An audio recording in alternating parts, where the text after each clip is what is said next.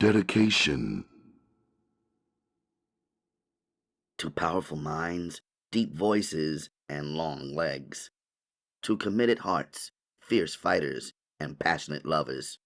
To men who bow their heads, read their books, raise their fists, handle their business, and never abandon their families.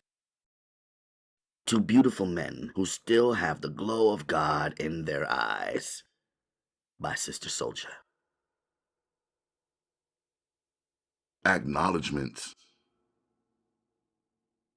A special thanks to every brother worldwide who ever had a meaningful conversation with me. A heartfelt thanks to every brother who ever taught me a lesson or shared a perspective that I did not already know or consider. A warm thanks to all the brothers who show me both love and respect at the same time. A resounding thanks to every brother who ever considered my words, thoughts, and feelings and used them to make a positive and powerful change in their own lives. A revolutionary thanks to every brother who ever stood by my side back and front in difficult times. The ones who did not run and hide when my voice hit the target, or my words seared the soul, or my truth made things too damn clear. Warm appreciation to the more than 1 million females who have read, digested, understood, and reflected on my words. Thank you for buying all my books, passing them around, and using them to become better than what we are expected to be. Peace. Cornell, Osmond, Sadi, Esau, Kerry, Mahmoud, Glenn, Guy-Free, Tim, Devacious, Shamin, Bilal, Eric, Steve, David, Hack, Drew, Jeffrey, Malachi, Maurice, Tony, Jeff, Sam, Bird, Mr. Miles, John Desane, and Charlie Mack. Special thanks to Bill Stephanie, Lindsey Williams, Vernon Rudd, Kenny Gamble, Ras Baraka, Mandla Kais, Dougie Fresh, Chuck D, Will Smith, Craig Hodges, Chris Weber, Bill Perkins, Esquire, C. Vernon Mason, Esquire, Alton Maddox, Esquire, Michael Warren, Esquire, Lennox Hines, Esquire, Dr. Leonard Jeffries, Reverend Dr. Calvin Butts, Reverend Dr. Ben Chavis, Reverend Dr. William Howard, Minister Louis Farrakhan, Bob Law, Gil Noble, Reverend Jesse Lewis Jackson, Governor David Patterson, Tupac Shakur, KRS-One, LL Cool J, Ice Cube, Wise Intelligent, Tragedy, Kane, to the one-of-a-kind Sean Puffy Puff Daddy Diddy P. Diddy Combs. A professional thanks to Emily Bestler, who welcomed me in, treated me properly, and worked through the awesome process. Also to the publishing boss, Judith Kerr. A very special thanks to Yuki Morita, Sensei Mariko, and Moo. Thanks to Steve Wazerman and Bob Shear. Big up to Brooklyn. Thank you to Mitsua, Edgewater, New Jersey, and Pingman Tai, Emerson, New Jersey. Sisterly thanks to Dr. Monica Martin, Gervon Rice, Lisa Sweet, Wafa Abdallah, and Kenya Woods. A loving thank you to my husband and son, as always and forever. All praise is due to God. I thank God for my life and breath, my purpose, and for inspiration, imagination, protection, and prosperity. Peace. Chapter 1. I am not who you think I am. If you love me for the wrong reasons. Females tell me they love me because I'm tall. They love when I stand over them and look down. They love when I lay them down and my height and body weight dominates them. Females tell me they love me because I'm pure black. They say they've never seen a black man so masculine, so pretty, so beautiful before. Females say they love my eyes. They're jet black too. Women claim they find a passion in them so forceful that they'll do anything I say. Females tell me they love my body. They beg me for a hug even when there's nothing between me and them. They want to be captured in my embrace and press their breasts against my chest. Some females ask if they can just touch me. Some tremble when my hands touch them. They say they love the muscles in my arms. They surrender when I lift them up. They whine and moan in rapture. Some cry their pleasure. Some shake. Some of them even say they love the way my teeth look in my mouth and how my feet look in my kicks. Females tell me they love the way I talk, like I'm soon to own the world. Most females say they love that I'm quiet, then shiver when I finally talk. All of the women show me that they love my guns, the fact that I walk with 2 of them at times. Even the ones who get scared fall in love with their fear of me. Then they come at me even harder. Some females say I'm too serious, then shield their eyes to hide their feelings from shine when I finally smile. I can't lie. I enjoy the good times that some of these women offer me, but I don't take them to heart. I know that they don't really even know me. All the shit that they are in love with is just my style and my looks, all window dressing. I know that a man is his own beliefs, his own ideas and actions. If you knew me, you would know what I believe. If you knew what I believe, then you would understand how I think. You will understand my ideas and actions. Only then should you decide. Either you believe what I believe, or you admire what I believe and want to get with those beliefs. If not, in the long run, we got nothing in common. I can't take you seriously. I gotta go. You got nothing that makes me want to stay. I don't come from where you come from. I don't think like you do. My whole situation is different. I come from a country of real men who take real life real serious. I wouldn't trade places with an American-born man for any amount of cash. Where I'm from, a son has a first name and 3 last names. The 3 last names are the names of his father, grandfather, and great-grandfather. Any male who cannot identify his father, grandfather, and great-grandfather is already lost. These 3 names are what makes a boy who he is. There is no talk of role models and celebrities. A son is raised under his father's wing with a grandfather to guide and a great-grandfather as a blueprint, plus an army of uncles nearby. Where I'm from, a man does not bow to any other man. A man bows only to Allah. Only Allah created the heavens, the galaxies, the universe, and all of the millions of creatures within. My father had 3 wives, not 1 wife, 1 wifey, and a bunch of random bitches on the side.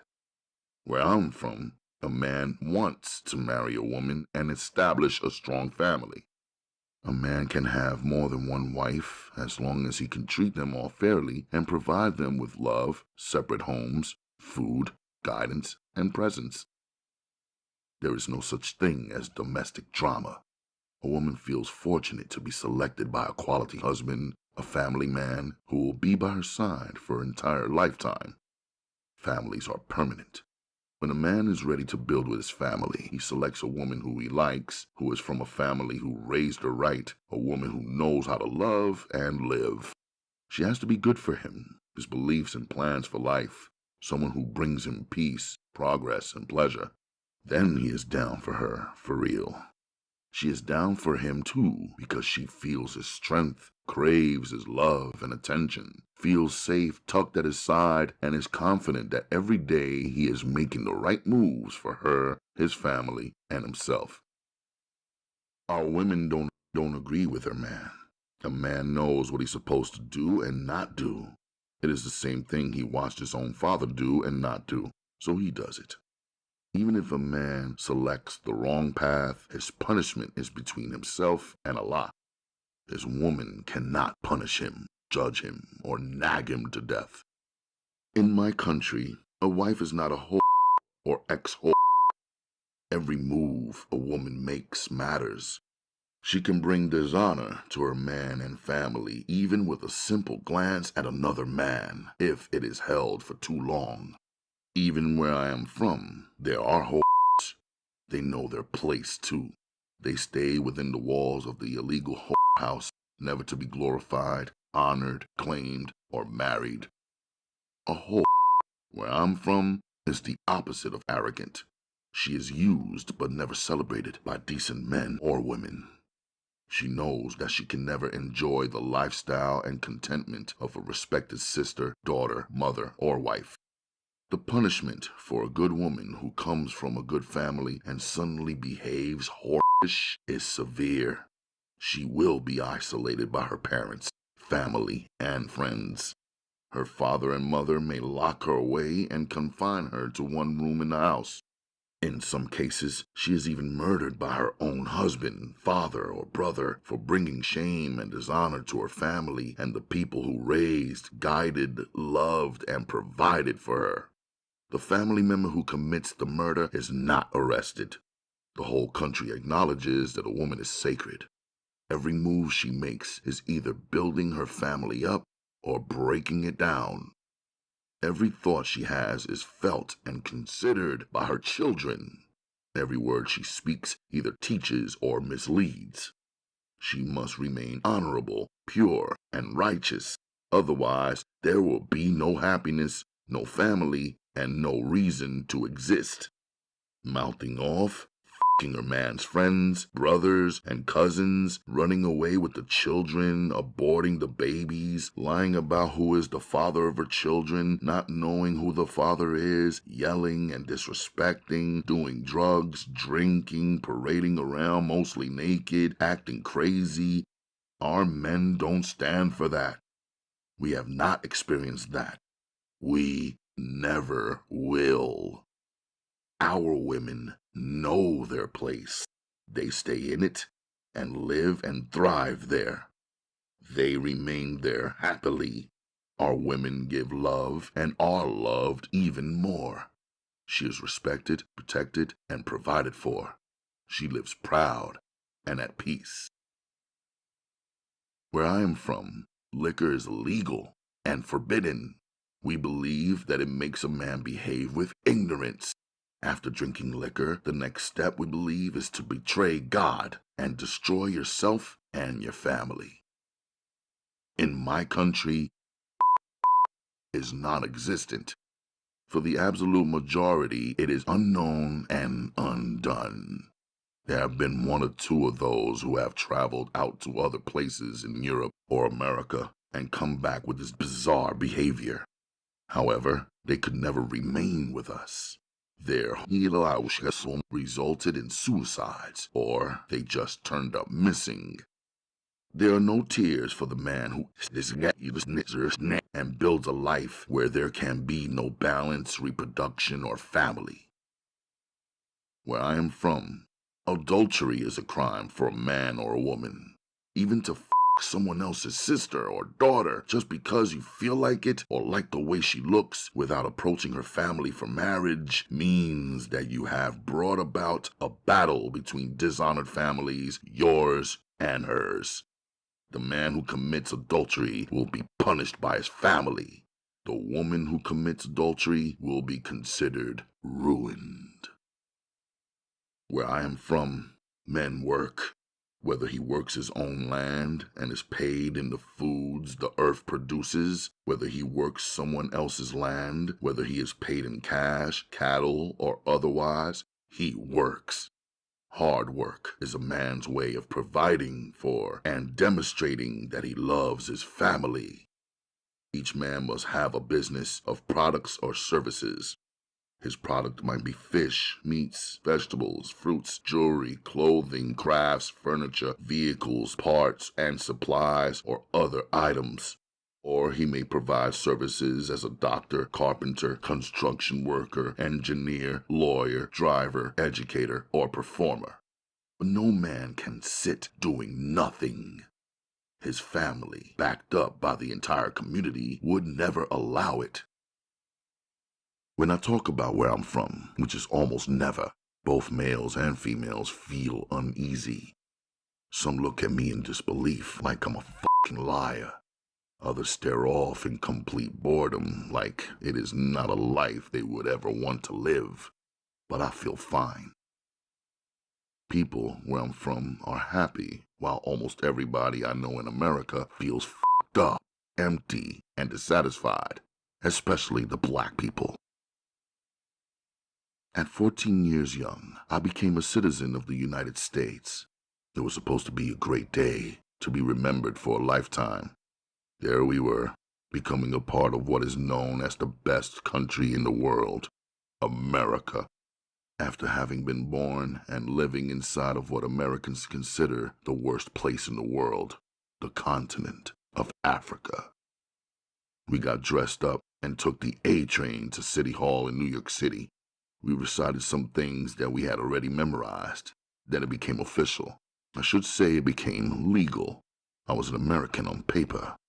I never became one in my heart or mind. The year I became an American was the same year I got locked up. I went from the projects to juvenile detention to prison. Each year I became more and more familiar with the American blacks, the ones who looked just like me. They range from very light skin to my rich dark color as it is back home. When I first arrived, there were Afro-Americans, then blacks, then African-Americans, and eventually niggas.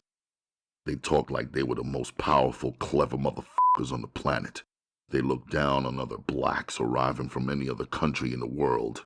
They hated every accent besides their own. They was quick to catch an attitude and say some shit that I could tell they really knew nothing about.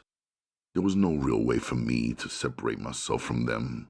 We all looked the same, wore the same clothes, spoke the same slang, all united by our Air Jordans. I don't talk a lot. Where I'm from, the boys and men are trained to leave the blabbering to young girls. It wasn't too long before I realized that if I said nothing for the rest of my life, shit would only get worse. I'm telling my story so black people worldwide will know that we wasn't always fucked up. Also, that a good life takes great effort and sacrifice, but feels so much better than what we all got now. Besides, if the authentic men don't say shit, there will be no evidence that real men really do exist. Living side by side with niggas and watching them play themselves every second of every day, the broke ones all the way up to the rich ones, is killing me. I'm not a preacher, politician, pimp, or celebrity. Most of them couldn't go to hell quick enough for me. A man who doesn't say what he means or do what he says craves attention and misuses it when he gets it, doesn't share what he knows and earns, deserves death. I am not who you think I am. My people are not who you think they are. Our culture and traditions are unknown to you. Sometimes it takes someone from the outside to show you how you look and do. If you're American born and raised, you're bound to get it twisted. You can't see yourselves or don't know yourselves. You're too accustomed to looking at life from only one f***ed up angle. Everything you have ever seen or heard about Africa is wrong. My African grandfather taught me that the storyteller is the most powerful person in the world after God. My grandfather said, be careful who you listen to and what they are saying. The storyteller is clever and masterful and has already decided exactly what he wants you to think and believe. The storyteller has the power to make people feel good or bad about themselves. The storyteller has the power to make people feel strong or weak, ugly or beautiful, confident or defeated. Unfortunately, all of the stories being told to blacks in America, Europe, Africa, and the Caribbean have made blacks worldwide feel low, weak, crazy, backward, and powerless. So low that the storyteller has set the conditions for blacks to be robbed of all of their stuff and too stupid to recognize it. So put your brews and blunts on pause. Rock with me for a few.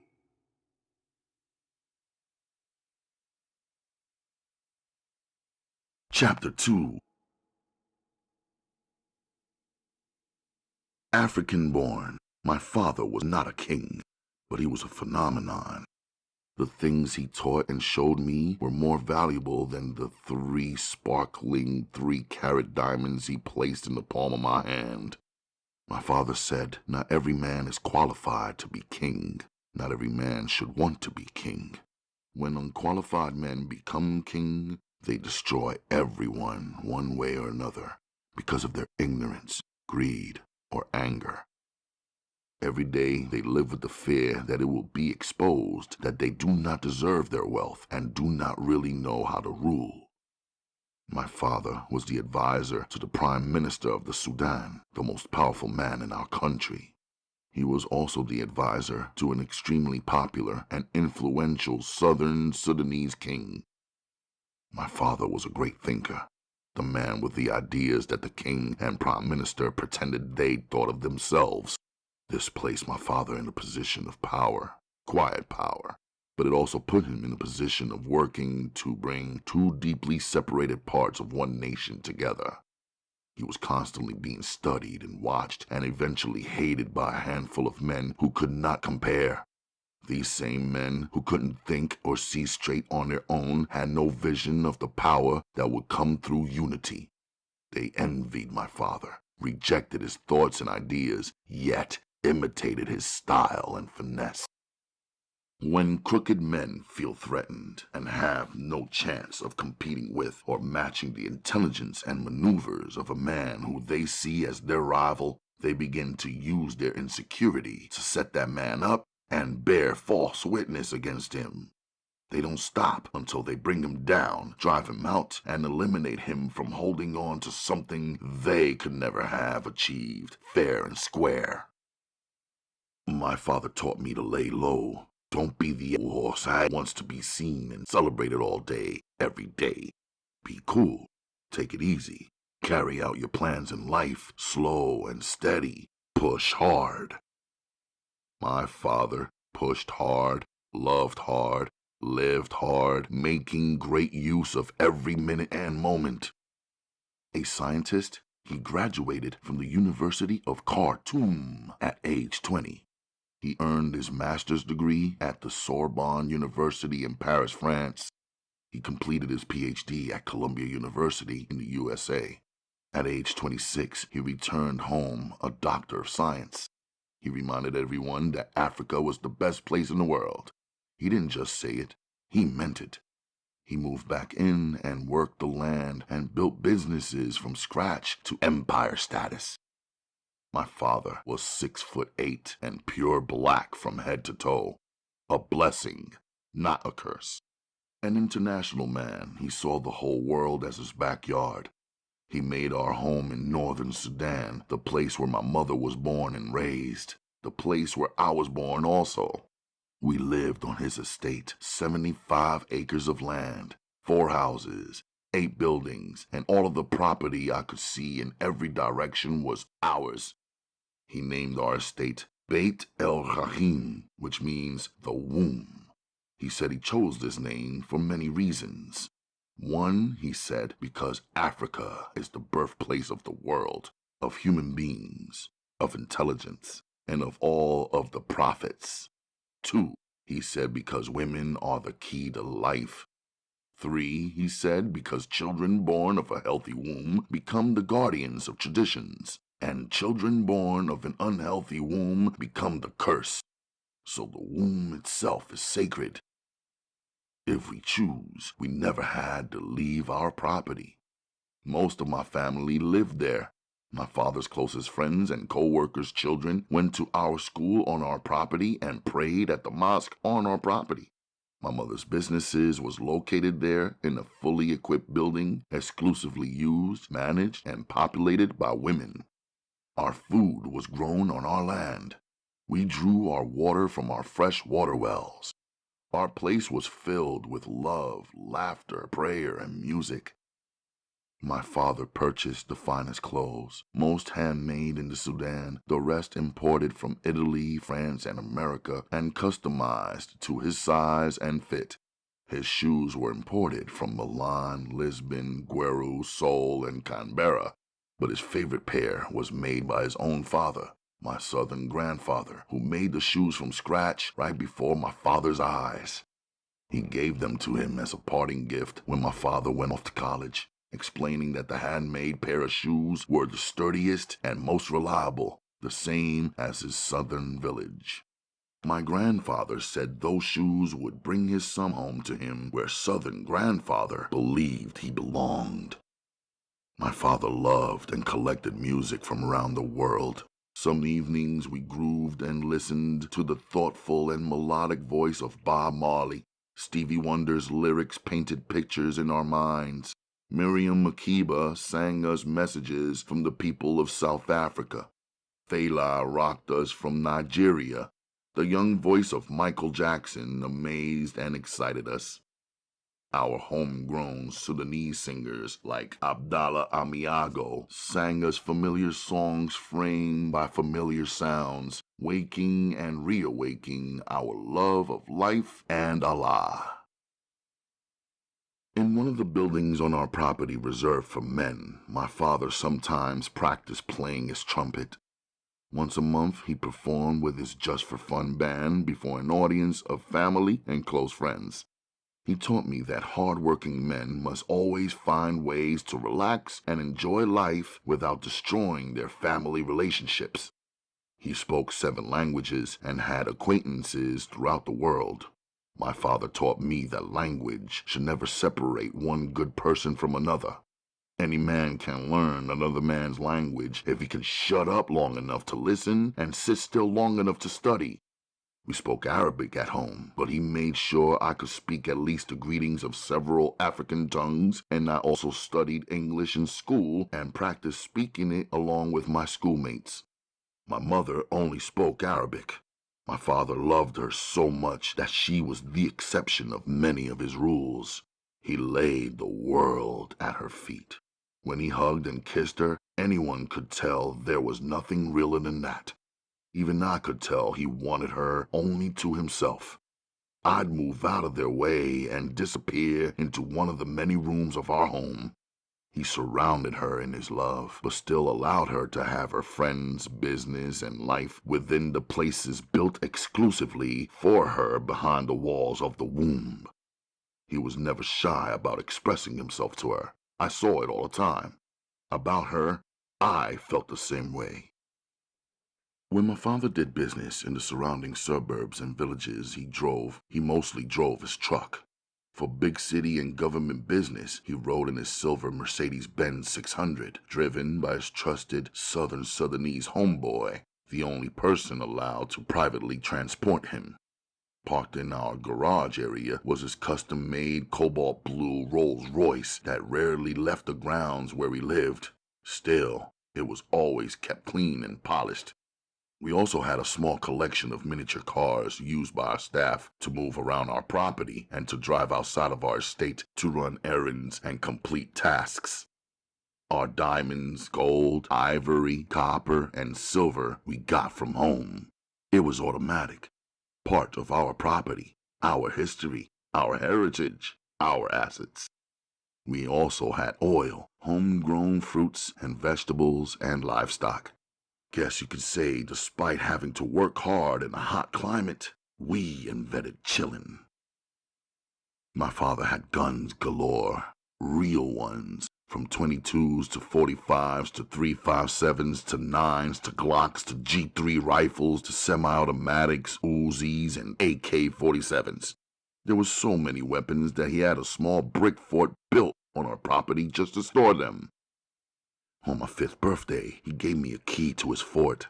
It was one of the many tests he gave me to prepare for life. He often would challenge me, asking, "Where is your key?" I'd better have it on me, not in the pocket of the pants I wore last week or yesterday, not somewhere that I couldn't remember, or in the possession of one of the house cleaners or my mother even. He taught me that I had to be responsible for my stuff instead of shifting my weight onto any other person. He taught me how to hold each of the weapons. I felt that most of them weighed more than me. He assured me that they didn't.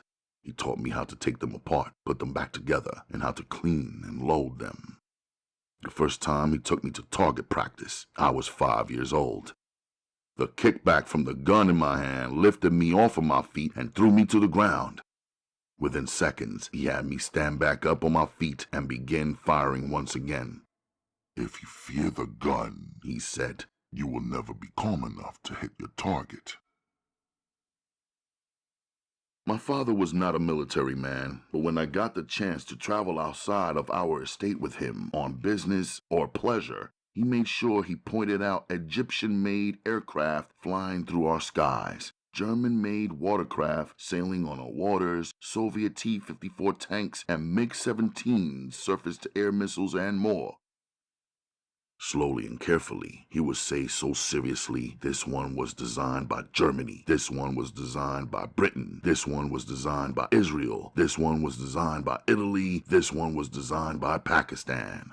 All of these weapons in this section were manufactured by the Americans, he would say, pointing.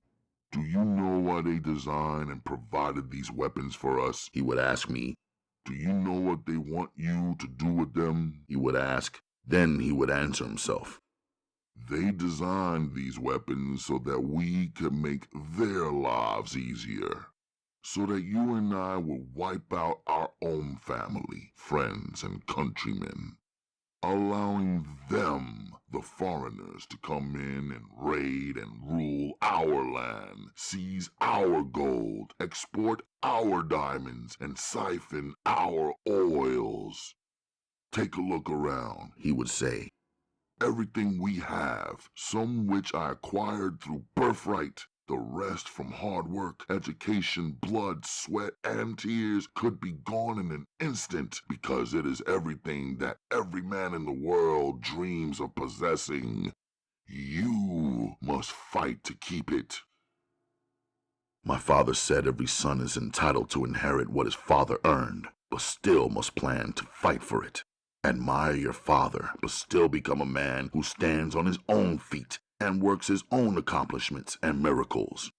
My father said, every man will be pushed to kill something or someone, either to feed himself and his family or to keep from being disrespected and dominated.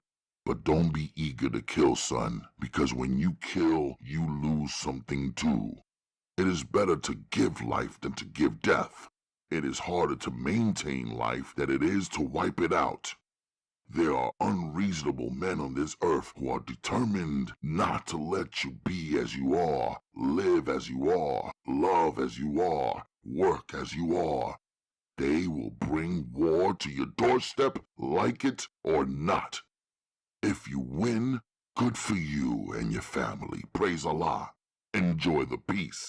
If you lose, lay low, go underground, go slow, rebuild and regroup and come again.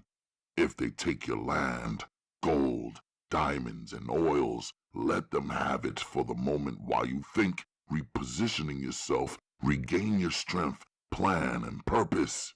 But never allow them to take your women, your children, or your family, or you will be defeated forever. My father said and did a whole lot of incredible things. His voice is louder in my ear than my own. He taught me that women are 100% emotion. Love them, but don't obey them. A man must go into the world without fear and do what is right, required, and necessary.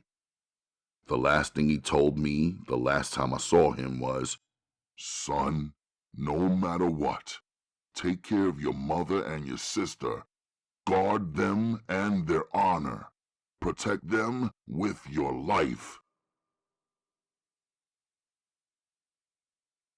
My family came to America, not because we loved it and thought it was a better place and a land of opportunity.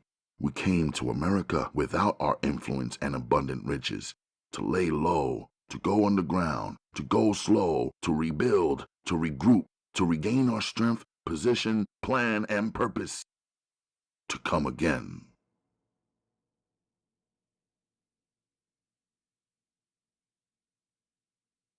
Chapter 3.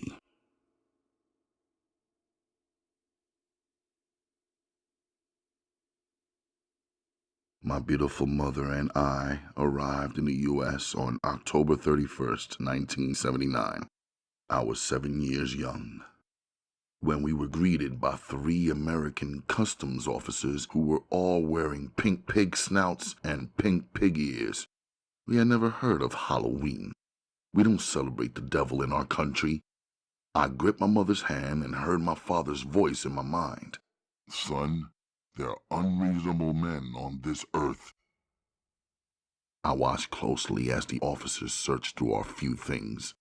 I was confident that they would not discover my 3-carat diamonds in our hollowed-out sole of my right shoe. 3 wishes, my father called the diamonds when he dropped them into my palm. 3 wishes when everything and everyone else around you fails or when you feel trapped. If you never have the need to use them, then don't. Pass them along to your son and him to his son. One of the officers seemed to have a problem with me watching him. He asked me, "What's the matter, kid? No one ever told you the story of the 3 pigs?" My 26 years young mother, a 5'7", golden-skinned, Arabic-speaking, lean, shapely, and beautiful African woman with big dark eyes and a dimple in her chin, was wrapped up from head to toe as Islamic women do. She peeked through her veil and looked down at me for an understanding, a translation of the customs officer's English. I looked back up to her and said in Arabic, "It's a silly game they're playing. How old is the boy?" one officer asked my mother. I answered, 7. The 3 of them shot looks at each other and snickered. "Hey, Johnny, have you ever seen a 7-year-old kid this size in your son's 2nd grade class? What the hell were they feeding you?" he asked, looking toward me with coffee-stained teeth and a crooked smile. I didn't say nothing in my response to his stupid comments. I was more than half of his short size. I figured that was his problem. "Remove the veil and headscarf," the American customs officers demanded. This order was considered an offense, an insult to us. Where we come from, a woman is never asked to reveal herself in the presence of any man who is not her father, husband, brother, or son. I looked at their weapons hanging on their hips. One officer's eyes followed mine as I checked out the mirrors in the corners of the ceiling. The cameras aimed down at us, so I translated to my mother.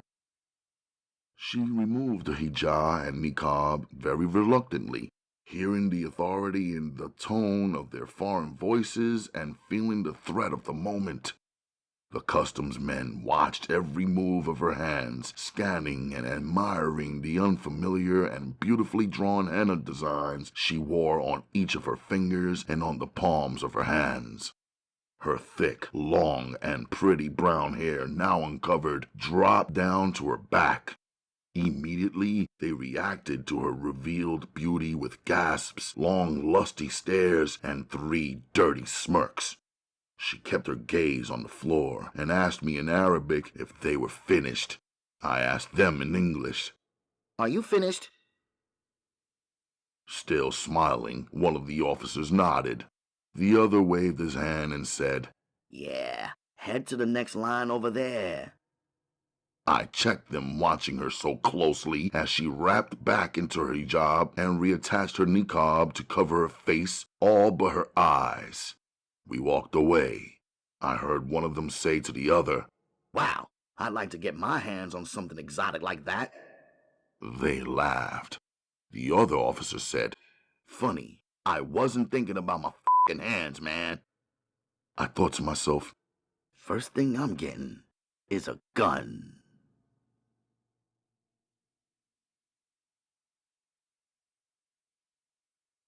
Chapter 4.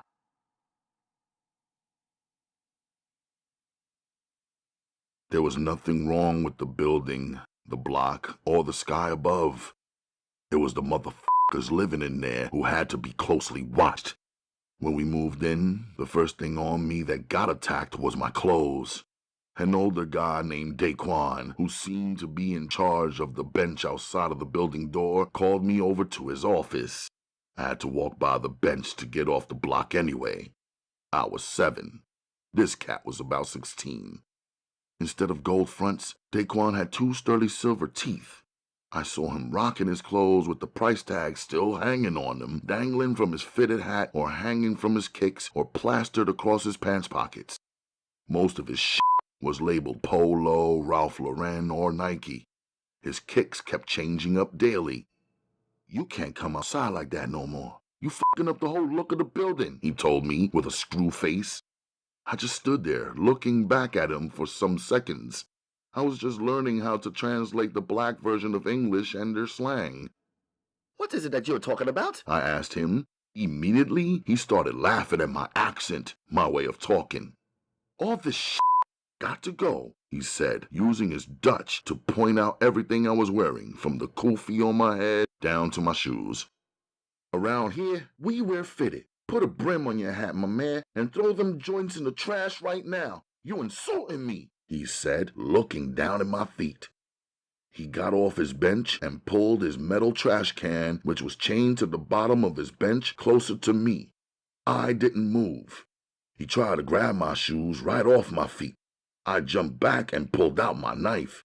He laughed and said, "What the you gonna do with that?" I walked away past him and the bench and off the block to do what I was doing. The next day, he was on the bench with 2 other boys when I came walking by. "Little man, let me build with you for a minute," he said. I had no choice but to pass by him. "I'm a big man, so I won't fight you. I'll give you one last warning about this fish you keep wearing. Get rid of it. If you need work, I'll put you on. But if you come outside one more time with this up fashion, I'm gonna put my young brother Daquan on your ass. No knives, just a fair one, fist to fist every day until you get it right."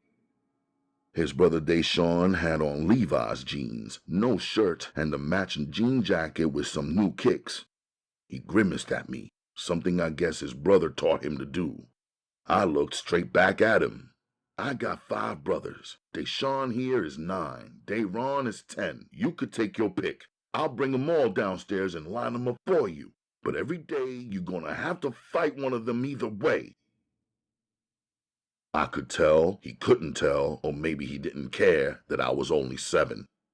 "We can fight," I answered him with no emotion. He tried to stay straight-faced, but I could tell he was surprised. I fought one of his brothers every day for 2 weeks. Whoever was on the block at the time took it as entertainment, but Daquan could see that I took it seriously. Slowly, he learned to show me a little respect. Everybody noticed how I never tried to duck out the side or the back of the building.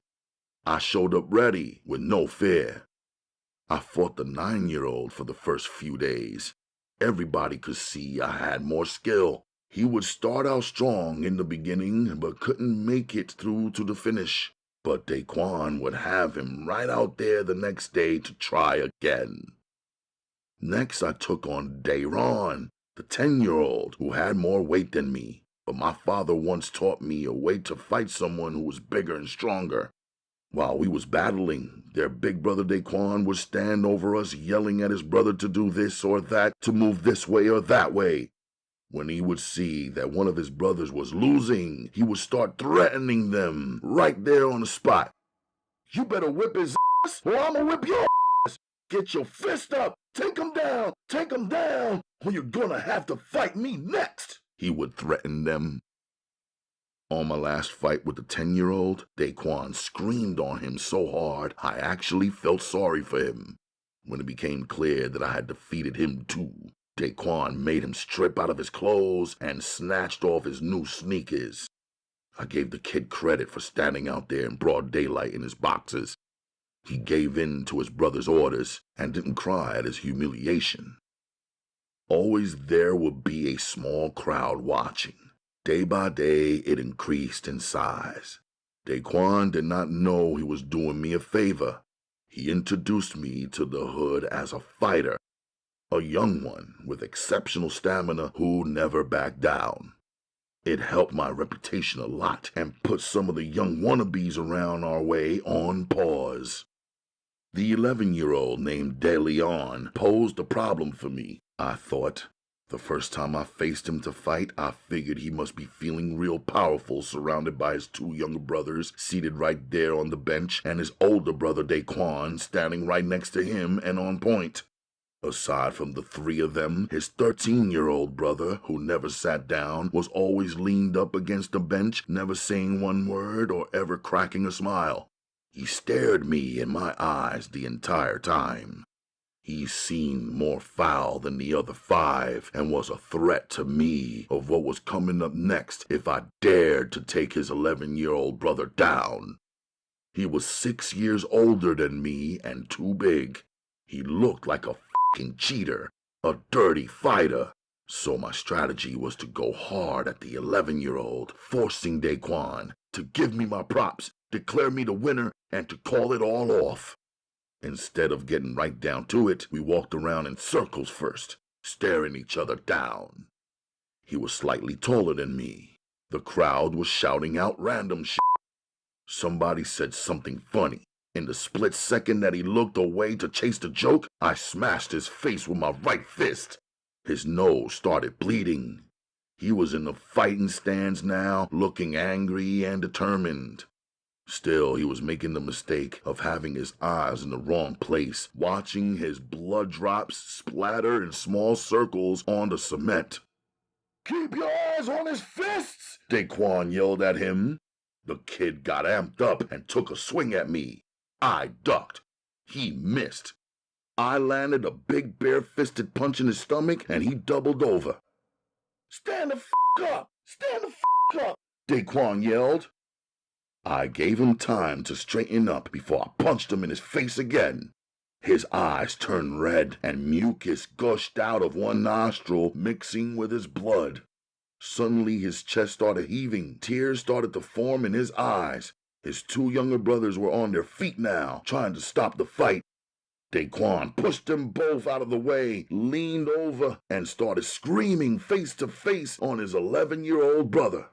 "Oh, you're gonna stand there and catch a fucking asthma attack before you lose in the fight? That shit ain't gonna help you win! Cut that shit out!" He hollered at his brother, who could not seem to catch his breath. He needs his pump, the 9-year-old screamed. "He ain't getting no pump!" Daquan silenced him. "I'll go and get it," his 10-year-old brother said, then ran. But the 13-year-old brother caught him by the neck of his jacket and held him right there.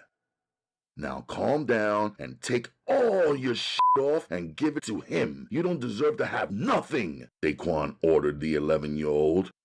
The boy's breathing got worse. His fingers fiddled nervously with his belt. "I don't want them," I said. "Those are his clothes. He can keep them." I walked away. I had shit to take care of, and after fighting today, nothing on me was dirty. I wasn't bleeding. My clothes weren't ripped or split. There was no reason for me to go back upstairs. When I got back home, there was a plastic shopping bag against my apartment door. I looked inside. There was a fresh pair of jeans folded with the tags on, a t-shirt and a crisp fitted. The kicks gave away the sender.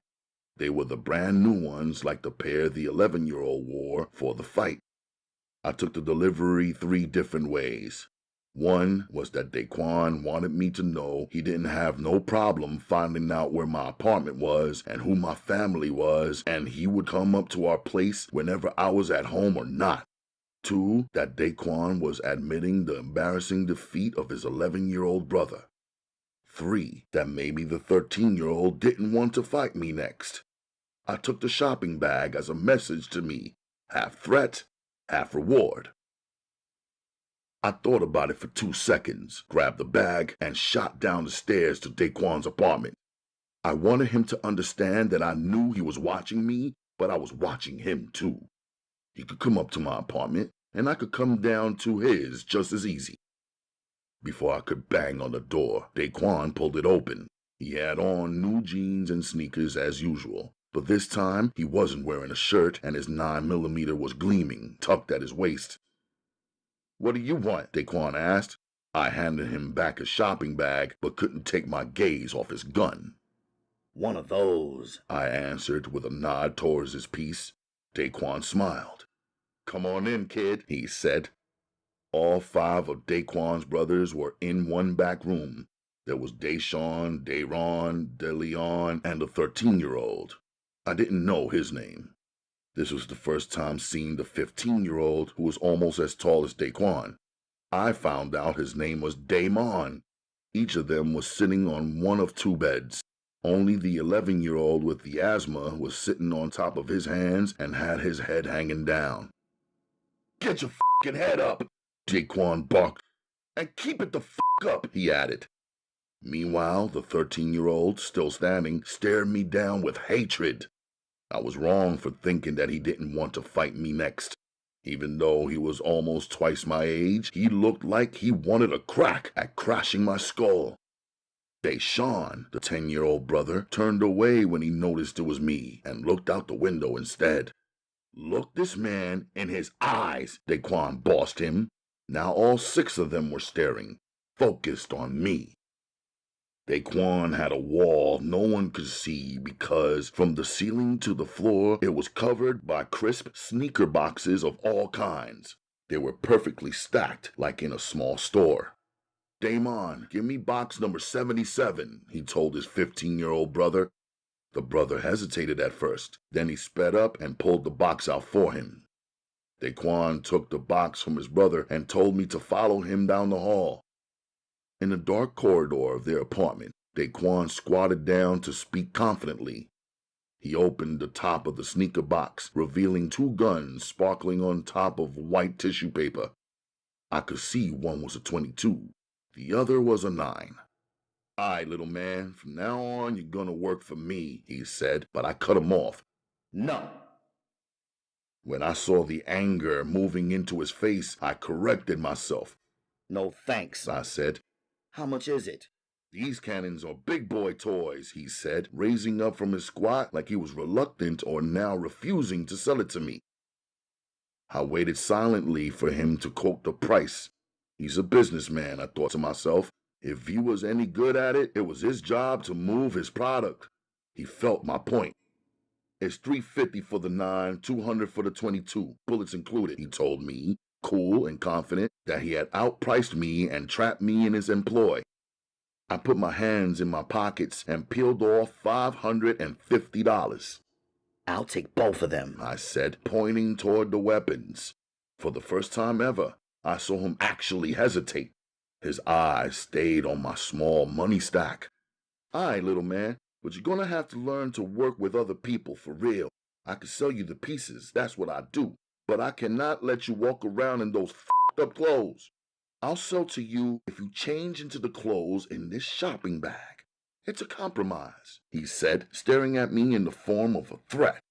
I looked at him and thought to myself, this fashion shit must be their American religion.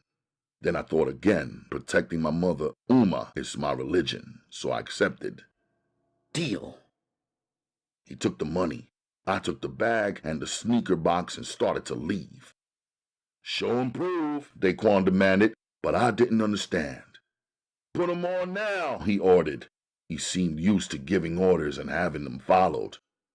"And let me tell you this, little man, this is Brooklyn. No matter if it turns 200 degrees in the summertime, we don't rock sandals. No man sandals, you got it?" he said. "If I ever seen wearing those sandals again, you're finished." He threatened with his most serious tone yet and pointed his trigger finger to the head. That was my official introduction to NYC. That's how I came up on my first 2 guns. That's how I got introduced to New York fashion and styles.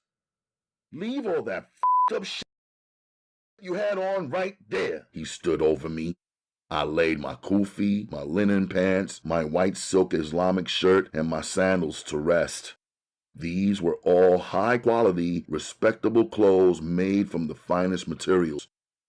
Where I am from, jeans are considered casual clothes used when laboring, doing construction, working on the land, repairing the house, or maintaining the vehicles. But in Brooklyn, my African dress clothes made me a target, and I was prepared to turn my situation around and do what I needed to do to protect my family. I never rocked another pair of sandals. Word of mouth in Brooklyn was as powerful as the call to prayer back home. Word of mouth in Brooklyn was even more influential than the talking drum beat in my southern grandfather's village. So in 24 hours, the whole building knew I, the young fearless one, was backing. A few days later, after I copped, I saw my old sandals dangling from the telephone wires that ran from pole to pole way up high throughout the hood. I didn't flinch. It was a symbol, a reminder to me of where I was and who I had to be to hold my position. Chapter 5. There is no place for fear in a man. There is no place for fear in a ghetto. I consider myself to be at war with every single nigga I ran into, the big ones and the small ones. So I stay fit and strapped. It was no either-or situation for me. In my room, I pushed my bed up against the wall and into the corner. I needed the floor space. I did my push-ups, sit-ups, and pull-ups like it was part of my religion. In the hood, I noticed a lot of out-of-shape types, either too damn skinny or too damn fat. Instead, they hid behind the barrels of their guns. My father taught me that it is always better to have a choice of weapons. So I trained my body, my hands, and my feet to be my weapons too. 7 days a week in our apartment, I did my unofficial training. In the Brooklyn Ninjutsu school, I did my official training.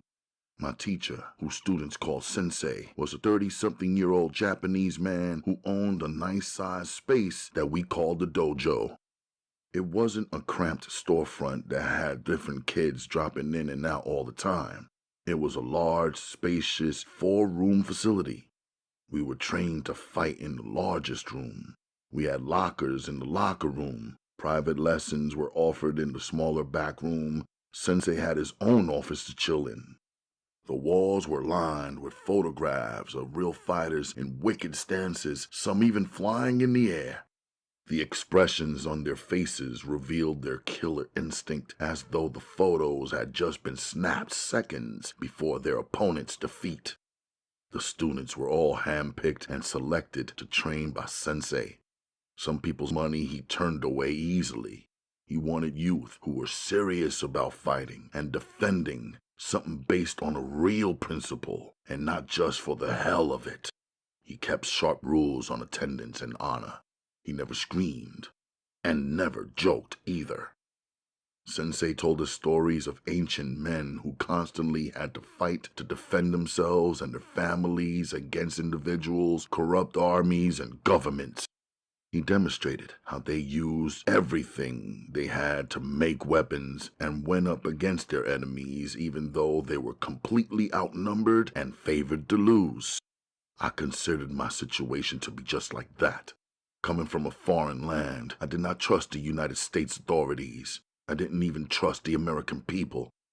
Even when I came across those born and raised in the U.S. who introduced themselves as Muslims, I took them for jokers. They lived openly and carefree against the laws of Islam. I could not trust my new neighbors. We looked alike, but I didn't understand the way they talked, lived, and acted. Now, I was mastering an ancient martial art form and converting myself into an urban ninja warrior. My Brooklyn education came quick. The hood ate slow cats. I made it my job to learn the faces of every boy and man in my Brooklyn building. I learned from meeting Daquan that I needed to know who was related to who, brothers, cousins, and uncles. I ranked each one of them in my mind based on the angle and position they played. I learned quickly that every man in the hood got an angle. The lowest were the drug fiends, yet they were the easiest to spot. They were broken men, women, and children, worse off than beggars and willing to do anything for anybody for a hit of their addiction. They were going nowhere fast, aging right before my eyes, bent over, scratching, and thoughtless. I seen a few of them when we moved in. At first, I thought they were poor people. Even back in the Sudan, there are poor people. I soon found out and understood their condition. It wasn't that they were poor. A poor man can fight and have a chance of winning. A poor man can earn and build and become victorious.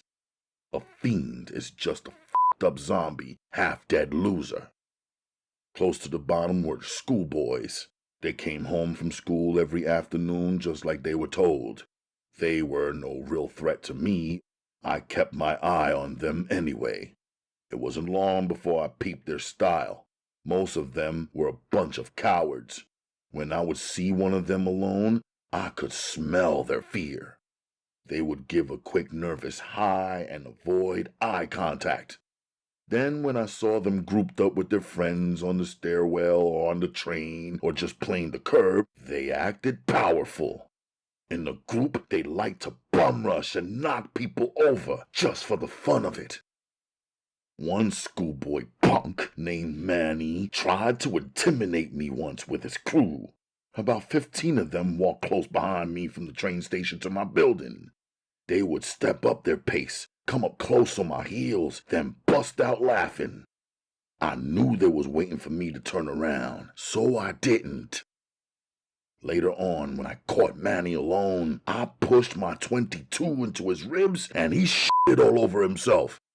I changed his name to Doo-Doo. He never tried that shit with me again. Now, every time I see a schoolboy crew, they act like they don't see me and just walk on by. Keeping everybody on edge was the robbery boys. They didn't go to school or work. They hung around waiting for everybody else to do that. Once the people were out of the building, they ran up and broke into their apartments and spots, stealing toasters, televisions, VCRs, and whatever they could sell. Their team was known as the Smash Brothers. It was led by two brothers. One was named Ronald, the other named Roland, last name Smash. This team of geniuses would steal from the 5th floor and sell the goods to the people living on the 6th floor. After one big smash and grab, they f***ed around and sold the girl from my building's new red leather jacket before she ever got a chance to rock it. When the girl from the next building over who bought the jacket from the Smash Brothers wore it outside, it tipped off Girl War 1. A bunch of 14 and 15-year-old chicks were out front beating the shit out of each other. The real owner of the jacket and the new owner of the jacket were fighting for the coat they both paid for. The rest of them girls were fighting 'cause they lived in different buildings and were always beefing anyhow. The boys and a few men from both buildings cheered when the shirts got ripped open and the bras and panties started flying. The fight ended when a girl from the other building bit off the finger of a girl from my building. The cops, who had been standing still watching the fight and enjoying the view, swooped down on all of them. Ronald Smash located the bloody finger and handed it over to the police like he was an innocent bystander and a concerned youth. I didn't go to school. I study at home. Sometimes during the day, I let them robbery boys see my face around the building so they know if they come running up into my spot, they'll never get back out. Anyway, the Smash Brothers ain't half as bold as the stick-up kids. They don't wait till you go to work or school to steal your shit. The cash crew rolls right up to your face. They'll let you see their faces too and still take your shit. Matter of fact, everybody in the building knows who they are. They wave their guns around, bust shots in the air, or randomly shoot off rooftops. In a tight situation, they bust off at the popo. Terrorized youth and mothers bend to them. Old ladies gamble with their lives and dime them out to the cops, unaware that the officers they're calling for help are just as crooked as the crooks. The leader of the cash crew, named Mighty Dollar, Mighty for short, didn't deal with stolen toasters, televisions, VCRs, or furniture. His crew stole shit that was either cash or easy to liquidate into cash, like jewels and welfare checks. Mighty was notorious for controlling the mailboxes in the lobby of our building where people received their checks, the coin boxes from the payphones, the parking meters, and for hitting up the local arcades. They was on the prowl every day, but I noticed they did their biggest capers on vacations and holidays. On Christmas Day, they went on a quote-unquote shopping spree. I know because my family doesn't celebrate Christmas. It is just another day for us. The cash crew caught a group of schoolboy suckers running their mouth and showing off their presents, styling and shining in their new gifts. Mighty made all of them run their valuables. They took their new jewels right off their necks and wrists and put it right onto theirs. Afterward, Mighty and his boys just chilled right there outside the building, sporting the stolen shit and confident nobody could do anything about it. I was on the block when Leviticus came downstairs with his mama. She had a black extension cord in one hand, following behind her teenage son. She stood about 20 feet away as her son went to beg his watch back. The boy seemed so scared, his hands and legs were shaking, and his bottom lip had dried up and turned ashy gray. It was as if Mighty had eyes behind his head and saw Leviticus coming. He started laughing before the kid even got close on his back. Even his boys thought it was mad funny. The kid stood behind Mighty, mumbling about, "Can I talk to you for a minute?" Mighty stayed calm, kept conversating with his boys, and wouldn't bother to respond. I understood that. My father always said, men don't mumble. Either shut the up or speak the up. Afraid and defeated, the boy walked back towards his mother, who spanked his ass with her black cord right outside in front of everybody. He jumped around like he was dancing on hot rocks. Afterward, his mother approached Mighty with part of the cord still wrapped around her hand and the heaviest part dangling. She started talking loud about how he better give her son back his watch. Mighty said, "How do you know this is your son's watch?" She answered, "'Cause it's a G-Shock, and I bought it for him, and it costs too much damn money to be played around with." Mighty said, "You right. It's a nice watch. That's why I bought it." He laughed. "You didn't buy that one. I bought it. Take it off, and I'll prove it to you," she said with her free hand on her hip. "If I take this watch off, you're gonna have to take something off too," Mighty warned her. "Are your feet as pretty as your face?" he asked the boy's mother. And in what had to be the worst day of the boy's life, his mother's whole stance switched. She cracked a wild smile of delight at Mighty's twisted compliment and answered, "I do have nice feet." Mighty showed the mother the watch. She flipped it over and pointed out that she had Leviticus's name engraved on the back of it, and that ain't nobody else around here named Leviticus. Mighty gave her the watch. She gave Mighty herself. They became the rowdiest couple on the block, famous for fighting and f***ing indoors and outdoors. Mighty even shot at her once as she ran out the back of the building. The last time I seen Leviticus, we rode down in the elevator together. I handed him a flyer for the dojo, figuring he might want to start training his mind and his body. As a teenager, he would be starting out late in learning fighting techniques. Still, I couldn't see him surviving in the hood without a whole new outlook, understanding, and stance. We didn't speak no words that day in the elevator. In fact, I never even saw him on the block again, although his moms was still living there, disgracing herself. I had one run-in with Mighty and them. I saw their crew out in the dumps, a place where garbage is piled up on top of garbage. They seemed surprised to see me rolling for self out there where they be plotting at. They watched me as I set up empty cans for target practice. I stayed focused and started blasting the cans rapid fire quick, letting them see how I hit my target when I take aim the first time. Before the gun smoke cleared, I disappeared. They were tight that my firing caused the cops to come racing to their meetup spot. They had to switch up their hideout after that. Still, I knew they were impressed. They couldn't do that shit. When they got into a shootout with this kid named Scooter around our way, I counted 20 or more bullets, led off by 3 different shooters. Shell casings dropped all over the sidewalk. They never hit nothing or nobody.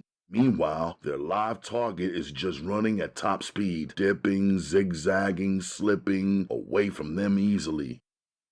By watching Mighty and them, I learned that a small, reckless crew of cats can rule over a whole building off of fear alone. They had guns, but no shooting skills. They had easy targets as their victims, but no goal, no plans other than dressing up, styling, and playing CeeLo outside the building with other people's money. Around our way, we got pimps and same thing. Stupid girls and desperate women are their prey, product, and cargo. Their business is steady and heavy. One day, you see a young slimmy walk to the store with her butt poked out. A few nights later, you see her going in and out of the side entrance of a little hole-in-the-wall strip club called the Squeeze, all courtesy of Larry from apartment 3B, the runner for the main pimp in our area named Trinidad. Larry lingers around the building with a pocket filled with Jolly Ranchers, Now-Laters, and Blow Pops. He got an eye for the extra young ones whose bodies are just starting to fill out. The ones who like to cut class, lean on the wall when they walk, look lonely, and ain't got no fathers, brothers, or brains. Me and him bumped heads once when I went up on the rooftop to clear my mind, think, and watch.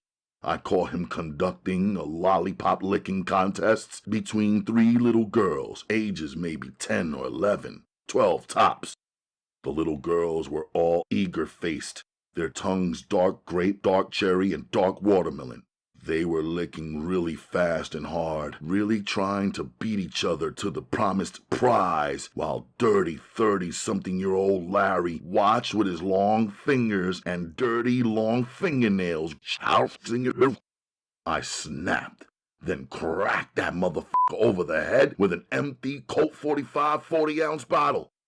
I told them little girls to go home as Larry folded and fell out cold like Thomas Hitman Hearns after Marvelous Marvin hit him with that right.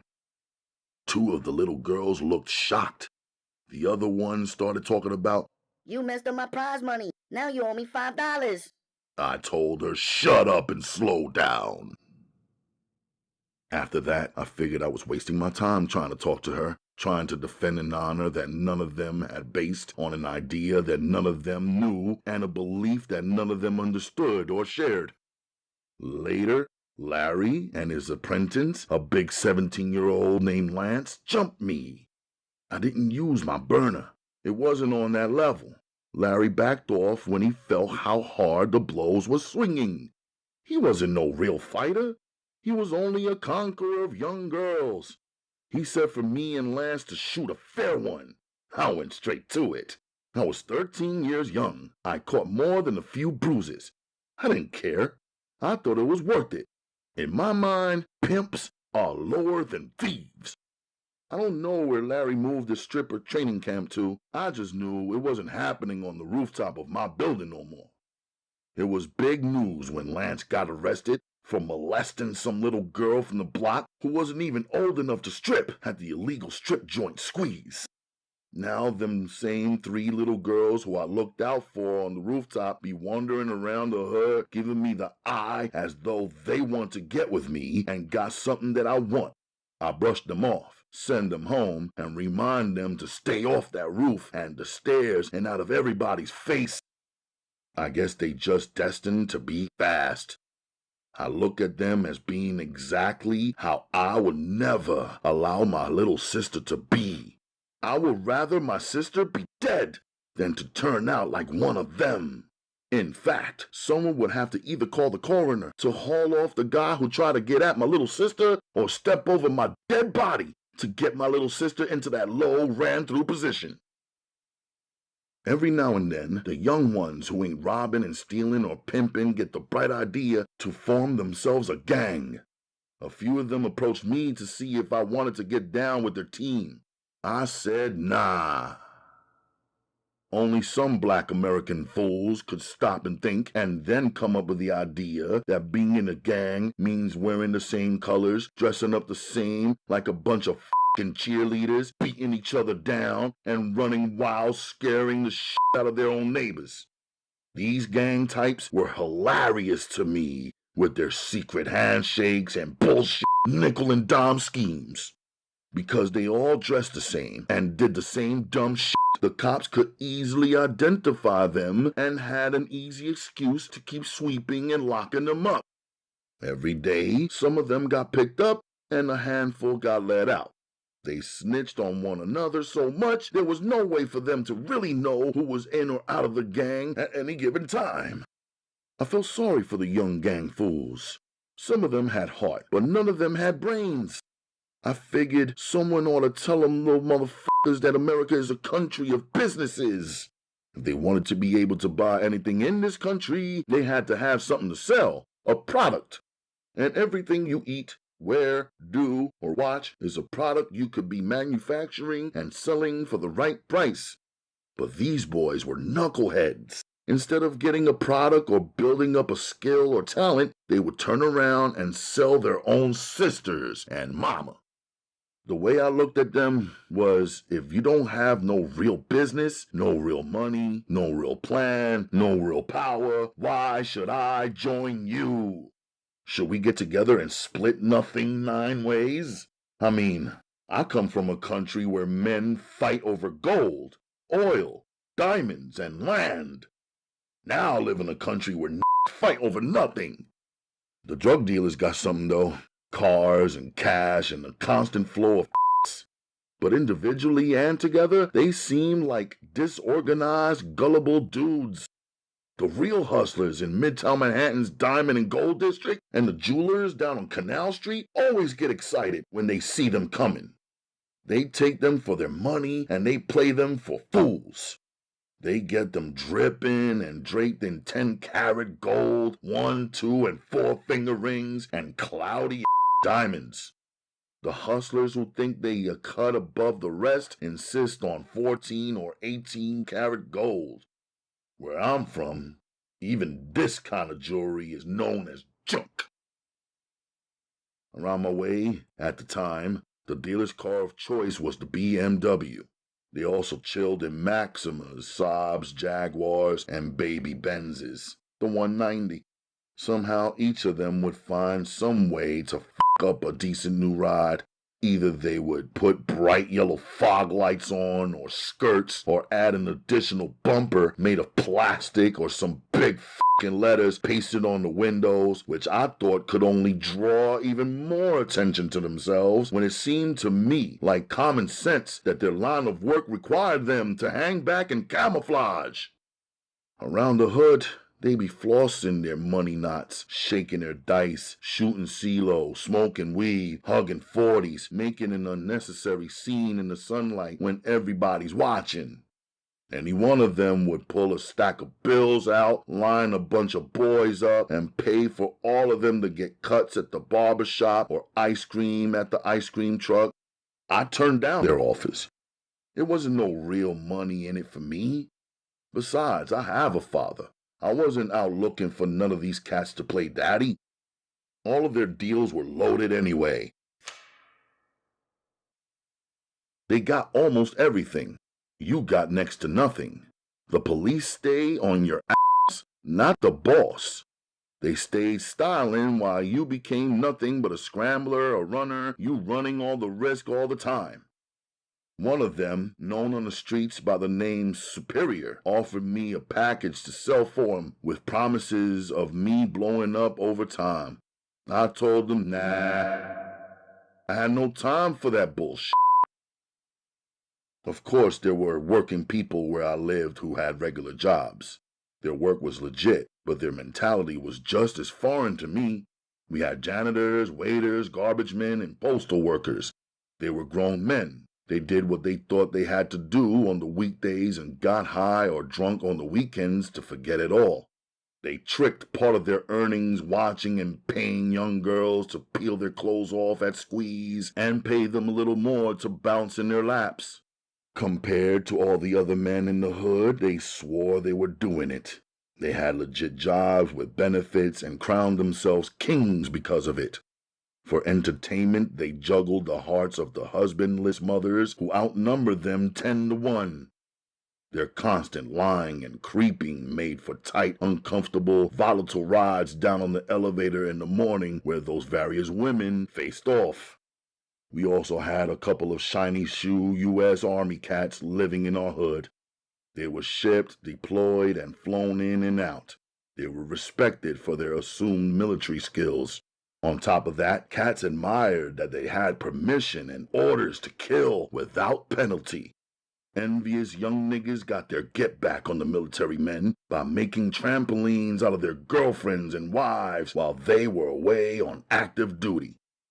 One cat named Arthur f***ed around and caught feelings for one of the army wives and blasted her husband on the first hour on his first day on leave back home. The army guy has survived the blood, roar, bullets, and bombs of America's unjust wars. He managed to stay alive in the alleys and corridors of Beirut, Lebanon, but got clapped up and gunned down easily on the ghetto hot streets of BK. Luther Matthews was a big-time corrections officer who still lived in our building along with the same motherfuckers who kept getting locked up. He walked around like he was a super cop and a detect. The older females sweated him because he had a job, benefits, and a uniform. I looked at him like he couldn't be too smart, a grown man still stuck in the projects with the wild wolves. I once saw him behind the building beefing with some young strays like they was his own children. Quick-tempered, he started screaming, "Wait till I get your asses up in Rikers!" like he was so sure every teen would end up in lockup eventually.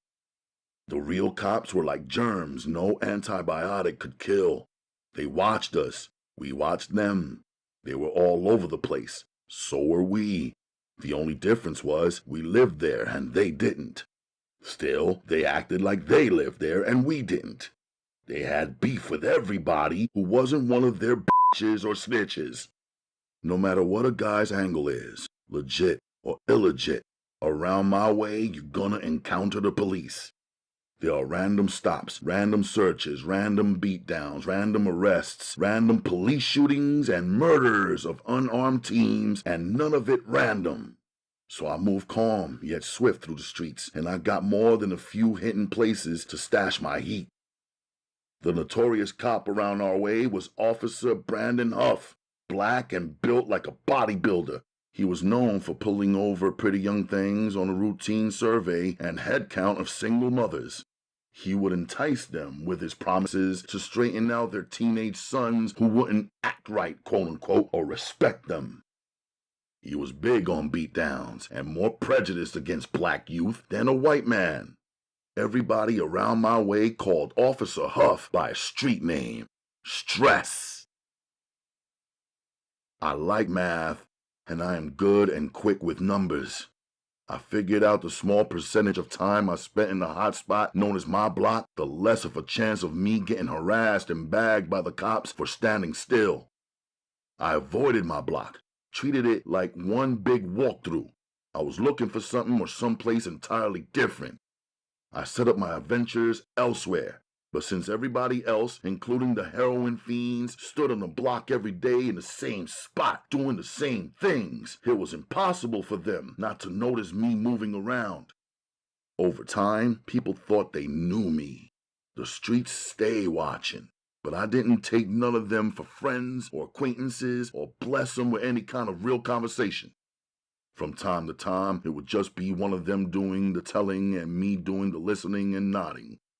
I had to keep track of the happenings one way or another as a form of defense of my fam.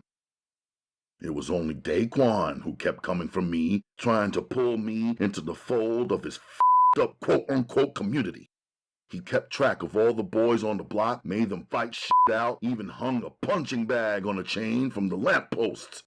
He set up races and games, gave kids new names based on how they battled and competed and where they fit in because everything for him was about muscle, strength, competition, and dominance. He believed in each one, teach one.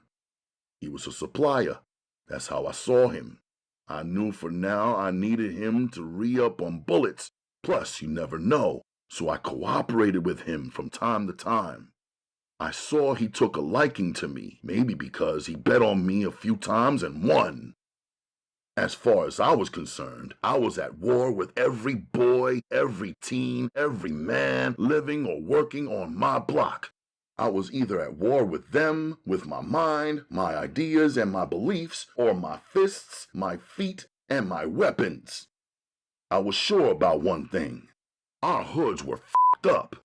Nobody could think or live straight. Everybody everywhere got guns cocked and loaded and 1,000 reasons to shoot. I got my guns too. I don't love them, but I need them.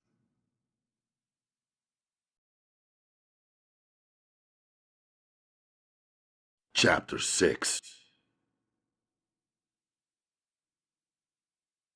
Umma is my heartbeat. I love her more than I love myself. I care about what she thinks and what she has to say. Easily, I would give my life to save hers. Yet every day I strive to stay alive because losing my life would kill her. As Umma's firstborn and a son, we are closer than skin is to flesh. Without exchanging any words, I know many of her thoughts. Her feelings are extremely intense, so sometimes I have to leave her presence to avoid being swallowed by them. From age 7 until now at 14, I've held her hand in mine and led her into America. I have translated everything she saw and heard. I've spoken for her in the offices of immigration, at the lawyer's office, at the bank and realtors. Every day I had to pay close attention to everyone, what they were saying and doing in regards to my mother, and had to read and interpret documents they wanted her to sign that were even difficult for me to understand. Ours is a closeness that only a foreigner in a foreign land who cannot speak the common language might really understand. Still, our closeness is more. Clearly, I know the difference between a father, a husband, and a son. I wanted to be the best son possible, not only because my father said to do it, not only because I am her only son, but also because she deserved it, and I love and respect her beyond anyone else. Umma is the opposite of every female that I saw or knew so far in America. She doesn't change her mind every few seconds, minutes, or months. She is steady. Her love and loyalty are forever. Her friendship is something you can count on. She is a young wife and mother, and an extremely attractive woman without conceit. She doesn't need or want everyone to look at her or to give her compliments all day to feel all right about herself. She is an incredible cook who fills every one of her dishes and pots at every meal with love. After eating, you could feel the love growing in your belly and strengthening your body. She is a hard worker, but always pleasant. She is so smart, yet so unselfish. Even when she criticizes, she is accurate, but soft and always sweet. The best thing about her is her certainty. Her belief in and dedication to Allah is unshakable. You could see it in her every action every day without her preaching a word of it. Her family is her life. Umma's love for my father is like radiation, something active and extreme that's in each speck of the atmosphere every day. Since leaving the North Sudan, where Umma was born, raised, married, and gave birth, I do not mention her husband, my father, because mentioning missing him would set off a tidal wave of her emotions and desires, and a typhoon of her tears that could only drown everyone and everything in its path. We live life like he is right here beside us in the United States. We bow down and pray to Allah together at the same time, each time, every day. When we first touched down at JFK Airport in America, we were supposed to be received, cared for, and guided by one of my father's American friends, his former roommate while studying at Columbia University. We were both surprised when he never showed up and never responded to our many phone calls, especially after my father phoned him from the Sudan and told him, I am sending my heart overseas. She is with my young son and carrying also my daughter in her womb. The roommate became permanently pressed in Umma's mind as the symbol of an American welcome and the measure of American friendship. On our first day in New York, once we made it outside of John F. Kennedy Airport in Queens, we took a taxi to New York City. We checked into a Midtown Manhattan hotel recommended by the cab driver. At the Parker Meridian, instantly we became familiar with the weight of the American dollar as each night's stay in our hotel room equaled a month of Sudanese diners and high living. At the concierge's desk in the hotel lobby, I collected information and got a few answers to our questions, as well as a map of the city of New York, including all of its 5 boroughs and a subway guide. For a month, Umma and I lived in our hotel room trying to figure things out. We walked the streets and learned to ride the train together, making and carrying out our plans. It wasn't long before Umma revealed that the shock of this new place and the weird people and things we saw every day were making her sicker than she was supposed to be in her 3rd month of pregnancy.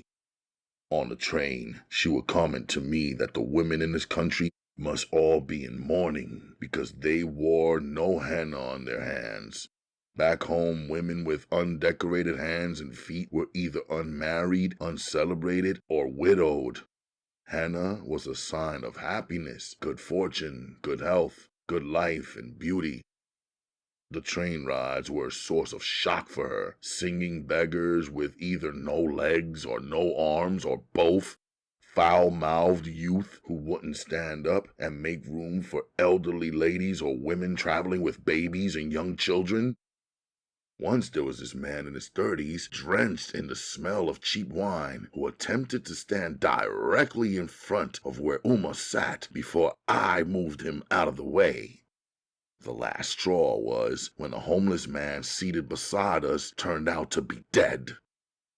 2 young transit workers got onto the train, then stood around arguing who was gonna clean up the pool of watery shit that filled the seat after his body was removed.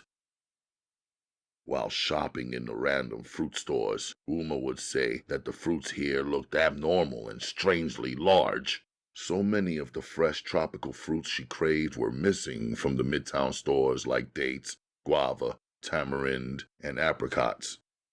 In the supermarkets we checked out, she would say that the raw chicken looked bloated and swollen and unusually yellow, as if someone had intentionally painted them with an unnatural color.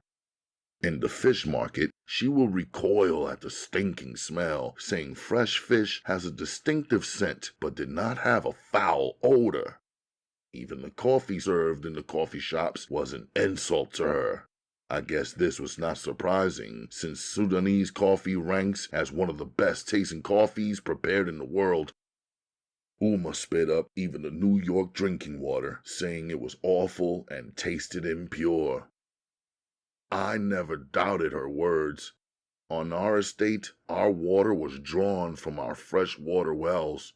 Back home, she picked fruits off of our trees, plucked and pulled vegetables from our gardens and fields, crushed fresh coffee beans, fried them, and brewed everyone's coffee. She cooked incredible stews and baked fresh breads and was so accurate in her mixture and blend of spices that an invitation for dinner at our place was never turned down, but instead was met with great excitement and anticipation. I knew, and Umma impressed upon me, that we had to find affordable housing and a comfortable living space before our monies dwindled down to nothing. So far, we had spoken with many professionals who were all clear and specific about the money they wanted from us as payment. Yet they were cloudy and vague about what they would actually do to earn the money they were requesting, and quick to add that they could not guarantee us any results. Umma sensed they were liars and cheaters under the banner of business. Most things we were left to figure out for ourselves. The urgency pushed me to ask Umma to relax in the hotel room and venture out on my own. I listened as she recited a list of things she wanted and we needed. I put some of our money into my pocket, then I left to go make it happen. In the evenings, I would return and give her the items I had purchased. Also, I gave her an update on some of the things that happened in my day, careful not to mention anything that would disturb or upset her or cause her to know how people here tried to boss and cheat a young kid as if I couldn't count or think straight. Brooklyn is where I discovered a row of Arab-owned stores where the spices Umma cooked with back home were available for sale. Cardamom, ginger, turmeric, coriander, cumin, cayenne, mustard seeds, fennel, and a host of hot peppers. There were dates, tamarinds, apricots, eggplant, okra, lentils, and chickpeas. There was an assortment of Middle Eastern and African flours, which she would use to prepare our breads. They even had a barrel of pumpkin seeds. I picked up a bag as a treat for Umma, who ate and enjoyed them back home from time to time.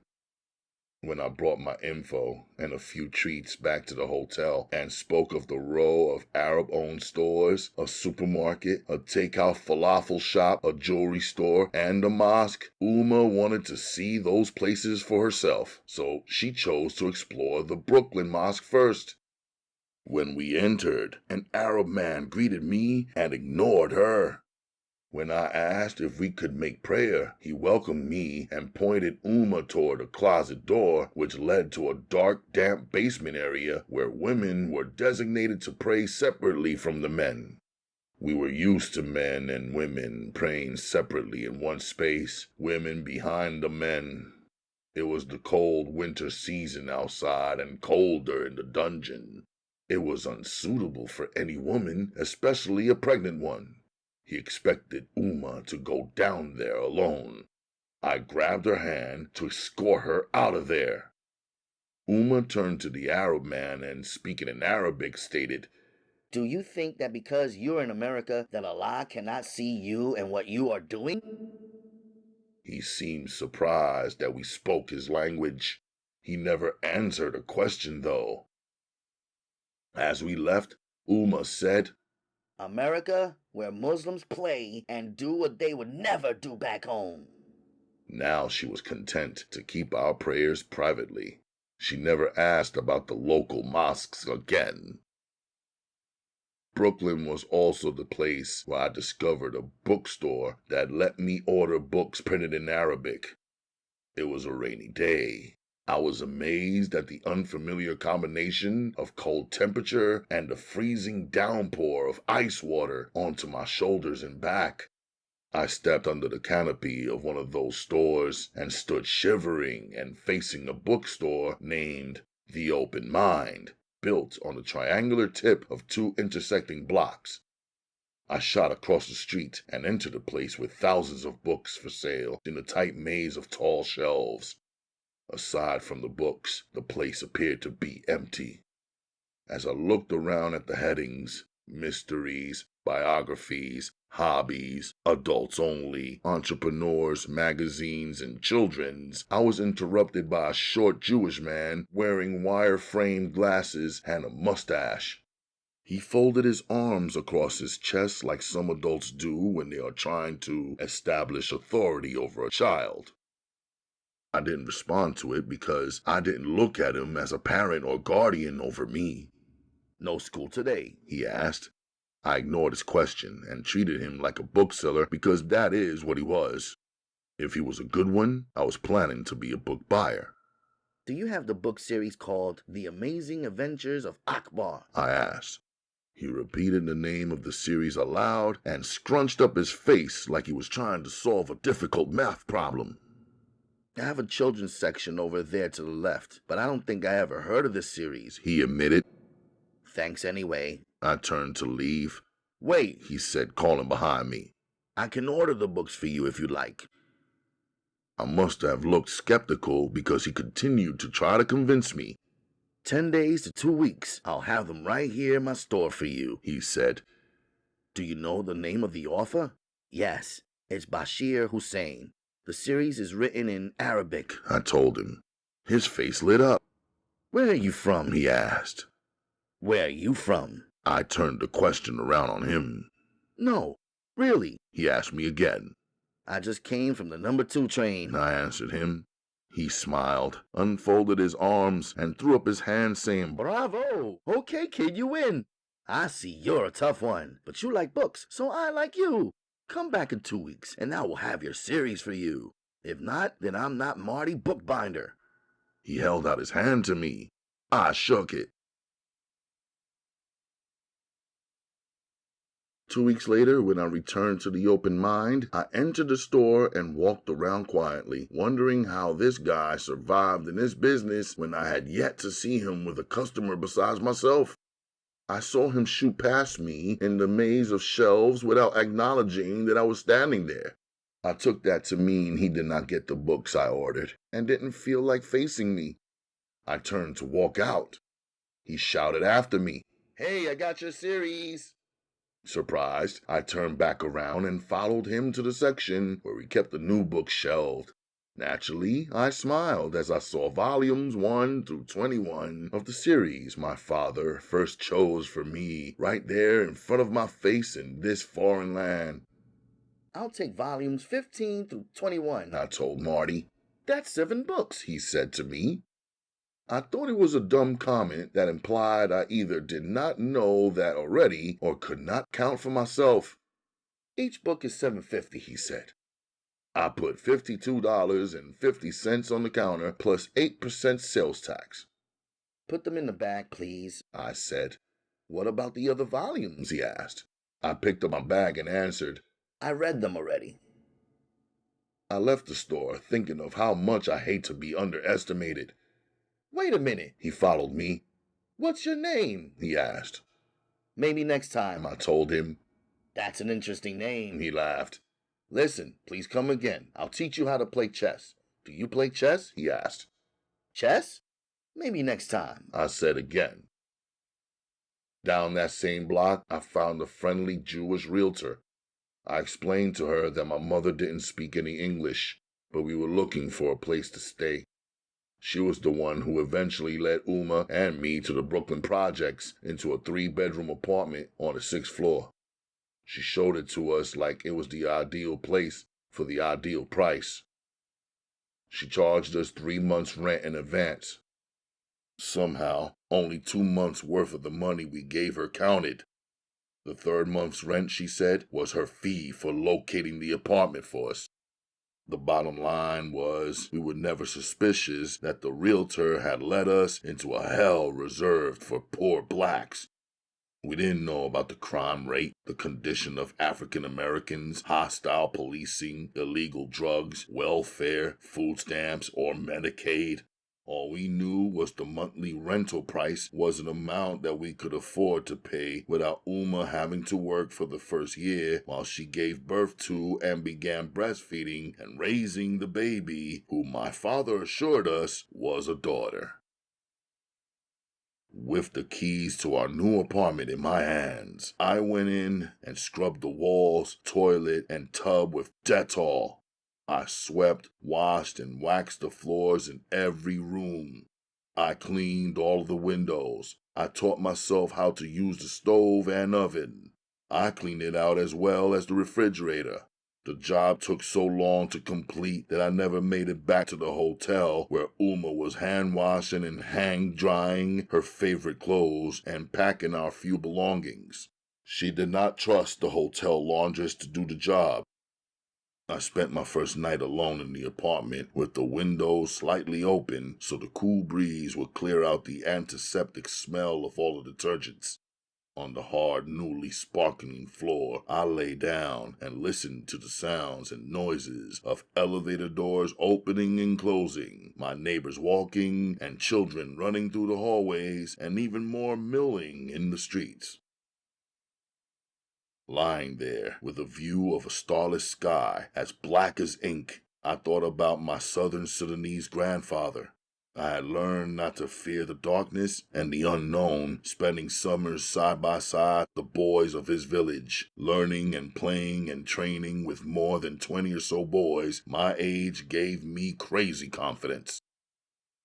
When we would hear the sounds of the creatures of the night, we did not fear.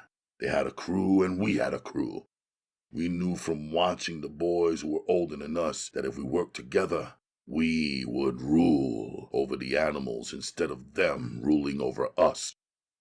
I felt extra secure in this village. After all, my own father was born and raised there, and my grandfather was the only man greater than him. My grandfather taught me to see in the dark, not just to look, but to see. He would sit so still in the dark of the African night. He was so black that only a trained eye could distinguish him from the atmosphere, so he would play on it. I would walk into his large hut. He would have the lamps off on purpose. I would move around feeling as though I was completely alone in there. Suddenly, he would grab me with his rough hands. His deep voice would fill the room. When he would laugh at my foolishness in not being able to see him, only his white sparkling teeth will reveal his actual location. What if I were the King Cobra? He would ask with the threat animated in his voice. He played these games with me until I learned to pay attention, to see in the dark, to not bump into anything in my surroundings because I needed to form a mental picture of it. Since Umma was asleep alone in the hotel, I made sure I was back in Manhattan by the time she opened her eyes and in time for prayer. Dialing the combination that unlocked the hotel safe, I took Umma's jewels, then the few we managed to bring from back home, and wrapped them in one of her colorful silk scarves. I carried them on my back, secured in my backpack. She folded the remaining cloths, which had now dried, and packed our few pieces of luggage.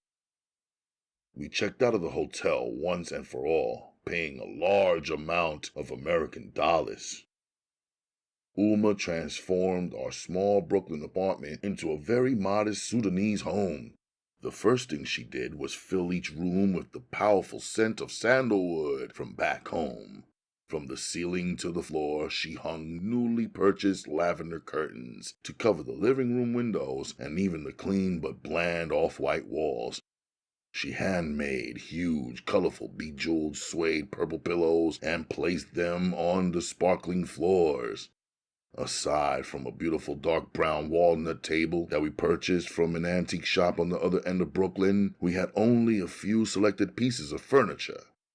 I admit that when we would return from the outdoor coldness, Umma's fragrances and the color scheme she selected would warm us right up. Buying a music system for the living room, a special grill and hot plate for Umma to cook breads and Sudanese food the way she wanted to, plus a serving tray and coffee and tea sets, as well as 10-pound bags of long-grain rice and an array of beans, olives, grains, and vegetables, honey, yogurt, fruits, fresh-cut flowers, halal meats brought the cost of moving in way beyond what we had projected. We also ended up having to hire movers to pick up our furniture and bed sets because most of the stores wouldn't deliver to our neighborhood. We don't go over there, Various store owners insisted. It was our first hint that something wasn't right. Even though our new surroundings inside our apartment looked great and were soothing, an unspoken sadness weighed heavy on our hearts. More than anything, we knew not to speak on any of it. It was as if just a simple mention of what was actually happening in our lives would bring the ceiling crashing down onto our heads. After our telephone was installed, I would see Umma pick up the receiver and, one by one, dial several long-distance phone numbers. The only thing was, there would never be a conversation. Only her gripping the telephone and sitting silently and waiting and eventually hanging up and saying nothing to me of what was going on. In her room, she would be writing furiously. She would stop the instant I appeared. She would put her papers to the side or in a drawer and not speak on it. I was not concerned about the content of her writings. It was only her I was concerned about, her feelings, and exactly how to make a true smile spread across her face again, as it always had back home. Very soon, Umma confided to me that she would have to find a job. At the same time, she wanted to sign me up to start in an American school, but she also realized that she could not do both. She needed me to help her search for a job. She needed me to speak English to them and translate their English back to her. I was against the idea of her working while carrying my sister. I felt my father would not like it either. But if she was going to be traveling outside to meet potential employers, I was definitely going along with her. So when she was 6.5 months pregnant, I found a job for Umma working at a fabric factory, a building located inside a group of warehouses where women, most of them foreign, worked on industrial machines lined up in rows. I spoke to the manager there, who offered Umma part-time work due to her pregnancy at $3 per hour. He said if Umma was good, she could be bumped up to full-time after she gave birth. I liked that there were mostly women working there on the floor where all the sewing was being done. I did not like that all the bosses were men. Back home, Umma's clothing business was run from top to bottom exclusively by African women.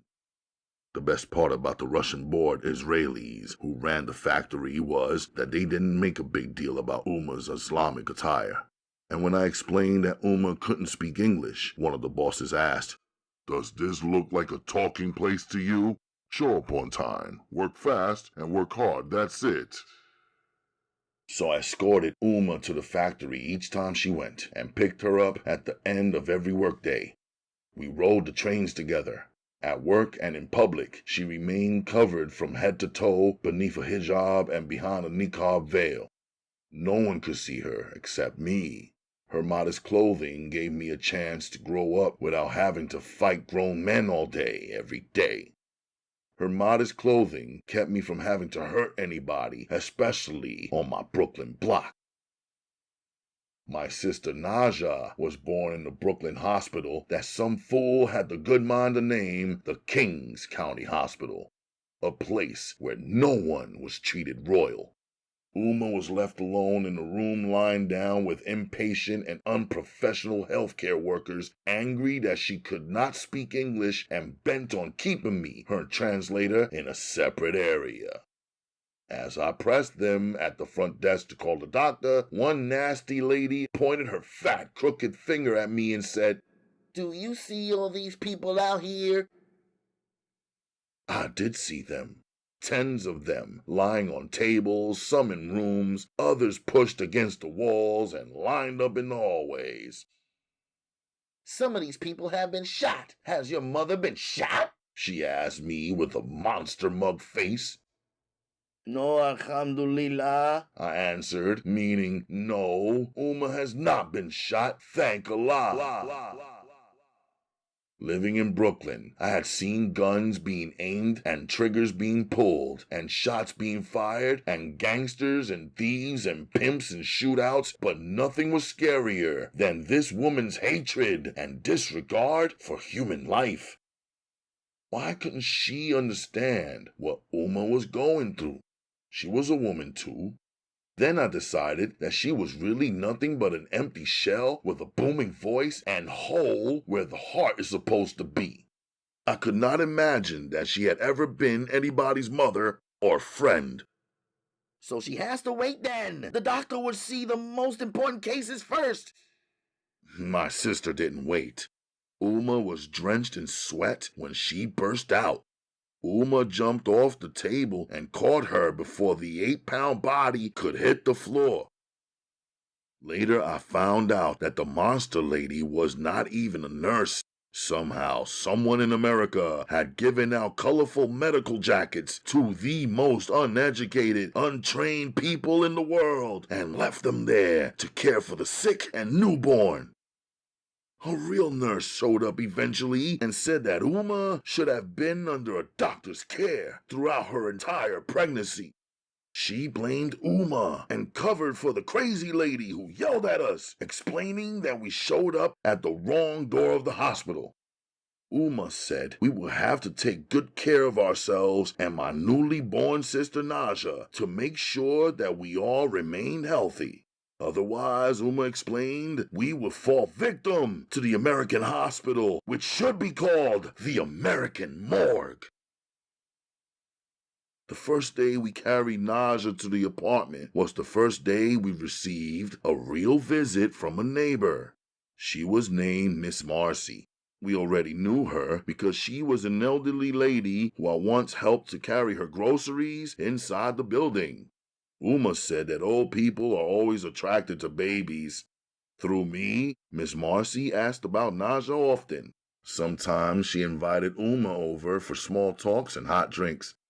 Since Umma could not really communicate with Miss Marcy, we knew she really wanted to spend time with the baby. Umma accepted Miss Marcy as her only neighborhood acquaintance. She said she missed the wisdom, warmth, and love of the elders that she once had back home.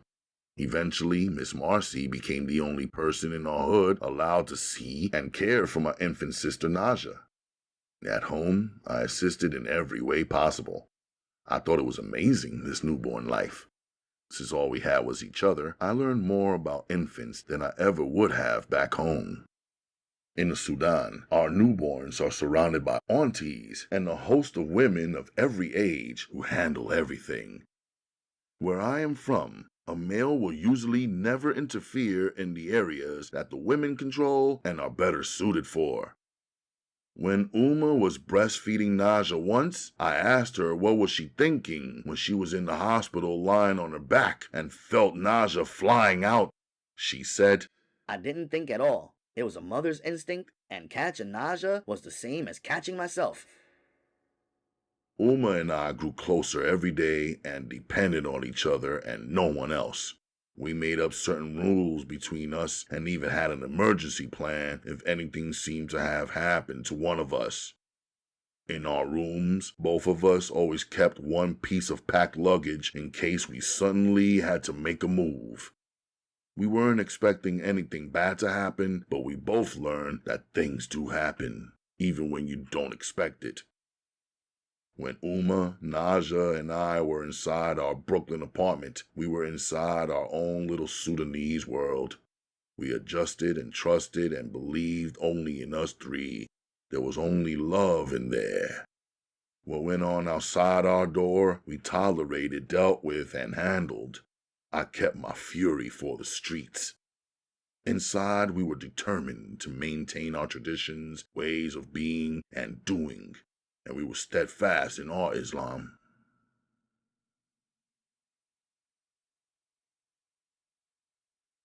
Chapter 7. Getting money and getting killed seemed like one and the same around my way. Every male I saw getting money ran the risk of losing his life and freedom, and many of them did. The way I saw it, if you lost your freedom, you lost your life anyhow, 'cause then you really can't get no money. In 2 years' time, I counted 20 male teens dead. 12 had actually lost their lives. The remaining 8 were hauled off in police cars, heads pushed down by the palm of some questionable cop's hand, cuffed and carted away for a long, long time. And this was only in my building. I didn't count the dead from the other side of my block. It was crazy how they left the yellow tape on the walkway, tracing out the body of Daquan's dead little brother De Leon, the asthmatic one. He got popped on the block at age 15. Someone spray-painted the outline of his corpse and drew a mural on the ground in his name that read, "Only the strong survive." I looked down at it one day and figured his brothers blamed him for not being gangster enough to stay alive. Another time, 2 teens had lost their lives throwing a party around our way in the tiny rec center. They was trying to make some money. One was an MC, the other was his DJ. Now they just dead. They brought my building body count to 22 in 2 years. In 4 years, the count exploded to 46. Getting money was usually the reason, or somebody jealous that somebody was getting money, or somebody stealing money, or the cops shutting people down because they don't want nobody around here making money, or just 'cause they felt like it. We made quiet money, Umma and me. It was strange to us how an American salary was so much more than a Sudanese salary, yet American workers remained poor.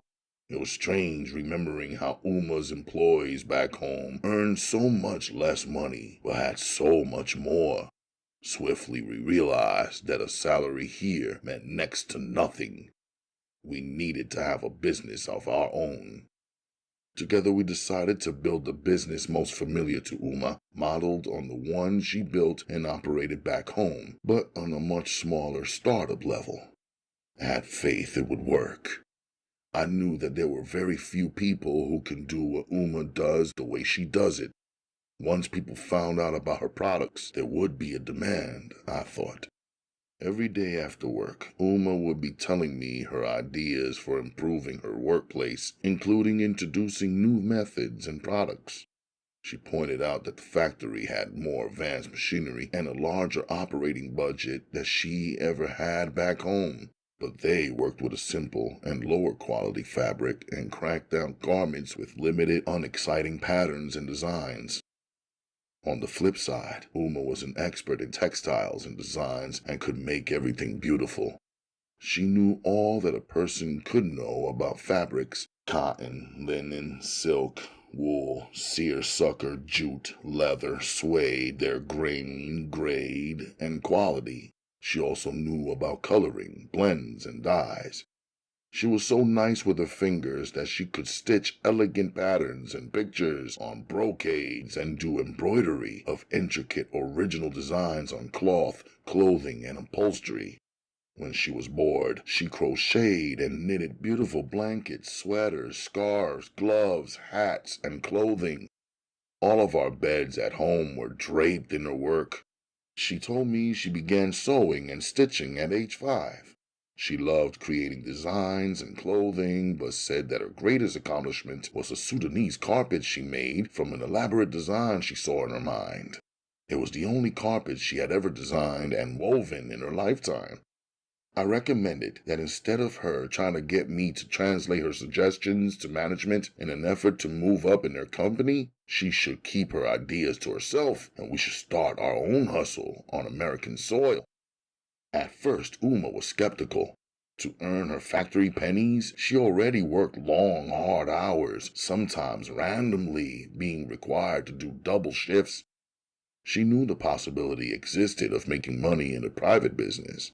Yet, after she received the huge hospital bills for the birth of Naja, which she had to pay on her own, she really valued the limited health insurance we were now receiving from what became her full-time factory job. It offered a financial cushion, and she was afraid to lose it.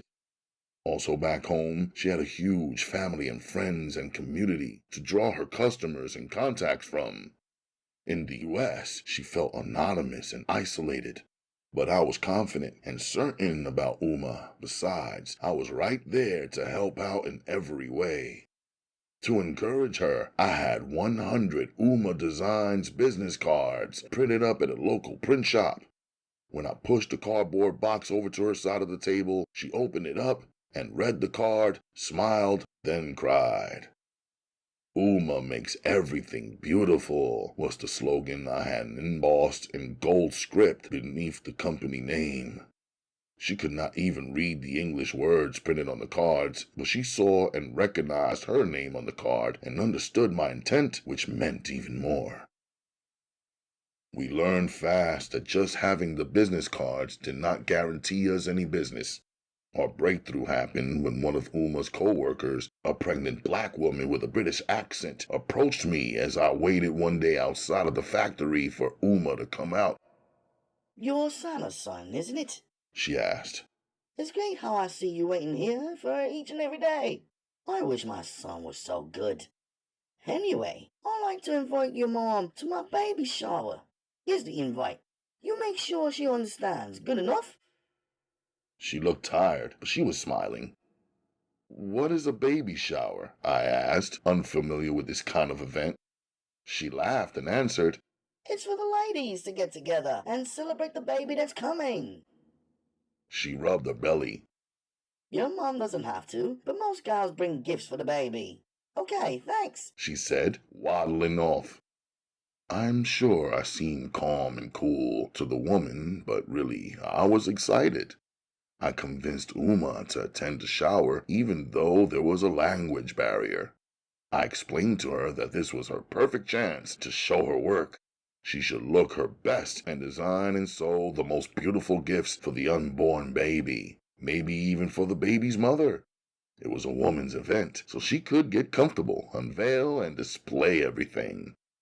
I was positive the women would all admire Umma and everything she wore and made. Meanwhile, as the women exited the shower, I would be seated right outside with the business cards, pen and paper in hand, ready to catch our first customer's orders. On the way to the shower, packed tightly in the backseat of the Brooklyn taxicab, I pulled out 7 of my mother's gold bangles, her exquisite jewelry that we usually kept stored away. I placed each one on her right wrist as she caressed Naja with her free hand. The driver jammed on both the gas pedal and then his brakes, dodging traffic. Instead of Umma speaking to me, she was thinking to herself. I knew an emotion stirred in her because she had not worn jewelry since we lived in America. She no longer saw the need to decorate herself since she was out of the presence of my father.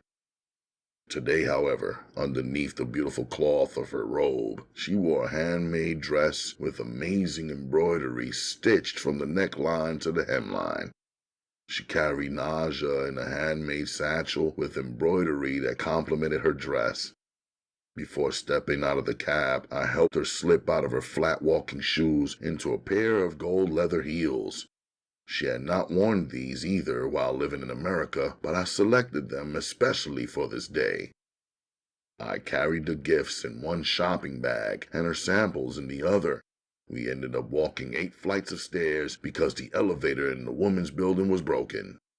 I got worried that maybe these women wouldn't have the money to order anything. Then I pushed the thought out of my head because in my building, all the broke people dressed the best. I handed the woman the shopping bag stuffed with gifts. She screamed in delight. Bloody God, you shouldn't have! I didn't understand her comment. I handed Umma the other shopping bag and said in Arabic, I'll be waiting outside here until you're finished. The woman invited me to stay as she saw me leaving. I thanked her and left anyway. 4 or 5 hours later, the women one by one slowly exited the shower. They were all smiling and upbeat. I handed each of them our business card explaining that Umma made everything by hand and if they wanted to place an order, they could call the telephone number on the card. About 8 of the women must have been the British lady's friends and relatives because I did not recognize them from the factory. Meanwhile, I told Umma's co-workers they could also speak their order to me any weekday after work when I came to meet Umma. When Umma finally came out, the British hostess and a small group of ladies were each thanking and hugging her and showering Naja with compliments and attention. It was the first time there wasn't the formalities and distance between them that there was at the factory, where Umma stayed covered and veiled and unusual because of the male presence. Now they had all seen Umma, the elegant woman, her face kissed by Allah, her beautiful hands that made beautiful clothing, her authentic jewels, and her very calm and lovable baby girl. The bottom line was the co-workers were all used to seeing one another. Seeing Umma, really seeing her today for the first time, was a highlight. I could tell that they all had been affected, especially by her genuine, warm, and pretty smile. I carried Umma's first American Singer sewing machine to our apartment from a used appliance shop. I took her shopping in Manhattan's garment district and carried her newly purchased supplies. I received our first customer orders that same week. There were women who ordered that exact same blanket that your mother crocheted for the baby. The same beautiful dress your mother wore to the shower, but in my size. 10 of those baby satchels, but in a variety of solid colors so I can sell them to my friends. etc. Something unique for my niece. I like the way your mother designed the clothes for the baby. It was so personal. Etc., etc., etc. Now, Umma realized that most of her co-workers could work the machinery at the factory, but really did not have magical fingers like she did. If they did, would they get so pumped up on the items she made that they were willing to part with their hard-earned bucks? Everyone communicated their orders to me. I established the rates and requested and collected the deposits. I even hooked some ladies up once they explained their concept of layaway, quote-unquote. When their items were completed, I delivered them and collected the balance. I became known for my good manners, nice way of talking, for being on time, honest, and reliable. All of the customers were women, although some were ordering items for men. They expressed their gratitude to me by offering tips. Tips were small, but they added up. On the American holidays, my tips doubled because customers tended to spend like crazy. Eventually, customers began phoning who were friends of co-workers. I brought an answering machine to keep all the orders organized. I put my voice on the greeting and sometimes bugged out on the various accents, requests, and types of messages when I played them back at night in my room. I ordered a second phone line to be installed for Umma's personal use. We never told anyone our home address. It was not on the business card. If special measurements had to be taken, which was unusual, we would make an appointment and show up to the customer's place. We purposely never advertised or solicited any customers in our own neighborhood or building. We kept our money quiet. Nobody knew we got it or how we got it. My part in the business may sound easy, yet there were risks involved. I delivered anywhere that a customer lived and never said no to any address or location. Some of the places were dangerous and f***ed up. America, or at least the state of New York, was divided into separate areas. A lot of people were tribal and territorial. Some fools seemed to believe that if you weren't from a certain area, you couldn't enter or walk through that area. Some people thought their buildings were off limits. Some people believed that kids were easy targets, like the two guys who hid in the corners down the subway, then came at me from two sides, surprising me, then jamming me in the turnstile. They didn't get nothing. I dropped down and rolled out. In just the borough of Brooklyn, you could get hemmed up by black American youth or angry mobs of young whites, and sometimes even their parents. You could get chased out by territorial and suspicious Jews who sometimes had their own private patrols and community rules. Even some of the real religious ones considered their neighborhoods exclusive. I handled all of that and the other boroughs as well. I had to keep the product nice, neat, and in the same condition that Umma packaged it in. I purchased a high-end North Face backpack from Paragon, a sporting goods and mountain gear boutique in Manhattan. I also brought garment bags in bulk from the garment district to use when the orders were large. I made sure I expressed our appreciation to each customer and even provided handwritten receipts. I kept my .22 on me to defend our profits. Umma sewed deep pockets into my jeans and khakis, jackets, and coats. I asked her to, so I could carefully conceal my joint plus my knives. She knew I had weapons. Where we are from, a man is supposed to be armed to defend his family. She never tried to be an obstacle to my manhood. Even when I showed up with wounds, cuts, or bruises, she just cleaned them up and asked no questions. the same way she related to my father. Umma opened her first bank account with my translation assistance. We placed half of her cash in the bank. We hid 1/4 of the cash in a secret location just in case. I kept 1/4 of the cash in my room for business operating costs, like extra supplies and transportation fees or the phone bill and such. My tips were a separate matter. I started storing them in tin cans that used to hold tea leaves. After filling 8 of them, I had to upgrade to huge coin jars, which I filled and placed in the back of my clothing closet. Pennies, nickels, dimes, quarters, all in their own jars. I marked each jar as it filled up to keep the count. Small tips were adding up. Inside of my volumes of The Amazing Adventures of Akbar, I kept my clean double-digit paper dollars neatly arranged and pressed. As time pushed on, Umma upgraded our business in several ways. We developed a much bigger client list of paying customers who had nothing to do with the factory where she worked. Through word of mouth, or should I say the precision of her skills in making women dress and feel better, she received a big order from one woman who wanted Umma to design everything she wore. The woman had deep pockets and never haggled about our mushrooming prices. She attracted a few wealthy friends of hers to our business, but never allowed us to meet them. She made their orders run through her. With more money to invest back into the business, I improved our packaging to make the products more appealing. Umma introduced colorful tissue papers for wrapping each item, some solids, some fluorescent, some paisley, all interesting and different.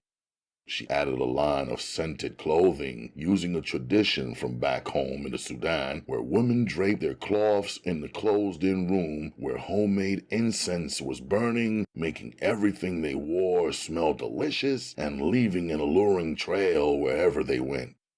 Slowly and carefully, Umma began making her secret homemade perfume potions and placing them in small crystal bottles for sale to exclusive customers and as a gift to returning customers who spent more than $300 with each order. I was impressed with her and completely dedicated. Everything that she did naturally as a woman was saving our family. She was my father's private treasure and wife, and people were willing to pay to get even a small item that she touched up, or an ounce of her everyday aroma, or a duplicate of her personal style, or anything that resembled her elegance.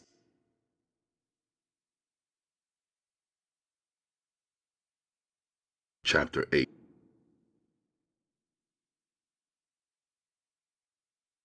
Funny thing is, when people support you in business, even though you have given them a great product in exchange for their money, they want you and your business to support them in other ways too. So, when one of my mother's clients organized a bus trip to an upstate New York farm for apple picking and purchasing fresh plucked vegetables and fresh squeezed juices, Umma decided that our family would attend.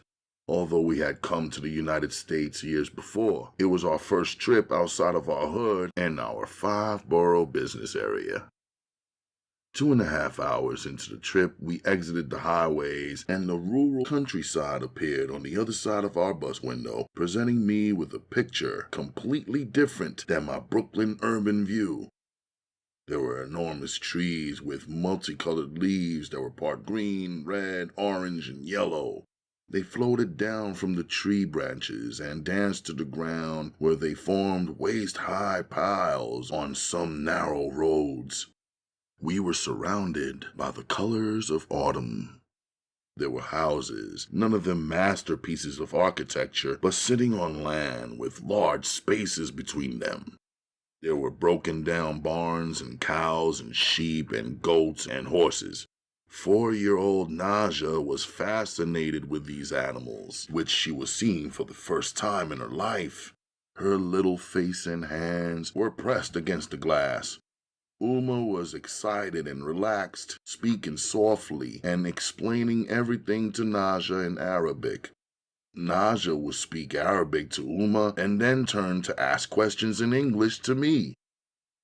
As the bus bumped up a long rocky dirt road and onto the farm, the women put away their snacks and sandwiches, cleaned their children's hands and faces, and walked off the bus and onto the farm together.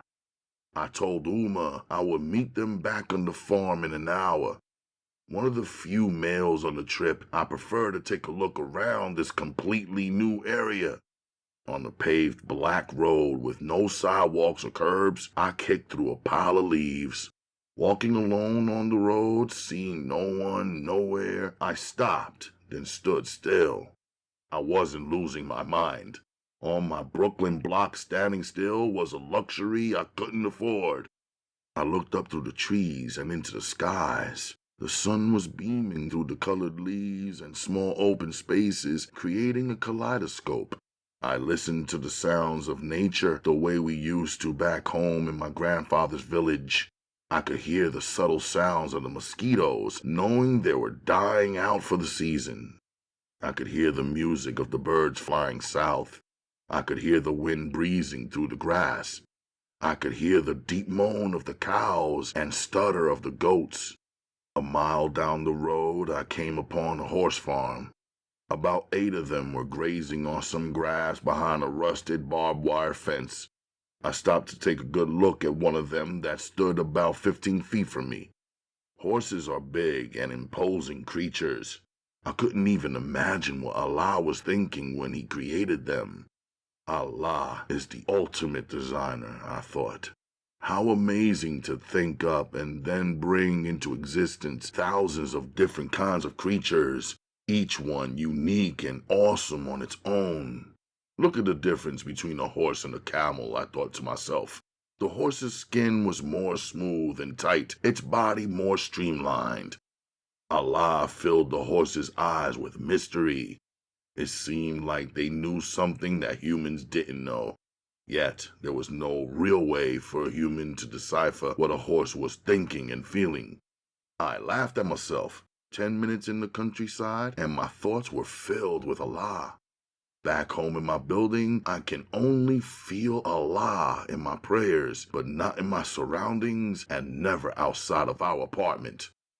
When I looked down at the plants, I thought of my father, a scientist. He would know something about each of these plants, not just about their beauty, but their use.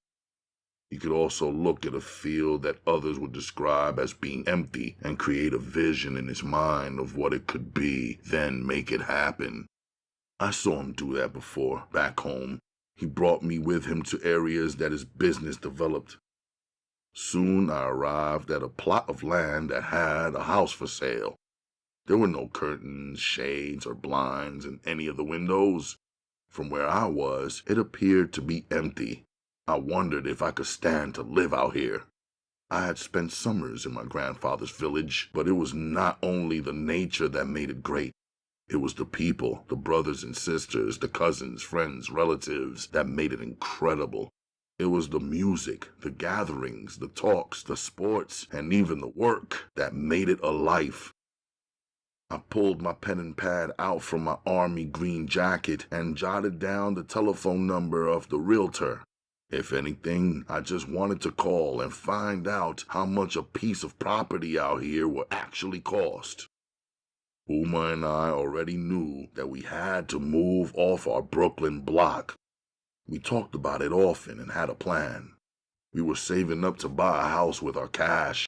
We agreed that until we had enough money to pay for the house in full, we would remain on our Brooklyn block, working hard and saving our profit. No tricky realtor with tricky fees, no mortgage bankers or bloodsuckers who a person had to pay for 30 years of their life. No astronomical interest rates and shit that switched up in the blink of an eye and after the shake of 2 hands. No more monkeys in the middle, loans, leases, or debts. To the right, I came upon a pebbled path.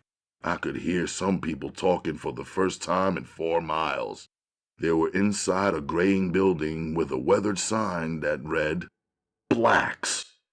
Somehow that meant me, so I walked up the path and pushed through the antique door with the We're Open sign hanging from one rusty tack. It had been cool outside, but was mad hot in here. It was a blacksmith shop with one big older white man covered in black grease banging what looked like a heavy all-metal hammer on a piece of iron, then poking the iron into the open oven shimmering with intense heat and orange flames. You need some horseshoes? The teenage boy who emerged from the corner asked me. Nah, I answered. Then what you come around here for? He asked me in an unfamiliar accent. Just looking, I told him. My eyes taking in all of the iron and steel, the intense fire and heavy tools. I wondered to myself, why horseshoes? The place seemed like it had the right equipment and tools and was the perfect place to make weapons. Where you from? The youth asked me. His father or boss kept working. Just visiting the apple farm 4 miles down, I answered, without giving up real info. Yeah, I know the place, he said casually. Let me show you something, I said, as I reached into my pocket and pulled out a small book I had been reading. He stepped up closer to take a look. I went to page 66, which had an illustration of a Japanese shuriken, a wicked-ass knife that I wanted. Do you think you can make one of these? I asked him. He took my book into his hands and got a spot of black grease on the page and answered, Yup, we could. What you want it for? I ignored his question. If I ordered the set, how much would it cost me? He looked back at the older man, who aside from a quick glance didn't seem interested at all. I could do it for you. A set of 4 for $100. But I knew that the older guy would be a better craftsman. I was concerned about the quality and the dynamics of the knives. I wanted them to be exact. Nah, I'd rather him do it, I nodded to point out the older guy. The boy laughed, a little insulted. He'll double the price, he warned. I creased the page and tore it from my book. I handed him the page with a $100 bill and a 50% deposit on double the price. How long before he can have it ready? I asked. Couple of days, he answered. I'll be back to pick him up. Hold him for me, I told him firmly.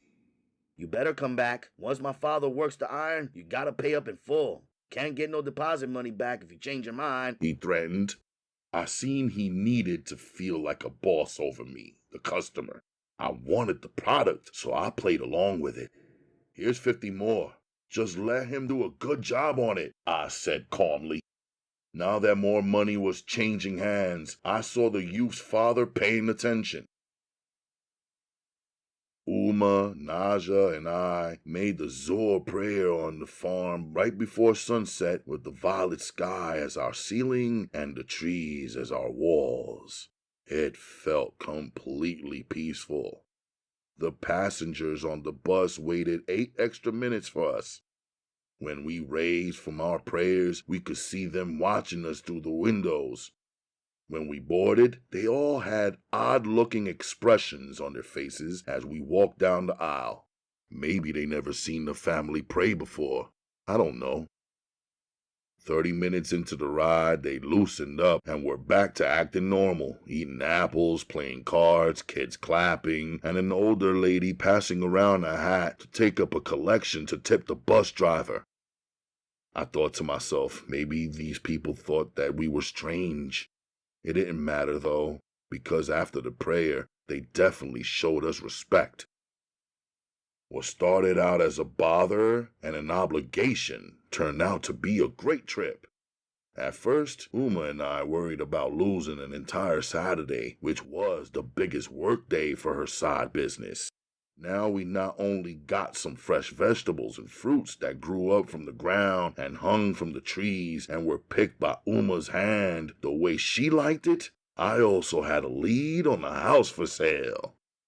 When I gave the realtor a call that same week, at first he didn't want to talk to a kid, quote-unquote, on the telephone. I was 12. I told him my parents didn't speak any English and that I was translating for them. He switched from being angered to only being a bit impatient. He priced the house at $62,000. He also offered to sell us the empty plot of land beside it for $20,000. Through Umma Designs, in 2 years, we'd banked $24,000.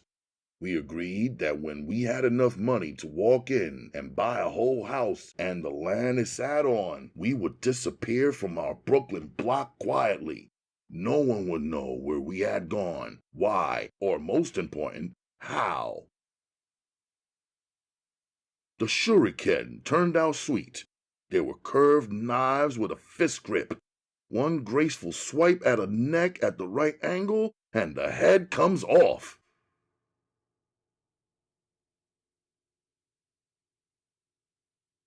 Chapter 9. A problem did come like I knew it would. I didn't know what it would be or who it would be, but based on my father's words and lessons, it would happen. His name was Gold Star Tafari. He showed up in the parking lot outside the factory where Umma worked. A dark cat like me, he seemed about 29, 30 years old.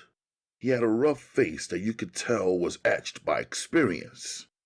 A medium build, he was about 2 inches taller than me at 13. He had 2 cuts on his left cheek that looked mean. I always liked scars. They belong on men as a reminder. If you ask a male about his wounds, usually he'll tell a good, crazy, original, and action-packed story. Once a youth starts collecting scars, it makes him a better fighter, smarter with his moves in his next encounter. He had locks, long, wild black ones that he made sure not to organize, just wore naturally. He was the first cat I noticed rocking the Star David piece on his chain and clenching a gold toothpick holder between the top and bottom rows of his teeth. He showed up at the factory suddenly. It was a Monday, a cold winter evening, 5 p.m. to be exact. Already I could see the gray sky that comes before the black. You know how the sun rises late and sets real early in the midwinter season? There was a steady flow of 9 to 5 workers getting off and walking through the parking area like they did at the end of each workday. Most of them didn't have cars. He drove up, parked, got out, stood, and began looking in my direction. I was checking out the fact that he was wearing a hat made by Umma Designs. It was crocheted with Umma's special stitching using ice green, black, and gold yarn. It didn't even take me 10 seconds to run through the orders in my head. It was easy since all Umma's orders ran through me anyway. I recalled that I sold that hat to a thick Jamaican girl named Shirley. She was easy enough to remember. The first time I met her was on the day of the baby shower. For a long time, she never placed an order with Umma Designs, but she would always wave and smile when she saw me. When I grew some more, she would stop and speak to me while I waited for Umma to come downstairs. She had a thick Jamaican accent, which I had to strain to understand, and a bold style. She wore her clothes real tight, revealing how her legs swung back and gave her an unusual stance. Finally, one day she ordered some hats for me. We went back and forth on the price and the exact shade of green she wanted Umma to stitch. I showed her about 7 different variations of the color before she agreed. She said the hats were for her fiancé and described him as being, quote-unquote, real choosy. She claimed if she got the color wrong by even a little bit, he wouldn't wear the hats at all. She joked that she liked my quiet, easygoing style better than his loud demands and wanting everything his way. She shot me a sly look and said she would marry me if my age would just catch up with my body. Her eyes lingered on me to check if I caught her compliment. I just laughed at the time, thought it was funny. A female choosing me and then telling me she would marry me like I had no say-so in it. The last time I delivered Shirley some hats that she had ordered was the last time I saw her. Umma said she quit the job all of a sudden. A few months later, a few months before her scheduled wedding, her co-workers speculated on what happened with her because no one got a chance to say their goodbyes or had received a wedding invite or even a friendly call. I waited and watched the cat as he looked around the parking lot. He never made a move that night. None of the workers stepped up to meet him, to say hi, or to catch a ride in his car. He stayed at a distance, just leaning against his car and watching me watching him. When Umma came down, we left. He chilled right there. The next evening, he rolled up again at 5. It was impossible to miss that pale yellow Fairmount station wagon that leaned heavier on one side than the other and oddly had wood paneling on the outside of the car. If he was supposed to be incognito, that shit wasn't working out too well. The third night he showed up, he was still focused in my direction. When Umma came downstairs and joined me, he stopped leaning on his car, stood up straight, and for some reason removed his hat, his locks falling down around his face like a lion's mane. He shook them one good time and struck a pose like an animal after a mating dance. "What are you staring at?" Umma asked me. "Nothing," I responded, placing my hand behind her elbow and moving us away from his view and on our way. In my mind, I was thinking that this man must be thinking that one day he would show up and I wouldn't be there. Then he would seize his opportunity to swoop down on my mother. Then I told myself, nah. Why would he be here for Umma? I mean, there were all these other women walking through with either really tight or revealing clothing. Why would he be checking out the one woman wearing a loose-fitting Islamic dress whose face and body he could not see at all? On Friday, the 5th day of his strange appearances, he sat in his station wagon and waited for Umma to come downstairs to meet me. He exited his car dressed in a rust Wrangler corduroy suit, brown Clark Weavers, a red, yellow, and green belt, and a hat that looked like a beaver tilted sideways. He walked over to us, his steps sideways like his hat. Purposely, I waited eager to find out his intent. I stepped in front of Umma so that she was directly behind me. "Wait 1 minute, Umma." I opened my coat so he could see I was holding. "Aye, man, respect that," he said. "Overstand," he added, smiling ear to ear. "What you need?" I asked him, unfamiliar with whatever he was saying. "Aye, man, need for chat with she for a minute," he said, leaning to the side to try to catch Umma's eyes and attract her attention. But I was taller than her, and she didn't step out from behind me. "Talk to me," I told him. He reached his hand behind him into his back pocket. I pulled out my joint and held it at my side where no one but him could see it. "Hold on, wait, man, aye, man, a paying customer," he said, calmly opening the paper he just pulled out from his back pocket. "Why come it always have a come down to firepower between brethrens?" he asked, but I didn't flinch. "Me I want for she to put the Lion of Judah on a man's shirt. A man knows she could do what a man want. A man checks Umma styles, man. Wicked," he said, his smile revealing his slow, sly manner and smoker's teeth. "Whatever I man wants from Umma Designs, I man needs to talk only to me," I told him, believing by now his name was I Man, or I Man. He corrected me, telling me that his name was Gold Star Tafari. He pushed each of the names out like he was pronouncing something sacred or announcing the arrival of a king. I later found out that I-Man or Iman was his way of saying me, referring to himself.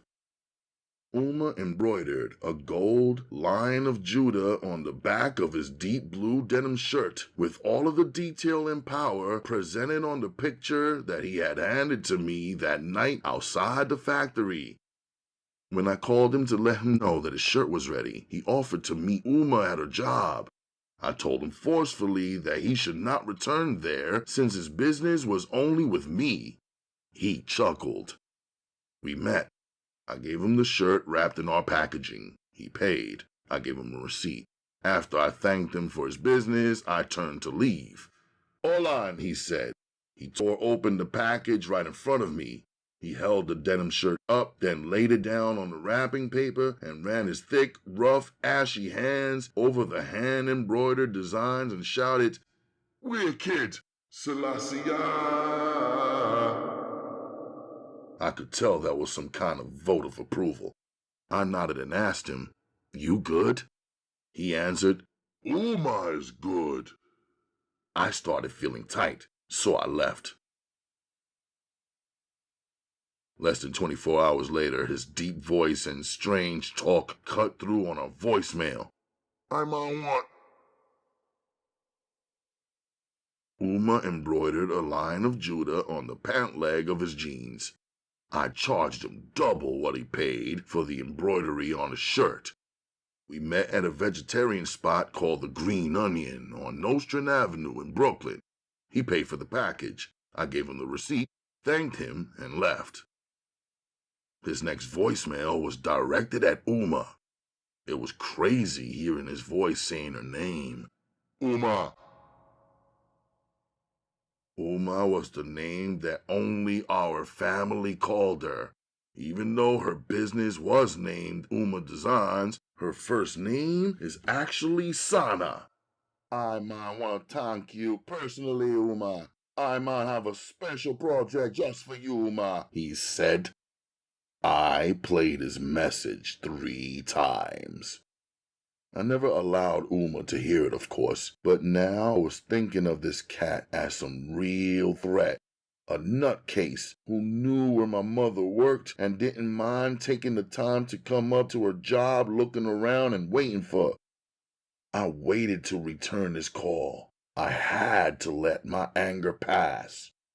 When I called Gold Star Tafari back, he said he needed to have Umma come over personally to do some measurements for some custom designed curtains for his apartment. He was pushing it. I knew he wanted to get my mother inside his apartment within his reach and control. By now, I could tell that he would try anything. He was always calm, though, which f***ed with me even more. So I played his game. I made an appointment for Umma to take the measurements and took his home address. I was glad to know where he lived. Even though he did not know where we lived, he already knew too much about my family, I thought. He lived in Brooklyn, in the corner building at the end of the block directly across the street from Prospect Park on Ocean Avenue in Parkside, over there down by the playgrounds. When I knocked, he pulled his door open slowly. I could hear the metal pole dragging against a metal slide as the door opened. It was an old-school police lock, where a metal pole leans against the closed door, making it impossible for anyone to enter without that pole being removed. Even if someone was successful in breaking into an apartment with one of these locks, the noise that the metal made would expose the intruder instantly. When I stepped inside the dim living room, I could see his huge candles burning. I heard his soft music playing reggae sounds, Bob Marley's voice. I don't want to wait in vain for your love. I could tell that this was a typical approach for him. His thick cylinder candles were burnt down more than halfway. There was already 3 inches worth of hardened wax stuck around their bottoms.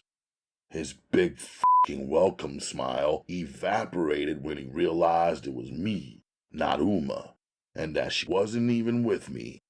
I acted like he did, calm and casual. I walked in with the tape measure draped around my neck. I had disregarded his instructions the way he disregarded mine. Turn on the lights so I could get your measurements right, I told him.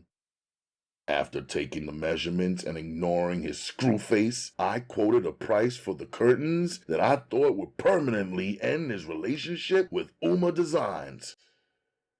$3,000. I quoted him for the white burlap drapes he wanted with the brocade borders and the line of Judah embroidered on each section. Irie, he said, but I didn't know what that meant, so I started explaining and breaking down to him why my price was so high. $500 covers only the material and supplies. It's handmade. The material you want is heavy and expensive. The embroidery process will take much longer than usual. No problem, my youth. Irie. Which I now knew meant something like, okay, or that's cool. He left his living room space and walked into some back room. I was standing there in disbelief that he was going to pay out the ridiculous price I only came up with to get rid of him for good. I looked around his little bachelor pad. Behind where I was standing on the wall was a 5-foot-long horizontal fluorescent poster of the silhouette of a naked black woman lying down on her side. She had wide hips, a small waist, and titties the size of honeydew melons. It was just the outline of a female's body. She had no skin, no eyes, or nose, or mouth even, but she did have 2 afros, one big and one small. He had ashtrays everywhere, filled with cigarette butts and reefer seeds and roaches. Gold beads hung in each doorway, dividing one room from the other. His lamp sat on top of old Guinness stout crates instead of tables. His extensive hat collection lined one of the walls, each hanging on its own nail. There was no family photos or even a sign of a woman's scent or touch. There were no heels or dresses or bangles or perfumes or fresh-cut flowers. I thought to myself that he probably erases every trace of each woman after he uses her. I imagined that this was his second apartment. Somehow I felt he had a bunch of random girls and random babies, people who he had abandoned. But I did not know for sure. I decided I should stop being so tight and talk to this cat for a minute. At least I could be smart enough to collect some more information on him. He came back holding a machete. He was using it to cut slices of an apple he had began eating. The blade was long and sharp enough to sever his entire hand with one wrong motion. I seen everything he did was slick and subtle. There was no fear in my heart. I was holding enough weapons on me to slice him up in pieces smaller than that apple he's eating. He watched to see if I would react in any way to his blade. I didn't blink. $1,500 for the deposit, I told him dryly and calmly. He laughed a little, placed his knife and apple on his heavy wooden table right next to 2 decks of playing cards, a pile of chew sticks, and a half-empty bottle of white rum. He kept his eyes on me, and he slid his hand into his right pocket, pulling out a wad of dirty bills. He counted out loud in his version of the English language. Seemed like he had a dramatic and different way of pronouncing every English word, tree instead of 3, and so on. I took the cash deposit he handed over to me. Thank you. I'll give you a call as soon as your curtains are ready. You want to sit down here? You look tense, man. Settle yourself. You want to blow some trees? He asked. What? I asked. Hold on. Barefooted, he left again. He came back with 2 big spliffs burning, both of them in his mouth. Try and calm down, nah? He offered me one, which he now held pinched between his thumb and index finger, smiling at me like I was his new friend. Nah, I'm good, I told him, rejecting his weed. When our man cutting's complete, we celebrate seeing. He laughed, and he began smoking both spliffs. I left. I didn't know what his occupation or business was, but I was starting to form a picture in my mind. Umma was excited about earning the money for the curtains and moving closer to our financial goals. I should have been happy too, but I was heated. Do you know this man? I asked her with an even and respectful tone. No. You never met him before? I double-checked. No. Is there some problem? If there's a problem, we don't have to do business with him, she answered. No problem, Umma. I just want to make sure he talks business with me and doesn't talk to you at all, I said. I don't want him going anywhere near your job. Of course, she said gently. One late night on the basketball court alone, I thought about how uneasy I felt about this guy because he knew where my mother worked. Whether I dropped him as a client or not, he would still always know exactly where to go to get at her. I also knew that what he really wanted was hidden behind his constant request for sewing services. Weeks later, when I spoke to Gold on the phone to set up the curtain delivery, his intensity towards my mother had only increased. He requested that I bring her with me to his place because the curtains had to get hung. He tried to keep me from hanging the curtains myself by insulting my manhood. Y'all know that's woman's work. I fired back.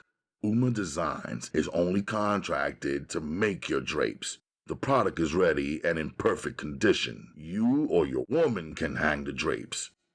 He chuckled. Irie, he said. Gold Star Tafari didn't have my money ready when I knocked on his door at the agreed upon time. This was the first indication that this transaction wasn't about to flow right. Come in now, he said, releasing the doorknob from his grip so that the heavy door pressed against me and the iron bar dragged against the metal as I carried in the well-packaged drapes. Where do you want these? I asked. He gave no response and left the room, disappearing behind the gold beads. I sat the package down on his couch and remained standing. Instantly, I noticed 3 piles of neatly stacked cash on his heavy wooden table. I stayed where I was standing because I sensed a setup and didn't want to be accused of touching his paper. There was a bag of weed beside his money stacks, at least a pound of it, and there was a weed cloud hanging over the wooden table. He returned barefooted with his jeans on and his shirt open. He had a scar running down from his chest to his stomach as though somebody tried to split him open once. Not a doctor. It was a raggedy scar ripped with vengeance and passion. What good is the curtains them without the couch to match?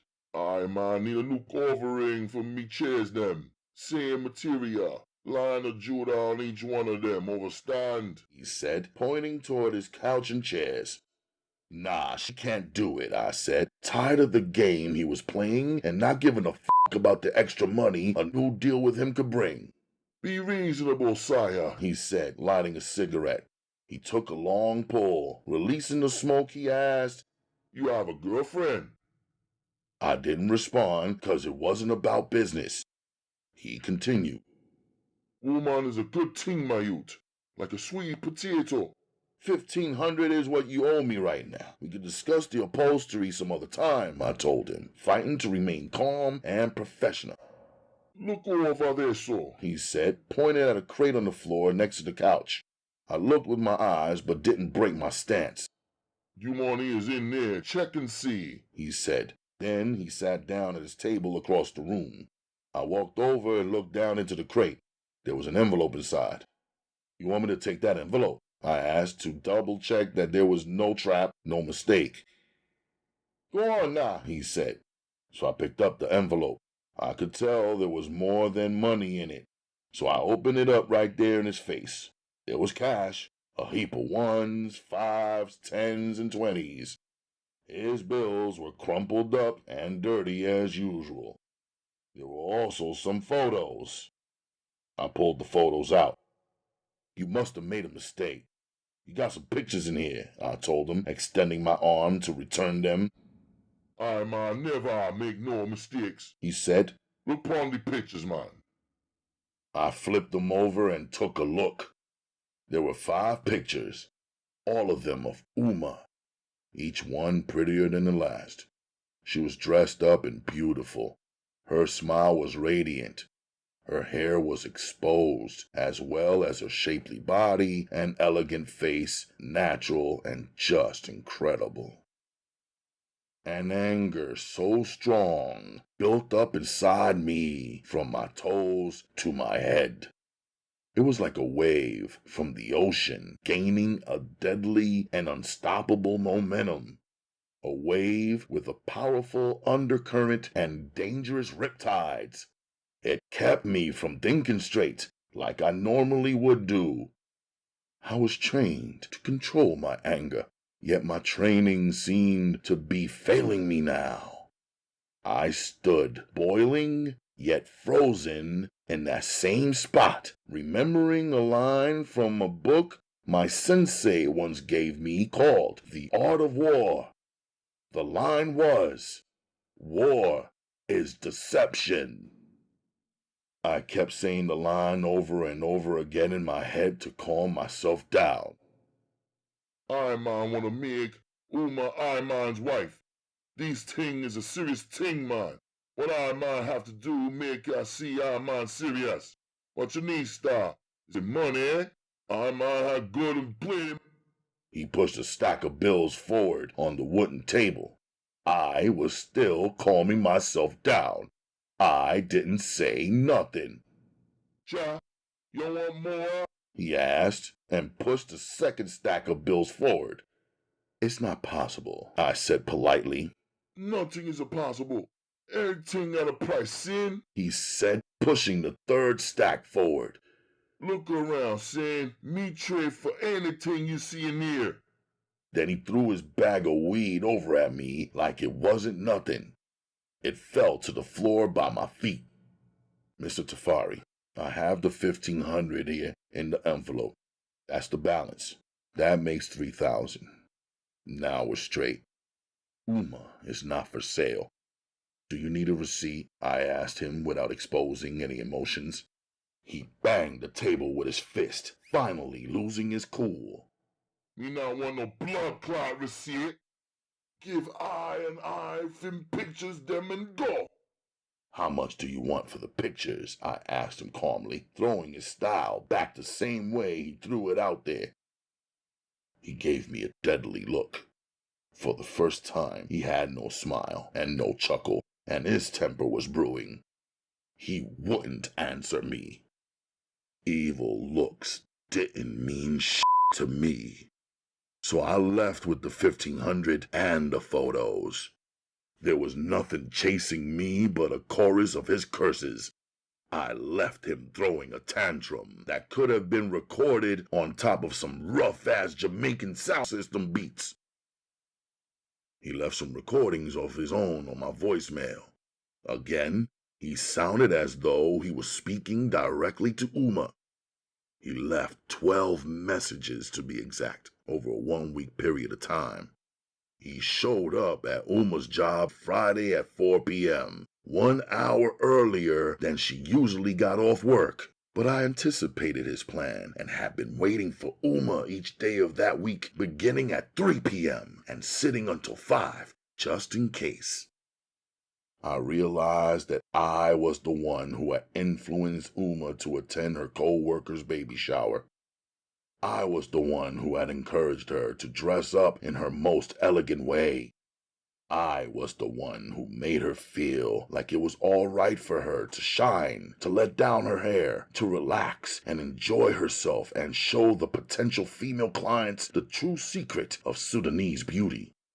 I was the one who slipped the expensive heels on her feet.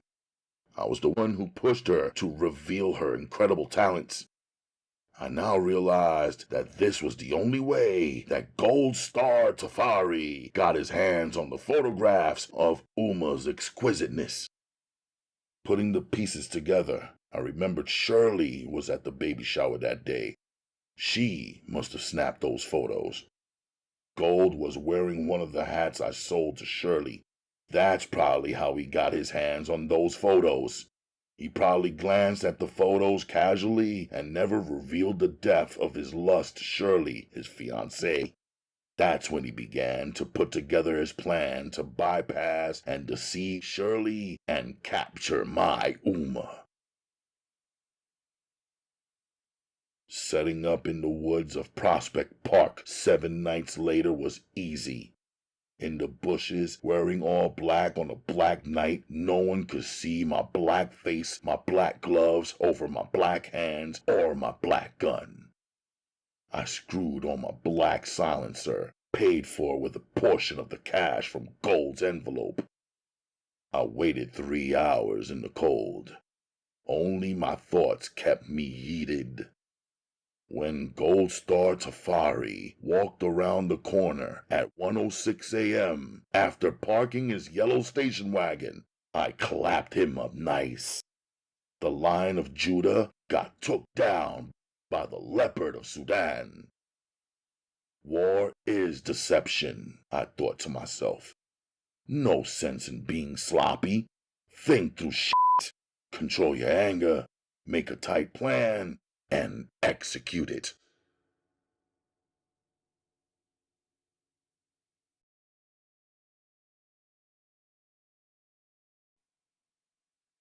Chapter 10. You seem so serious. How come?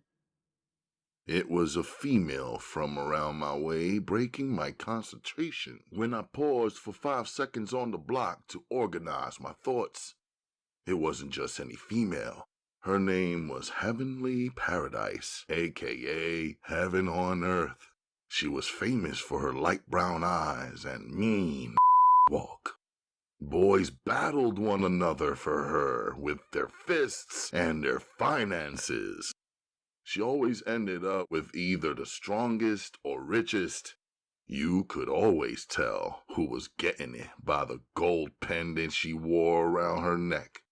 They all gave her either their gold nameplate or their pendant to rock. I heard that even when she broke up with them, she never gave it back. Dudes knew they had to pay to play, try to cut their losses, and charge the rest to the game. In the streets, everybody knew she was Conflict's woman these days. He sported her like her was brand new and kept her real close. She was wearing his pendant, a 14-karat gold dagger. Everybody knew Conflict was Superior's younger brother. Superior was the most infamous hustler in my area by now. Conflict was his blood brother and right-hand man. I didn't call this girl over, so I didn't know what she was trying to do by approaching me on the block in front of everybody. I did know that all the males out here sweated her hard, but Conflict had her on lock. I didn't sweat her at all. She was somebody else's piece, and I respected that. Besides, I never messed with another man's woman, money, or property. Ever since I won the pull-up contest that Daquan sponsored on the block, Heavenly Paradise set her eyes on me, and she wasn't used to getting turned down. Now that I'm 14, my voice is deep, accent long gone. I chill every day in the most wanted styles. My kicks are fresh. I keep money in my pocket. I'm closing in on 6'1". My body is cut like what? Girls think I did it for them. I did it for war. Now I can't keep these females off of me. The more I show them nothing, no interest at all, the harder they come for me. Shit got crazy. What could I tell them seriously? Could I tell them I was born Muslim and we don't believe in dating or sex before marriage? I was not the kind of Muslim they were used to seeing or being or hearing about, like the ones who were born Christian in America who suddenly changed their name to something Islamic sounding, and other than playing Islamic dress up, they don't do anything that a Muslim is supposed to do. Or the ones just make believing that they're Muslims who all the women, never marry them, abandon all the babies, and talk a lot of that don't add up to nothing. Could I tell them, yeah, you look good to me, which was the truth, but you're a ran-through and my moms will never accept you, which was the truth also? Nah, I couldn't tell them nothing. so I didn't. I was known for being quiet and serious and silent. I see you always got a book in your pocket. Do you read them or just carry them around? She asked, smiling and very confident in herself. Now she had one hand on her hip, gripping her little waistline, twisting her little body to make sure I could see the curve of her famous ass, which poked out even when she rocked long skirts. The fact of the matter was, if I was back home in my grandfather's African village, at age 14, I could rightfully be planning to marry, own a piece of land, and start a family. To some people, this might sound crazy. I understood it 100%. I could feel the difference in myself from when I was 12 or even 13. At 14, I feel stronger. My observations are sharper. I looked at things a bit differently than I did before. In my body, I felt a force, a yearning, a hunger. In my grandfather's village, they must have understood the human body and mind. They built a village that could stay in step with reality. If at 14, the natural thing was to feel free and become sexual, then at 14, you can marry and start a family and become responsible and respectable. In the USA, the society was way out of pace with the natural development of its young. They made it a shame for a youth to feel and be sexual at 14 and looked away while they knew it was happening randomly anyway. Adults acted surprised and disgusted when teens got pregnant. Then they pressed them to kill their seeds. The laws made it premature and illegal for teens to marry or to even get working papers and become responsible and earn. I knew because around my way, a young teenage girl named Raven got pregnant by a mild-mannered cat named Thomas. Her mother dragged her in tears to the abortion clinic. 3 days later, Thomas shot and killed his girlfriend's mother for killing his unborn. I considered myself a disciplined cat, but under Plan USA, even when a youth graduates from high school, his parents is still hollering, "Finish your education first." Next he does 4 or 5 years of undergraduate school at some college. Still the adults are hollering, "Secure a good job first, then start a family." No matter how disciplined the youth is, could he really hold off completely? Could he resist his sexual nature until he's 23 years old? Or is it the American way for the young to abort all of the babies they create up until the time they are eligible to marry, have completed their studies, and are qualified to work? Reality says no, so the block was bursting with chaos. Everybody's f***ing everybody. Nobody's married, nobody claims responsibility, nobody's respected. I gotta go, I told Heavenly Paradise and pushed off.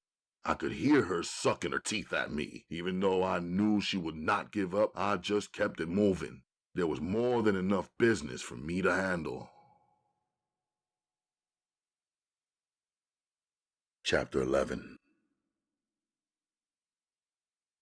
Monday through Thursday, I play basketball at night after my sister and my mom's, along with the majority of people in the hood who don't want no problems, were in a deep sleep. I like the court better when it's empty. Dribbling the ball always releases my tension. Sinking the ball in the hoop makes me feel good about my possibilities.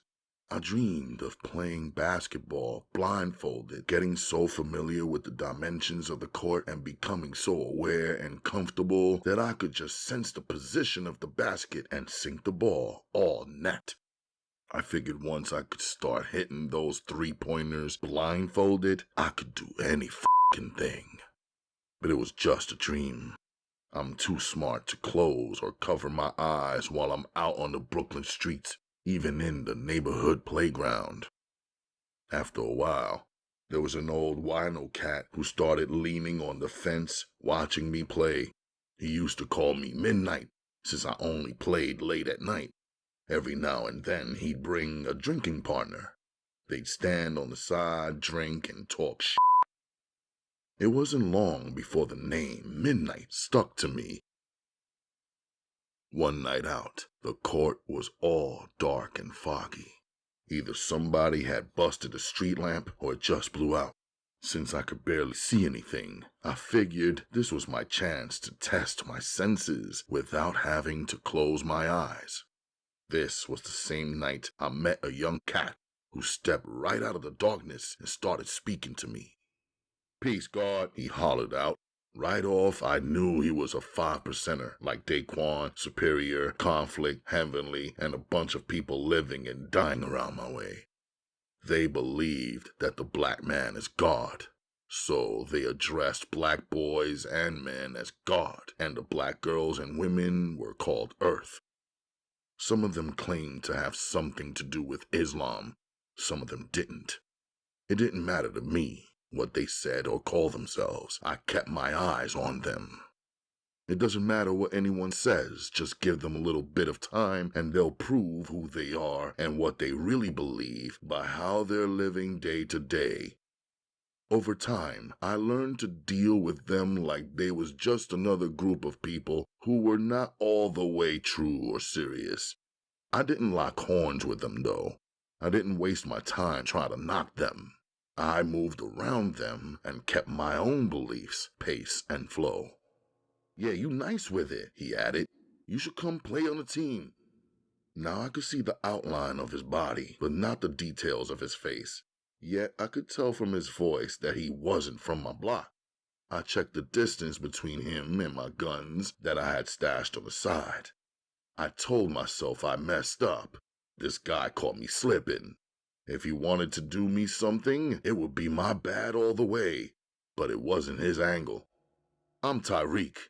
And you?" he asked. Instinctively, I told him Midnight. He wanted me to come up to the school and play on his team. I told him I couldn't because I was busy and didn't have time for everyday after-school practices and a coach running my life.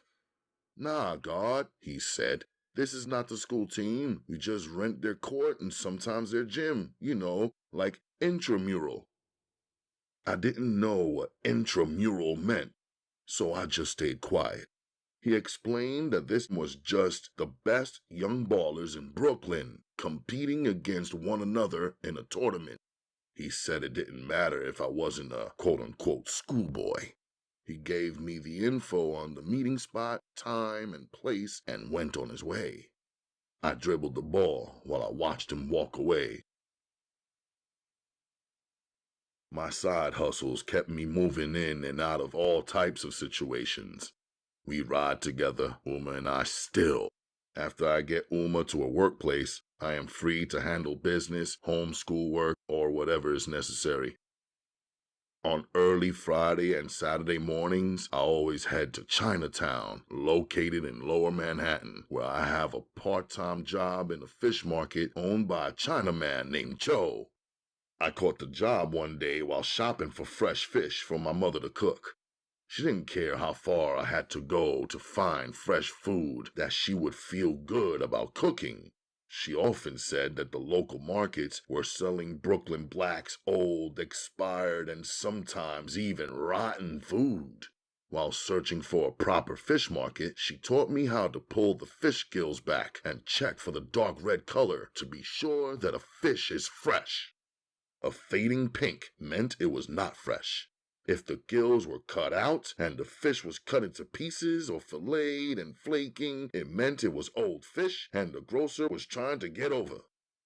If the eyeballs of the fish were bloated or expanded in any way or cloudy, this meant the fish was old. "Flip it over," my mother would say to me in Arabic. "You must check both sides and both fish eyes for freshness." The Chinaman had fish so fresh that some of them were still alive. He'd stick his hand in the huge tank and yank it out. On the scale, the snapper would still be breathing. When I discovered this particular fish shop, I noticed a Chinaman had a picture on the side wall of himself at the helm of a real pretty red 36-foot Raynell fishing boat out on the deep waters of the ocean. I asked him if the boat was his. He pretended not to hear me or understand. They were good at ignoring. I followed up and asked him if he was hiring. He told me the price of my seafood order, accepted my money, and moved right on to his next customer. I was still interested. I had a thing for boats ever since I was accompanied by my father on a business trip in a badass yacht named Ali Salama, cruising across the Red Sea on the invite of a Saudi Arabian prince. In the Sudan, even traveling up the Nile on a felucca was an adventure. It was just the feeling and the freedom that moving across the waters created within me.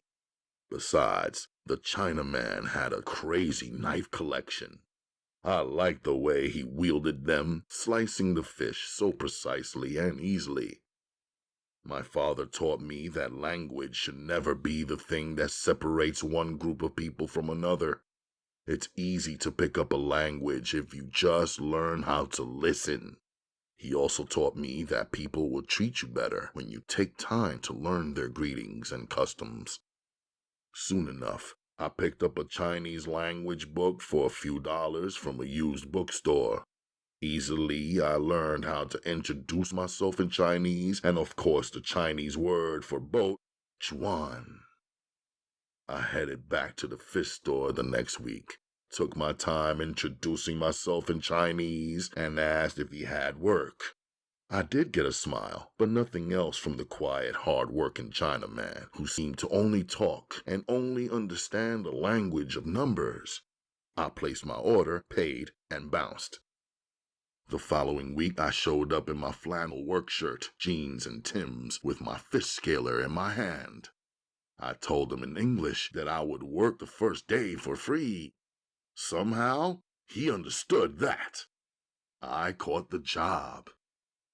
Every Friday and Saturday, from 7 a.m. till 3 p.m., I worked doing everything. Unloading fish from the truck, dropping the live ones into tanks, placing fresh and frozen fish on ice, or scaling, then chopping off fish heads and splitting fish bellies open and gutting them. Chinatown for me was an amazing place that sometimes reminded me of my capital city of Khartoum, back home in the Sudan, where my father had an executive business apartment separate from our estate. Chinatown was all about buying and selling any and everything from Chinese herbs to dried out chicken feet and snake tails, snake oil, clothing, jewels, or restaurant equipment. Every inch of space and property was fully used, nothing wasted, including fish eyeballs and fish heads. I observed short and slim Chinamen making a business out of only 2 feet of space. For 10 hours, they would sell whatever they had to offer. A lot of Chinatown was about language and letters and codes. They spoke a different language, used a different system of letters, and sometimes hung up signs and prices that no one else but the Chinese people could read and understand. On the low, they even had separate prices for the Chinese. I watched Cho switch up the numbers when his own kind came around. I wasn't mad at it, though. I thought it was cool, and the same thing any group of people would do for themselves and their people if they had any sense. Cho warmed up to me, I believe, because I always showed up on time, made no excuses, and worked hard at anything he asked me to do. This was how it was supposed to be, I thought to myself. He asked no questions about who gave me permission to work, my age, or schooling. He didn't request working papers or social security numbers or nothing. We just got down to getting what needed to be done. It turned out that he knew a lot more English than he originally let on. He paid me in cash at the end of each day as if that was all he could be sure of. Maybe I wouldn't show up the next day, or I'd just completely disappear. He paid me a different amount each time. I guessed he was basing it on how he felt about whatever he earned for the day. He never cheated me, so his system worked out fine. I knew that in time he would stop doubting me, and I might even get a crack at chilling in the Atlantic Ocean on his big boat. Eventually, he took me on a tour of the world in Chinatown that existed beneath the dark brown metal doors in a cement ground. These doors, when unlocked, led to a network of basements. Downstairs from Cho's, there were tanks and cages filled with live long black eels, lobsters, crabs, chickens, pigeons, and even cats. A narrow cement underground pathway connected each business on the block to the other. Once we walked past his underground property, we entered the next man's underground space where he was storing unmarked box merchandise. Cho said, "Stay on my side." He explained that the merchants on this strip had an honor system not to tamper with each other's products and a surefire method of dealing with anyone who violated it. I knew what that meant. I had already peeped the short, bald Chinese strongman, his body built like a rhinoceros. In the thick of the winter, he came around wearing only a t-shirt, as though weather had no effect on him. He entered the shop every Friday, surrounded by his deadly silence, and collected an envelope from Cho. I didn't need to see any more than that to know there was some kind of army behind all of these Asian businesses, and that the businesses were forced to pay out protection money. On the way back through the underground tour, Joe pointed out a cement shower stall located on his property with a high-powered water hose and adjustable shower head. He held up a big black bar of soap and said it was the only soap that gets every trace of the fish scent off your hands and body. He said, "My wife hates the smell of fish, but loves to eat the fish." He laughed a rare laugh at his own joke. His laughter evaporated. Then he told me, "This is your locker. Bring your own lock." He introduced me to the only cat in the underground who didn't have a price on her head. She was a black cat with gray eyes named Iso. I asked him why only this one cat was roaming around freely. He said, "He's so good." I checked it all out. I would bring my own lock. I was big on having a locker, a new stash spot, but I didn't plan on showering down there. After work every Friday and Saturday, I would just wash up in the upstairs bathroom to keep my face and hands clean. Then I would shower each time when I got home. It wasn't long before an incredibly unique-looking, young, dark-eyed Chinese girl started eyeballing me. She worked on the same side of the block as me, 4 stores down. I had seen her a couple of times on my way in, selling their merchandise, handbags, hats, and umbrellas. She was very pretty, with big, pear-shaped, dark eyes, high cheekbones, and very long, jet black hair. Sometimes she wore it straight and sleek. Other times she wore it thick and wild. She was always fashionable with a crazy original clothing style. The things she wore were completely different from the items they were selling in her store. With the Asians in Chinatown, there was a big difference between the parents and the children. The youth were hip-hop style like us. She rocked Nike sneakers and always had a girl style in colors I'd never seen for sale before. I suspected she was buying from the kids' sizes because her feet were really small. She seemed sneaky. I figured she was spending her whole lunch break walking back and forth, checking me out. She never came inside the store or bought any fish from Cho. I didn't know what her interest in me was about. I'd be there in my work boots or work kicks, loading and unloading trucks, sometimes wearing a rubber apron covered with fish scales. I liked her subtle mannerisms, like the slow way her eyes moved around, trying to take a quick look. The way she once bit her lip when she caught me catching her staring. The swift way she walked away and disappeared like one of my two green-eyed Egyptian cats from back home named Kush and Kemet. Once she held her pretty hand against the store glass, the tips of her fingernails began glistening with the thin streak of her silver glitter she had painted on. I liked the crazy color combination she wore sometimes. That everybody knows don't go together, but she wore them with such style and ease that she made it look like it was the thing to do. On a snow-filled winter afternoon, she was cashmered down in a cashmere tam, scarf, sweater, dress, and even cashmere sweater stockings. Her dark brown leather boots wrapped tight around her calves and climbed high up her leg, stopping just above her knee. She looked high quality, soft and warm. I could tell that she got at least some of her clothes from the Benetton shop in the village. I had seen a few pieces she wore on display in their window. No matter what she wore, though, she was always styling unlike anybody else. Very original with her clever accessories, sometimes strange hats, selective scarves, driving gloves, or a rough leather belt with an unusual buckle, or just a wicked odd-shaped handbag looking fresh and clean and chilling no matter what the weather or season. On a fog-filled rainy day once, she still showed up to check me. She was beneath a beautiful wooden, crimson Chinese umbrella. She was wearing assorted shades of red, beautifully woven and crocheted into a wicked patterned poncho.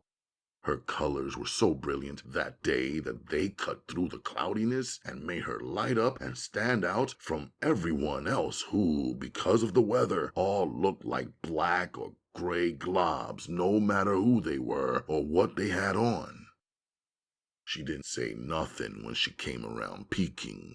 I could tell she was older than me, and I wondered if she ever considered that I was just 14. One afternoon when business was slow, I pointed her out to Cho. She was wearing burlap Gucci shorts in the freezing winter, with heavy wool tights covering her legs, a rough leather belt with the Gucci interlocking G's, butter Tims, and a wool Applejack hat that matched her stockings. Cho quickly informed me that she was Japanese, not Chinese. He said there was a big difference between the two. He said he had only seen her around the block for less than 6 months. He said he didn't know her or her people. "They're renters," he said. From the way he said it, his tone, I sensed that he had a problem with whichever Chinaman took it upon himself to rent a store in Chinatown to the quote-unquote smash. I didn't ask him about her again. It was early December the first time I saw her looking. By the time the new year and then February rolled around, I had never heard her speak even one word. But by that time, at home, I caught myself picturing her in my mind. I wondered if she spoke English or only Japanese. I already knew how to introduce myself in Japanese. I learned it at the dojo from my sensei. I told myself I would walk over and meet her one of these days. She beat me to it and showed up along with a Japanese girlfriend, lounging outside Cho's store 5 minutes before I was scheduled to get off. I had washed up in the bathroom and came out and found the two of them standing there. I gave Cho a pound. He shot me a look. I walked right out past the two girls. They followed me. Out of Cho's sight, I stopped walking and turned toward them. The girlfriend giggled. The pretty one stared. I said calmly, "Hajime Mashite." The one who liked me covered her mouth with her hand in shock at my using a Japanese greeting. The other one started speaking fast, fluent Japanese to me. "Nah, chill. That's all I know. Speak English," I told them. Sorry. Her friend said. Her name is Akemi. She pointed at the pretty one. Can't she tell me that? I asked. She speaks no English, her friend answered. She's only been here for a few months. Her first time to America. Oh, I said. Akemi spoke in Japanese to her friend. She wants to know if she can touch your skin, her friend translated. I stood there smiling about how bugged out her first request and this scenario was. I was definitely not the only black guy in Chinatown. In fact, there were black people shopping and passing through all day every day. Akemi spoke again in Japanese. She said you're so beautiful, the other girl giggled. Akemi blushed. How old is she? I asked a friend. She is 16, her friend answered. Then she asked, How old are you? 14, I said, clocking their reactions. They spoke to each other.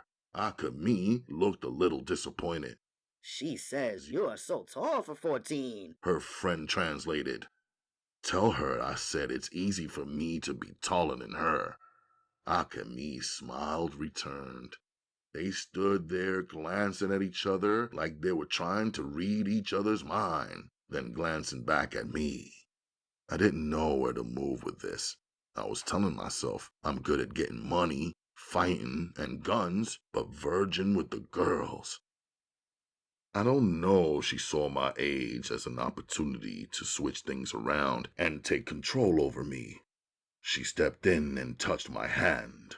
Her off-white skin and clean, unpainted fingernails today stroked me until an unfamiliar sensation ran up my arm and into my chest.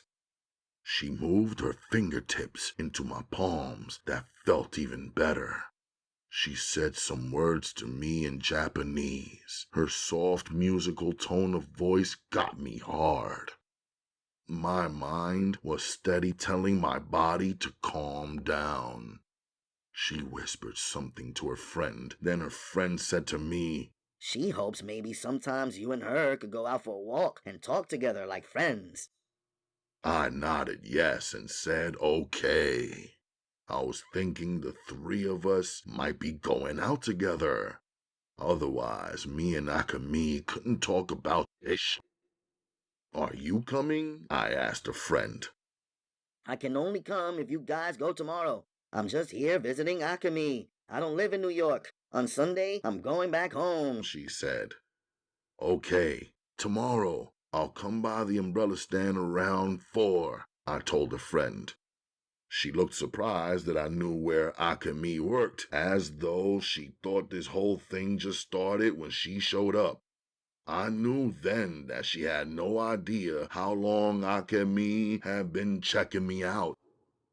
Oh, then you know where Akemi works, she laughed. I've seen her around, I said coolly. Then they spoke their language to each other. Don't come by the shop. Meet us at the bakery on Doyer. Do you know it? Her friend asked. Yeah, it's across from the movie theater. Cool.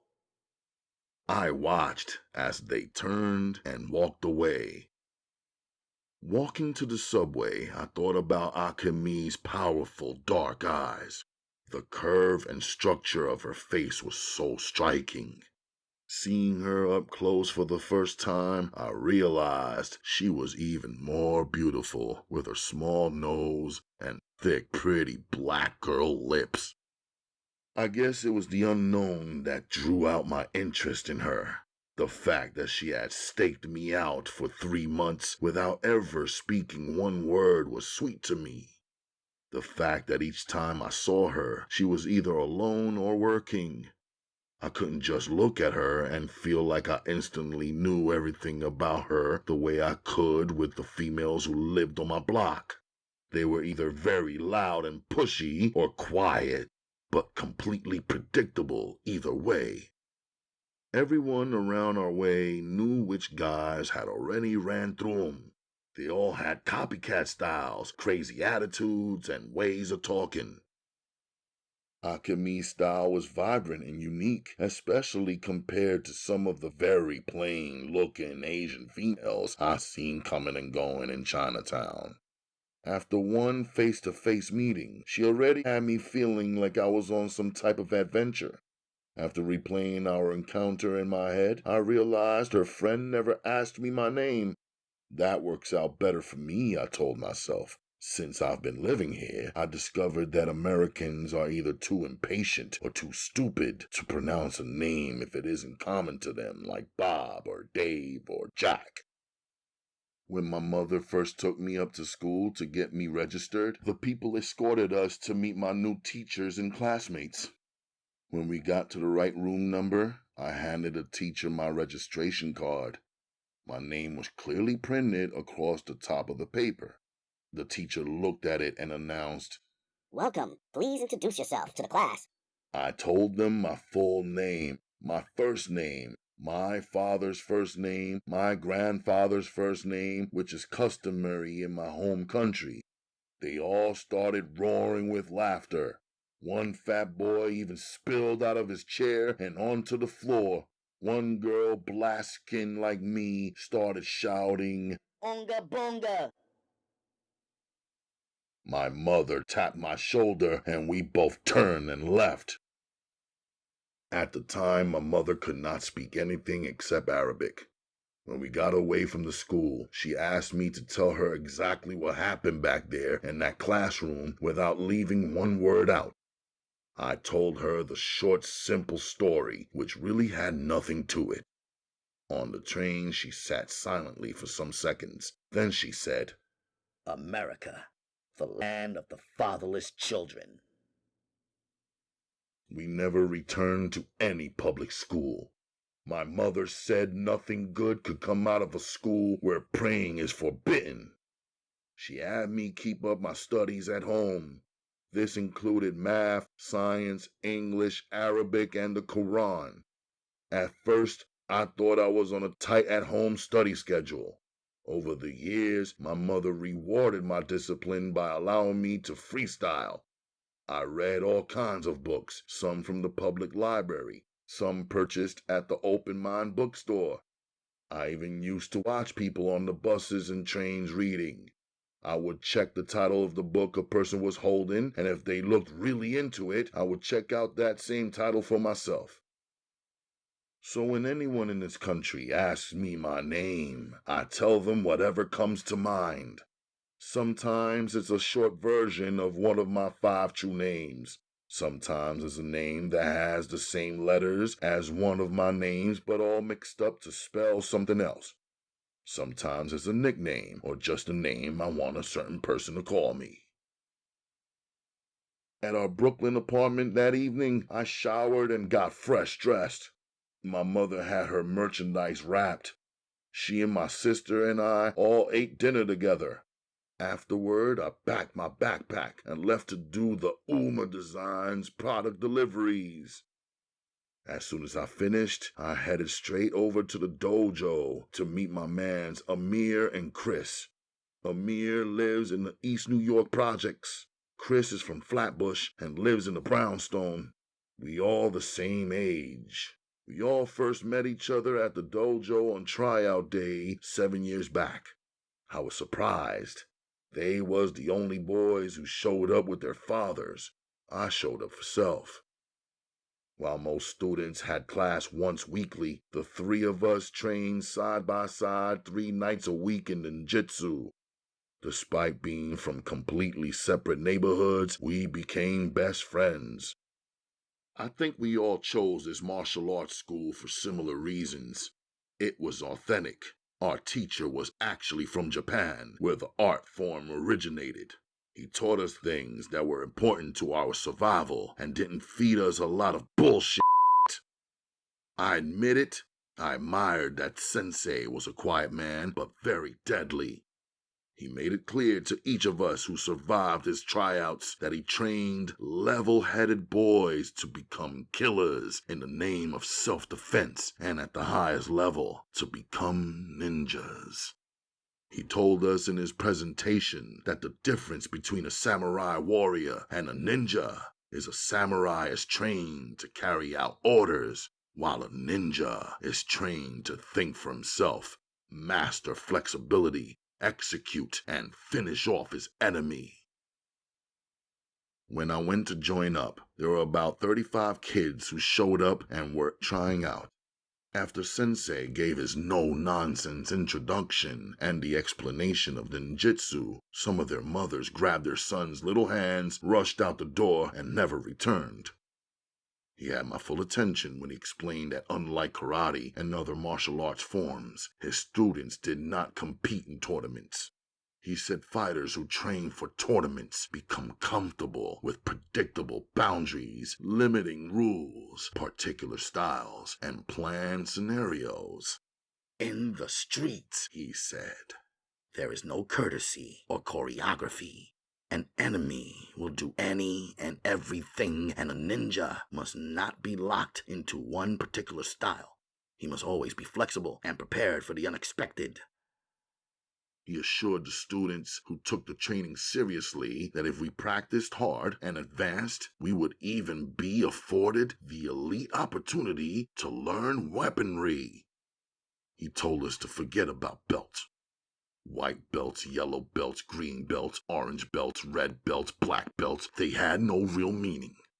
When you become a master, the sensei and the student will both know and acknowledge. He said that only a fool would advertise his skills. It is much better to move quietly and be unrecognized by your opponent. Sensei promised we would learn the points on the human body that were easy to attack and difficult to defend. He told us that to finish off your opponent, there were several tidy techniques beyond the barrel of a gun. Sensei students traveled from throughout the 5 boroughs to get his training. We were all drawn to Asian culture, the weapons, and fighting skills. Up until this point, Chris and Amir, who were always talking about girls, had never mentioned Asian women. I'm sure they would be surprised if I told them I would meet up with 2 Asian girls tomorrow. Usually the 3 of us could speak about anything, but I already knew I would not tell them about Akemi. Deliveries completed. I was walking up the busy Brooklyn block on Friday night, headed for the dojo. I was checking my left side, my right side, and even using the eyes in the back of my head. But I was looking in the wrong direction when Amir leapt out from where he was crouched down in between 2 beat-up old cars. He attacked me. He used the handles from my own backpack to choke me. I ran my moves on him, using an elbow to the head, causing him to loosen his grip. I took advantage and made him fall backward. He broke his fall and charged forward. I was already in my stance, ready for his next attack. This young kid rolled up talking about, "Oh shit! Oh shit!" He appointed himself fight promoter, and a small crowd gathered round, charged up to watch me and Amir kill each other. That time I struck first. There was a series of blows, strikes, and kicks. I got in a few and blocked some. He got in one real good shot to my chin. As abruptly as it all started, we stopped. Amir came down from midair, and we just started walking. The crowd booed. They didn't know this is how we normally do. We had 'em all psyched. As usual, we argued all the way to the dojo about which one of us actually won this encounter. Soon as we reached the place, we saw Chris getting out of the back of his father's car. Friday nights were reserved for beginners, so we stayed out of the way in the dojo. After 7 years of training there, on our nights off, we used it as a meetup spot for us 3, like a community center. Meanwhile, Sensei was patiently instructing a class of beginners. I wondered if we looked that out of balance and hopeless when we first began. Check this out. I met this cat Tyreek who asked me about joining some basketball team that's jumping off over at Boys and Girls High School next Friday night. I told him. What you think about that? What about it? Chris asked. It's some games leading up to some tournament. Y'all want to get down with it? What's the stakes? Amir asked. I don't know, man. I didn't ask. We could hustle up more cash on our own unless they got some kind of real type prizes, Chris said. Yeah, we can't just put in all that work for just one big trophy and some bullshit ribbons and t-shirts, Amir added. You remember what happened when we won that Pee-wee tournament? They only had one brass trophy for the whole team to share, Chris said. We all laughed. Yeah, I had to beat all of y'all down for that one. That's why that piece of junk is still at my house, Amir bragged. Nah, it's at your house 'cause I didn't want it, I reminded Amir. We pushed through the dojo door laughing and cracking jokes behind Chris, who had his basketball. On the basketball court a couple of blocks over from the dojo, we three was known as the Shake and Take Boys because of how we put it down. At first, the Shake and Bake Boys used to run the court over that way, but we beat them enough times that we took their spot, their title, and their money. We wasn't the type of ball hustlers who pretended not to know one another, then beat other unsuspecting players out of their paper. We made it known that we worked together. We never let no other players come in and divide us or pick us onto their squad. If somebody wanted to battle us, they had to bring their three, 'cause our three stayed the same. We three had balled on the same team at local parks for so long that our styles flowed together. I never had to worry about passing the ball and Chris not being on point. Chris had what the girls call the baby face. It must have been true, 'cause other players used to underestimate him all the time, double team me and leave him wide open. He could sink it way out from the deep wings of the court. So me and Amir used to feed him unpredictable and slick tag passes. He stayed alert, played great defense, got good looks, and didn't panic under pressure. Amir was nice and smooth with his three-pointers, plus mad nice with the layups also. He was a showman who was dedicated to making any of his moves look good. He liked to humiliate his opponents, which he did often. He hated punks who called fouls, 'cause he loved knocking players over and respected them more when they tried to knock him over too. If they wanted to fight about it, Amir used it as a chance to practice our fighting skills with untrained street fighters. Known for being completely silent on the court, the most swift, and for the way I handled the ball, anything the two of them couldn't do, I picked up the slack. Whenever a few dudes seen us running the court at the park, they came up with a challenge. Amir always sets up a bet. We always win. Niggas can't handle loss, even when it's fair and square, and the older the cats, the more they tend to bitch and moan. Most of the time, we three gotta fight. We didn't hesitate. We battled like Brooklyn. We held our own and collected our money. Chris was like our treasurer. He held on to the bulk of our winnings, minus a couple of slices of pizza and drink. We agreed that we was gonna save up to buy a car when we all turned old enough to get our licenses. Chris wanted a Pontiac Sunbird. Amir wanted the Fiero GT. I had my eye on this meat and pretty Porsche I saw at the dealer. Seriously though, we all knew that chances were we would end up dropping a few G's on a used bomb and taking turns driving or riding together. This night, the teens who showed up to challenge us didn't have no money. They rejected Amir's bet and wanted to play for fun. Amir laughed at their broke asses and told them to step off.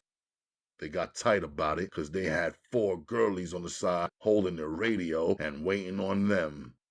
These cats would not move off the middle of the court. Chris knew shit was about to heat up, so he waved me and Amir over talking about, "Fuck it, let's bounce. There's no money here." Chris was like that.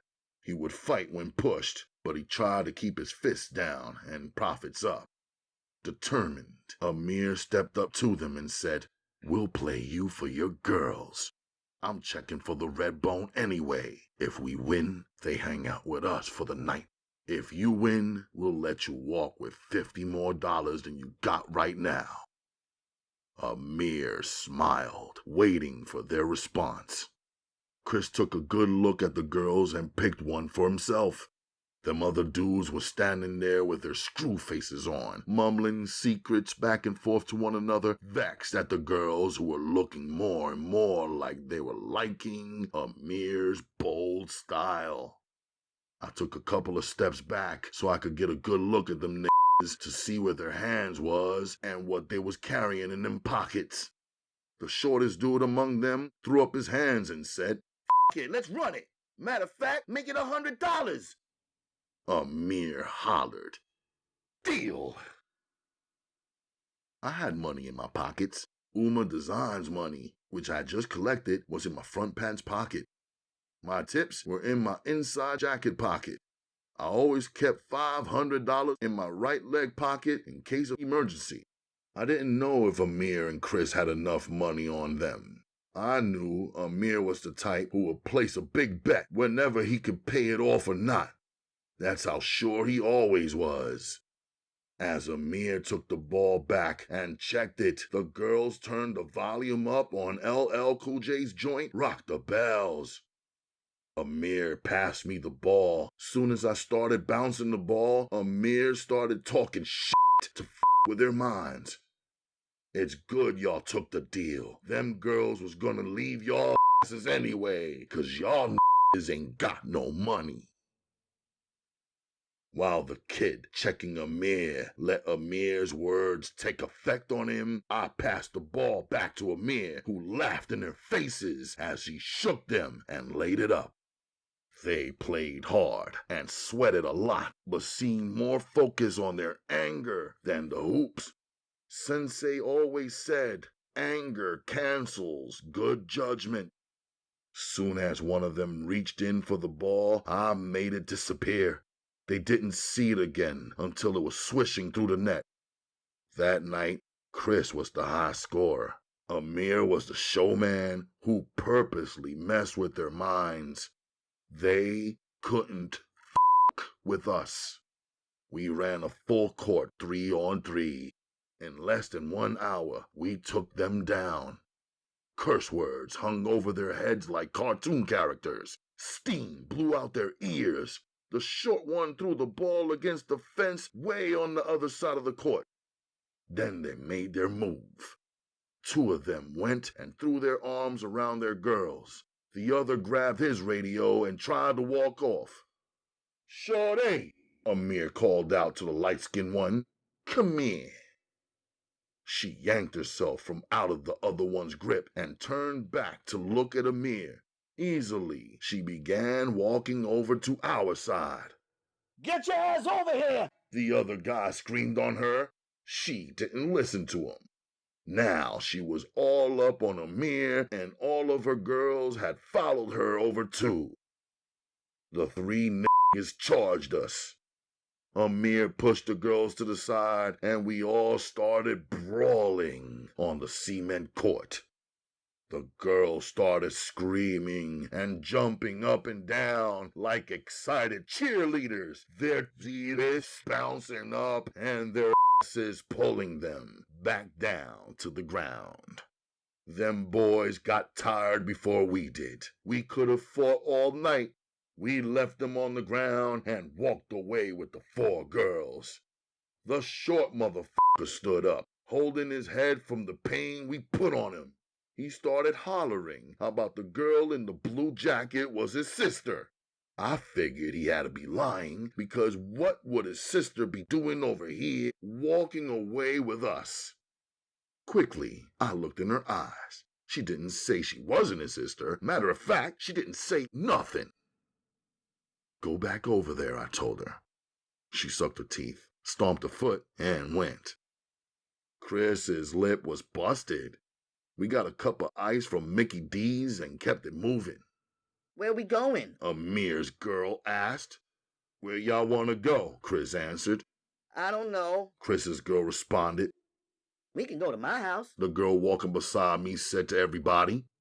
"You think we want to hang out with your mother at your house?" Chris asked her sarcastically.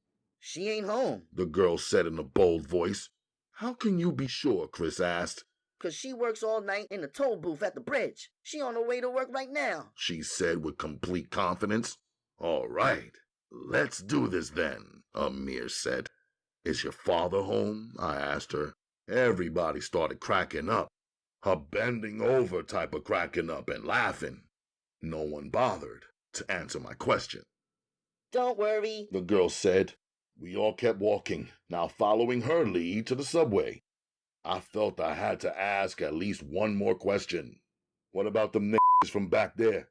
Do they live around your way? I asked. My boys stopped walking. They were getting focused now and waiting on her answer. I could see that Amir not understood where I was headed with my questioning. I wasn't one to walk into a setup. Why should we give them boys time to get locked and loaded? I didn't want to catch a case on some bullshit. "Them niggas," the Redbone asked, as if she wasn't just associated with them 5 minutes ago. "We don't know them niggas," Chris's girl added, then laughed. "We met them on the train ride up here," the girl walking beside me said.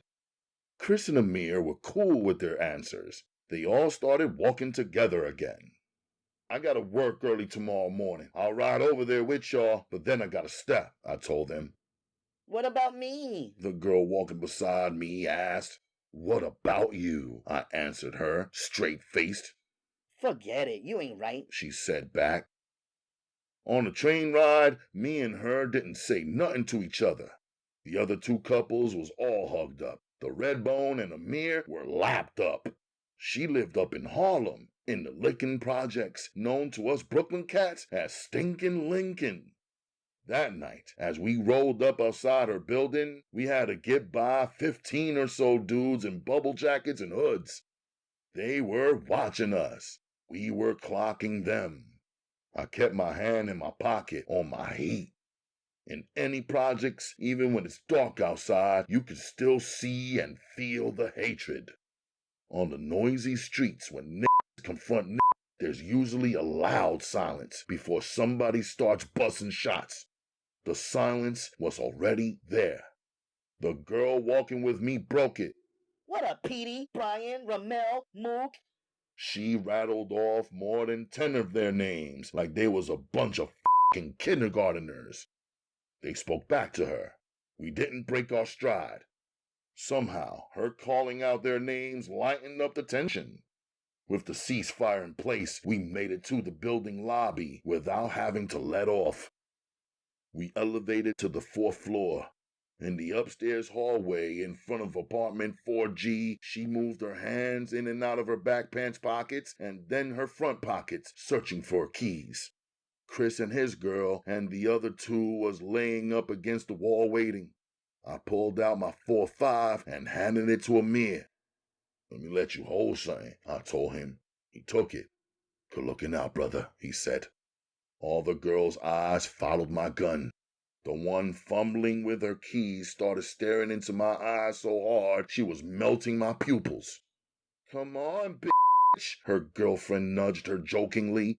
She found her keys, lost through a hole inside her jacket pocket. As she opened her door, they all pushed inside.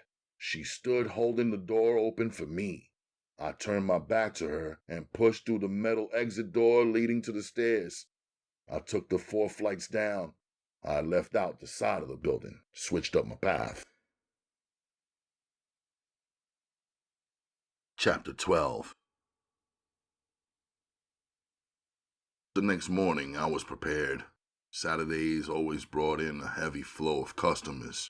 Some people realized that fresh seafood is always delivered on Friday. So on Friday, I spent a lot of time unloading and moving boxes and barrels and buckets. And Saturdays, I spent a lot of time scaling, cutting, clipping, and gutting fish. Routinely, on those kinds of days, I covered my head with a bandana. I put on some welding glasses that I used to keep fish scales and particles from flying into my eyes. I had on my work clothes, a raincoat, and an apron on top of that. I'm sure I was looking crazy and exaggerated, but I was quick and thorough at my job. Around 3 o'clock, I washed down my counter. I headed down to the basement. I had brought and stored a change of clothes and some other items in the locker. Since I was going to meet the girls, I was going to take advantage of the convenience of the basement shower stall for the first time. The water was good and hot, but the air underground and the floor was both freezing. I guess Cho never had to worry about anybody trying to live down there since it was more freezing than outside. Fresh, I spotted Akemi even when I was halfway down the block from the bakery. It was the way she stood up in those heels. For the first time, I noticed that Nikes on a female's feet don't have the same magic as heels do.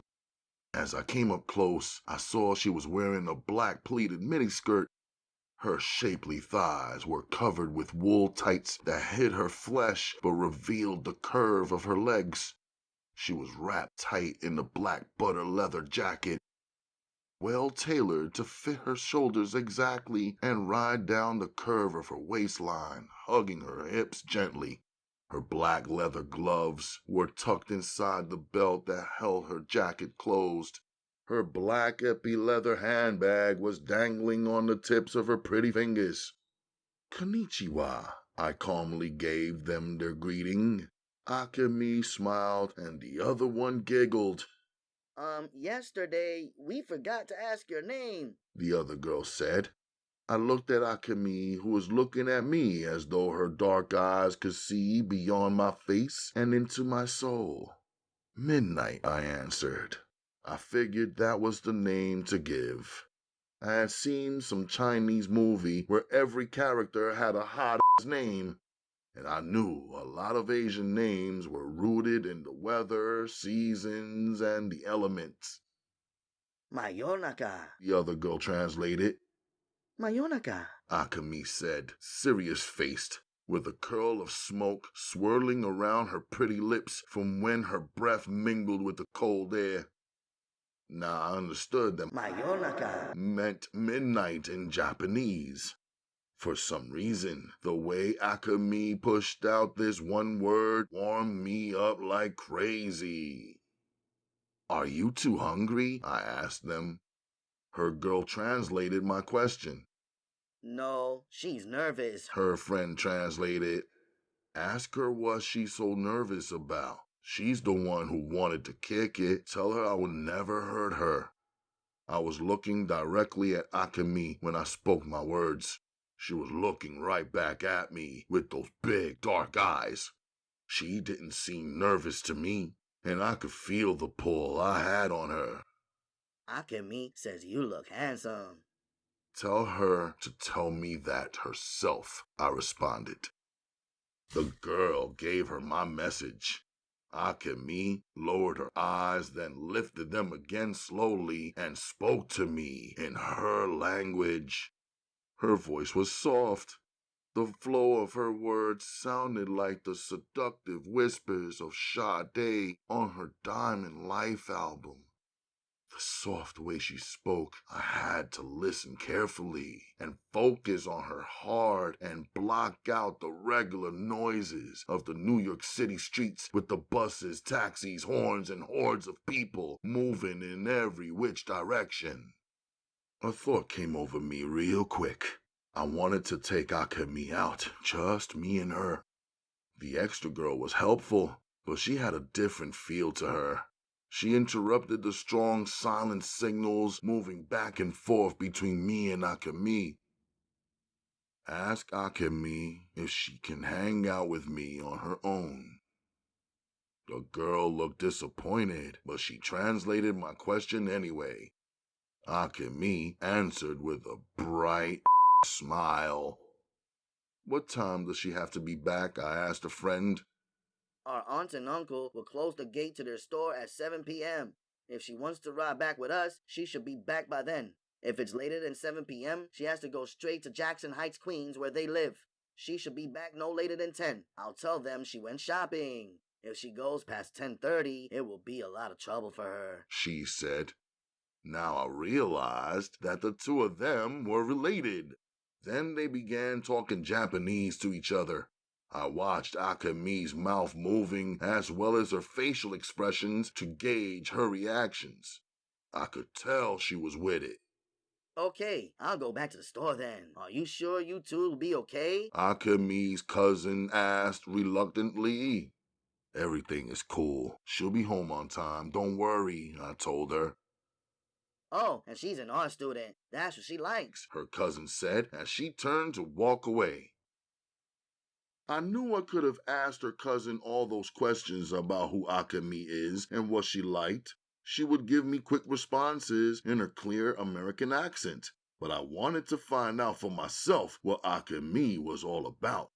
Besides, I was attracted to Akemi's Japanese accent, which sounded so much sweeter in my ear.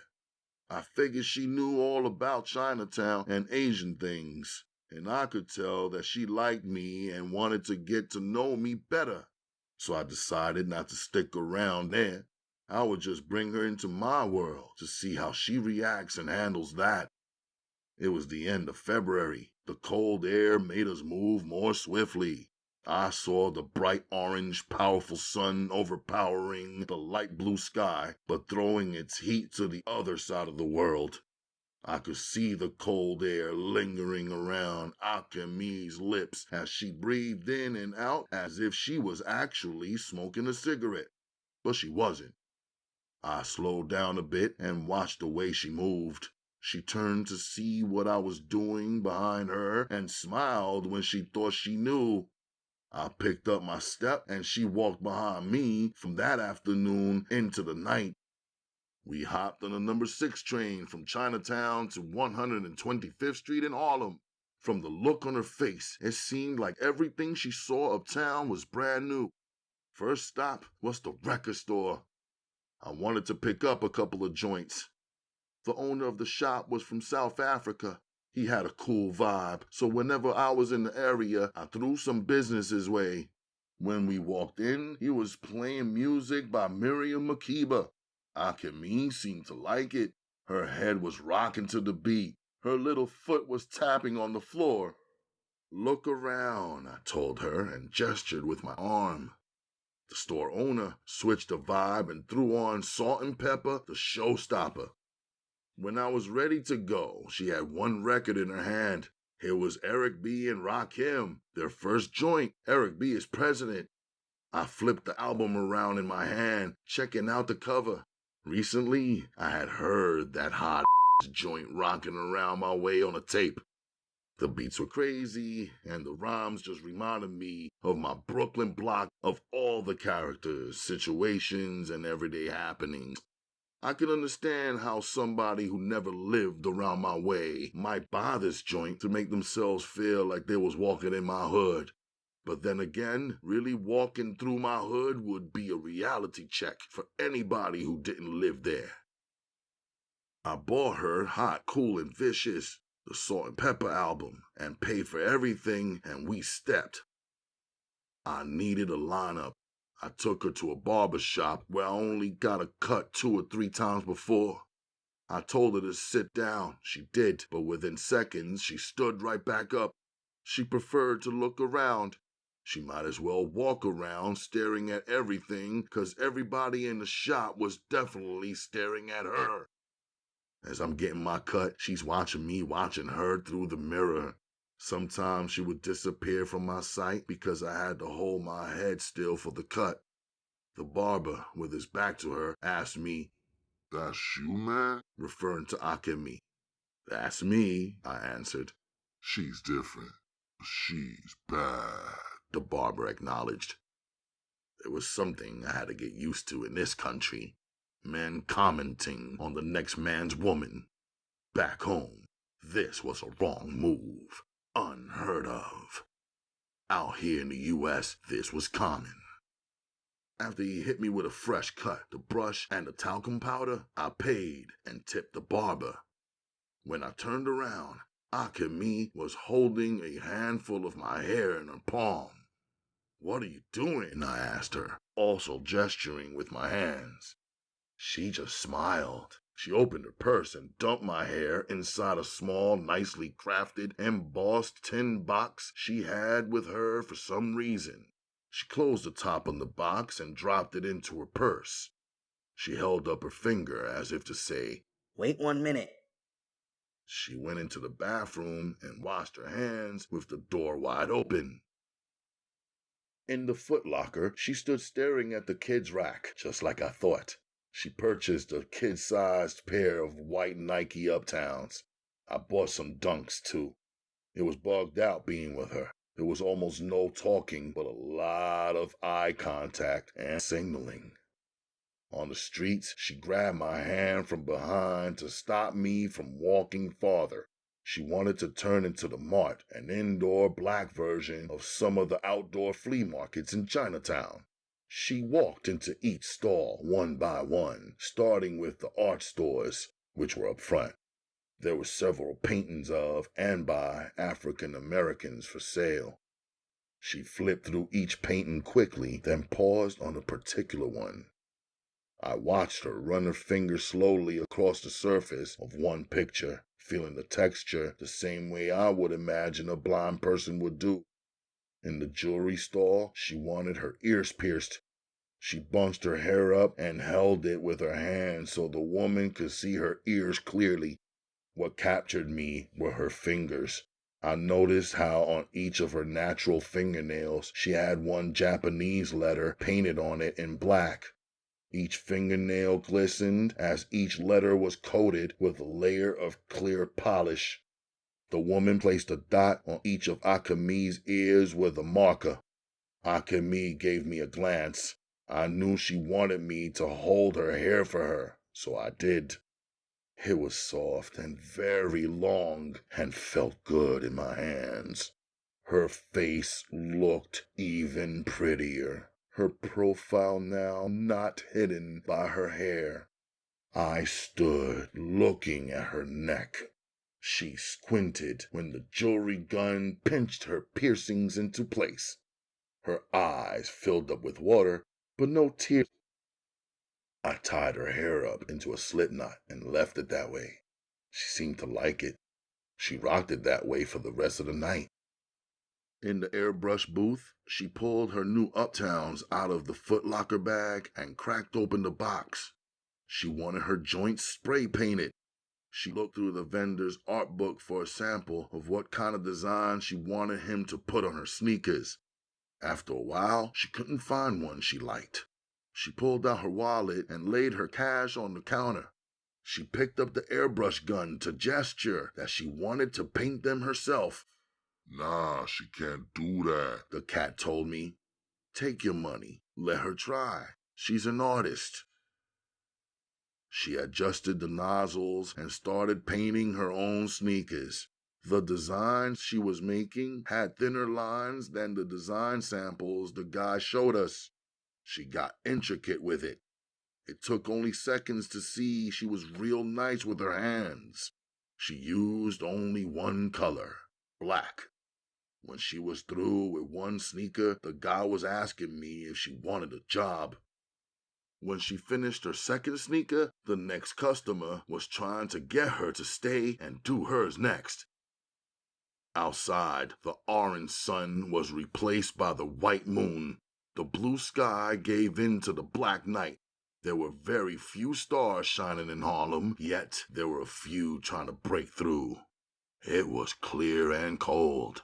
The sidewalk vendors lined the whole of 125th Street. The people were still out walking, talking, dancing, and kept it moving. I was feeling hungry. We walked across 7th Avenue. Akemi's eyes searched the buildings, into the windows, empty lots, churches, and alleys. We ended up at a spot named the Jamaican Hot Pot. We sat down at a table. I ordered chicken curry for her and stewed chicken for me. In the men's room, I washed my hands and face. It didn't look or seem dirty, but every New Yorker knows when you ride the trains and walk the New York City blocks, the dirt just accumulates. I brought a wet napkin back to our table and cleaned Akemi's hands. Her fingers were slim and soft and relaxed into mine. She just sat watching me intensely. When she first tasted the curry sauce, the Scotch bonnet pep made her eyes fill with water again. She ate some of the chicken and all of the cabbage and carrots. While sipping on some carrot juice, she began to draw a picture on a white cloth napkin, using an unusual marker with a long point shaped like a paintbrush. After some strokes, I was surprised how I could really see my own resemblance in her drawing. She held the cloth up and drew a smile out of me. Then she laid the cloth out flat, went into her purse, and pulled out a thin-tipped red marker.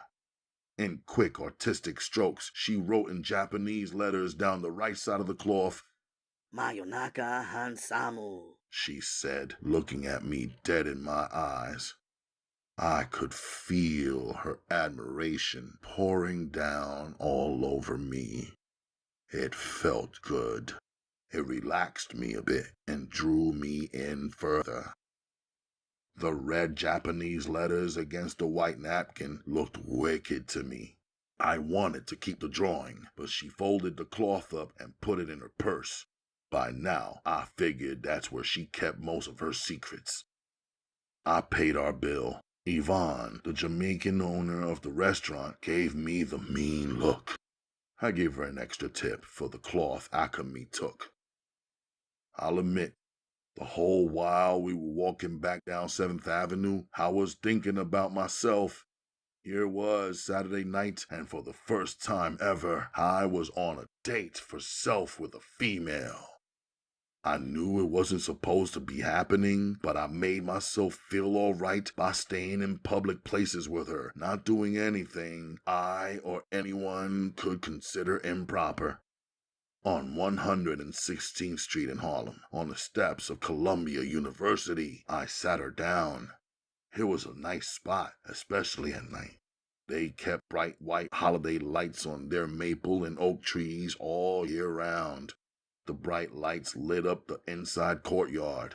Students from all around the country and all around the world and New Yorkers moved back and forth and sideways across the campus from building to building, some of them chilling on top of statues, some of them chilling behind statues, some of them seated to the side on the steps with their books piled up next to them. Others were gripping hot cups of coffee or buying hot cocoa or tea. This was a place I came every now and then because this was a place where my father had been and spent a lot of time studying and socializing. I would sit here alone sometimes, thinking of answers to my own questions first. Then I would think of what my father's answers and suggestions would be. Sometimes I would wonder if I was standing in the same space where he had actually stood several years ago. Akemi did not seem to mind our silent date, but now I really did have things I wanted to ask her. So I just started talking aloud to her as if she could understand me. How are you feeling right now, and what are you thinking? I asked her in English. She watched my lips. There was a pause. Then she started speaking to me in Japanese. Of course, I couldn't understand one word. I realized she didn't understand my question either. So why did you watch me for 3 months before you finally said something? I asked her. When I finished speaking, she began speaking Japanese again. What were you looking at anyway, and why do you like me? I asked her. Then she spoke Japanese again. Do you have a boyfriend? Have you ever been touched by a man? I asked, feeling comfortable speaking this way to her because I knew she couldn't understand me. She said something else back to me in her language. What do you want anyway? I asked her. She began laughing a little. Then she kept laughing a lot. Her shoulders were shaking. I started laughing too. I don't know when I last laughed so hard. This was crazy, I thought to myself, but I like her. I like her a lot. Damn, I wish you could speak English, I said, laughing and frustrated. She stood up and smiled deviously, put her hands on her hips, and said, Speak Japanese. I stood up and pulled her by her hand. Her palms were soft like butter and warm. Over at the vendor's, I bought her a Columbia University hooded sweatshirt. When I gave it to her, she smiled like I had given her a brick of gold. She went into her purse once more and came out with a folded shopping bag. As she opened up each square of the bag, I could see that it was made with beautiful decorated heavy paper with gold twine for handles. I thought to myself how she seemed to be a female who plans and thinks ahead. Everything she wore and possessed, down to the smallest items, seemed to be carefully chosen. She paid close attention to details and preferred everything she wore, used, and surrounded herself with to be unique. It added to her elegance. She placed the Columbia hoodie into her shopping bag. At 5 minutes to 10, on a Queens corner in a tree-lined residential neighborhood of medium-sized houses, we stood still in the dark. She was looking up at me. I was looking down at her. She stepped inside my leather jacket, standing close to my body, but not touching it. I didn't need my jacket no more, because in the cold air, my body was consumed with heat. She reached up and touched my face like I was one of the African paintings whose texture she wanted to feel. Her fingers settled on my lips. I didn't move. She pulled her hand back and stepped back a little. I got mad at myself for hesitating. I picked up her bags, ready to carry them to her house for her. She held up her hand to gesture. No. Gently, she took her bags back and started walking away. I followed her instinctively. She turned back toward me and said, Sayonara. I knew that this word meant goodbye. I turned and headed back to catch my train to Brooklyn. My body was hot in Queens, cold in Brooklyn, and warm inside my Umma's apartment. When I walked through the door, my mother took one look at me and said, You met a girl. I tried to play it off. It was crazy how she always just calmly stated the truth. She didn't even bother to put it in the form of a question. It was like she already knew and didn't need me to confirm or deny. Stalling, I took off my jacket and loosened my laces, stepping out of my Nikes. No matter how long I delayed, I knew I could never escape Umma's intuition. My 7 years young sister laughed at how easily I was exposed. I met 2 girls, I said, telling the truth but trying to throw her off. Which one of them made your face light up this way? She asked. What about my face? I dodged. Umma smiled and stood staring. I knew no matter what I said, this conversation would end up meaning the world to her. She was clear and strong in her Islam, a Muslim woman of the highest degree. Umma never lowered her standards. She considered America the land of women with no honor. So I chose my words carefully. She just came into this country 6 months ago. She does not speak any English. I met her at work. We are friends, I said to Umma, speaking only in Arabic. My sister Naja hung on every syllable, fully aware of Arabic and English. You are leaving some things out on purpose, Umma said coolly and confidently. What things? I dodged again. She's not a Muslim, or you would have said that she was. She is very beautiful to you, and that's why the light is spilling out of your eyes. You 3 are friends for now, but you already know that one of the 2 girls is very special. I just hugged Umma instead of offering her my words. My sister wiggled her way in between us, and that was okay too. It was late Saturday night. In our family embrace, I said to Umma, Akemi. Her name is Akemi. Umma repeated softly. Akemi. Alone in my warm bedroom, I dashed my window open to bring in a stream of cold air. As I did my push-ups, voices from the streets below also came rushing through. My thoughts spanned from Umma to Akemi, from New York to the Sudan, Islam to the unbelievers. Surely I know who I am. Yet the reality is I am living here, I am young. The niggas on the streets consider religion a trick and a weakness. The believers are seen as the duped and the hustled. The Holy Quran, which is the absolute law where I was born, is nothing more than unknown or useless poetry in the eyes and ears of American youth. I already knew from listening to and observing these American chicks, they don't give a about female honor. They any random stranger who looked good to them and switched boyfriends like they changed their hairstyles. They definitely gave less than a about marriage. It wasn't even a consideration. In the Quran, I read an ayat in a surah that said Allah knows the count on your womb. In Islam, it mattered a lot if a woman laid down for a man, her relationship to him, and under what circumstances.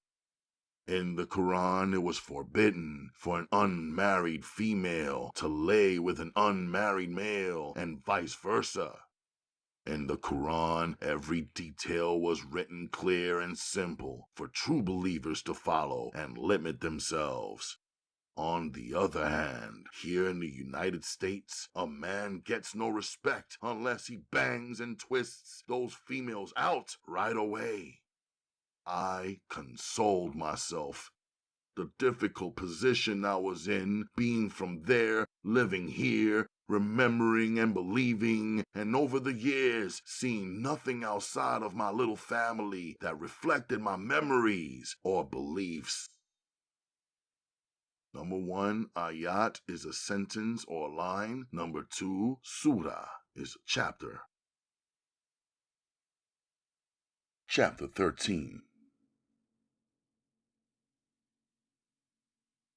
Guns and girls. I keep them separate. Amir showed up to the dojo Monday night with Redbone on his arm.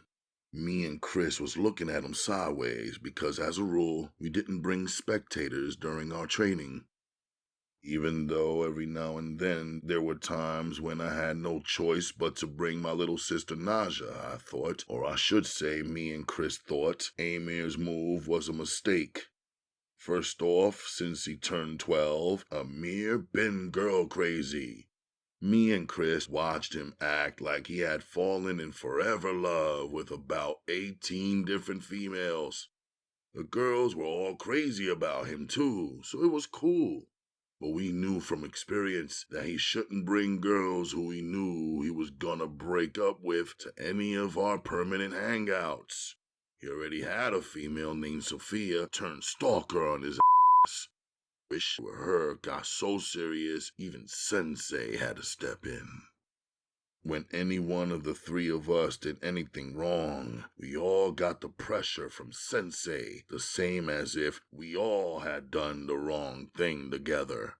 Sensei told us in private that it wasn't enough to master the fighting technique. We had to master our desires for women before the women master you. I looked at Amir all wrapped up with Redbone. Long weekend, I joked. Me and Chris both laughed. Our training takes a lot of concentration. Out on the floor, we stretched and worked on katas and rollouts. Later, we sparred at Sensei's demand. He kept the fight scenarios flipping like a quarterback calling out complicated plays. He never allowed us to get used to one sparring partner. I knew I would be out on the floor sparring one opponent. Next thing I knew, I was surrounded by 3 more attackers. For half an hour, I would be in the defending position. The next half hour, I would be one of the attackers. Some of the fighters and students in our dojo were our age. Others were full-grown men. The challenge kept my blood pumping. Through it all, I kept feeling Redbone's eyes moving on me. I wanted to believe I had her wrong, but I knew I had her right. Toward the end of the season, me and Chris sparred each other while Amir and the next student sparred also. When our class finished up, I pulled Amir and Chris to the side. "You got my piece?" I asked Amir. Nah, but we could go pick it up now, he answered. Nah, bring it here Wednesday night when you come. But don't bring her, I told him. She's cool, Amir said nonchalantly about Redbone. Yeah, she's cool at any place except the dojo, all right? I asked, but it wasn't really a question. She wants to get your phone number anyway, Amir said casually. What? Chris jumped in before I could even make sense of what Amir was asking me. Then Amir started laughing. Don't be stupid. She wants your telephone number so she could give it to homegirl from the other night. The three of them are used to doing everything together.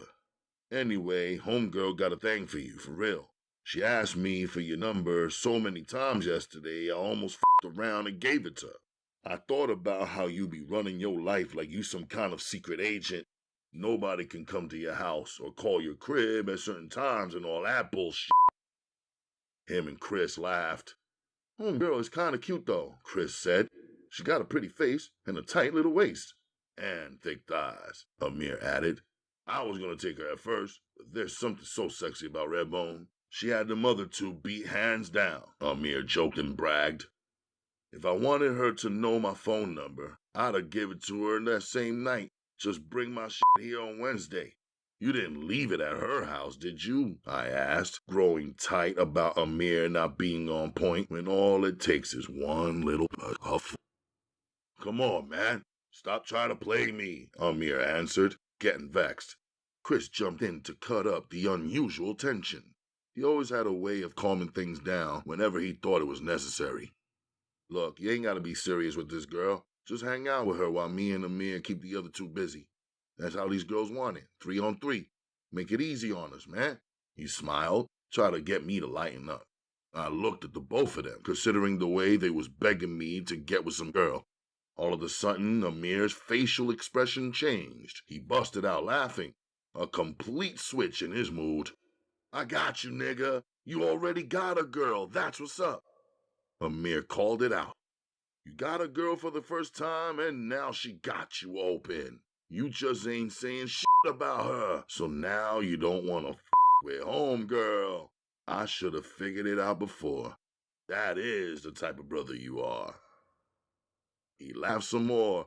There was a short pause before he offered some more of his take on the situation. That's how you do it, man. One at a time, huh? Amir leaned in and teased, while Redbone, who we told to stay over there, was slowly creeping closer and closer to the area we were standing. Well, let me tell you something, Amir said to me. You got 2 eyes, 2 ears, 2 hands, 2 legs, 2 feet, 10 motherfucking fingers, and 10 motherfucking toes. Now Chris was relieved too, and laughing again. I never answered Amir or Chris. My smile at Amir's words just cut through naturally. See you Wednesday night, I told him. Realistically, I didn't consider Akemi my girl, but in between the hundreds of things I had to do, I found her popping up in my thoughts and remaining there. I planned to see her at the end of the week again when I went back to my weekend job at Cho's on Friday. But now my thoughts of her were turning into an unfamiliar craving. I was feeling like a week was too long. On Wednesday, I made 2 Manhattan Umma Designs deliveries. So afterward, I decided to stop by Akemi's family shop and check her. I was not sure if she even worked on Wednesdays, but I was about to find out. I wanted a chance to see what was up with her family. I got curious why her cousin said for me not to show up there at their family store. I found myself catching feelings for Akemi. I had to be sure she wasn't trying to diss me by keeping me away from her relatives, her job, and her home. As I came up the subway steps onto the sidewalk in Chinatown, I joined the heavy New York crowds of walkers. 1 block down, as I turned the corner, I saw Akemi walking in the crowd headed in my direction. It was a gray day. She was wearing a designer scarf on her head, with the rest of her long hair falling onto her back. The pretty pastel colors made her glow. She had on a cobalt blue patent leather trench coat, trench-style jacket today, It was close-fitting, hugged her shoulders and laid across her breasts with a belt drawn tight against her small waist. Jeans and another new pair of Nikes with dark blue soles helped her to step lively through the dirty New York streets. She didn't see me approaching and seemed lost somewhere in her own thoughts. I wondered if I walked right past her, would she notice? Tucked underneath her arm, secured in her pit, was a large portfolio. In her other hand was a small purse. It matched her jacket and dangled from her fingers on a short handle. Within seconds, I walked right by her in an uneven crowd of 9 or so people who just happened to be moving in the same direction. I didn't look back. 3 seconds later, she grabbed my wrist. When I turned, she had a penetrating look and a warm, welcoming smile on her face. She pointed to her watch. She gave me the come on sign with her hand. I didn't know where she was going, yet I followed. Back down in the subway, we were on the downtown platform waiting for the trains headed to Brooklyn. This worked out for me. I had almost 2 hours left before I needed to be at the dojo. As the train jerked, she loosened up her jacket and pointed to her t-shirt. It had the words Pratt Institute written across it in bold letters. I didn't know where or what that was. I knew enough to know she was trying to say that that's where she was going. Staring into her dark eyes, I thought about how I had to teach my mother English word by word.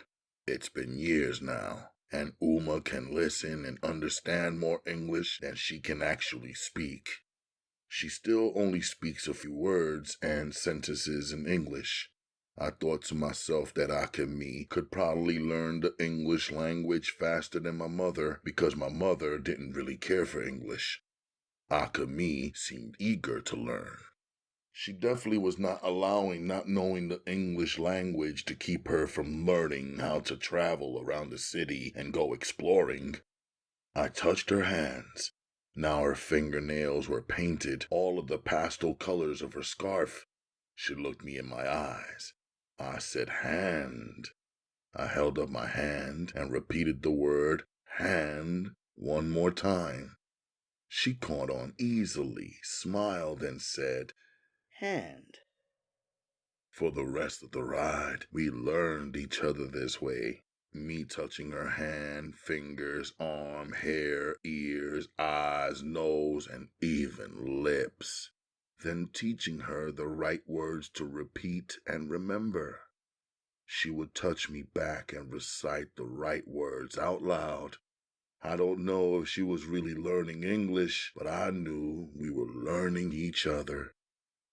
We got off in downtown Brooklyn. It was crazy how in the winter you could go down in the subway in the light of day and in less than a half an hour walk up into the dark of night. We ended up over on Willoughby Avenue at Pratt Institute. There was a bunch of people there, all in a hurry, young but older than both me and Akemi. I noticed a lot of females dressed in varying styles. It seemed like they'd made up themselves. Some of that shit worked, and some of it looked a fucking mess. As she led her way to her classroom, I stopped right outside the door. She grabbed my hand and pulled it towards herself as if to say, Come in. I didn't come. I pulled back and said, Sayonara, the word she used the other night in Queens to separate herself from me. She reached out for my hand again and bowed to me. Her head was down. Then she lifted her eyes up and fixed them on my face. To see her bow to me gave me a crazy, heated feeling. I followed her in, knowing I could only stay for a little while. On one side of the huge class, there were chairs with desks attached to them and a blackboard. On the other side were a bunch of easels, paints, brushes, and pencils and papers of various sizes and types. I sat at the desk next to hers. At 6 o'clock sharp, a young woman who walked in with the authority of a teacher entered and stood at the front of the class. She talked some. I wasn't really listening to her. Instead, I was inside my head thinking about how I could go to a school like this with grown-up people who minded their business and just showed up to learn. I liked the way the class was taking place in the evening and people seemed like they came because they wanted to and not because they were being forced. I noticed her moving toward me. This slim white woman with brown hair, the teacher. Are you our model for today? She asked. I know I've seen your face before, she said, focusing everyone's attention on me. I didn't know what she was talking about or what she even wanted. I'm just here for a minute. I'm a friend of Akemi's. Matter of fact, I'm about to leave right now. I stood up. Akemi stood up. The teacher faced Akemi. It's okay, Akemi, I understand. He's a friend of yours. We won't undress him then. The class laughed. Akemi didn't. But I'm sure I've seen that face before. It's a fantastic face, not to mention your body. You should consider modeling. The teacher reached out to touch my chin. Akemi stepped in between the teacher's hand and myself. Everybody in the classroom knew what that meant. Some of the students laughed. One of the males said, "Ooh," and the teacher moved on. A female rushed through the door, out of breath.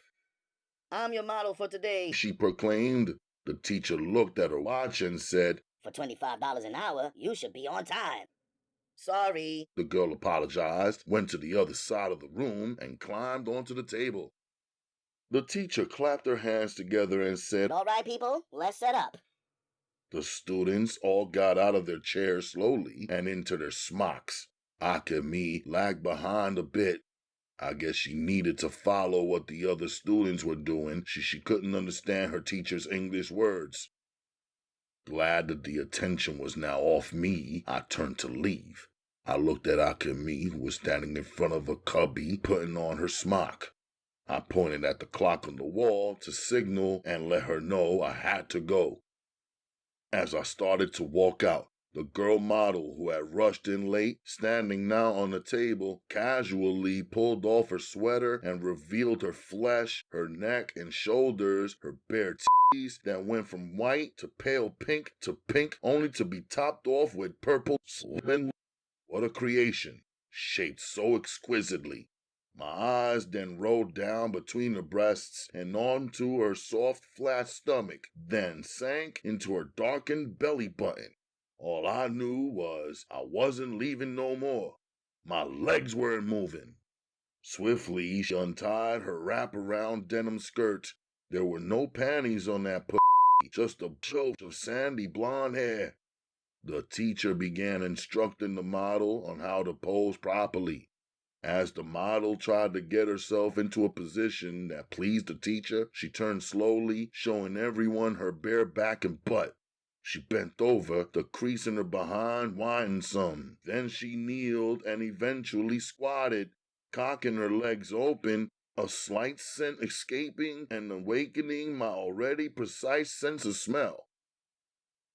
The students, 8 males and 10 females, whose backs were all to me, faced their easels and the model. Nobody was saying nothing. They took her newness like for them it was an everyday thing. Now the teacher was back on my case. You're welcome to stay, she said to me sarcastically with a sly smile and her arms folded across her chest. The students turned toward my direction and began laughing once again. Akemi, with a brush in her hand, just watched me closely with no judgment, simply observing my every move and maybe trying to read my thoughts. The intensity of her eyes unfroze my feet. Swiftly, I left. In the cold breeze, I broke out in a hot sweat. This was the first time I had ever saw a completely naked woman up close and in real life in all of her details. There was no doubt that I felt what I saw. I started thinking crazy thoughts, like how come a girl can have straight hair on her head and nappy hair on her easel, or red hair on her head and a blonde joke between her thighs? And if this is how good a white girl looked naked with a small, soft-looking white behind, then what did the black females whose hips were wider, breasts more juicy, hats more bigger, looked like fully exposed? I kept seeing images of the gap between the girl's legs when I looked at her from the back. Every time I thought about it, I would never see the model's face or even remember what her face looked like or the shape of her nose or color of her eyes. I just kept seeing her body parts one by one, like a slideshow in my mind. Before the dojo, I dipped into the arcade. I played a few games of Street Fighter to try to get my mind back in the right position. There was no way I would be able to concentrate otherwise. The whole scene back there reminded me of something Umma once said concerning why me and Naja were not allowed to have a television in our Brooklyn apartment. She said, "No outsiders should control what my children see. Once you show a child certain things, you can never snatch that image back." I remember thinking that she was being too strict. Now I at least understood what she meant. Luckily, when I was 13, after the fast of Ramadan, she bought me a television as a present. She said, "There is nothing in this box that isn't happening right in front of you on these streets. You are becoming a man now. I have to believe that your father and I have raised you to separate yourself from evil." Naja, on the other hand, was still not allowed to watch. She was only 5 then. "Your sandwich is in the bag," Amir said, handing me what I knew was my joint. I put it in my gym bag and locked it in the locker in the dojo. After our training, me, Chris, and Amir hooked up. As we chilled in the back of the dojo, Sensei rolled up and asked me to step inside his office. Chris and Amir looked surprised. Sensei had never singled one of us out before. If one of us f***ed up, we were all expected to hear about it. "It's your time now. I know you are ready," Sensei said calmly. He was standing behind his desk. His 7 words hung one beneath the other, mounted on the wall behind him. His deadly hands and knuckles gripped the edge of his desk. I wasn't sure what he was getting at. I knew not to interrupt whatever it was he had to say. "Your weapons training will begin next week," he continued, searching for my reaction. "Domo arigato, Sensei," I responded in my very limited Japanese, thanking him very much in the respectful way that we were taught to speak to an elder, teacher, and master. I was showing no emotion, but was very excited inside. Learning the Asian-styled weapons is what had drawn me here in the first place. But Sensei's stringent standards and expectations were high and had kept him from teaching us weapons for the past 7 long years. I felt good that he thought we were now prepared. We had all trained so hard. Over the years, me and Amir had never missed a practice. Chris missed practice every now and then because his father is a reverend who sometimes made demands on Chris's time. "Just you," Sensei said, as if he could read my thoughts. "My other 2 students are not ready yet." His words hit me hard. I stood still, weighing Sensei's words in my mind. "Chris is still a follower. Amir is a strong fighter, but he has a lot of work to do on his discipline," Sensei judged. I thought about how in all of these years, us 3 never allowed anyone to say anything f***ed up about each other without a fight. I was trying to accept that this conversation and criticism of my 2 best friends was not meant to be an attack on them that required my loyalty or my foot to the face or head of the man who was my teacher. Sensei and I had a few rough times like this one before.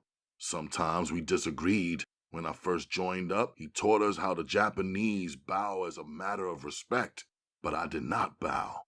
It is against my beliefs. For the first 2 years, Sensei was bitter and sore because he felt I was being arrogant and stubborn. 4 more years later, he realized that I had no personal disrespect toward him or his culture, but I had loyalty to my beliefs and the lessons of my father. "When you were a very young man, the first time you walked in here, you asked to see my sword. What did I tell you then?" Sensei asked. Remembering clearly, I answered, "You said that a sword is not something you can just see and hold or play with. You said the sword was an extension of a fighter's spirit. You said that when you draw your sword, it must be used." You said that every man must think before he draws his weapon. To draw it is to decide on death. Very good, Sensei said. And for this reason, I have chosen to train you in weapons. I have watched you. You retain information that others forgot. You have developed very nicely. I know that you have become a great fighter and independent thinker. I know that you are not a predator and will not abuse the knowledge that I will offer to you. You now show the discipline, the focus, and have the mind to become a great defender and protector of life. After a long pause in which Sensei sat down and began looking at one of the many papers on his desk, he said to me without looking into my eyes, You don't have to decide anything here tonight. If you want to train in weapons, come next week on Tuesday at 12 noon. Your friends will be in school. Hopefully you will be here with me, one-on-one. Hi, arigato, Sensei-san, I responded even more respectfully. Outside, curiosity kept Chris and Amir waiting on me. What happened? What did Sensei say? Chris asked. Amir waited intensely. Sensei said he is ready to train me in weapons, I admitted solemnly and truthfully. There was just silence. I knew they felt tight about it.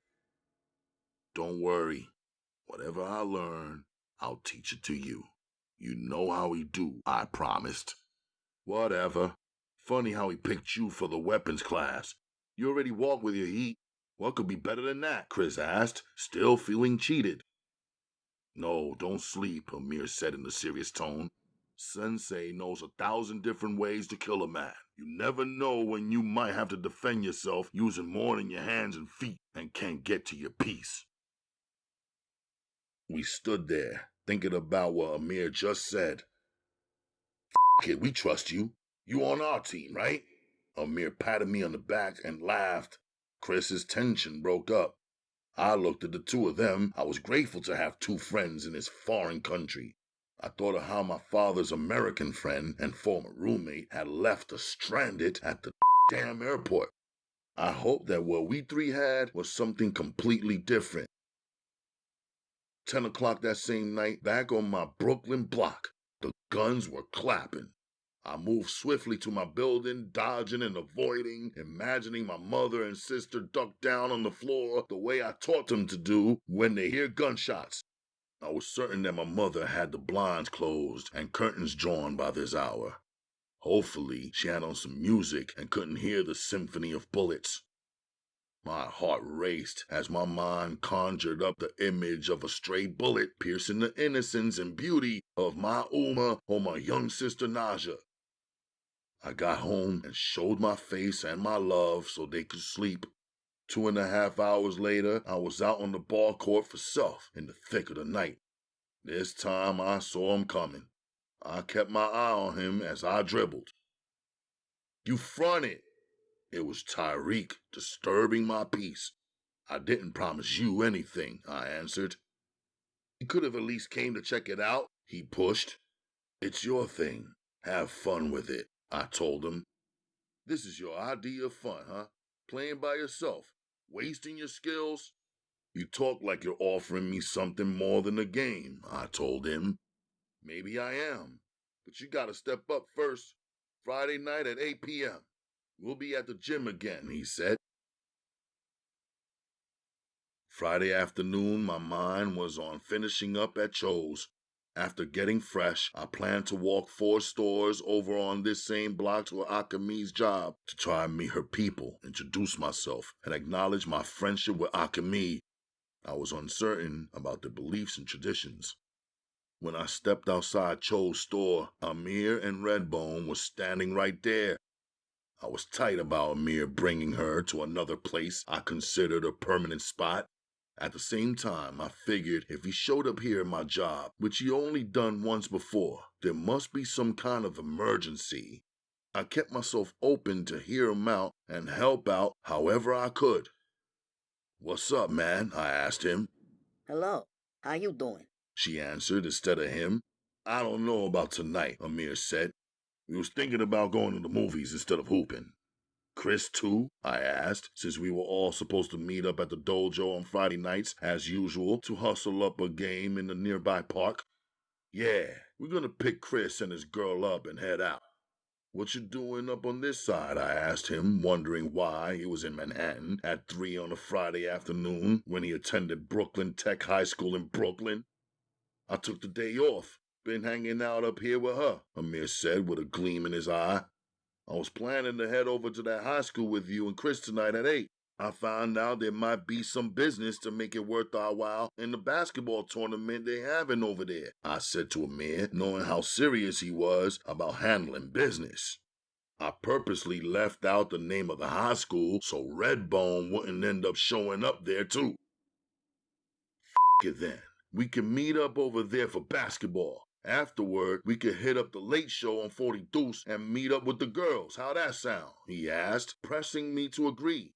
But now I was looking over his shoulder at Akemi, who was walking up the block to see me.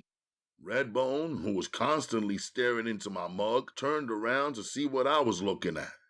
Sounds good, I told Amir, agreeing and hoping him and his girl would step off before Akemi stepped up and they got even deeper into my business. But the two of them didn't move. So we can invite homegirl, right? She really want to see you anyway, Amir smiled. Akemi arrived. She stopped walking and stood about 10 feet away from where we were talking. Despite the normal New York crowds, Redbone was picking up on Akemi's presence. Her eyeballs kept shifting from Akemi to me and back. I didn't acknowledge nothing either way. I wanted her and Amir to leave. Yeah, no problem. Quickly, I agreed to the homegirl situation to get them out of there. All right, tonight then at the high school, I'll let Chris know, Amir said. They bounced. I watched him disappear around the corner. Redbone turned to look back as they turned the bend. Akemi had a new haircut. It was now not as long as it usually was, but still more long than short. It was an Egyptian blunt cut with bangs running straight across her forehead and the rest of her every strand of her hair cut straight and lying on her back. It looked beautiful and set off her eyes in a whole new way. She had on brown tights that covered her legs, a short brown crushed leather jumper dress with a blouse beneath, and gorgeous leather heels with a strap that wrapped around each ankle. The feeling of knowing she was dressing up for me felt good. The idea that anyone passing by could look at her also didn't. As I approached her, her pretty face went sour.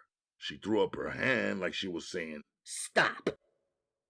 She turned to leave, took a few steps, turned back facing me, and threw up her hands as if to say, "Wait right here." It was bugged out, but I waited. She came back up the block with a little girl around my sister's age or a little younger. I'm thinking, what up with this? The little girl skipped up to me, struck a mean pose, one arm folded into the other like me and her were enemies. Akemi spoke some Japanese words to the little girl, pushing out each syllable with more passion than usual.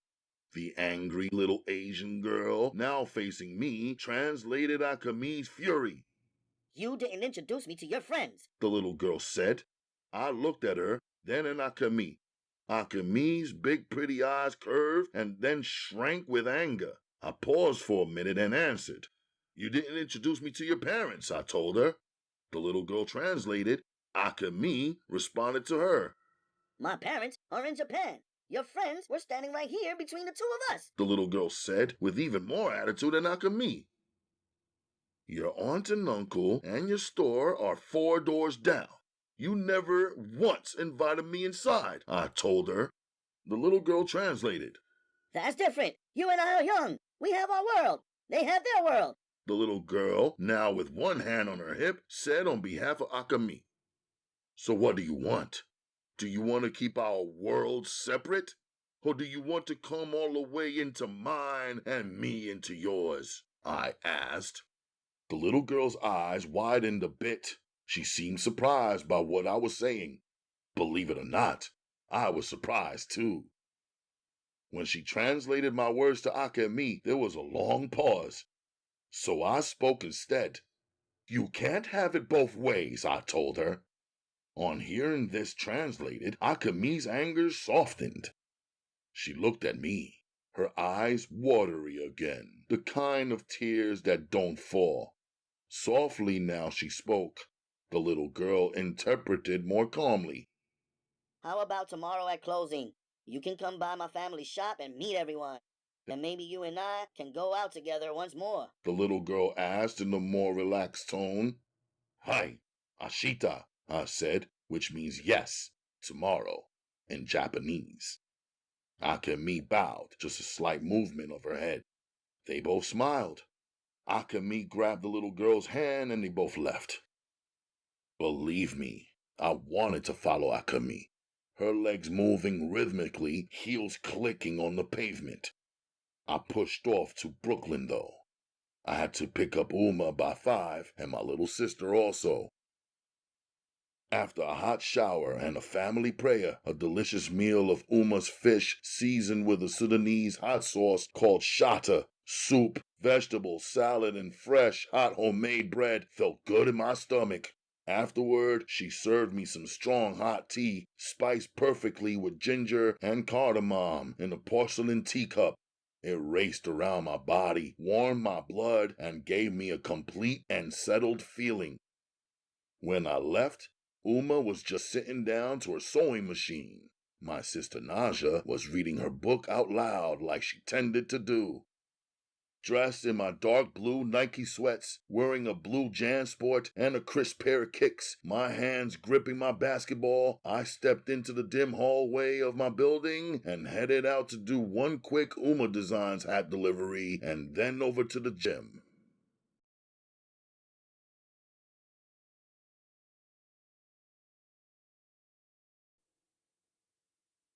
Chapter 14. Late by a half hour or so, I came up on the backside of the high school surprised. The entire parking lot was filled with cars. I knew something out of the ordinary had to be going down because the cars were mostly expensive, wearing a fresh wash and wax. Even the tires glistened with armor all. The crazy shit was how nobody parked within the yellow lines that outlined each space. Instead, people were parked however the they wanted to.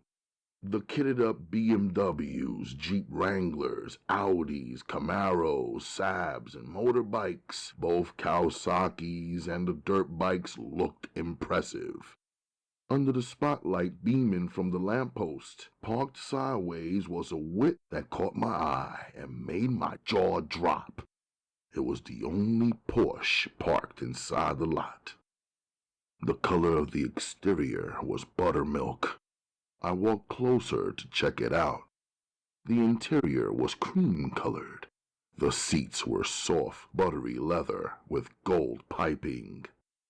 It was brand new, the 959 PSK, which I knew from reading the car magazines was so exclusive that Porsche only made 200 of them to sell around the entire world.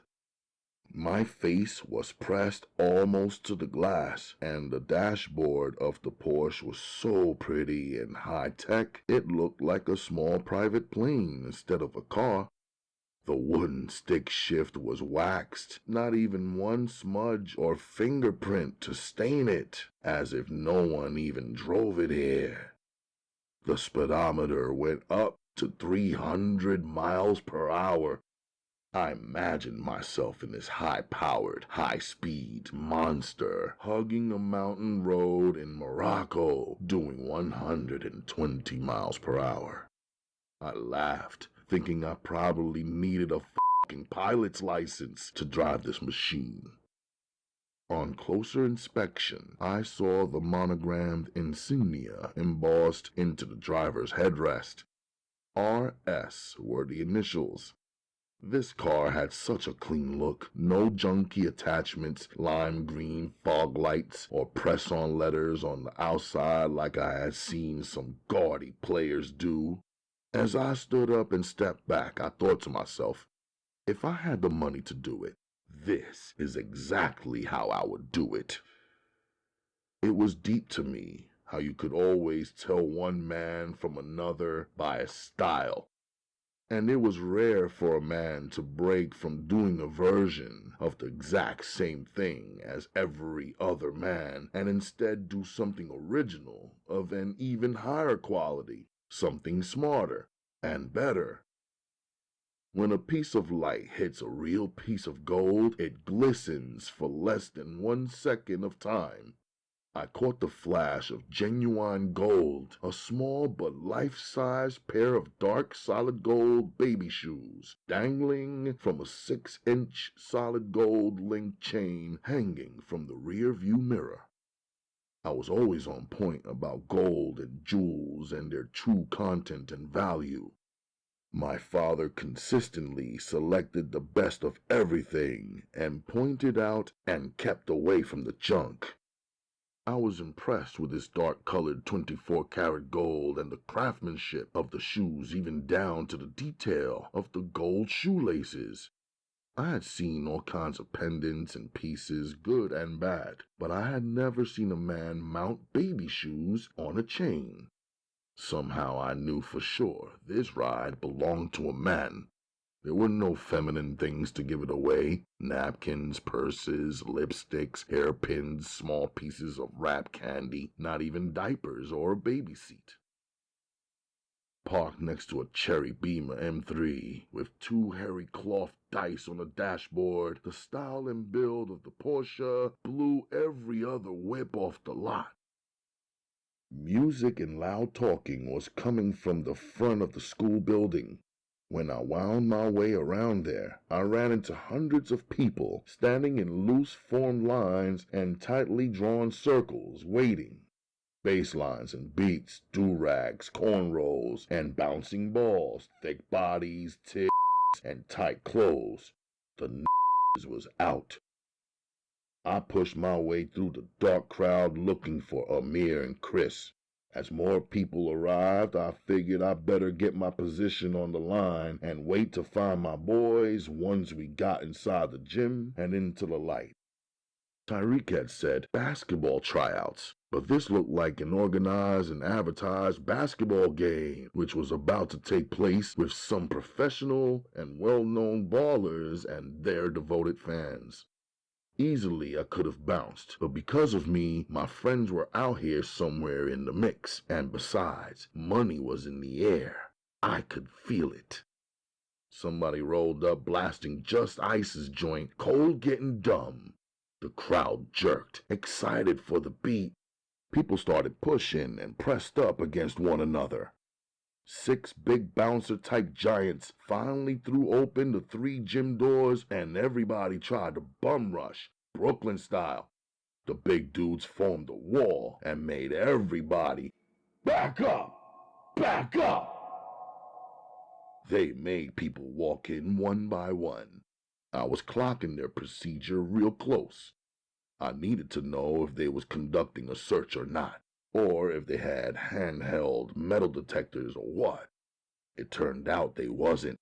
I knew then there would be a gym full of guns, which was probably for the best. When everybody is packing, people are better at holding their positions, cautious of the consequences. Chaos usually breaks out when only one crazy cop or backward is armed and the rest of the people are sitting ducks at his mercy. Walking in, I heard dudes on the line talking about they got callbacks from the first tryouts and how tonight was the final cut. I put 2 and 2 together and understood what was up. Inside, the majority of the people filled in the bleachers situated on either side of the gym. Everybody who planned to ball remained on the gym floor. That made about 200 teenage boys on the floor, no bullshit. I spotted Amir and Chris. They was way up the line. I was all the way in the back. I stayed in position, knowing that to join or cut the line up front was to draw attention to myself and set it off. Tyreek appeared in sweats with a whistle and a couple of big guys standing at his sides. "Line up for layups," he shouted. These youth must have known and respected him because they did exactly what he said. One by one, they took it to the hoops while the girls and some mothers jumped up and danced to celebrate this one or that one's skills. In the back, still waiting my turn, I was scanning the crazy crowd. I was bugging on how in this hot-ass gym there was groups of overdressed types in the bleachers, one in a full-length rabbit fur, wearing sunglasses at night and indoors. Another one was wearing a full-length mink with a matching mink hat. It was winter outside, but summer in the gym, yet nobody wanted to take off or check their coats. A couple of grown-up cats playing the corners, dressed in suits and hard shoes, were watching us closely like they were professional recruiters. But these were black cats from the hood who, if pushed, could probably get on the court and play a decent game themselves, not the official recruiter types. When ballers would miss the layup, lose control of the ball, or show sloppy style, Tyreek's big side would sit them down on the floor and out of the way. By the time I got up, I figured I better just dunk it. Nobody would remember the last player of a group of over 100. I caught a little reaction from the crowd. After layups, we were tested on our jumpers, then our three-point shots. A lot of these cats were good, but even some of the good ones were choking under the pressure of performance, the crowd, and the critique. The long line was thinning out as dudes got sidelined by Tyreek's men. Amir and Chris were still standing. I wasn't surprised. With the three-point shots, they let us shoot the rock till we missed one. If you missed on your first shot, they gave you one last chance. I don't know what was feeding me. I wasn't sure that I could get paid from this shit, but I was trying my best. Maybe it was the crowd, faces plastered with 100% approval, and a joy so real they leapt out of their seats. For once, it wasn't hatred, stress, and put-downs. Black youths were actually cheering for one another. I hit 18 three-pointers before I missed one. It was easy for me. A real challenge would have been shooting the rock with my eyes closed, but that wasn't required. When I finally missed on shot number 19, Tyreek put his left hand in the air. I, he said, blowing his whistle and waving the spectators who had moved down onto the court back up into the bleachers. Just then, I noticed Amir's father chilling alone in the cut behind a group of men and up against the wall, looking serious and concentrating real hard. After the whistle, we got divided into teams. Nothing was thought out, just the first 5 in the line on one team and the second 5 on the line on the next team, and so on. Each pair of teams was told to run a 10-minute full-court game. Tyreek had the stopwatch. The game was over when a team scored 10 points or when 10 minutes passed and the whistle was blown, whatever came first. Some of the suited money cats who were casually standing and sitting around the bleachers earlier were now standing around the perimeter of the court, reacting to the rebounding, the handling, the flying, the masterful dribbling, and passing so slick that for seconds the ball seemed lost somewhere. They seemed like a group of gamblers at a racetrack or at a OTB waiting for the results to come in. For me, this was a crazy experiment. Just as we got wound up, it was all over. "It's a wrap," Tyreek announced. The ball players who were still standing, blood was pumping and hearts were still racing. Our eyes were wide open as we stayed on the floor staring at one another and wondering what was next. My sweat was flowing into my blue terry cloth headband. Instead of talking to the players, Tyreek hosted a meeting right on the court with the men from the sidelines. Their huddle was intense. Their backs were blocking out anyone trying to look inward. Seemed like they were consulting one another and doing some arguing. It could easily have been mistaken for a big game of CeeLo. Whatever it was, we all could tell it was serious and knew to stay out of their way. Soon the girls started streaming down from the bleachers onto the floor. I drifted over to Chris and Amir. Somebody threw on Push It, a salt and pepper joint, and most of the crowd started dancing. About 20 minutes later, Tyreek started weaving in and out of the crowd tapping dudes, saying either, "I want to see you," "I want to talk to you," "You over here," "You over there," "Step up," "Step out," "Next time." Security began urging, directing, and pushing the crowd toward the exit. A couple of fights got instigated, then squashed immediately.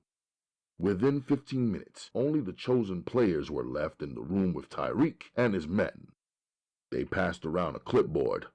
We were asked to write down our names, telephone numbers, and addresses. We were told to meet here, same time, next week Friday, for all the details. You little motherfuckers are Brooklyn's finest. Don't let it go to your heads. Practice, or the next man will jump in your spot. If you're still alive and free next week, you should be standing right here on the line, he said. From the look of things, these cats believed in Tyreek and whatever promises he might have made to each of them. Not one. No one gave him any backtalk or static or attitude about him having wasted our time or the lack of information and follow-through. I figured maybe they all knew something that I didn't. I decided even if Tyreek and them didn't do nothing for me, tonight was a good workout. Proof that me, Amir, and Chris, when compared to the rest, was no joke. Serious contenders on the court. Brooklyn's finest. Overall, I couldn't count it as a loss. You didn't write your name down, brother, Amir said to me, smiling. You invite us to some shit, let us sign up, and you don't sign, Chris added. They don't need my information. If I want to come next week, I'll just show up, I told him. What do you think we could get out of playing ball out here? Chris asked me. Don't sleep. We can get a lot out of it. This is part of the Hustlers League. Everybody knows that, Amir revealed. Hustlers League? Chris asked. Didn't you notice all them hustlers up in this spot?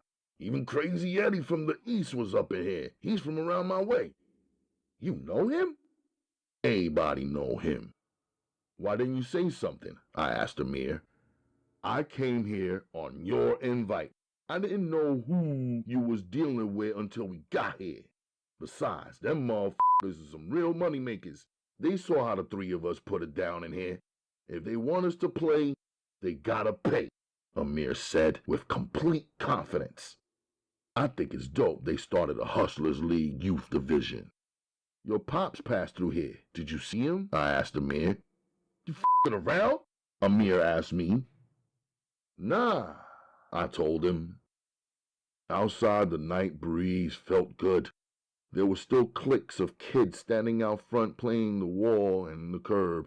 We wasn't outside 5 seconds before a cluster of females started sweating us. Hey, in the green! One of the girls shouted. Amir had on green sweats. Neither of the three of us turned around. They calling us like we the chicks, Chris said. Arr, man, Amir agreed. We kept walking. Chris was bouncing his ball. Them girls were walking behind us close, talking so we could hear. You play good, one of them said. Amir couldn't resist the compliment. He turned around to see what we were dealing with. Yeah, thanks, he answered the girl. Not you. Him, a girl's voice said, while the rest of them laughed. Chris stopped walking and dribbling and turned to look. Not you either, they laughed. It came clear that she was referring to me. What's your name? The girl asked. I turned around but didn't say ish, so she kept on talking. You kinda mean, but I like it, she said. Her girlfriends giggled. To tell you the truth, I didn't like the reversal. I didn't like the idea of chicks trying to mack us. Just flow with it, Amir said in a low tone, nudging me in the side with his elbow. Chris agreed with Amir's plan with just an excited smirk on his face. We all three about-faced and walked toward them. Everybody broke into small sets, walked back, and sat on the stone wall outside the high school. You shy or something? The girl who bigged me up asked me. Nah, I answered. I know that's right, 'cause you sure wasn't shy out there on the court. She smiled. I did all right, I answered. Nah, you were the best. She smiled again, revealing pretty white teeth against the dark of the night and deep dish dimples. Let me give you my number, she said, digging into her pockets. She pulled out a half a piece of paper and a Sharpie. You been giving out your number all day? I asked her, 'cause that's what it looked like to me. No, I don't usually give out my number. And if some boy pesters me, I'll give him the wrong number just to get him out my face. So what are you doing right now? I asked her. I'm giving you my number before you become famous. That way, I could say I knew him before I became a star. She laughed, then jotted down her number. Sign your name right here, she said, then turned her back to me and dropped her jacket from her shoulders. And put the date in case anybody tries to say I didn't know you first. Come on, please sign it. She wasn't about to give up. I signed midnight across her back and put the date. I live right here around the corner, she pointed. And I gotta go. She jumped up suddenly like she had to pee or something. I was supposed to be in the house by 11. I got 3 minutes. She ran all full of speed like a track star. I watched her run. Her body was crazy. Jeans so tight, I don't know how she dashed so free and fast. Amir's pop strolled up toward the wall where we were sitting, moving slow and cool like he usually does. He had a can of beer wrapped in a brown paper bag in hand. He didn't have to say nothing. Amir was off the wall and on his feet. Me and Chris followed him over to his pops. Both of us probably thinking us being there would help Amir out of whatever kind of trouble he was in now. The other girls in the bunch just slipped away, the way teens do when adults come around. They caught the vibe and quietly left. What you got in your pocket, son? That's how he started the conversation with Amir. I got paper, Amir answered. About $40. What else? His pop asked. What you mean? I got coins, but that don't count, right? Amir smiled at his pops, trying to break whatever serious vibe his father was delivering.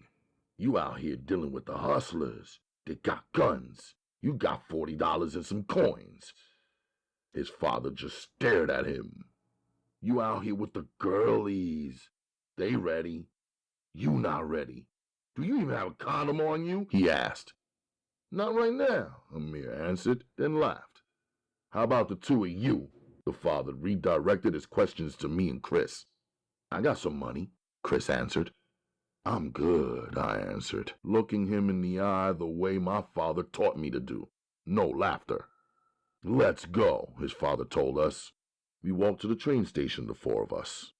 That's how Amir's father was, an ex-hustler who had a good little run for a little while and stepped out the game with nothing but his life in his hands. Now he works 2 jobs and spends his free time catching up and cracking down on Amir. I never seen his pops yell. He wasn't that type.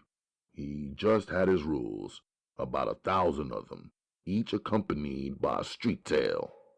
I'm not gonna tell you not to chase Yusuf, but bag up your every time. If you want to smoke weed, come to me. I'll buy it. We'll smoke in the house. Don't try to buy it yourself. Don't smoke in the streets with nobody else. Stay in school until you graduate. Go to college. There's 3 types of men you got to avoid at any cost. The police, the army recruiters, and the hustlers. They all want your life, and that's all you got. At the train station, I asked Chris, what about the girls? Are they on 40 Deuce waiting for us to take them for the movie? Chris answered, no, they were not there. I called it off. I told Amir we could kick it with the girls some other time. Why bring them around 100 more ball players? Do y'all think we could have fight them all and win? Chris asked. We all laughed, even Amir's pops. We all went our separate ways. Riding on the train alone, I thought about what Amir's pops had to say. My head was cracking just trying to think about all the shit every other adult had to say and how their advice never seemed to match up. Where I come from, all the adults are living and pushing the same beliefs and ideas and ways of living. In America, every other motherfucker got his own plan, religion, opinion, and ideas. And like in the case of Amir and his father, their religion, ideas, and actions could all be three completely different things. There were 5%ers who believed that the black man is God. When I first hooked up with Amir at the dojo, he said he was Muslim, but their idea of Islam and the Islam I knew and was born into were miles apart. I took the friend and left his religion and philosophy on the side. The same with Chris. His family is Christian. As long as he went to church, his religion was easy. In both cases, it seemed like neither of their beliefs required them to do anything, sacrifice anything, or fight for anything. In fact, I never seen either one of them pray, not in the morning, afternoon, or evening. Not when we were in deep trouble. Not even before or after a meal. When they first saw me praying at the dojo, they walked up and interrupted. A few questions and a couple of laughs later, they never interrupted or allowed anyone else to interrupt me while I made prayer. It was bugged out, though. It seemed like they believed that praying was only something that I do, like it was part of my personality or something, not something required of all human beings in a civilized world. On the other hand, I liked that Amir and Chris had my back while I made prayer. In my country, we believed in that. We believed that men must pray, and while some men pray, some men must watch their back. The aroma of Sudanese coffee mingled with the scent of Umma's oils late that night when I arrived home. She was seated at her sewing machine in her turquoise-colored silk pajamas, her thick hair wound in one long braid, beginning at the top of her head and ending below her right shoulder. You seem victorious, she said to me in Arabic. Shower and then tell me all about it. I have a few important things to tell you, too. Naja was asleep on top of a huge, soft pillow on the floor, curled up like a snail in its shell. Yes, look at my littlest helper, Umma said. I picked my sister up and carried her to her bedroom. I wondered if she could really be in such a deep sleep that she could not feel herself being moved from one room to another or laid gently on her bed and covered. Or was it that she was just enjoying the ride that most kids no longer receive when they are 6 or 7 years old and considered to be too big to be carried? In the glow of a cinnamon candle, I sat beside Umma on the floor. My muscles were relaxed now, and I was feeling fresh and clean and calm from my hot shower. Tell me, Umma said. It's nothing really. I tried out for a basketball team and was chosen. I'm supposed to find out next week if there is any way to earn by participating. Why would anyone pay a young person to play basketball? Umma asked. It sounds strange, she added. No one would pay just anybody to play basketball unless they was great, I said, smiling. Oh, I see, she laughed. The game needs me, I kidded her. Of course it does, she joked.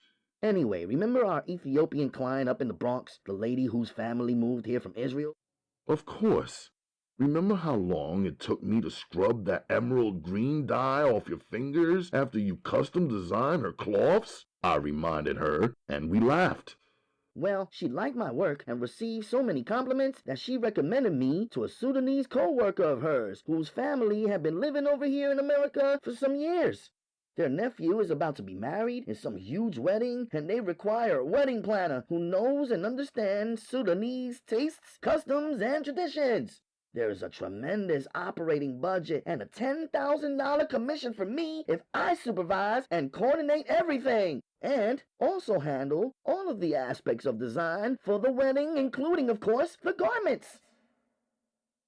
$10,000?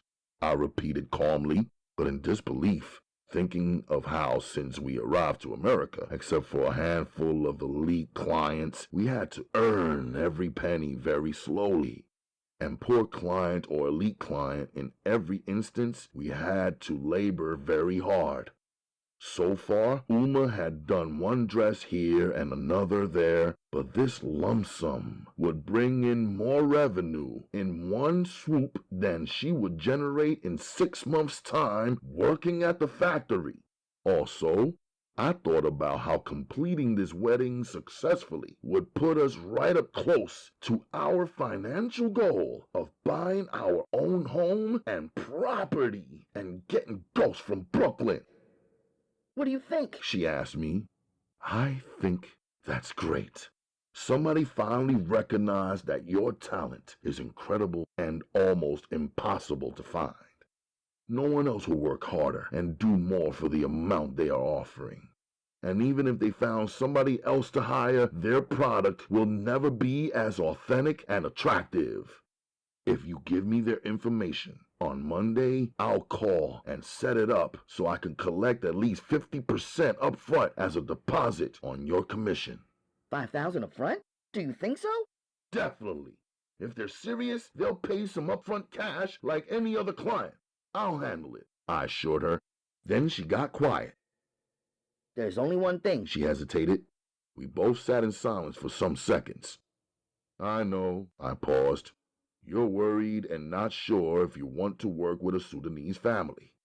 I know they will be your first Sudanese clients since we've been living here in America. They will ask too many questions and believe that since you are working for them, that you owe them the answers, right? You are so smart, she admitted. But you said they have been living in America for some years, and we will be professionals.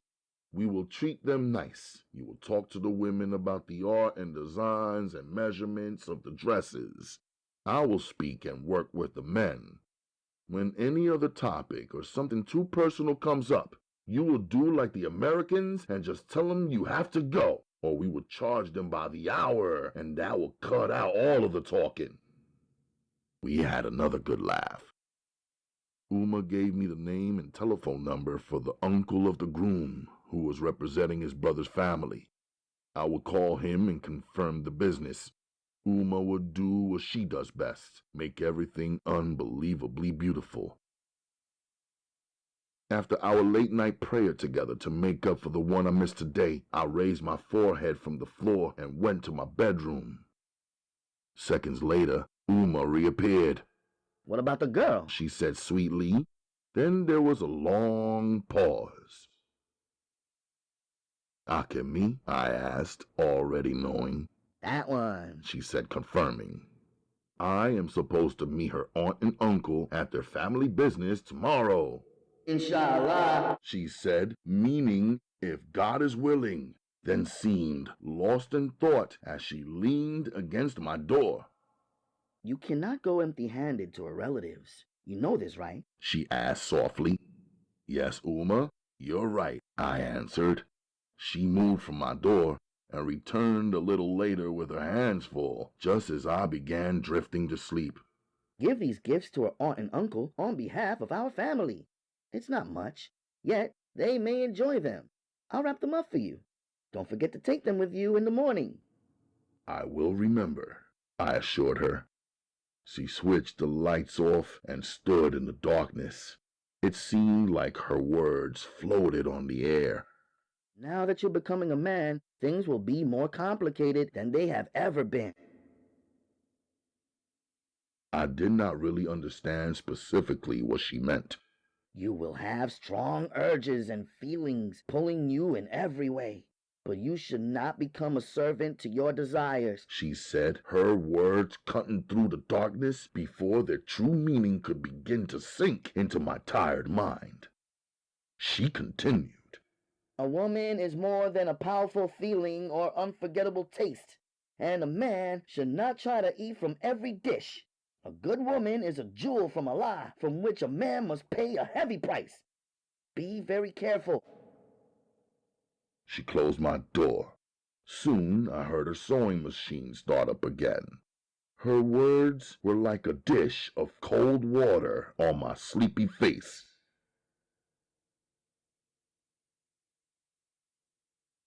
Chapter 15. Altogether, I was bringing 3 gifts. Umma's gift to Akemi's uncle was a sterling silver cigarette case filled with her signature beaties. These were hand-rolled foreign cigarettes filled with a special tobacco which Umma spiced up with her private herb recipe and wrapped in a scented paper. The taste and smell of the smoke usually fascinated all men who had the privilege to acquire them. My father was not really a smoker, but he did smoke socially. He had a smoking room on our estate reserved for men.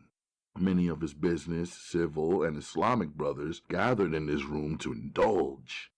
The second gift was inside a maroon velvet box with a gold clasp. It was another homemade specialty, a crystal bottle filled with Umma's perfume elixir. The bottle was slim and short, containing only an ounce of the potion, which was so strong a woman need only use half a drop. It was hypnotic, this stuff. I remember even in my childhood finding myself following the trail of this scent when it was worn by 1 or 2 of my Umma's friends. Both gifts were normally reserved for our customers who placed an order of $300 or more. Once a client received their special order of handmade cloths and garments, along with one of these elegant gifts, they became a customer of ours forever. The third gift I picked out and purchased for Akemi. It was less powerful than Umma's well-thought-out magic. I brought Akemi a Walkman and a Japanese language tape that she could listen to and lesson by lesson slowly learn how to speak English from a Japanese professor. I thought that right now this was what Akemi needed most. Of course, there was some selfishness in it too. At Akemi's family business, they had a storefront where items were for sale right outside the store underneath a small extended canopy. One of their workers always stood out there. I had first seen Akemi standing there. They served most customers outside. The customers asked for this or that, then paid and bounced with their purchases. Once you got past the worker outside and the merchandise and entered through the glass store door, the whole vibe switched up to a family thing. When I passed by their worker, who was leaving, and entered their store at 7 that evening, I saw Akemi's uncle's body jerk, the way every shop owner trembles when a young, strong black man enters the door around closing time. Instantly, I noticed a pile of shoes off to the left of the entrance where I stood, so I removed my shoes also. The aunt and uncle were in there standing, not sitting. They were both dressed plainly and conservatively. He wore gray slacks, a white dress shirt, and a blue vest. She wore a pantsuit, a whole lot of polyester. They were both wearing thick prescription reading-type glasses.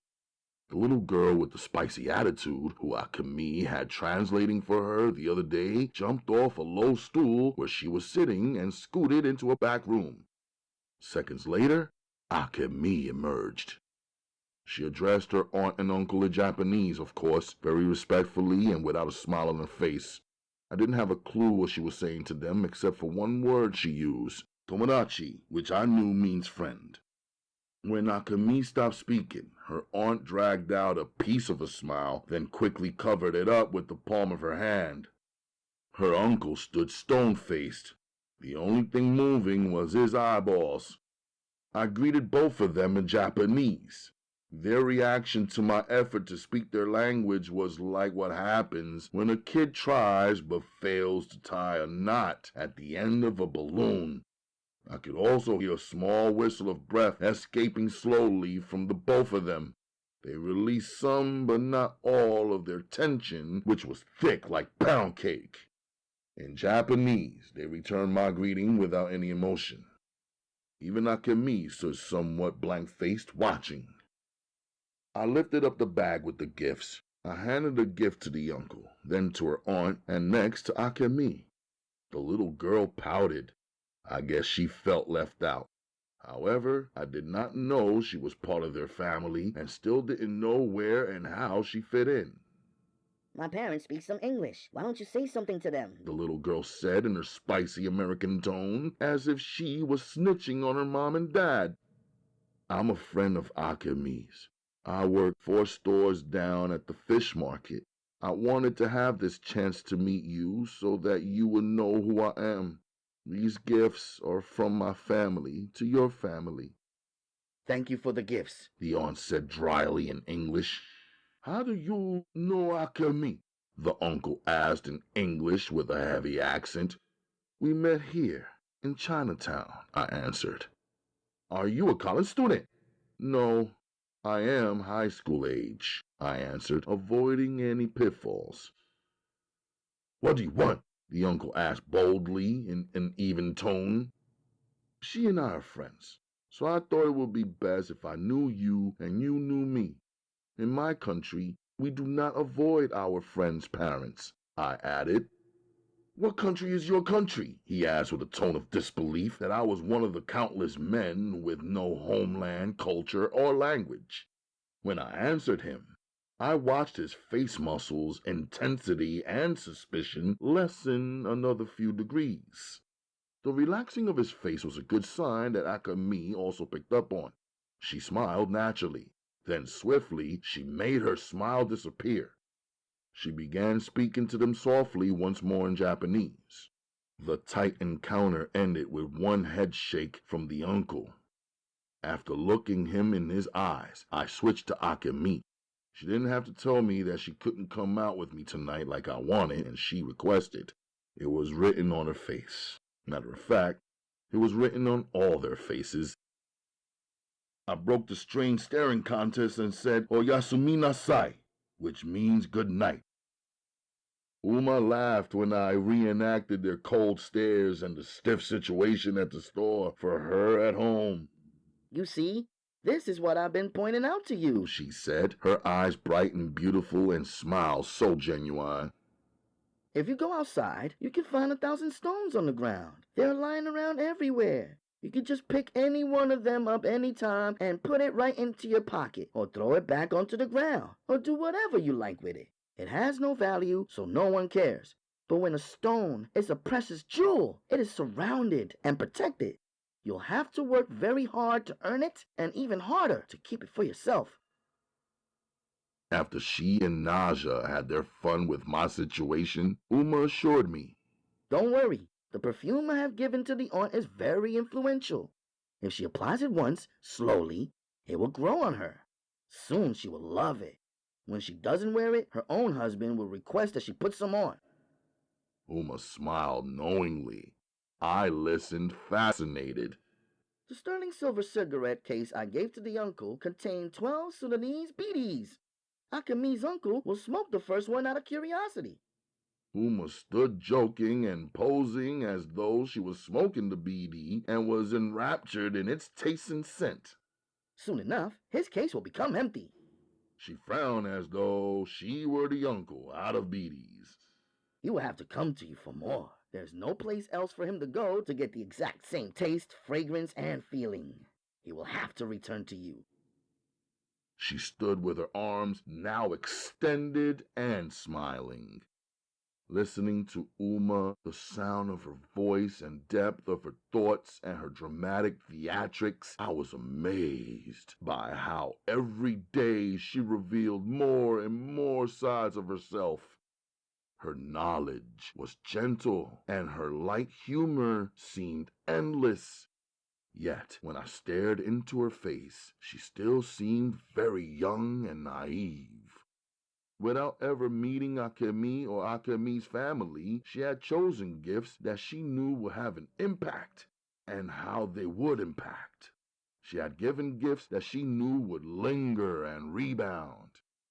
My father was a scientist with a pile of university degrees.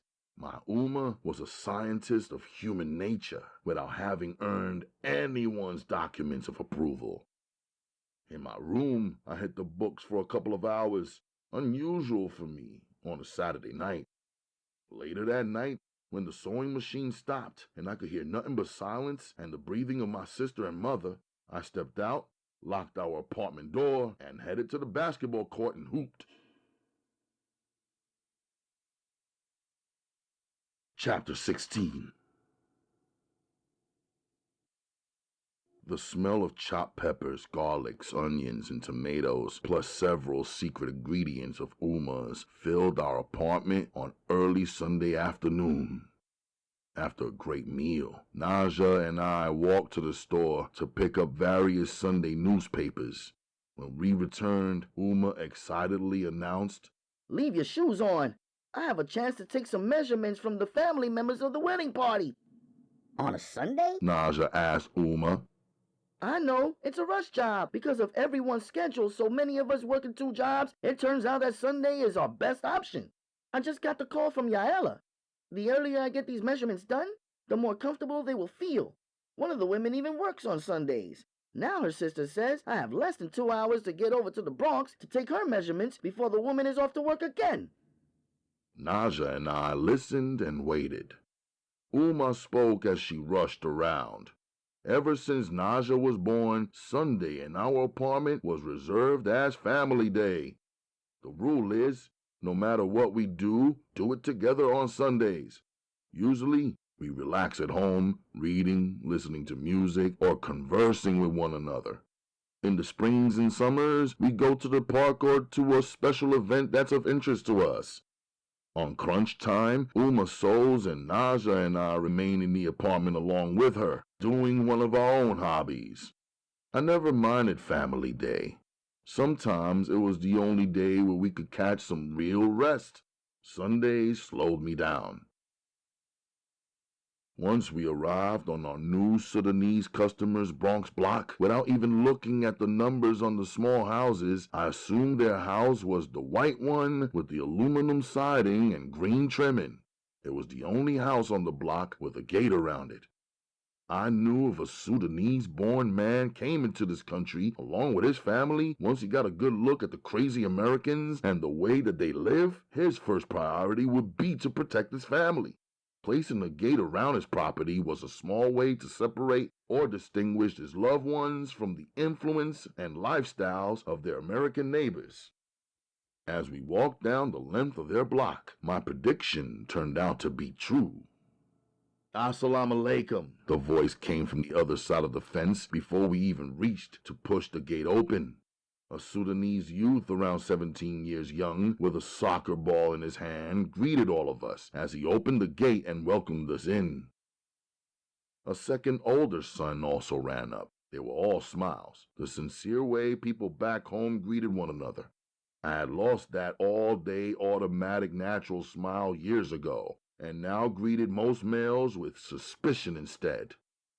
Their father welcomed us through their front door. Like many Sudanese men, he was tall. Brown-skinned, he had the nappy curls of a North African male. He embraced me, which was customary. At first, I felt uncomfortable. When I'm holding, I don't around with no hugging. Then I felt the warmth from my past, where men in the family and even in the neighborhood were all each other's security and not opponents. Where a man greeted the next man warmly and genuinely without even an ounce of perversion. Most important, their father was respectful to Umma and praised her reputation and good works. He kept a respectful distance and a proper gaze and immediately brought forth his wife, who whisked Umma away to some rooms in the back of their home. In an open area up front, he invited me to sit with him and his sons. Almost immediately, a young daughter arrived to collect my jacket.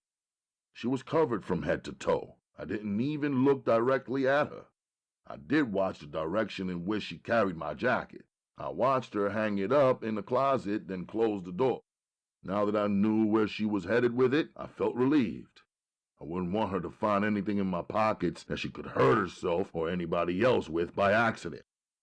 While Mr. Salim Ahmed Amin Ghazali was there, we spoke only in Arabic, really a familiar Sudanese Arabic Creole.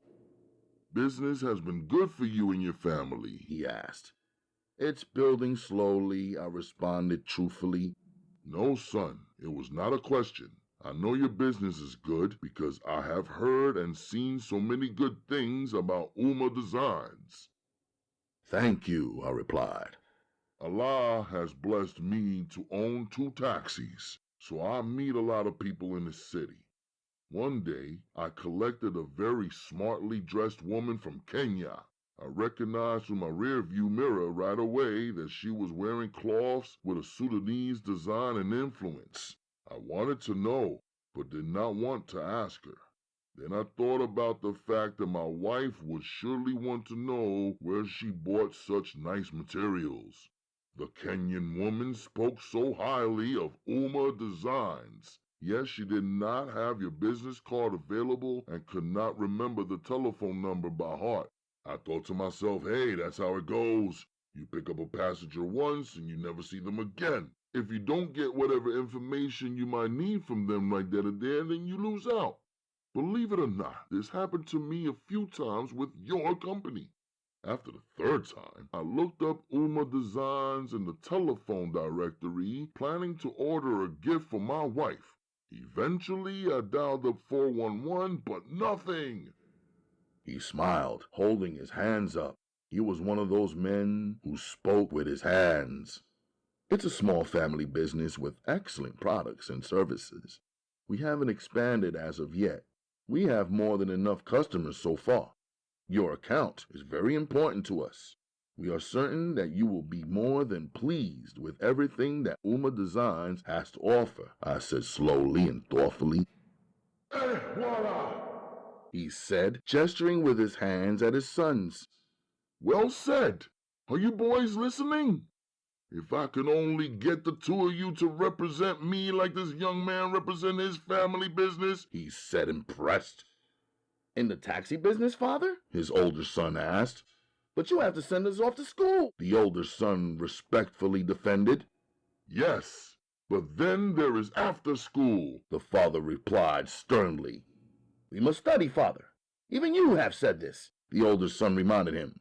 We do work for you on Saturdays, father, the young son added. No matter. Your father will work 4 jobs, drive 2 cabs all at once, as long as all 6 of my children become doctors, lawyers, and engineers. Where do you go to school, son? He turned his conversation toward me. It was his first in a series of questions he hurled my way. I remained respectful and elusive.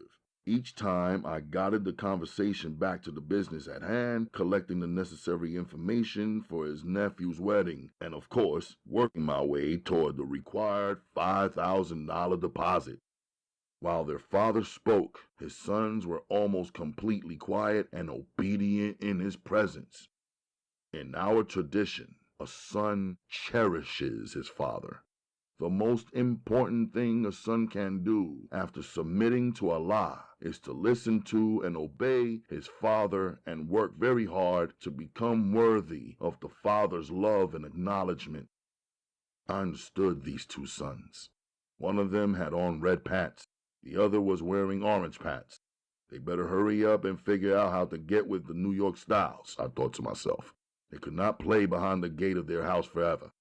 They would never be able to mix or survive in these hoods wearing bright-colored pants, tight T-shirts, and bootleg sneakers.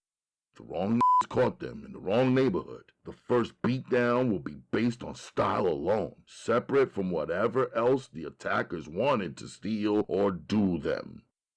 They were easy targets. Less than half an hour in, another sister appeared, fully wrapped in the mustard-colored thobe.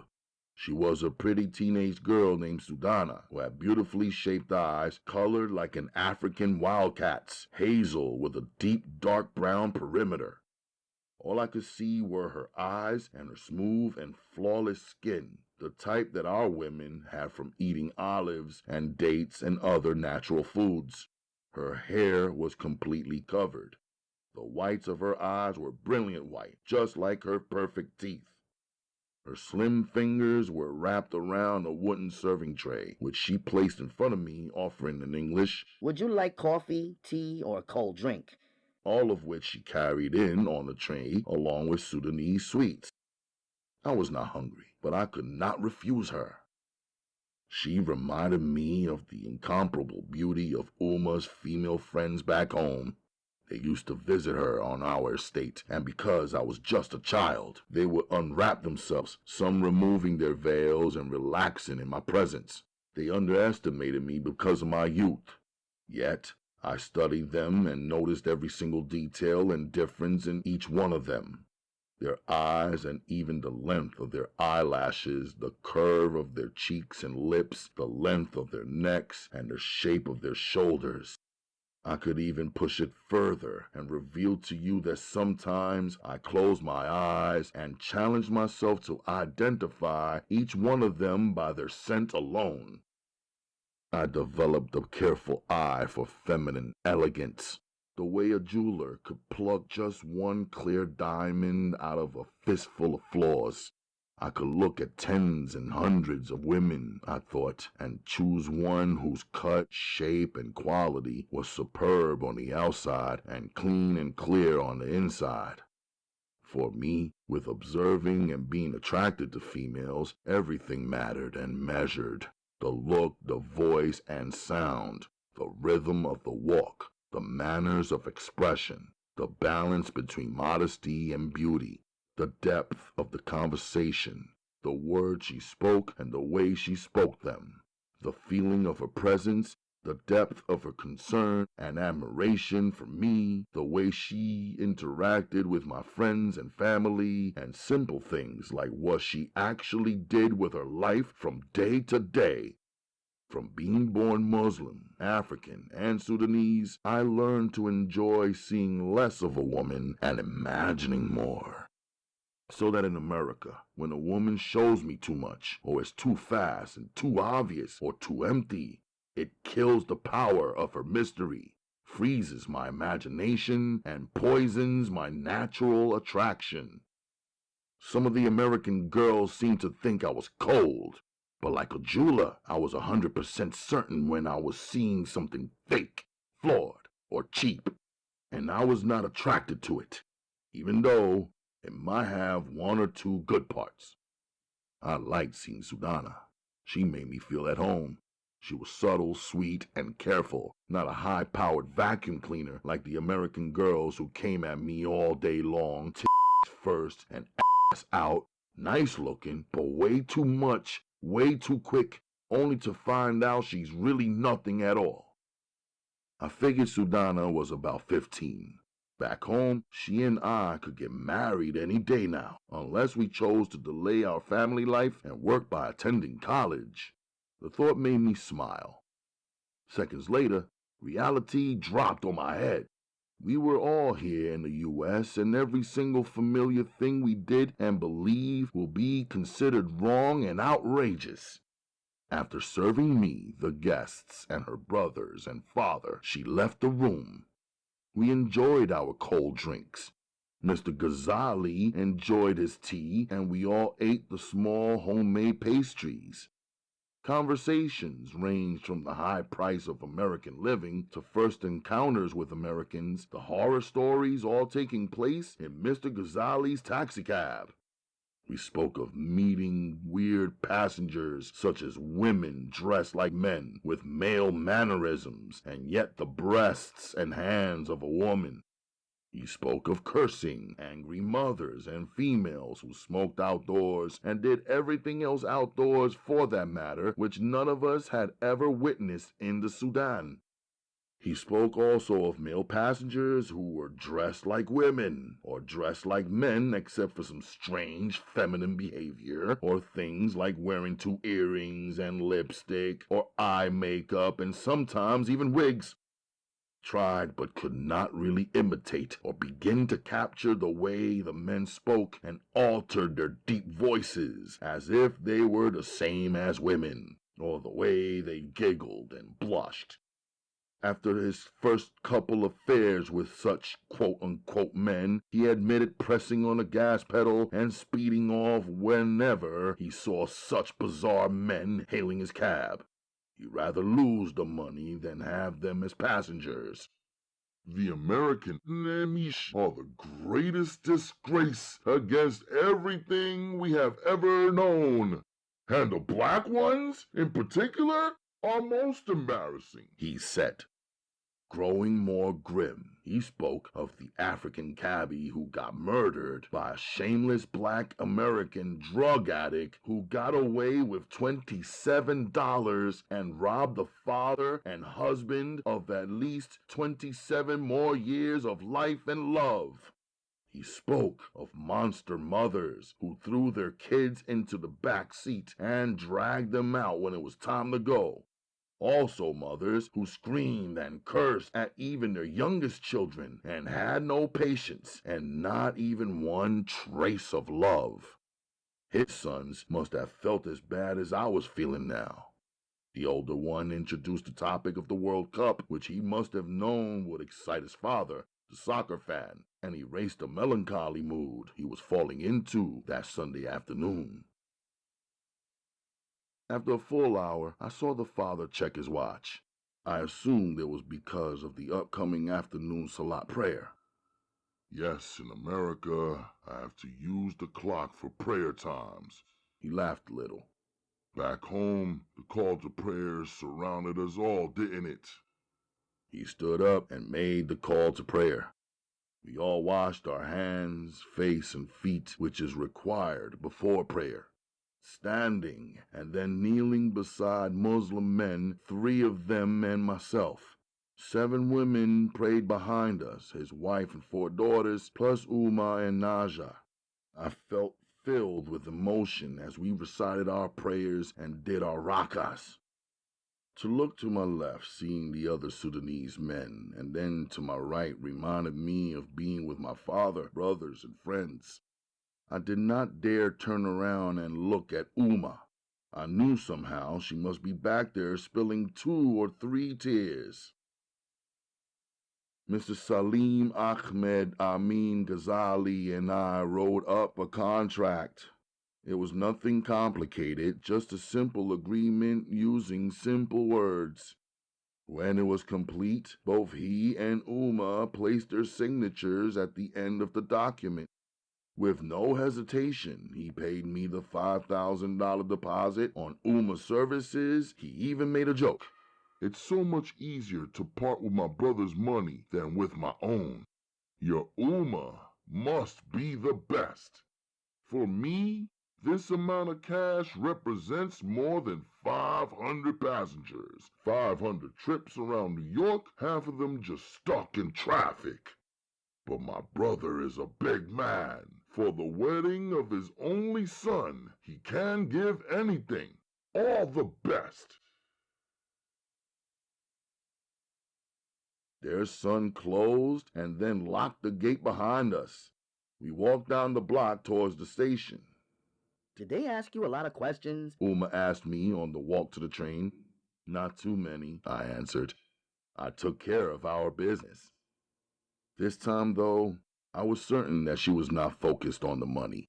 I believe she was thinking about how incredible her life was, everything she possessed, and the prominent and royal position that she had once enjoyed.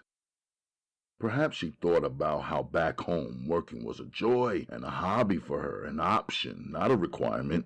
Her money was just something on the side that belonged only to her, not to be touched or mentioned by my father, who earned so much more. Probably she was dreaming about the thick love that she received each day and the friendships she shared and the beauty and pace of life compared to the one that she is living right now. I didn't say anything. I was just hoping that under these circumstances, my love and complete devotion to her could be enough. Early Sunday evening, back in Brooklyn, we saw that the front entrance of our building was blocked off. There were police cars, a paddy wagon, and once again the yellow tape. We had to enter our building from the back. We stepped through the gray metal utility door into a dark stairwell, our feet crunching on glass with each step we took. Someone had busted all the light bulbs. Back upstairs in our little Sudan, I was feeling tight that from time to time my mother had to go through these f***ed up living situations. If anything was wrong by way of her, I knew I was responsible for it. "Let me move us out of here now," I said solemnly to Umma. Before we are ready? In the middle of everything? She said doubtfully. "I'll do the work. Find a new place, everything," I assured her. She answered, Sometimes I want to do just that. But the truth is, we are less than 6 months away from my financial goal. Alhamdulillah. With the blessing of this one wedding, we will be able to purchase our property and own it completely by this summer. Why should we spoil or delay what we have worked so hard to gain? Why should we throw out money into a realtor and new apartment that is not ours to keep? We should stick with our plan. Inshallah, if we please Allah, everything will go fine. It felt good to make those bank deposits on Monday morning. The usual teller stamped our passbook with the new numbers representing our new balance. I held it in my hands and stared at it for a few. I spent Monday afternoon working for Umma Designs, shopping for the supplies that Umma requested for this grand wedding. I was in and out of stores in both Brooklyn and Manhattan with a swiftness. I had been at it so long now that the vendors knew me by the name I gave them and my reputation. When there was a good deal, they would put things that I would usually order to the side and hold it for me. Sometimes, if I had too many shopping bags to move around with, there were a couple of businesses where I was so cool with the owners that I could leave my stuff there until I was finished shopping in their area. They would store it for me until I picked it up and loaded it into a cab. The ones I trusted with it never skimmed my packages. Umma didn't have any American credit cards yet, but we had credit. Those select foreigners who came to America in open little spaces packed tight with the beautiful goods that we were accustomed to overseas would extend credit to one another that they would not extend to Americans. Many of us had come from unknown places where a man's word was worth as much as gold. And for Muslims, paying your debts is required, expected, and done.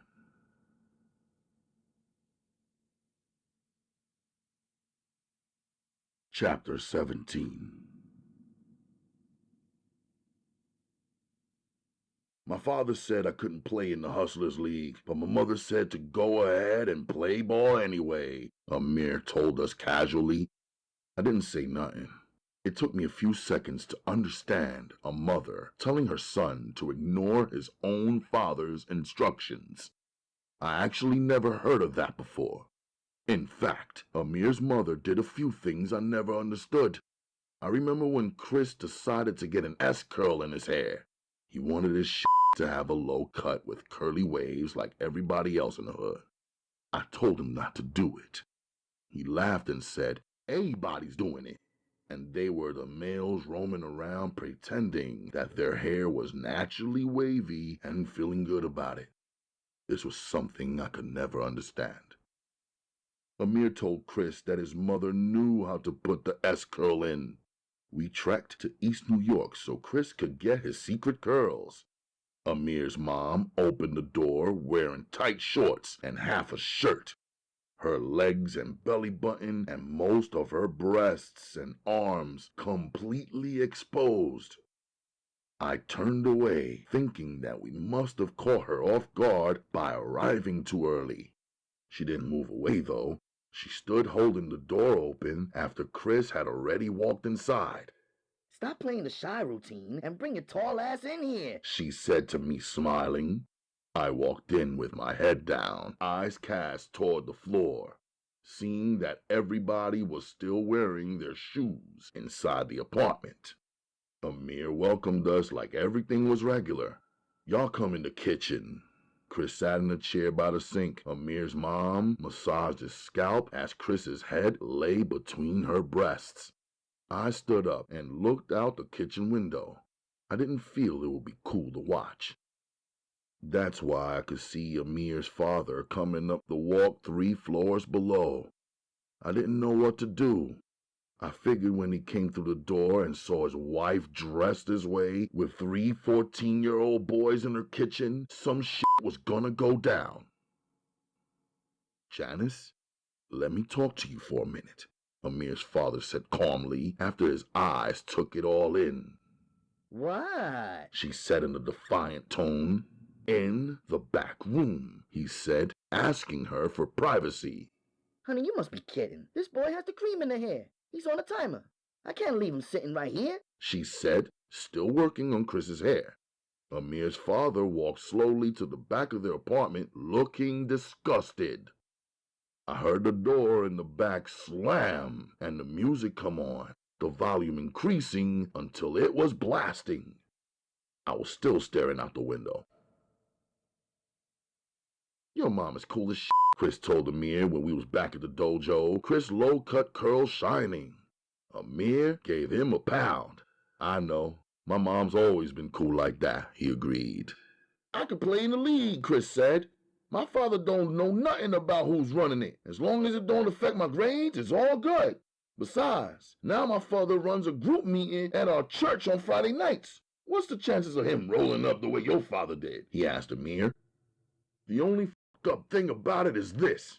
This Friday night, we supposed to take the girls out, remember? Amir asked the both of us. We can take them out Saturday instead, Chris proposed. Saturday's out, I told them, hoping to possibly meet up with Akemi. You owe us, Amir said seriously. You right, I said I would do it, I agreed half-heartedly, wanting to get it over with. Just once, I told him.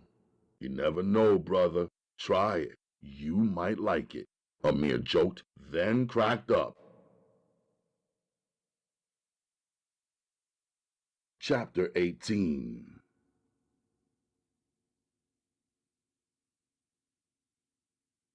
Weapons class with Sensei was intense. I felt the difference between sitting among many students and being seated with Sensei one-on-one in the room. He had a chart of the human body posted on the wall and held a long wooden pointed stick in his left hand. He pointed out the eyes on the chart first. The eyes, the throat, the pelvis, the knees, and the ankles. These are the points of vulnerability on you, he said. By removing or disabling the eyes of your enemy, you win. He demonstrated the moves used to snatch or poke an opponent's eye out of the socket. One simple strike to the larynx, executed properly, can kill any man, he said, then demonstrated how to execute that strike properly. The larynx, I asked. The pipe that runs from here to here. He pointed out his own larynx in the vertical area of his throat. After an hour of using his chart and then demonstrating the precise movements and requiring me to prove that I understood the chart and could repeat the lessons and could duplicate his moves, he brought out his knives, the kunai and the shuriken. My eyes were wide open, admiring the way his weapons glistened and were crafted. I wanted to confide in Sensei that I had my own set of shuriken crafted long ago, that I had been practicing using them on my own anyway, that I had made my own paper targets in my room, laid them across a mounted corkboard, and taught myself to get nice with my knives. But I didn't tell him. Easily, I could see that he was the master at this. I needed to watch him carefully and listen closely to take my own efforts to a much higher level. He demonstrated how to hold each weapon properly. He said the ninja art is to appear that you are not holding or using any weapons at all. Holding and concealing the weapon is an art all by itself. Your enemy will not be able to defend himself against a weapon he cannot see and does not realize you are using. Advancing through my first lesson, Sensei demonstrated how to execute the ninja attack, concealing knives and positioning them to penetrate or slice an enemy at points of vulnerability. For some reason, this reminded me of a lesson from my father. He taught me how to kill a chicken and a sheep. Even though I was very young, my father said a man has to know how to feed himself and his family. My father said that men in the cities of the Western world only know how to be fed, but don't know how to feed themselves. He shared memories of guys he went to university with in Paris, London, and New York who had never slaughtered any animal to make themselves a meal, but in conversation talked like my father was a savage for slaughtering animals himself. My father said that these same men would sit in the cafeteria and eat chicken, pork, beef, or lamb and feel more civilized because they had not slaughtered the animals themselves. He also pointed out how easily these guys would waste food. Then he taught me to slaughter animals only in the amount that is necessary for yourself and your family, and not to be the type of man who hides from the realities of nature. If you eat meat, be able to hunt meat and prepare it. If you are unhappy hunting and slaughtering your prey, then don't hunt and don't slaughter for meat. Eat only vegetables, fruits, and grains instead. But don't be the man who hides while other men do men's work, then appears for the feast after the work has been done. My father said he even had friends who would go fishing, catch fish, then refuse to eat the fish they caught. He said this was complete foolishness. Either you go fishing and eat your catch along with your family, or you leave the fish in their living space alone. But to go fishing and catch a fish with a hook and then withdraw the hook from its bloody mouth, only to throw him back into the water, is not only a waste, it's cruelty. Nature works perfectly alone, My father said. It is only the abuses of human beings that can alter that. When it was time to slaughter an animal for eating, my father recited a brief prayer which is required for halal meats for Muslims. Then, using the sharpest knife I have ever seen up to this day, with one quick motion, the animal's head was severed from its neck. We drained the blood, which is also required. We cleaned the animal. Then he showed me how it is more difficult to slice through the animal's bones. He demonstrated to me how the knife goes through with such ease when you place it between the joints and the cartilage of an animal, similar to slicing butter. When I used my knife to cut the chicken or the sheep into sections, I understood my father's lessons completely. Facing Sensei with his incredible knife demonstrations brought this memory of my father back to my mind. When it was my chance to demonstrate to Sensei my use of his weapons and what I had learned, I closed down my memories and focused 100% on executing each new move with deadly precision. Even though I paid for all my classes and use of the dojo and have been doing so for 7 years, I have mad respect for Sensei for being a master teacher who gave each of us so much more than we can ever pay him for. After 2 hours of receiving those private instructions in the dojo, I headed over to the Open Mind bookstore to do some reading. After 2 hours of having my head buried in a detective story, I closed the book and played a game of chess with the bookseller, Marty Bookbinder. Ever since Bookbinder had asked me when I was 7 years old, "Do you know how to play chess?"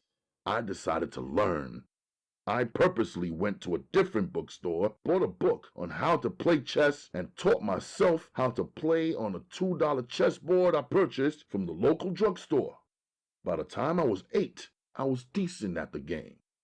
That's how it was with me and Mr. Bookbinder. I hated to be underestimated and second-guessed by him.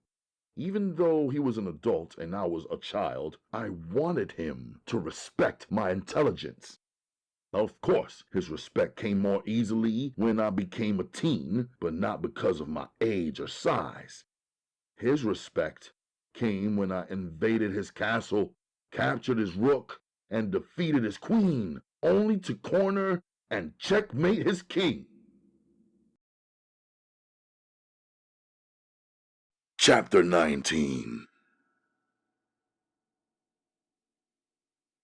Later, I was sitting at the top of the entrance at Pratt, uninvited, waiting to see Akemi, even if it would be only for a moment. I knew I wouldn't see her Friday after work because of the League.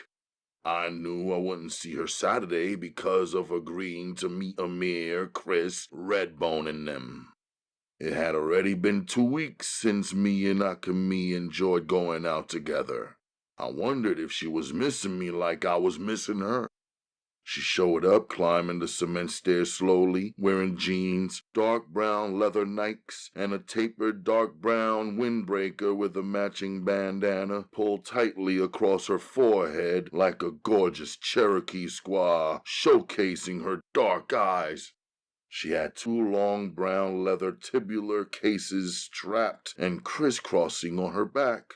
On closer inspection, I could see from the red and green stripes on her leather cases that they were designed by Gucci. She looked like she was headed to an archery expedition, her bow and arrows strapped behind her. I realized that she was carrying her artwork inside her leather tubes. As I watched her, she seemed trapped somewhere in her own thoughts. In that short space of time, I wondered what she was thinking. I wondered how it was going with her aunt and uncle. When she looked up and realized it was me waiting there, her smile lit up so bright it cut through the evening dusk. She locked her eyes into mine. No translation needed. I stood and held my hand out to assist her up the last step. She never let it go. We walked hand in hand like that toward her class. I didn't know what my next move would be. I had suspended my thoughts and was moving only on feelings, something completely new for me. Down the hall from her class, I pulled out a piece of paper and wrote out my telephone number, then handed it to her. Arigato. She ripped the paper in half and wrote her telephone number on her half, then handed it to me.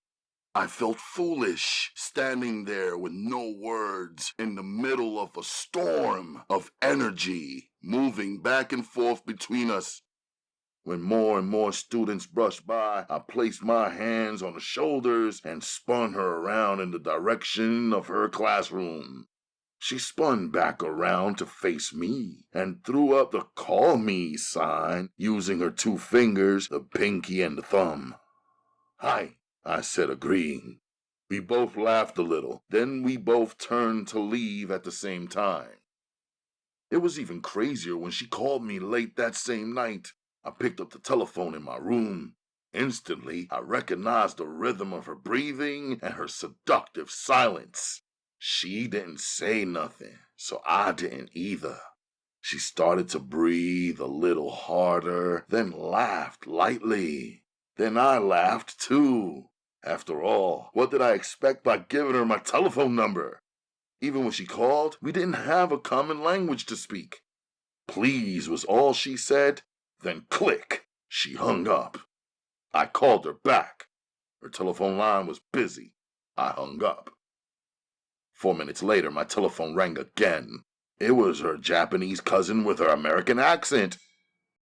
Akemi asked me to call you for her, she said, speaking in a low tone like she didn't want anyone on her end to overhear her. I'm sorry, I know it's late, but Akemi has no sense of time. She'll stay up all night drawing and painting and forgetting about how us normal people live, she said, sounding a little embarrassed. It's aight. Most of the time, I'm up late too, I told her. She took a deep breath. So I guess the 2 of you have become friends, she stated. I don't know why I didn't like her way of choosing her words. Friends is all I answered back. Okay, good. Well, anyway, Akemi wanted me to tell you that she won't be working at Uncle's store this weekend. She has to finish up her midterm art projects. She wants to know if you and she can meet up instead on the following week on Wednesday at 2 p.m.? She didn't wait for my response. She started talking real fast and answering her own questions. I told Akemi that you probably couldn't meet her then because you'll be at school on Wednesday at 2 p.m., right? she asked and suggested at the same time. Tell Akemi Wednesday at 2 is cool. I'll pick her up at your uncle's store. Wait a minute, no. Meet her at the bakery, like the last time you saw her, she said, assuming that the last time at the bakery was the last time I had seen Akemi. I could tell now that Akemi didn't tell her cousin everything. Wednesday, at 2 at the bakery, aight? I agreed. Oh, so you're on spring break next week too? Her cousin asked, still digging. I didn't know if New York public schools are closed, but Akemi's college is closed, and New York public schools are closed too. She waited for me to tell her my business. I flipped it around on her and began questioning her instead. I thought you said Akemi is 16, a high school student like us, I asked. She is 16. She attends the art college on a scholarship, Monday through Thursday in the evenings, and helps out aunt and uncle at their store on the weekends. She won a nationwide art competition in Japan. 1 year at an American art college was the top prize. That's why she's here in the U.S. It's her first time. You know, it's a very demanding program. Akemi really doesn't have a lot of free time. The cousin continued to meddle. You have an American accent, I said to the cousin to hear her reaction. Yes, thank you for the compliment. She answered like I figured she would. Why don't you teach Akemi how to speak English? I asked, putting the pressure back on her. Akemi does whatever she wants to. Maybe now that the two of you are friends, she'll learn to speak English, the cousin answered strangely and defensively. Listen, back home in Japan, we are all required to learn English in school, but not Akemi. Her and her father make all of their own rules. Akemi speaks Japanese, Korean, Chinese, and Thai. That's it. No English. She laughed as though speaking 4 major languages was nothing if English wasn't one of them. She sounded like Umma's father, northern grandfather. He used to say, English is the language of money. No English, no money. The cousin continued talking, seeming to enjoy the attention being switched to her. My family moved from Japan to the States when I was 6 years old. My parents and my brothers, we are all fluent. Everyone except my mother's mother. She refuses to learn English too, the cousin said, looking down on her grandmother's choice. So, Akemi's mother and your mother are sisters? I asked her. No, Akemi's mother is dead. She was North Korean. Akemi's father and my father and uncle at the store are all brothers. Uncle just came to the U.S. 2 years ago. Akemi's father has never been to the U.S. He is big business in Japan. Way too busy, she said proudly. She had breezed by the statement, Akemi's mother is dead. Just like the Americans breeze by heavy and serious and sacred topics with an ease I was unfamiliar with and could not understand as a Sudanese. As the cousin continued speaking, I was stuck back there. It must be terrible to be motherless, I thought. It must be a loneliness that no one but a motherless child could understand, really.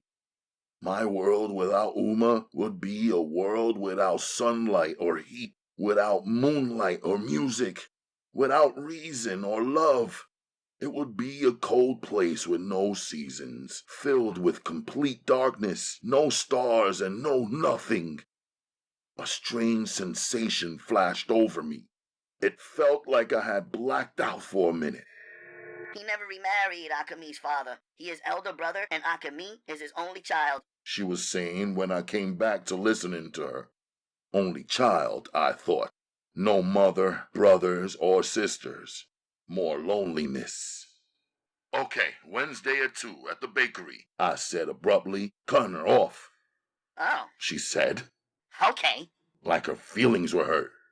Thank you for calling me for Akemi, I said, hanging up.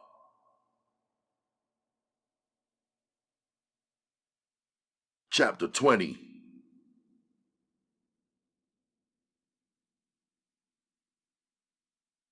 Me, Amir, and Chris were seated on the gym floor with the rest of the cats who made the cut.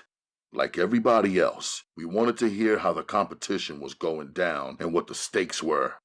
Tyreek and his boys, who stood solidly behind him, got straight down to business.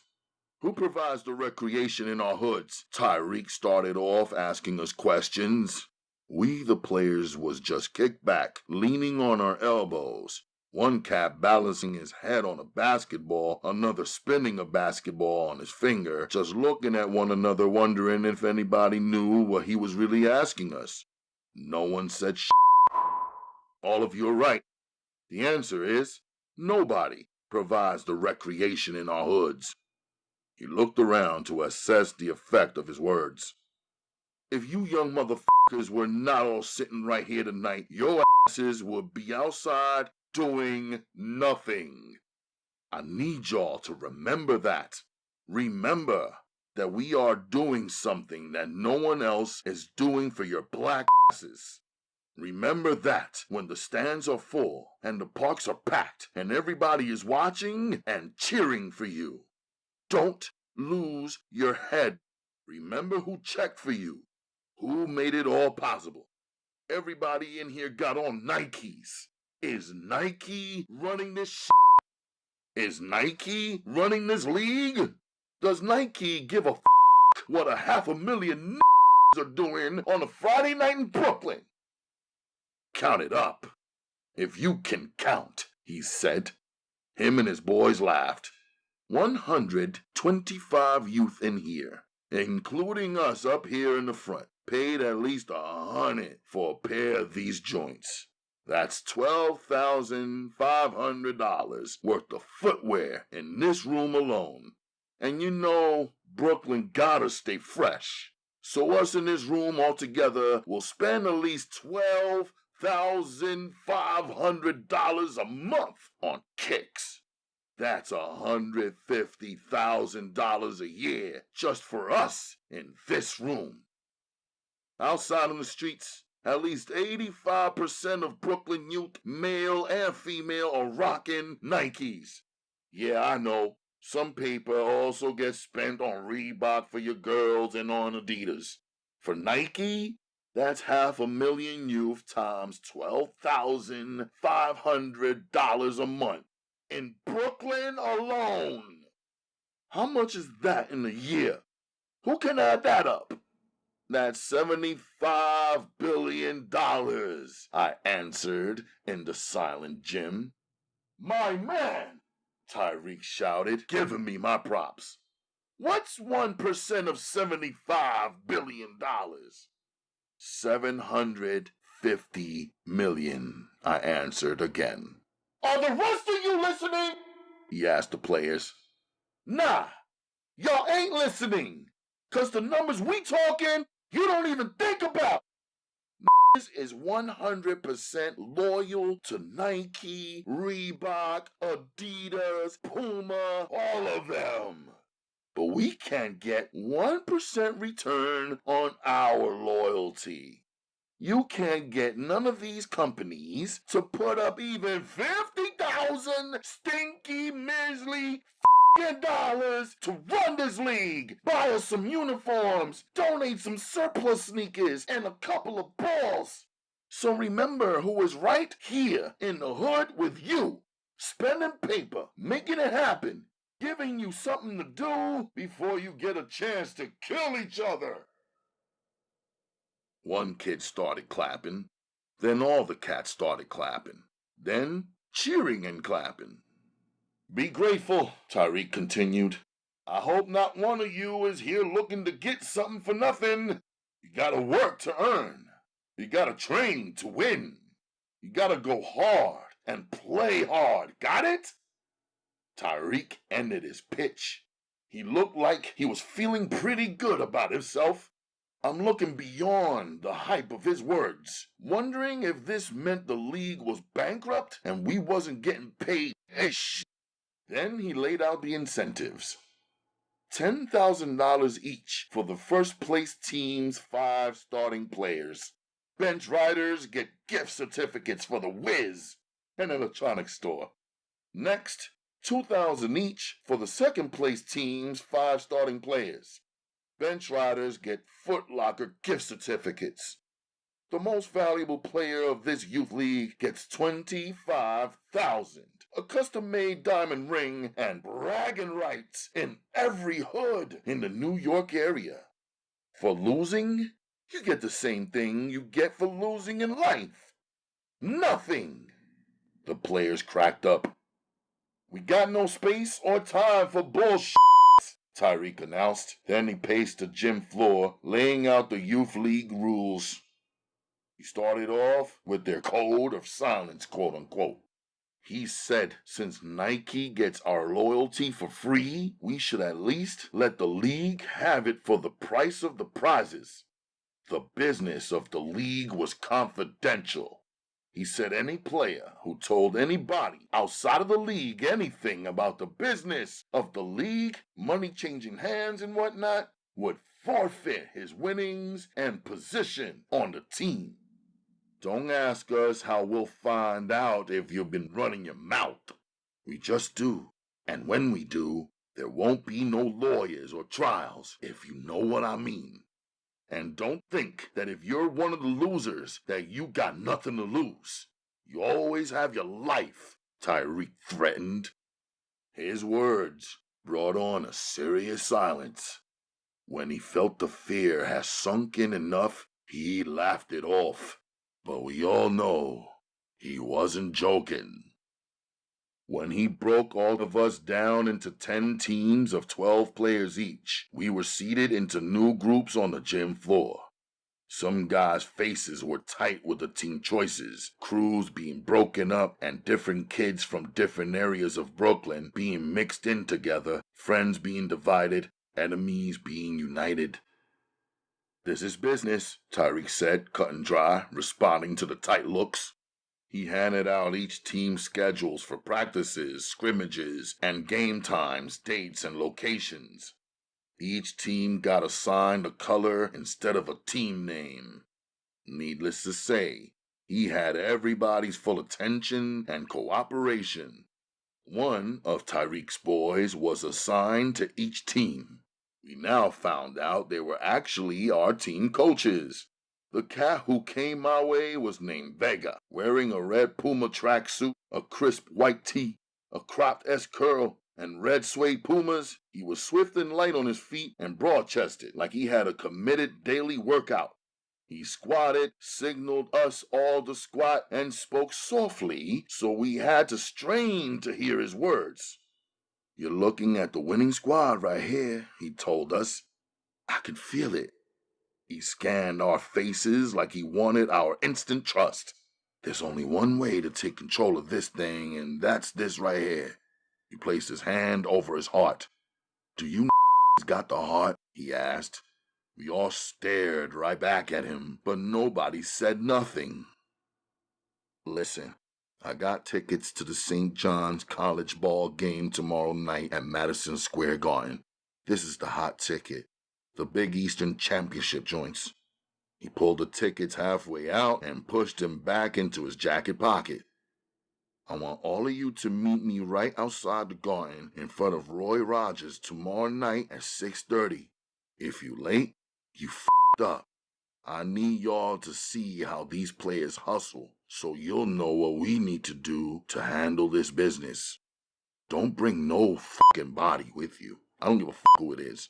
From this night forward, we the team. Anybody ain't seated in this circle right here tonight don't need to know and don't count. You got it? He held out his hand. Everybody gave him a pound. He introduced himself, unfolded a sheet of paper from his pocket, and tried to match players' names with their faces. It was almost 11 p.m. when we, 120 ball players, got out of there. We walked out calmly, no crowd or music or drama like last time. Probably each one of us was still spinning the dollar numbers around in our heads and wondering if it was real or not. I couldn't front. Vega didn't seem like a coach, but he got me open with those tickets. I had never been inside Madison Square Garden, although I walked right past it often. Of course, I've seen it on TV, the world-famous home of the New York Knicks. Back in the Sudan, at my father's apartment in Khartoum, we watched her games a couple of times on my father's satellite television. My father even had an autographed ball by old-school point guard Walt Frazier.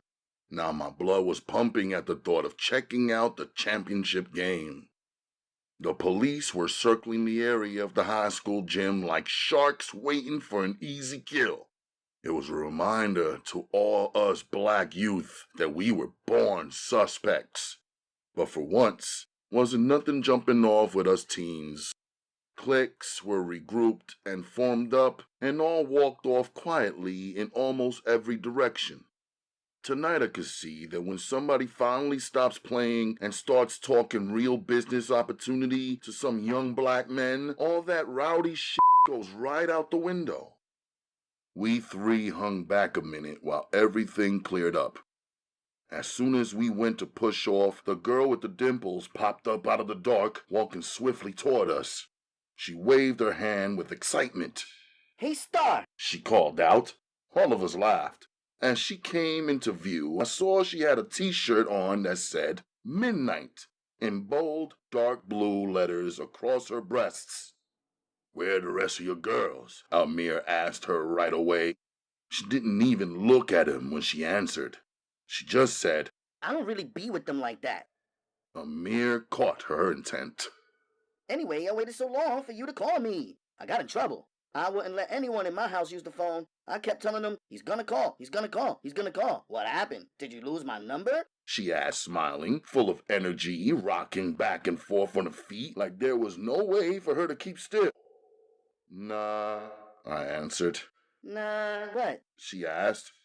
"Nah, I didn't lose your number," I said. "All right, Superstar," she said in a joking way. I smiled at her style. She had a nice complexion with smooth skin. Her hair was shining from the gel she used to swirl out her bangs. "God, you got perfect teeth," she said after I smiled. I really didn't know what to do with her comments.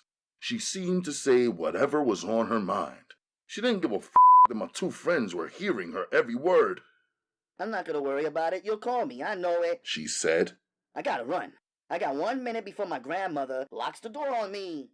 She turned on her Nikes and ran full speed in her denim miniskirt, leaving Amir and Chris doing double takes. "I think you need to call her, man," Amir said. Him and Chris laughed. "What y'all think about the money?" Chris asked. "Do you think the winners will really get paid like that brother Tariq said?" "Well, if they don't pay out, what the can anybody do about it? The hustlers are the sponsors. Who's gonna go to war with them?" Amir asked. "I think they'll pay out. I got a feeling about it," I told them. "What kind of feeling?" Chris asked. "You know, we thinking that it's all about basketball, but they gotta have something riding on it too. Otherwise, why would they do it?" "Something like what?" Amir asked. "It could be anything. You see how they cut the groups into teams and gave every team a color?" I asked. "So?" Chris asked. "At least in the NBA, you know who the you're working for. You got uniforms, your uniforms got colors, but you know who owns the team, who manages the team, and who you running for. In this league, we can't see who's behind it. Tariq is the front man, but who does he report to?" I try to get them to look at all the angles. "If you believe they'll pay out to the champions, none of that even matters.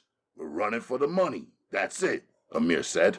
"But we all on different teams," Chris said. "Amir's on the red and you on the black. I'm on the green," he pointed out. "It don't matter," I told Chris.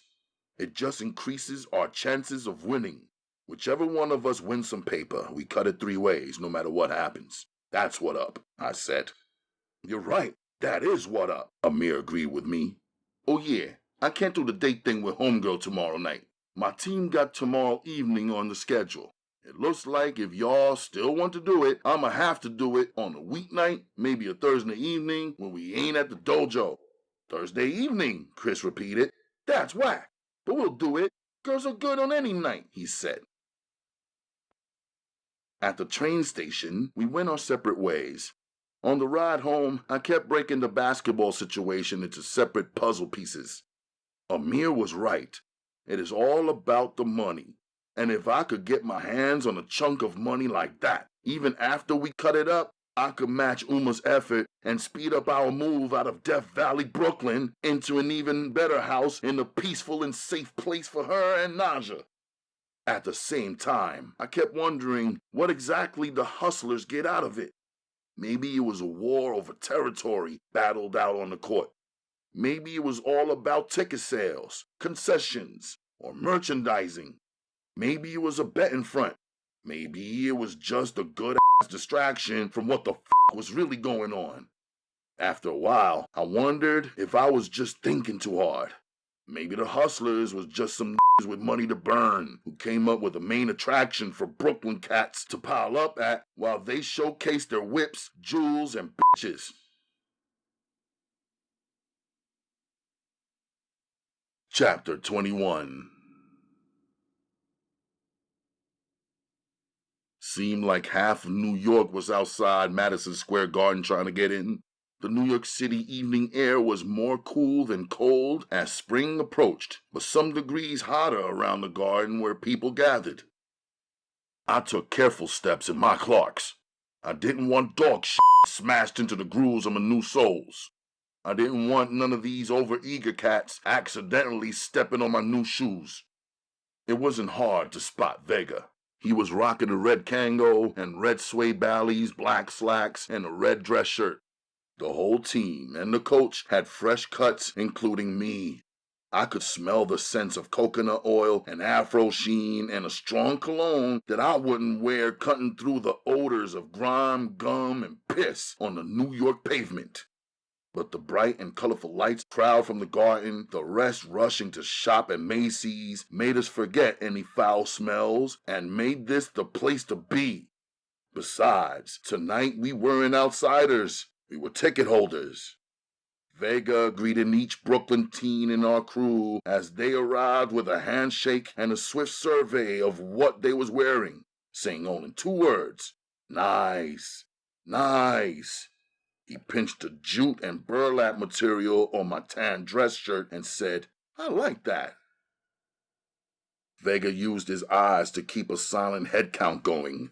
Every few seconds, he checked his Hamilton watch. When the second hand hit the 30 mark, the last teen showed up. Vega waved for us all to follow his lead. We ended up where the rest of the garden crowd wasn't. We were at the VIP entrance to the garden, where the college ball players were arriving in droves. There was a stream of Syracuse University players over 6 feet tall easily, like it was nothing to it. They climbed down from polished trucks and up out of new whips. We Brooklyn teens was all watching what they was wearing on their bodies and their feet. We even checked the gym bags they carried, some by Nike, by Adidas, Puma, and whatnot. Vega watched us watching them and said casually, "And they say there's no money in college ball."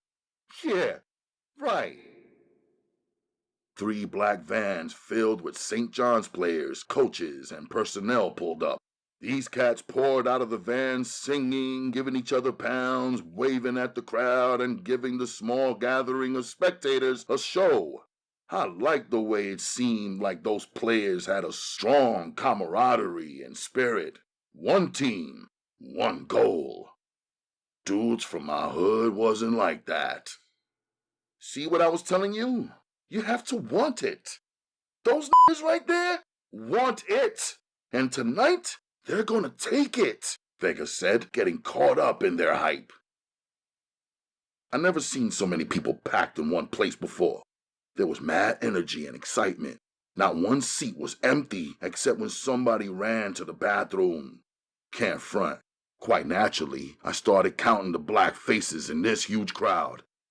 Most of the black faces were actually the ball players for Syracuse and St. John's. Otherwise, there were small handfuls of blacks sprinkled here and there up against a sea of white fans who were pumped up like their lives depended on it. The food vendors began weaving in and out of each of hundreds of rows with their Cokes, Franks, peanuts, popcorn, t-shirts, and team flags. We Brooklyn teens had good seats, not on the floor, but close enough to it.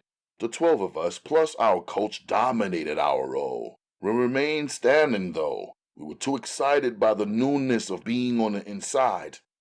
Besides, there was about 15 girls flaunting their blue and orange panties, cheering for their players. Everything moving caught my eye. The way the players were being introduced over the powerful speaker system, their names and jersey numbers announced with pride, then echoing around the crowd of 25,000 cheering fans.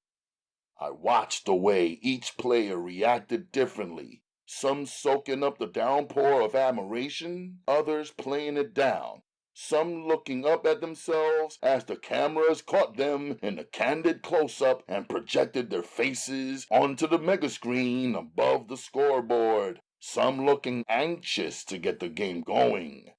I felt that anxiety.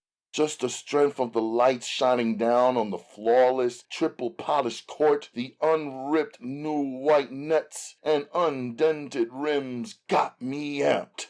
I imagined myself down there, playing on that court for the love of the game. Maybe my entire team was thinking the same thing. Maybe that's exactly what Vega wanted us to be thinking. Well, if it was what he wanted, it was a smart plan. And these tickets must have set him back some. I saw scalpers hawking less expensive seats than we had for more than $100. It didn't matter who any of us was rooting for. Vega was rooting for St. John's, so if we thought anything different, we better had kept it to ourselves. He watched the game like he had money on it. The drawback was, when the first half was over, his team was losing by 13 points. "Don't sleep," Vega said. "Get ready for the big comeback." He was talking to each of us, the strangers on his new team, but it was as if his voice wasn't mic'd up to the ball players' earpieces, 'cause just when he called it out, they burst out with a new setup, new confidence, and an unbreakable fury. For 16 straight minutes, they flipped the pressure on those Syracuse boys, and all hell broke loose when St. John's player Ron Rowan pulled up and hit a 14-foot jumper with only 8 seconds remaining in the game, bringing St. John's to a 1-point lead over Syracuse. While everybody went wild, Vega stood cool, chanting, 8 seconds, 8 seconds, it ain't over, keep the pressure on, defense, defense! Syracuse player Dwayne Washington must have felt the same about the remaining 8 seconds and the possibilities it left open. Washington drove to the basket with only 3 seconds left and was so sure his shot was on the money, he started celebrating before his feet touched the polished floor. Just when him and his Syracuse boys thought they had it hemmed, St. John's player Walter Berry unveiled his wingspan and blocked the shot. The buzzer sounded. St. John's took it. The Big Eastern Championship, 70-69. While our section of the garden cheered and jumped and bumped one another, I stood still, thinking, here is one thing that I'm real good at. This game is completely legal.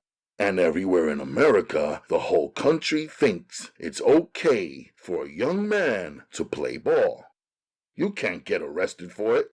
You can get paid and win props. You can get into a position to buy your mom's a house, no problem, and save the family you love while doing something that you love to do. Vega told us to hang back while the crowd spilled out into the aisles, into the corridors, and out of the building. Soon enough, we were on the train together, heading further uptown to get something to eat at a venue Vega chose. On the train, each of us remained standing once again, leaving the seats for other tired passengers. I don't think any of the 13 of us was scheming on any of the riders that night. We were all just thinking, hoping, dreaming that this night will work out in our favor and eventually put some paper into our pockets. Our late-night dinner was at a spot on 175th Street and Broadway named Malecons. Whole chickens were roasting in their wide windows. The streets surrounding the place were lit up now at 11:10 p.m., same as if it was early evening. The streets were packed with youths, adults, and even babies being pushed in carriages. Inside, the restaurant was popping, almost completely filled. There was still a line of people, plus more arriving to begin ordering dinner at this late hour. Our table must have been reserved, I thought. There were 6 small tables pushed together, 6 chairs on each side and one at the head. I took the corner chair by the side window. Almost immediately, I noticed that the same buttermilk Porsche with the buttercream leather interior and the gold piping. It was parked on the side block. Brooklyn heads were pressed against Manhattan menus.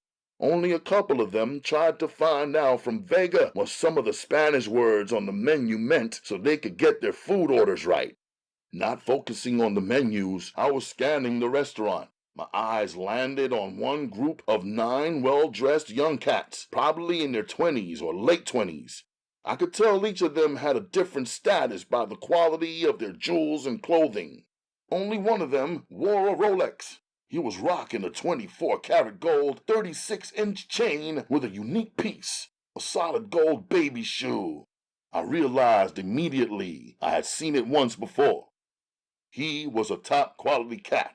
He was definitely the only one in the restaurant wearing a cashmere dress shirt and diamond cufflinks. I glanced down at his Gucci suede driving shoes. Top grade, I thought to myself. "You gonna order, man?" One of the players asked me.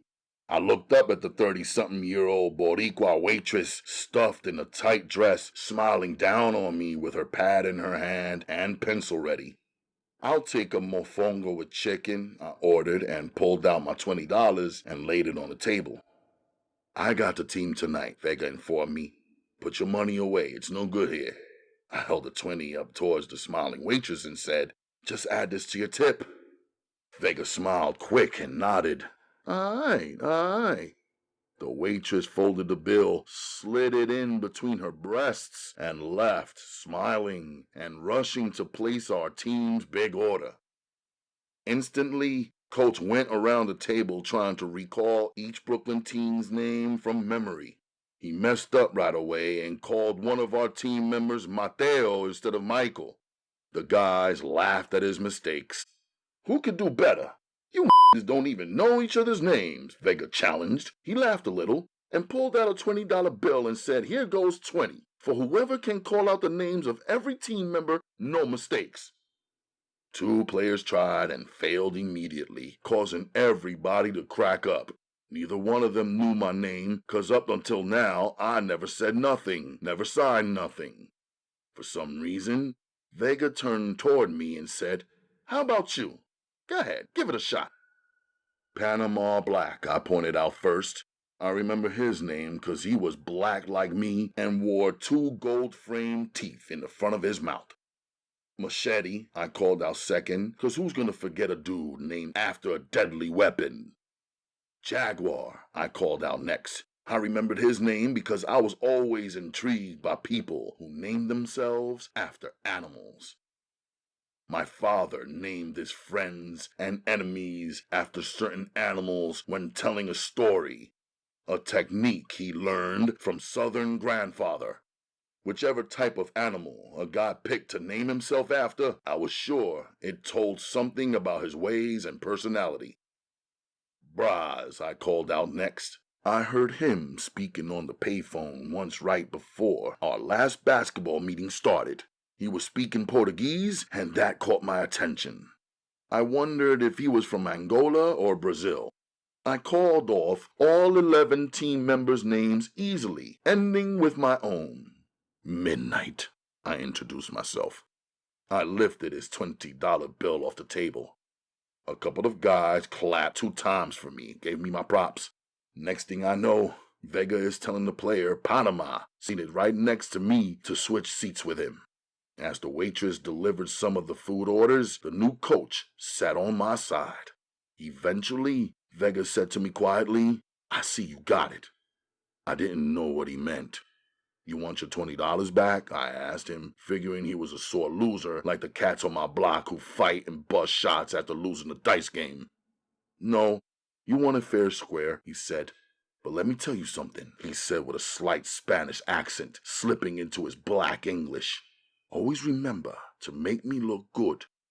I take this shit personal." I didn't answer back nothing because I didn't know what he was talking about. I ate my food quietly, and so did he. While the other players' conversations grew louder and louder, I watched the sharp cat with the Rolex on the other side of the restaurant signal to Vega. Vega saw the signal, then looked towards the restaurant door. Another cat entered the place carrying a bunch of Foot Locker shopping bags. At 1 in the morning, we were all standing on an outdoor Brooklyn ball court. Vega threw every team member who complained about playing ball in their dress-up clothes a new pair of shorts and sneakers from the Foot Locker bags. "Did you niggas think you was on vacation?" he asked the team with a new seriousness. "You don't ever get something for nothing. It's time to earn it." I wasn't mad. This is around the time I would normally be hooping it out on my own. Now we were divided into 2 squads. I went on and played it like I was on St. John's. We had 24,989 fewer fans, but I could see the 9 well-dressed cats from the dinner spot standing outside the fence, their cars shined up and double-parked, talking among themselves. When I pulled up to take a jumper, I told myself, if this one goes in, the light-skinned cat with the Porsche, Rolex, and diamond cufflinks is the boss. I sank it. It was all net. Heading home at 2:30 a.m., coach and ball players on the train, the real hustlers riding in their cars, Vega asked me, "How did you do that?" "Do what?" I asked him. "Remember all those names," he said. I could see my little $20 triumph was still f***ing with his head. "Did you know some of the guys before the league started up?" he asked. "Nah," I told him. "Then how did you do it? In the gym, each player only mentioned his name once." He was staring me down for a real answer. "I don't know," I answered. I wasn't going to tell him that I studied people, their names and faces, mannerisms and gestures, jewelry and possessions, cuts and bruises. I wasn't going to admit that I am a ninja who is always anticipating an attack.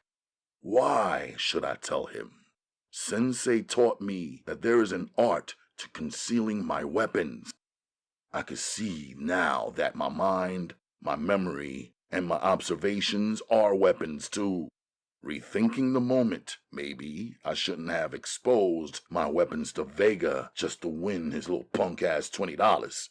Maybe I alerted him and caused him to pay closer attention to me in the future. Chapter 22. My schedule now was tighter than it had ever been before.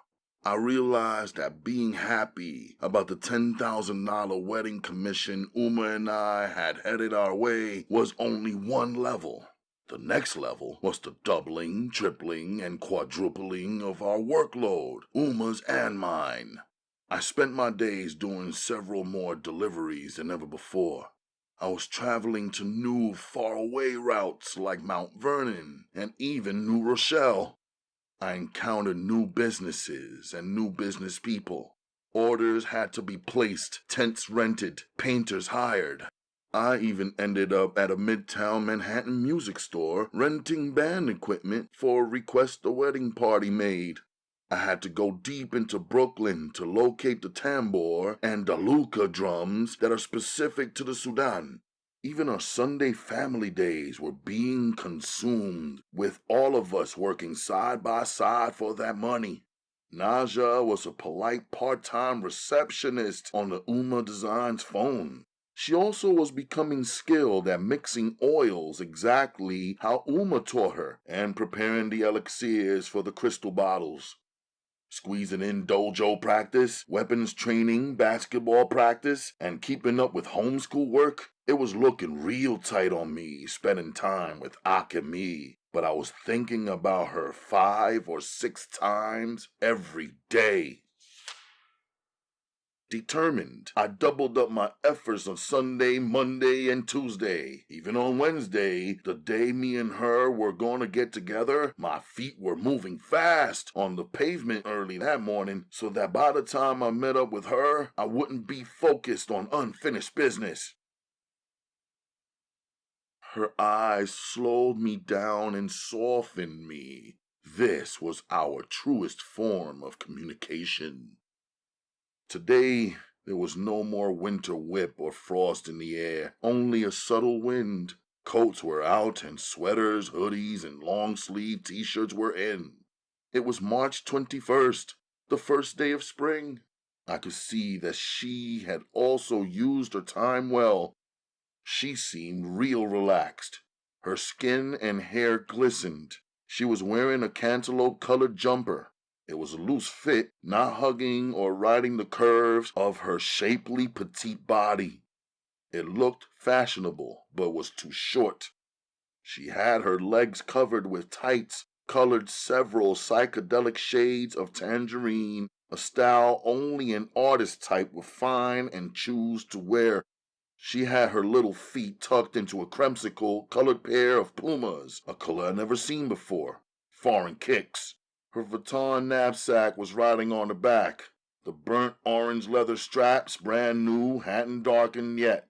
Her pretty neck was out, no jewels on her hands, and she had only the slightest tip of each of her fingernails painted in a sparkling orange polish, with the rest of the nails left natural.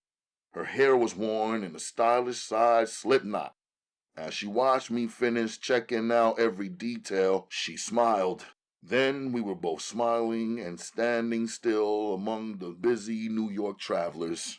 She slid her hand into her one odd-shaped front dress pocket and pulled out her used-up, worn Japanese map of the New York City subway system.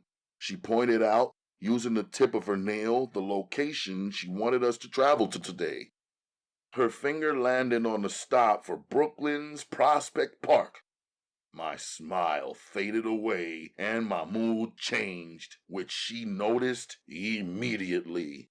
She slung her knapsack to the front and rifled through it, pulling out another folded paper, handing it to me. It was a flyer for the Cherry Blossom Festival, a Japanese cultural celebration of the arrival of the first day of spring. The paper boasted Japanese foods, Japanese drummers, and a Japanese kabuki theater group in the Brooklyn Park. I took a map from her and pointed out a different location. Central Park, located on 59th and Broadway in Manhattan.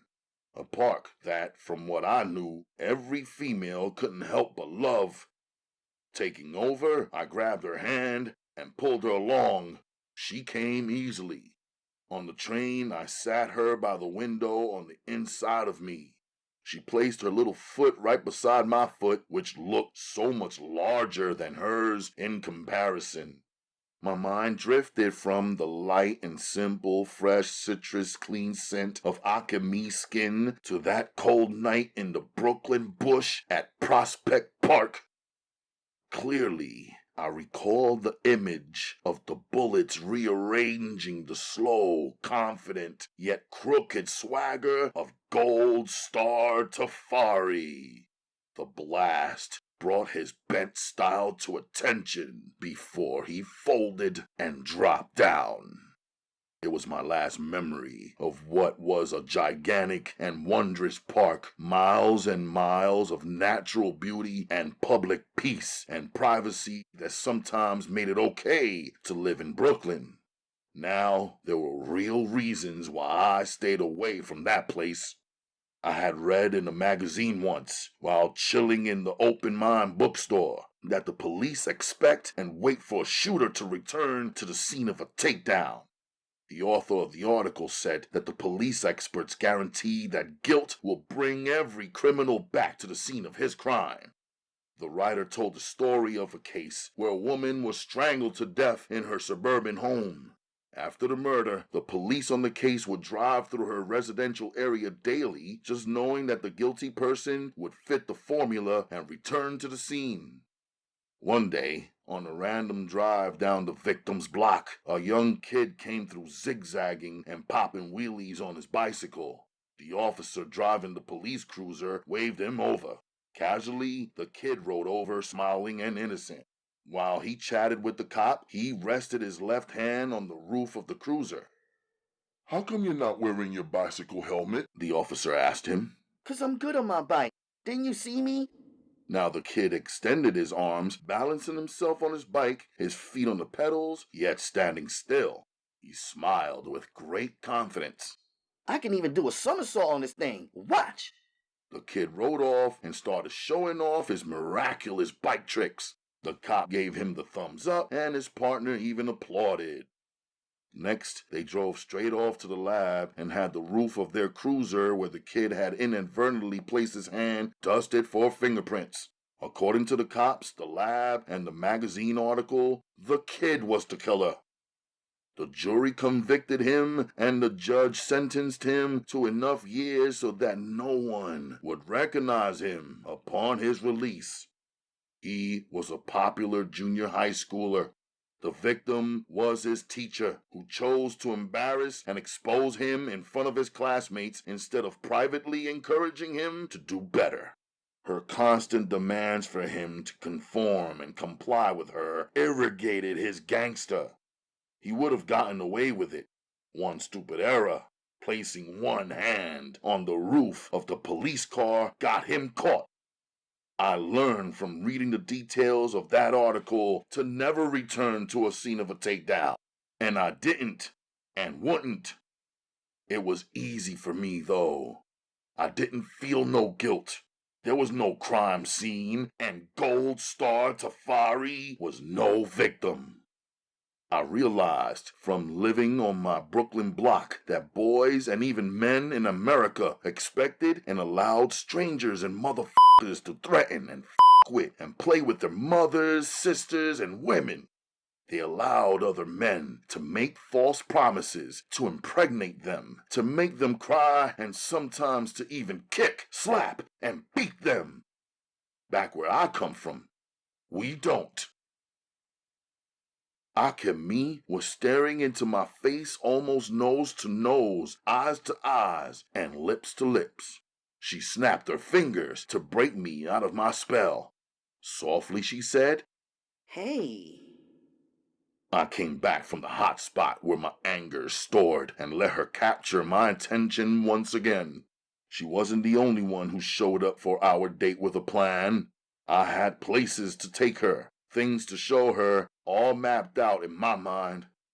A little while later, her orange fingernail tips were pressed against the glass walls on the 102nd floor of the Empire State Building. Her eyes were looking down on the whole of New York City. Her face was filled with amazement. We were 1,500 feet in the air. Still, she stood on her tiptoes. When finally her eyes had surveyed enough, she turned back toward me and flashed a natural smile across her face. Kneeling down, she unbuckled her knapsack. I thought maybe she would pull out a camera like most of us who weren't born here would. Instead, she stood up holding a pencil and an unlined index card. Her pencil point was already gliding and sketching out something. Everyone else up here had cameras, small ones, Kodak disposables, expensive Nikons, various sized lenses, even zoom lenses. Akemi didn't seem to care for photography, I thought. She seemed to prefer capturing the details of what she felt and saw with her handmade, hand-drawn, or hand-painted pictures. I was impressed now that I saw her creating with a pencil her own styled postcards. Giving her space and time, I stepped back, pulling my book out of my jacket pocket and picking up reading where I left off last. Instinctively, I leapt up when I noticed a man aiming his lens at Akemi's face. By the time he pressed and clicked, he had nothing but a photo of my palm print. "Jesus Christ, you messed up my shot," he grimaced. "Keep it moving, I warned him quietly. She's my girl. No photos. I blocked his view while using my peripheral to keep track of the Empire security guard fidgeting on my left side. Let me Oscar, the tall white guy photographer in the ball-buster dirty jeans pushed. Before anything else could be said or done, Akemi screamed out, "Allah!" She gave him a flash of that spicy anger she gave me the other week outside of Cho's store. Her shriek brought security over. All of the tourists stared our way. Immediately, Akemi extended her arm and pointed out the white guy. The security guard told the photographer, "The young lady said no. Leave her alone." Pissed, the photographer repositioned himself to click photos of something that couldn't holler back. On the elevator ride down, she stood behind me in the corner. I was the wall between her and the people packed and pressed into one another in a limited space. On the ground floor, we both stepped into the same triangle out of the revolving door. Outside, we can breathe more easily. Suddenly, the photographer reappeared. "Listen, friend," he said, extending his hand, his business card dangling from his fingers. "You got me wrong. I'm willing to pay you for her photos. She's a beautiful girl, and I work for..." I grabbed Akemi, and we disappeared into the crowded New York City streets. I wondered to myself why no man in this country understood how to pull himself back when it came to women. I was sure now that many men would be murdered easily because of this problem that they saw as being nothing. An image of me poking one of the blades of my kunai into that photographer's temple flashed before me. I was glad that in this instance I had the opportunity to walk away. Music surrounded Central Park. I could hear some African drumming coming from inside, the beats grabbing my attention and arousing my soul. With a closer listen, it sounded like the rhythms of someone lost. Every tap of the skins sounded like a question. I could tell that the drummer was an amateur, but still, every drum beat is telling, saying, or showing something. Outside the park, there were sounds battling one another. Radio, speakers, amplifiers, breakdancers, rollerbladers, roller skaters, musical gymnasts, silver-skinned human robots, people, monkeys, birds, you name it. We willingly walked in and up the winding paths that seemed to turn everyone inside the park into characters and scenery from a colorful and elaborate children's pop-up storybook, the kind I purchased for Nausea a couple of years ago. Stinking horses trotted by, dragging Cinderella carts loaded down with ripped-off tourists. The animals looked exhausted, unable to see to their left or their right. They only expressed themselves by dropping huge, funky, f***ing piles of shit everywhere they went. But the newly leafed and budded crabapple trees, maple and elm trees, and even cherry blossoms, along with the makeshift waterfalls and fountains, made it into a paradise. Watching Akemi, I could tell that this park had the magic that cast a spell on females. Seeing a set of swings, she took off running and jumped right on. Her legs lifted her higher and higher. Her eyes were shut. Her mouth dropped open. Her head tipped back. She leaned backward and was soaring. Like an acrobat, she suddenly stood up on the silver swing seat, pumping her legs and flying higher. In midair, she jumped off and landed right on me. I seen she liked to live dangerously. What if, in a split second, I had moved? Luckily, I didn't. She wrapped her legs around my waist and laid her breast pressed against my chest. Now her head lay on my shoulders. Her slip knot came loose, and her hair brushed against my neck and fell onto my back. I carried her up the hill and down again, feeling and knowing only one thing. I had around and fell in love. By the Central Park Loeb Boathouse, I paid for a rowboat ride. Rowing on the 15 feet of man-made lake water, I knew this was not the yacht named Solomon or a felucca. It wasn't the Atlantic or the Pacific Ocean. In fact, it was not a river or a sea, and definitely not the Nile. But I was rowing, and she was lying on her side, her shoes kicked off, her legs hanging off the side of the boat, each toe a different shade of orange in her strange and colorful toe tights. She was listening to jazz music on an old 5-inch transistor radio she pulled out of her magician's knapsack of endless Akemi stuff. As her music played softly, I noticed that the peculiarly shaped lake was surrounded by the most beautiful willow trees. I rowed us past the other 7 or 8 boats to a secluded spot sheltered by the willows and near a muddy incline. When she felt the boat stop, she sat up, clicked off her radio, went back into her magic bag, and pulled out what it took me a few seconds to figure out was a mini cassette tape recorder. She stepped over and sat facing me as the boat rocked a little. She pressed record, then said softly, Please. I sat idle for about 10 seconds before I said anything. I wasn't no poet. My mind started pushing together a rhyme. I wasn't no rapper either.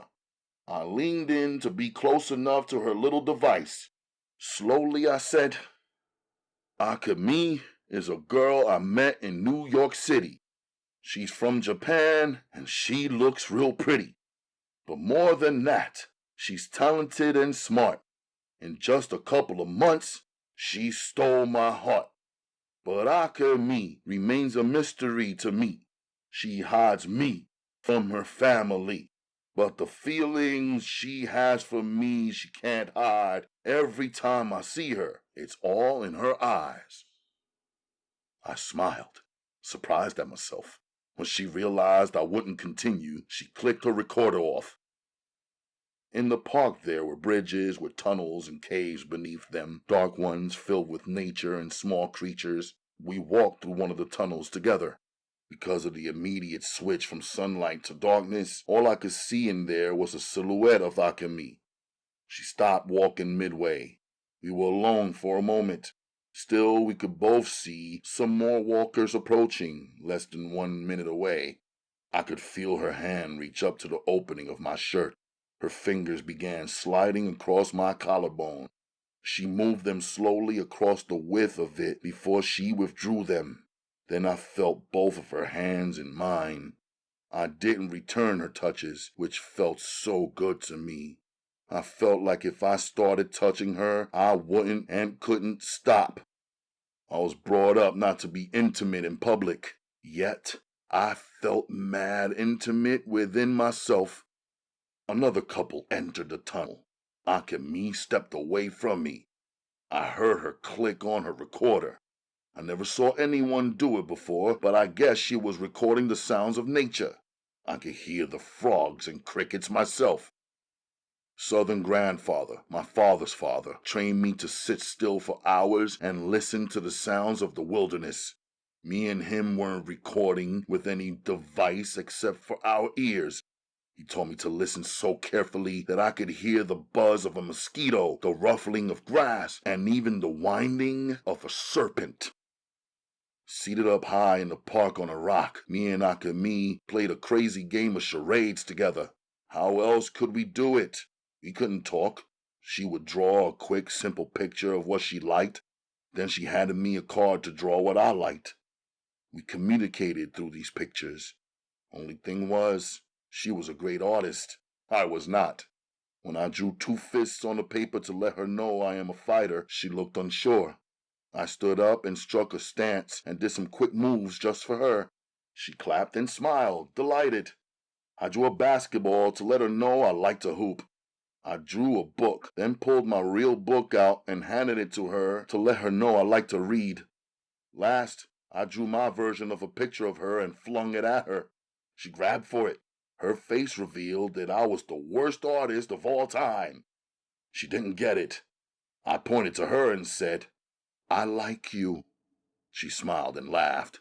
She held my drawing beside her face to show me how ridiculously off it was. Afterward, she tried to slide my ugly drawing into her knapsack, but I took it away from her and put it in my back pocket. I saw that she thought everything belonged to her. On her turn, she tried to show me about herself. She pulled out her little radio and turned it on. Suddenly, she began to dance while still sitting. "You like music," I guessed. What else could she be telling me? "Hi," she answered. She started moving around again. "You like to dance," I called out like I was competing on the game show. "Hi." She laughed. Then she jumped up and started moving her arms in a controlled motion. Her fingers closed and cupped. "You're a swimmer," I said. She didn't answer.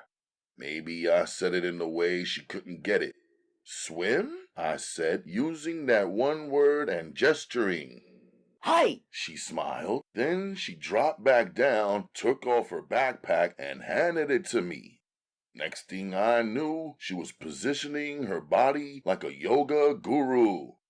She struck a pose and shouted in her softest voice, "Hanumasana." It looked wicked. Her legs were in a full split, and her arms were extended like a graceful ballerina. One hand pointed to the sky. She didn't seem to care one bit. She was wearing a dress. In an instant, she flowed out of this amazing position into another one. "Firefly," she said. Both of her hands were on the rock, holding her body up in the air and her toes pointed out. Her dress crept up her thighs. She flowed out of that pose, and in her last exhibition, she twisted herself up and said softly, "Scorpion," in her sensual accent. I looked at her. She was even more strange to me now and even more beautiful. She lay down, relaxing on the rock and facing the sky, plucking small leaves and sticks off her dress. I faced east and made my prayer, first cleaning my face and hands and nose and feet as is required, using bottled water. Some Ghanaians recruited me into a game of soccer on the field. I wasn't gonna play. I was into something else right then. Akemi tried to encourage me by playing and pushing me with her body, then her hands to go ahead. So I agreed. She watched intensely from the sidelines, along with some females who were there with the Ghanaians. I caught her eyes moving across the field with me. I felt good that she wasn't one of these girls with wandering eyes. This was actually the first game of soccer I had played since arriving in America. It took a lot more coordination than basketball.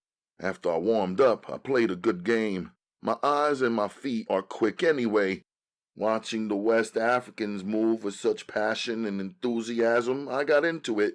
It was easy to look into one or two of their faces and to imagine I was seeing my father and his friends. More than that, it was relaxing to burn off the energy that had me exploding before I ran into them. Coming off the field after the game, I didn't see Akemi. I gave the players £1 and a couple of them my Umma Designs business cards. I walked around slowly. I stopped, figuring she wouldn't have wandered off this far. Then I heard her laugh. I followed the direction of her laugh. I followed the direction of her voice and saw her enjoying watching me look for her as she sat comfortably in a tree. Why bother trying to figure out how she got up there, or why? I stood below her, and she came leaping down into my arms. She placed her nose against my neck, sniffing the scent of my sweat. We both used our hands to brush each other off. I pulled a leaf and a couple of hits of bark off her. I even took some particles off her pretty stockings. So nicely dressed when we first started out, we were both looking like we had a mad and crazy good time. Seated in the Middle Eastern restaurant called Medina Star on the east side of 57th Street in Manhattan, I was sure I was introducing Akemi to some of the North African foods that I enjoy, which she had probably never tried. I ordered falafel with tahini sauce, hummus, and baba ganoush. I ordered those purple Kalamata olives that I enjoy with cayenne spiced onions and shatta. I also ordered a tray of chicken kebabs and warm pita bread, all of it for us to share. When she returned from the ladies' room, all fresh and clean, her eyes danced at the spread on our table. She began trying each dish, her reaction showing up on her face each time. I picked up her mini recorder from her side of the table. She was just sucking one of her fingers when I clicked it on and said, "Speak Korean." She must have had hot sauce on her tongue because her eyes immediately filled with water. Either that, or maybe she thought of her Korean mother. I knew this reaction was a possibility, but I wanted her to know that I knew something about her family, that she was not a stranger or just a pretty face to me. She spoke Korean softly into the mic. The flow of that language was completely different than a Japanese sounded in my ear. The Korean language sounded like a whining. Every other word dragged out, the syllables moaned instead of spoken. The way she spoke it was erotic, and it was nice too. "Speak Chinese," I said next. Her watery eyes dried up. I saw she was delighted by games. She spoke some Chinese to me, which sounded nothing like her Japanese or Korean. It was a swiftly spoken language with a nasal twang. Last, I asked her to speak Thai, and she did easily. Secretly, I was overwhelmed by her. In the night, she wanted to shop.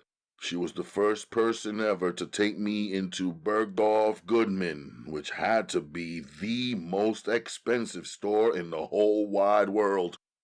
I watched her drown herself in perfumes, checking on me what scents I liked. She looked at $1,000 dresses, shoes that cost several $1,000s, and handbags so expensive they were locked in the vault.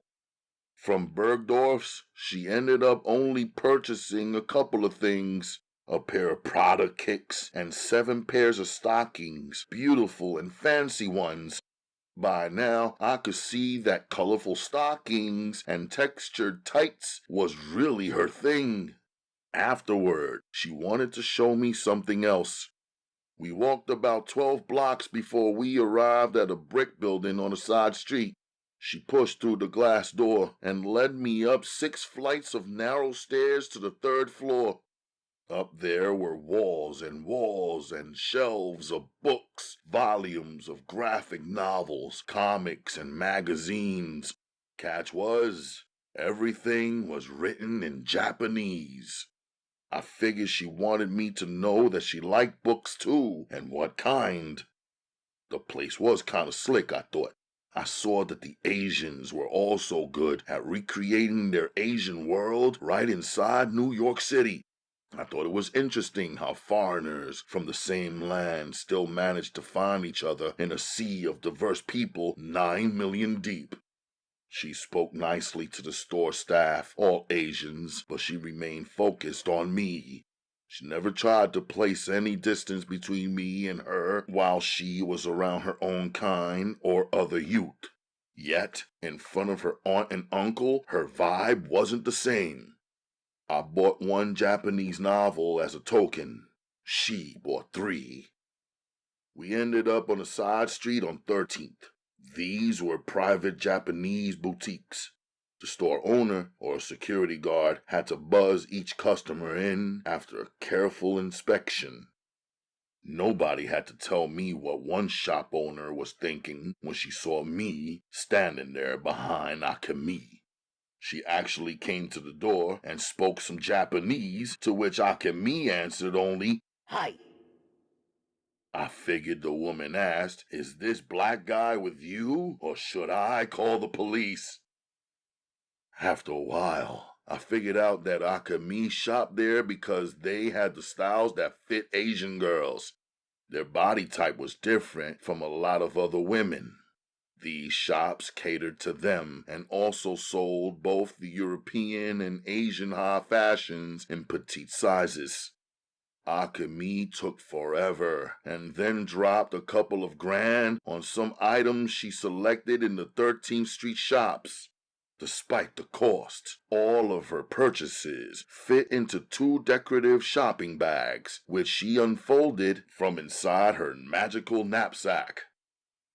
On 34th Street, a huge crowd had gathered on either side of the long blocks. I was surprised. There were hundreds or maybe even 1,000 people standing there side by side and back to back. When I looked up at the glowing numbers on the neon clock that sat in the billboard in the sky, I was surprised at just how late it was. Even Macy's department store had already closed. Police officers lined each side of the street, keeping the crowd behind the barricades and keeping the streets clear. Akemi walked behind me with one hand on my waist. When I found our way through to the front of the crowd, I thought I must have gone crazy, 'cause I saw 50 huge, majestic elephants marching down the New York City streets single file in a straight line. Akemi, standing behind me, could not see. I took her 2 shopping bags and secured them. I lifted her onto my shoulders, her legs dangling down on my chest. It's the Ringling Brothers and Bonham and Bailey Circus. They're bringing the elephants into Madison Square Garden. It's circus season, one parent explained to her teenage kids. It's the Midnight March of the Elephants. They do this every year, another person said. Akemi wouldn't move until the last elephant, clown, monkey, horse, and pony trotted off the streets. She was so fascinated, I didn't move her or remind her that now it was the next day, 12:30 a.m. When our cab arrived at Jackson Heights, Queens, she wanted to walk off on her own toward her house. I paid the cabbie and went with her, not trying to hear no sayonara. I wouldn't leave her to go alone at this late hour. I walked with her right up to her front door. Their porch light was high intensity, high wattage, more like a searchlight, and was the only light on the very darkened street. Her auntie pulled their door open slightly, as though she had been seated right there on the other side of the door just waiting. I said good night to the both of them and made my way home. For me, it was cool walking the late night, early morning streets of Queens, New York. I could feel the love moving and spreading through my chest like an invasion. It was a new feeling, different from my love for my family. It was a good feeling, too. On the train, tempted to assure myself of a couple of things. Akemi was on break from school, so it was all right for her to be out late with me tonight. But I knew that wasn't true. It wasn't all right in my beliefs and traditions. None of it was supposed to be happening. But what was up with her uncle anyway? I had introduced myself properly to him. I handed over the modest gifts from my family to his. I told where I worked and where I came from. I was upfront with him, but he was silent. If he had anything to say or any rules to set or any demands to make, the ball was in his court. I could respect any man who made himself clear about his family. At our apartment, I got some responses from Akemi's family. It came on my voicemail while I was listening to a few business messages at a low volume in my bedroom. The first call came from the night before at 9 while we were out shopping. It was Akemi's cousin looking for Akemi. Oddly, her message was spoken as if she wasn't the one who called me and set up the date between me and Akemi in the first place.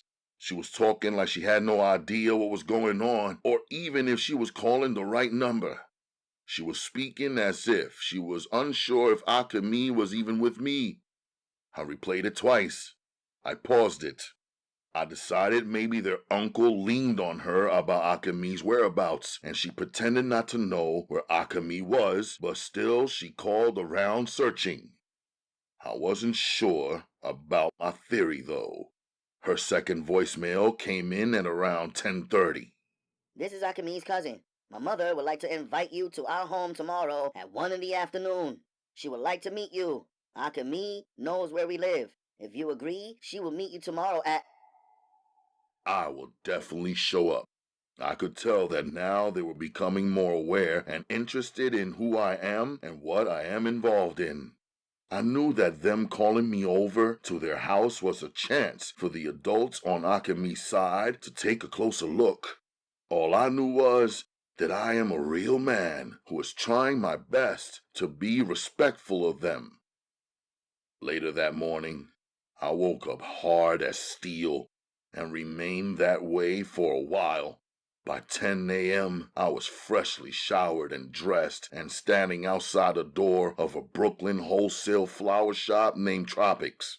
I had some Umma Designs business to take care of, an expensive order of thousands of flowers for the Sudanese wedding.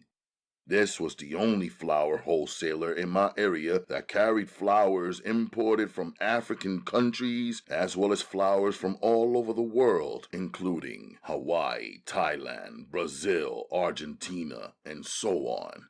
Besides, they boasted a money-back guarantee on the freshness of their product. But I didn't want my money back. I just needed them to get the job done right the first time. There would be no do-overs, take-backs, or second chances on the wedding.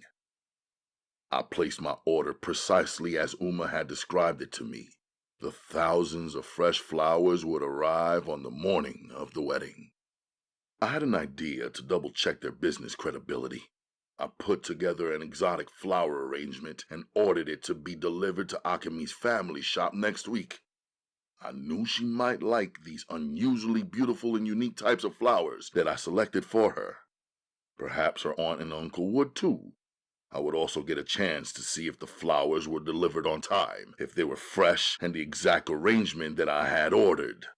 By 11 a.m., I was in Manhattan at a candy wholesaler named Sweeties. I took my time looking at tons of candies and order sheets for exactly what Umma wanted. By 1 p.m., I was all the way on the west side of Lower Manhattan to meet Akemi by the river as agreed, farther west than I ever had walked or traveled in NYC before. Akemi was there waiting. She held up 2 tickets in her hand. She was good luck for me, I thought. Once again, I found myself in the boat, a ferry speeding across the Hudson River.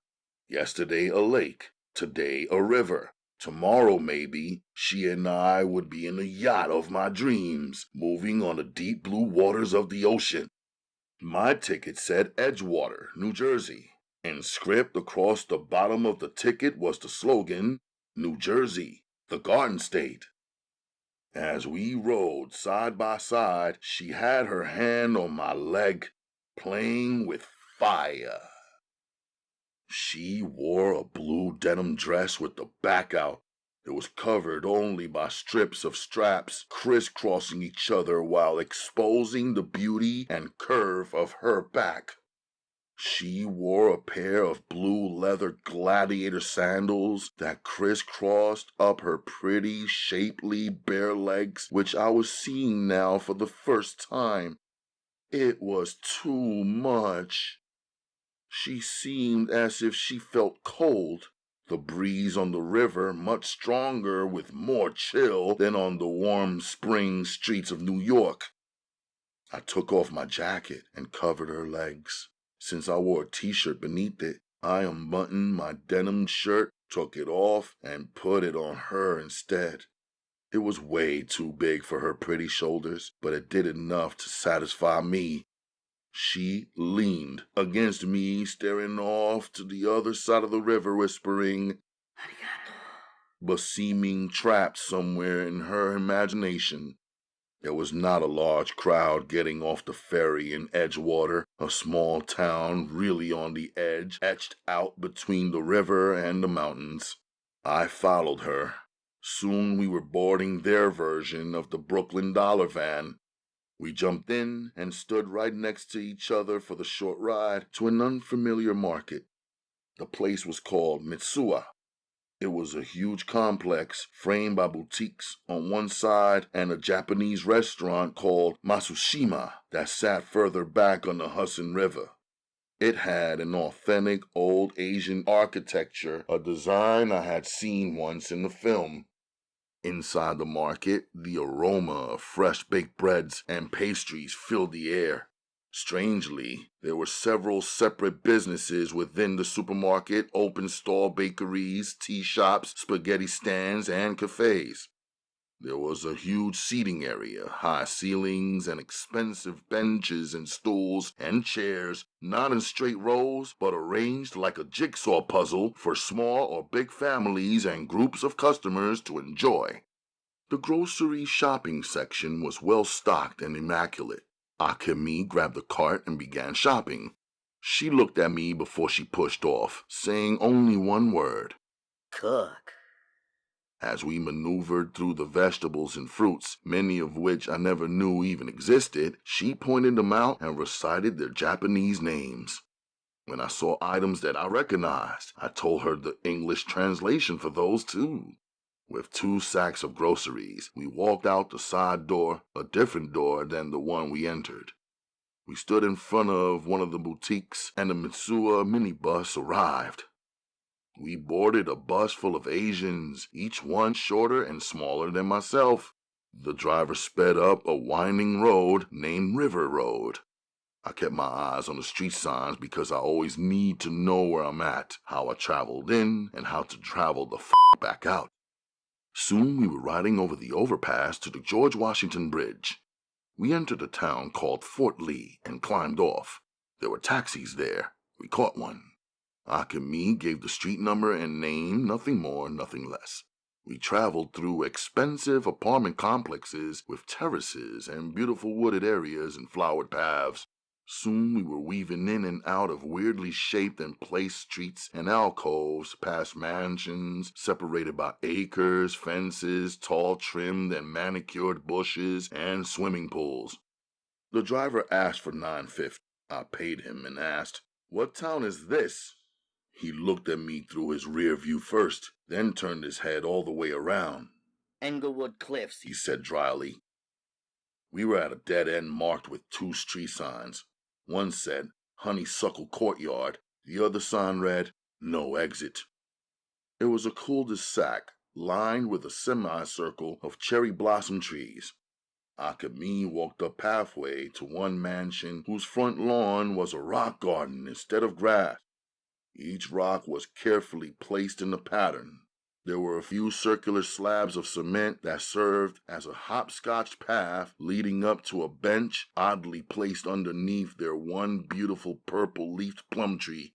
Zooming out of their long driveway backward was an olive-green Range Rover. Akemi stopped walking and watched it pull off and away. She looked at me as if she wanted to say something that she couldn't express. The bell chimed, and it seemed that the sound was being amplified throughout their house and property. Soon her cousin opened the heavy and obviously expensive designer door. Rapidly, she began speaking in their language to Akemi. Then she turned to me. "Come on in. Welcome to my house," she said happily. Where are your parents? I asked her instinctively while removing my kicks, which I knew was customary. "Oh yeah, well, my mother is the one who really wanted to meet you, but she just rushed off to the hospital," the cousin said, placing my kicks onto a shoe rack.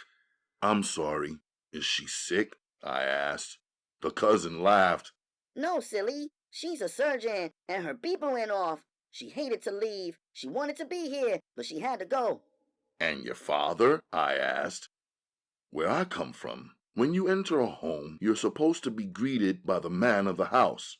If not, you seek him out and offer him greetings when you locate him. You always speak to the father first, and then the sons, because in every home there are rulers and rules and respect that must be offered. Back home, when the limits get crossed, the fists start swinging, the weapons get drawn, and heads get chopped. "My father is at work. He won't be home until tonight around 7. She said. Akemi exhaled, took the 2 Mitsuha bags from my hands, and strolled off somewhere. The cousin said, "Let me show you around and introduce you to my brothers and their friends." The house was extremely clean and not overcrowded with ugly furniture.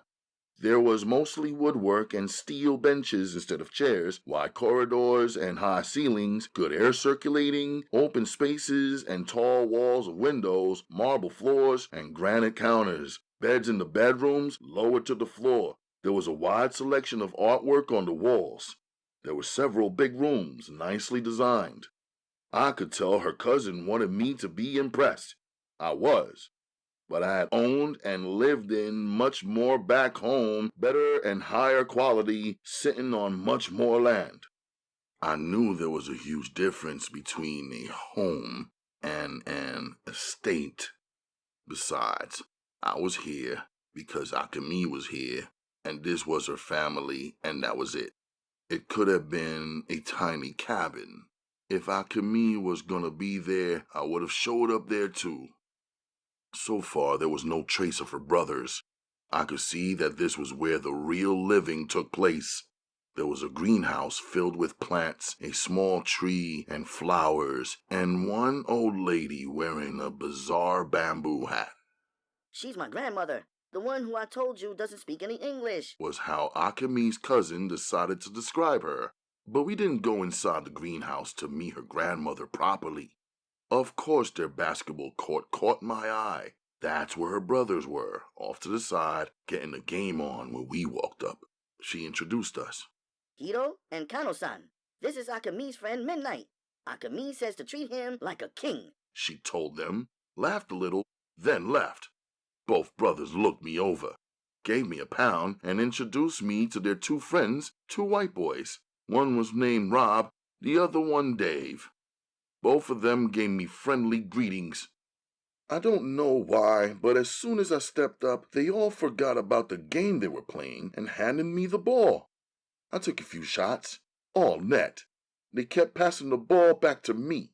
They talked about the New York Knicks and the New Jersey Nets. The guy Dave said his father got season passes to the Knicks and they went to the games at the Garden all the time. Hiro asked me, Tell us, how did you meet my cousin Akemi? I work in Chinatown. That's really cool, Kano said, and Hiro agreed. Just as things was flowing easy, the kid Rob, who I figured was about 17 years young or so, said some slick shit to me. So you're dating Akemi. You're lucky, man. I've been trying to talk to her ever since I first met her a few months back. I ended up with nothing. He was smiling and holding his arms stretched apart as though he couldn't understand his failure to attract her. You want to run one? I asked him. Who, me? He said, just like a coward. Yeah, you and me. 1-on-1. I threw the ball at him. Jack, I said. The other 3 backed off the court. I humiliated him. I never let him shoot the ball. I smacked down all of his shots as soon as he tried to put them up. I stripped him, made him run around chasing the ball he could not see or catch. I knocked him over, then stuck my hand out to help him up. Had 18 points to 0. He got tired of the beating and begged, Enough. I gave him a pound and said with a smile, Good game, man. His friends tried to hold it back, but they ended up laughing at him and looking at me with amazement. It was not like I felt good about it. It was easy for me to dominate them on the court, even without my kicks on. Just then, I noticed Akemi watching me through a window. Then, I couldn't see her anymore. I thought to myself, it's shit for people who can't play the game and don't love the game to have season tickets. Meanwhile, in our hoods, the game is pumping through our veins and living in our hearts, yet most will never get to go to the Garden, much less sit in the seats right on the floor.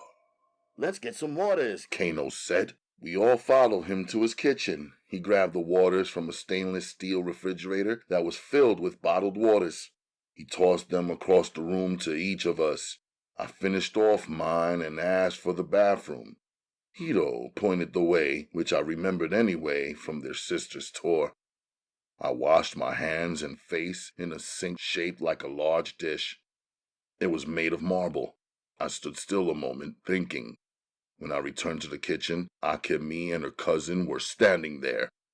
For some reason, the dude Rob was in the kitchen too, even though Hito, Kano, and Dave had moved on. He said to me, "You was gone a long time," and smiled slyly. Rob was one of those dudes who could never survive in Brooklyn. The type who never learns how to play his position and shut the f*** up until he's bleeding from the mouth. He was their guest, yet he carried himself like he was the man of the house, having too many words to say about every small or large situation. Akemi pulled me out of where my energy was moving. I followed her to the other side of the backyard, up some stone steps, and into a private area under a trellis. There were vines and plants hanging down from overhead, and on three sides, plants made walls where there really were none. Only one side remained open and was clear to see in and out. It was breezy. Akemi had the small barbecue going. She had sliced and placed chunks of salmon on sticks with onions and green peppers with seasonings. She was turning the sticks now, but I could tell they were cooked and ready. The outdoor table was arranged with love. There were miniature dishes of sauces and spices carefully placed. There were green porcelain rectangular plates of varying sizes, a table offering salads and vegetables, and steaming brown rice in a rice cooker. There were two black metal kettles, one filled with soup, the other with tea. After I looked at everything, I looked at her. She was waiting for my reaction. I smiled and then sat. She smiled, relaxed, and served. The spoons and even her maroon glazed wooden chopsticks were beautiful. It was a table with nothing ordinary to offer. I could tell she wasn't sure what I would eat, so she had prepared a lot of simple but thoughtful choices. I liked it all. Her fingers wrapped around her chopsticks. Her nails today were clean, with only a coat of transparent gloss. She stared at me while she chewed. Her stupid transistor radio was playing piano tunes.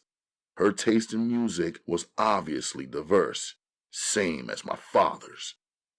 The meal she served didn't weigh me down. It was light and satisfying. Afterward, I pulled out my candles and spread about 9 of them across her table and pointed for her to choose one. I wanted to know what kind of flavors she liked. She picked them up one by one and looked each of them over, but didn't select. I opened a Hershey's Kiss and held it to her mouth. Then she went through each of the 8 pieces of candy and licked each one, sucking her own tongue afterward to bring down the flavor. I guess she was looking for the right taste, but at the same time, she was driving my blood up.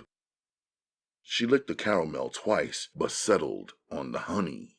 She took it in her mouth and kept it. She took my hand. She said one word. "Go." I think she meant come. I picked up the caramel candy that she had licked. Caramel had always been my first choice. I followed her. We stepped around the trellis. She disappeared into a path behind it and into the woods behind her cousin's home. We walked for about 6.5 minutes before I saw an easel and a chair off to my left. I realized she must come out here sometimes to paint. I could see why. There was nothing out there but the beauty and sounds of nature. No humans, except for us. Surprisingly, she turned to the right, walking away from the easel. She stopped in front of an old oak tree with deep roots, a huge wide trunk, and branches that stretched to the sky forever. The new spring leaves were every shade of green. She leaned up against the tree. She locked her eyes onto mine. She started speaking Japanese to me. She placed her palms underneath my t-shirt. When her skin touched my skin, my whole body heated up. I stepped into her. I put my hands on her shoulders, then moved them down her bare arms. She caught goosebumps and began breathing intensely. I locked my fingers into hers. She brought both our hands up to her breasts. She unraveled her fingers from mine, then dropped her hands to her sides. My hands were still there on her breasts, the size of mangoes. I began to caress and gently squeeze. Her Zulbinder raised up through the denim. She breathed even louder. I leaned in and kissed her, still touching her. See this? It was lips to lips at first. Little by little, her mouth opened. She licked my lip. My tongue found her tongue. She began sucking my tongue like she wanted to have all of the caramel for herself, like she wanted to consume me inside of her mouth. It felt so good. I picked her up to hold her closer to my body, to feel her. Eye to eye, I held her in my arms, her butt seated in my hands, her back up against a tree, her bare legs wrapped around my waist. She rubbed my head. Even my scalp was on fire. She touched my face, my chin, my neck. I began sucking her neck. She started moaning softly. Soon she was back to suck on me too. Her body gave in to the feeling. The taut grip of her legs loosened. Soon enough, we were both on the ground, her legs slightly open in a short blue denim dress. Her chest heaved up and down like she just completed a strenuous marathon. She sat up, pulled her body to the tree, and leaned up against it. I sat up beside her. We tried our best to slow it down, but she took my hand back into her hand. She was massaging my fingers. I ran my other hand up the inside of her thigh. I had never felt anything so soft and so good. Her cheeks were flushed and her eyes were so excited, wide and beautiful. Her left leg was shaking some. I couldn't believe the power of my touch, but her breathing and moaning made it true. Under her dress, I could feel her panties. They were the only thing that separated me from her which I could feel raised up through the very thin material. I didn't try to pull them off. I just touched the outside, rolled the contour of her body with my fingers, gently exploring. Her moistness soaked through almost immediately. She whispered only one word. Please. Her legs dropped open now completely. I imagined like a beginner's yoga position. Both my hands were raising up her thighs, holding her hips. Soon I was holding her small, bare waist in my hands. But before I could slide her panties down, we both heard her cousin's voice screaming out her name. Her cousin's voice interrupted something so sweet and powerful and yanked me out of the momentum of something so new and so incredible. Reluctantly, I stood up and held out my hand so that she could grab onto me and hurry and get up too. Akemi tried to pull me closer onto her. She didn't want me to stop. I definitely didn't want to stop either, but her cousin's voice was drawing closer. Her cousin shouted out some words in Japanese. Akemi answered back in Japanese. She turned around and said, "Go." I knew she meant come.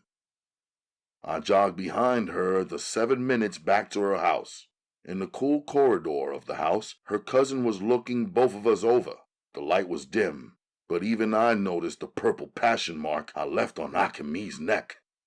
I wanted everybody else and everything else to disappear for a while. Then I would pursue my passions and put my marks all over Akemi's body.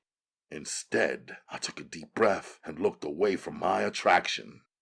Her and Akemi kept talking back and forth. The telephone rang.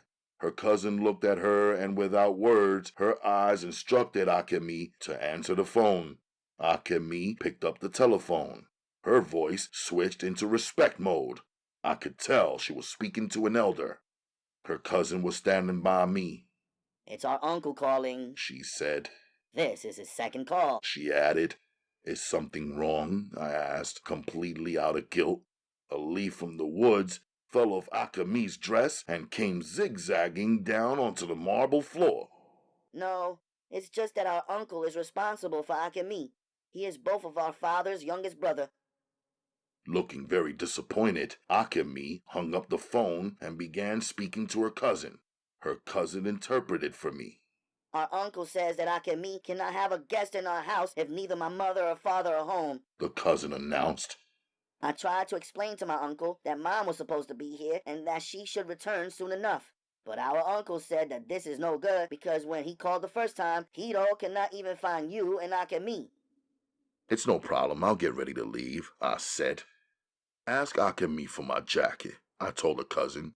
She translated. "Akemi says come and get it," her cousin informed me.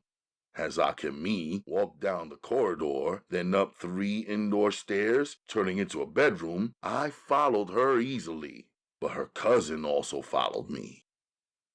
In the bedroom, she picked my jacket up from the bed and handed it to me.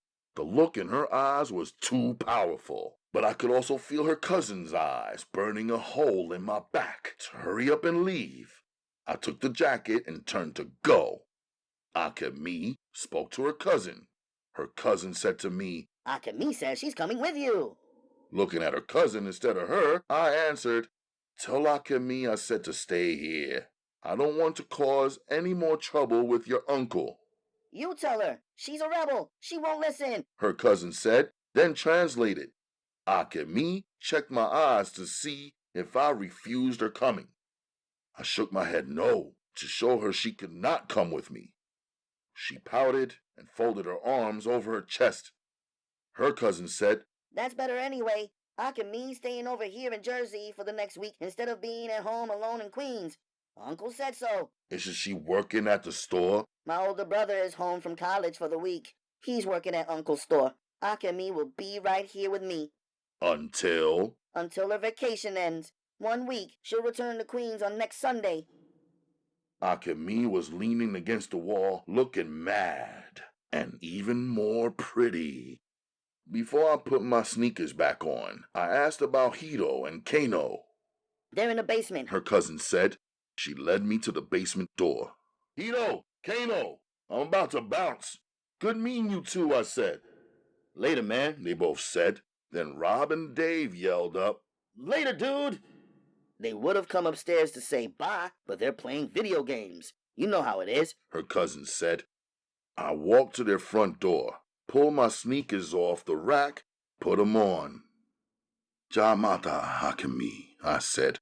It meant, I'll see you next time. It was a long walk to the nearest bus stop. I kept my pace swift. Didn't want to inspire any policemen, although I had not seen any so far. The sun was warm and bright. There was nothing but peace and solitude. The trees swayed and the birds were busy. I could see why they called this the Garden State. After a trek, there were several buses headed right over the George Washington Bridge. It was the quickest way for me to get back into the city. I decided to save the ferry boat rides for me and her. I jumped on the bus instead. Seated in the back window seat, I pressed my head against the glass. As the bus pulled off, I could see Akemi's pedaling fast on the boy bike she must have borrowed from her boy cousins.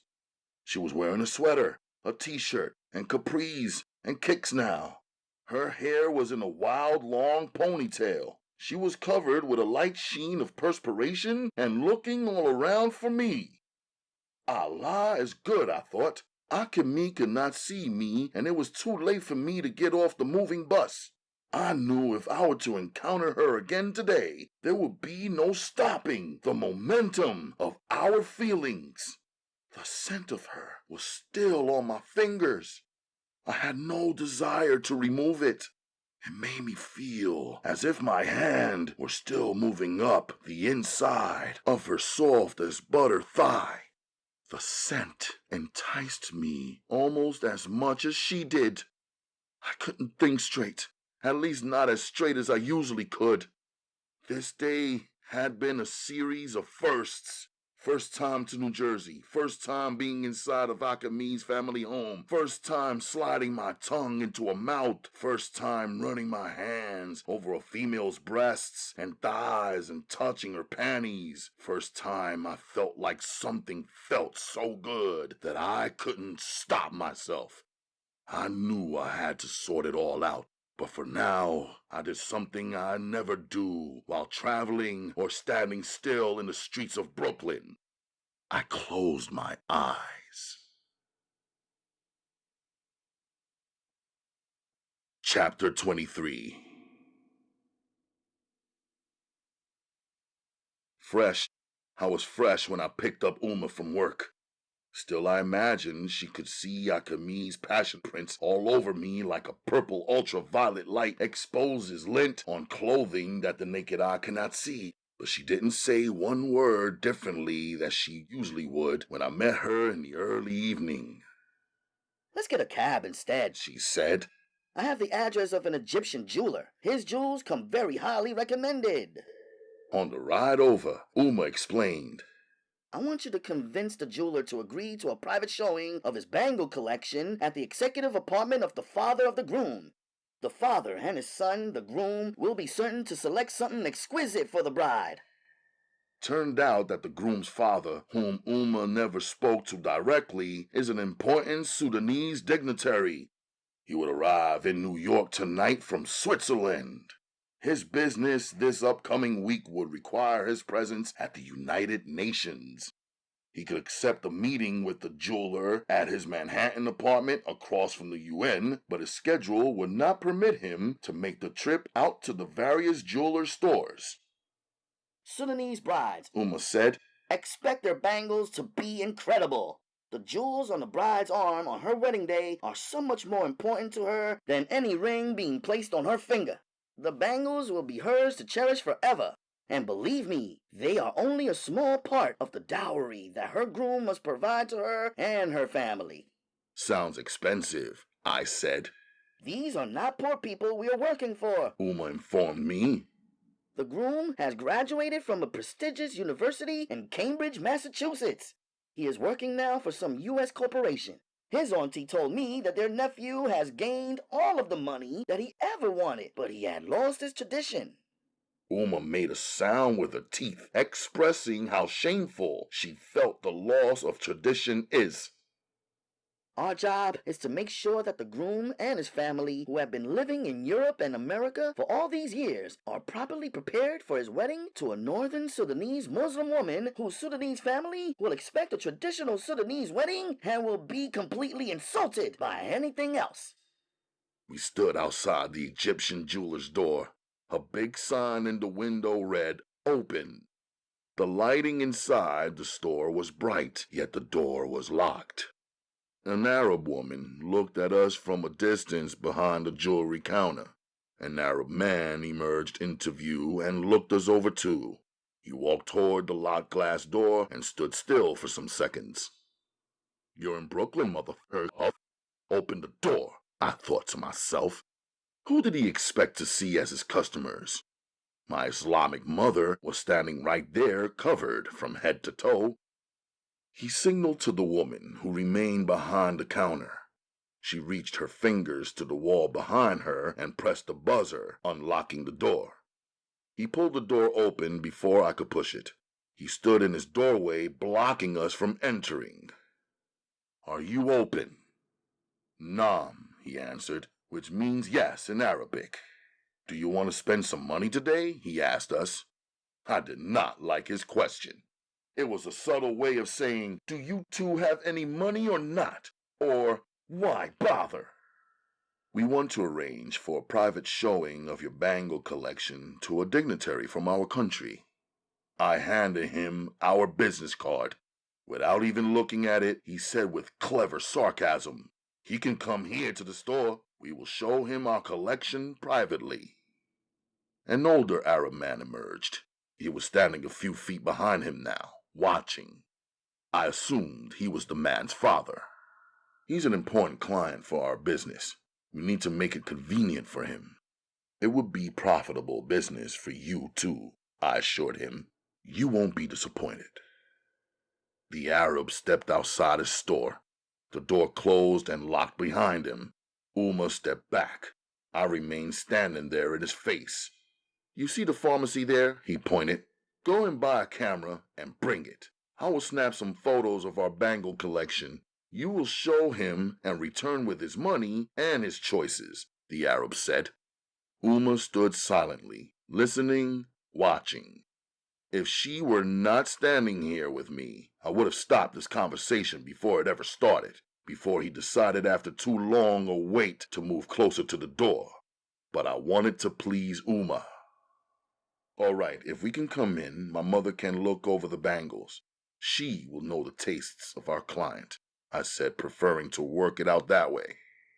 "Is she buying, or is he buying?" the Arab said curtly. I touched Umma's arm.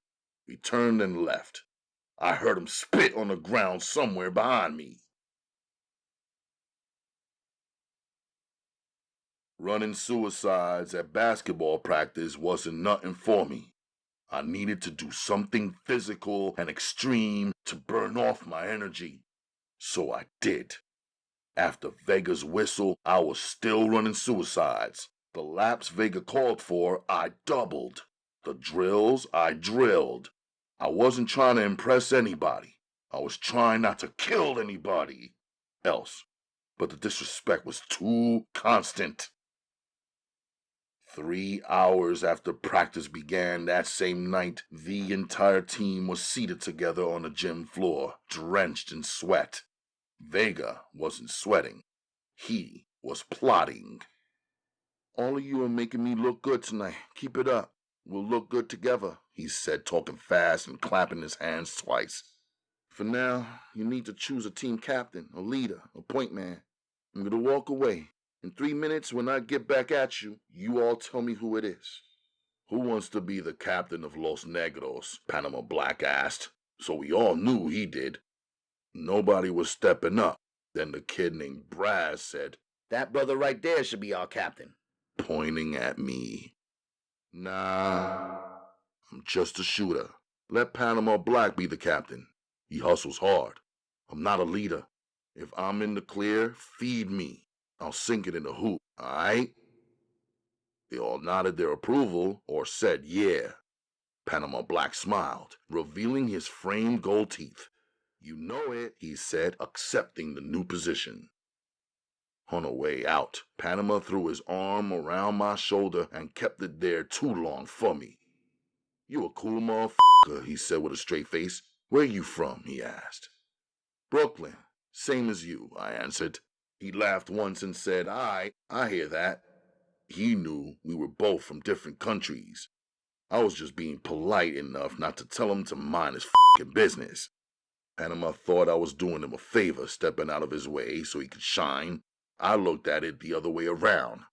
The way I saw it, Vega was about to dump a heap of responsibilities on his head as team captain. Panama will have to be accountable for every player on the team, their whereabouts, and getting them to act right and show up on time. When the next player fell short, he would take the weight. I didn't have the time. For me, the league was strictly business. I was glad to give him that position and move out of the light where I preferred to be. Our team stepped out of the gym and into the red and blue lights of the Popo, pulled up and parked on the curb in front of the gym.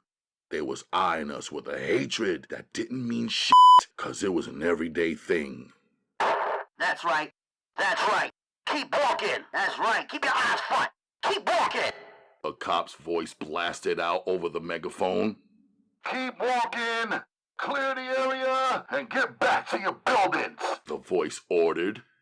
Only one team member made the mistake of turning around and looking back toward the police cruiser. The cop on the driver's side jammed the gas pedal. The police cruiser jumped and sped up to where we were walking. 1.5 seconds worth of siren rang out, then stopped immediately.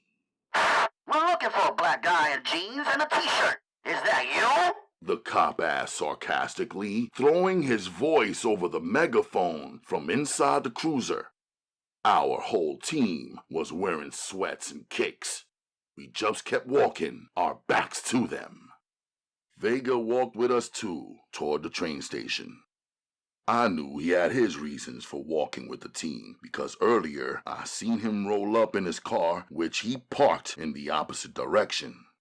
I noticed Vega wasn't saying nothing either.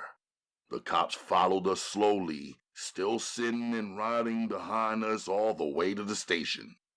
They disappeared when they were sure we were all going down into the subway and out of their area. A black guy in jeans and a t-shirt, I thought to myself. That fits the description of every male youth in all our hoods. I had 2 guns, 4 knives, and $800 on me that night. Close call.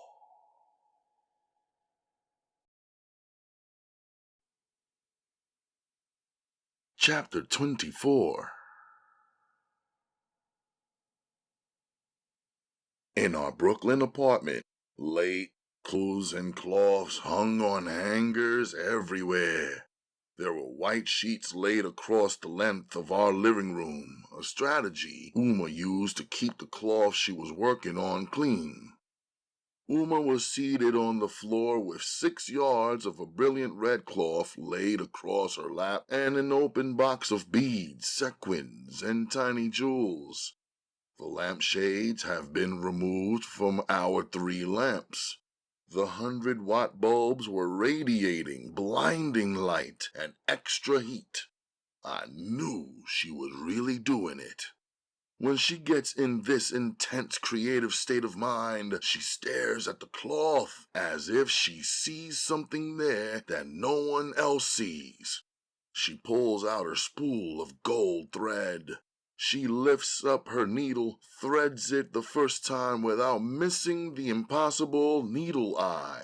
One by one, she sews on the beads, sequins, and jewels in a pattern that only she has in her mind.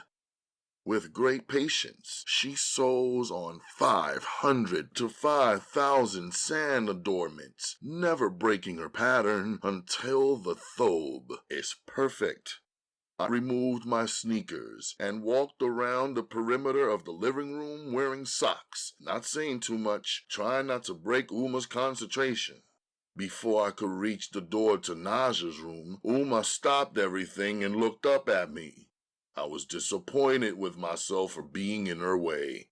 I knew that whenever I was in the same room with her, she began to focus on me.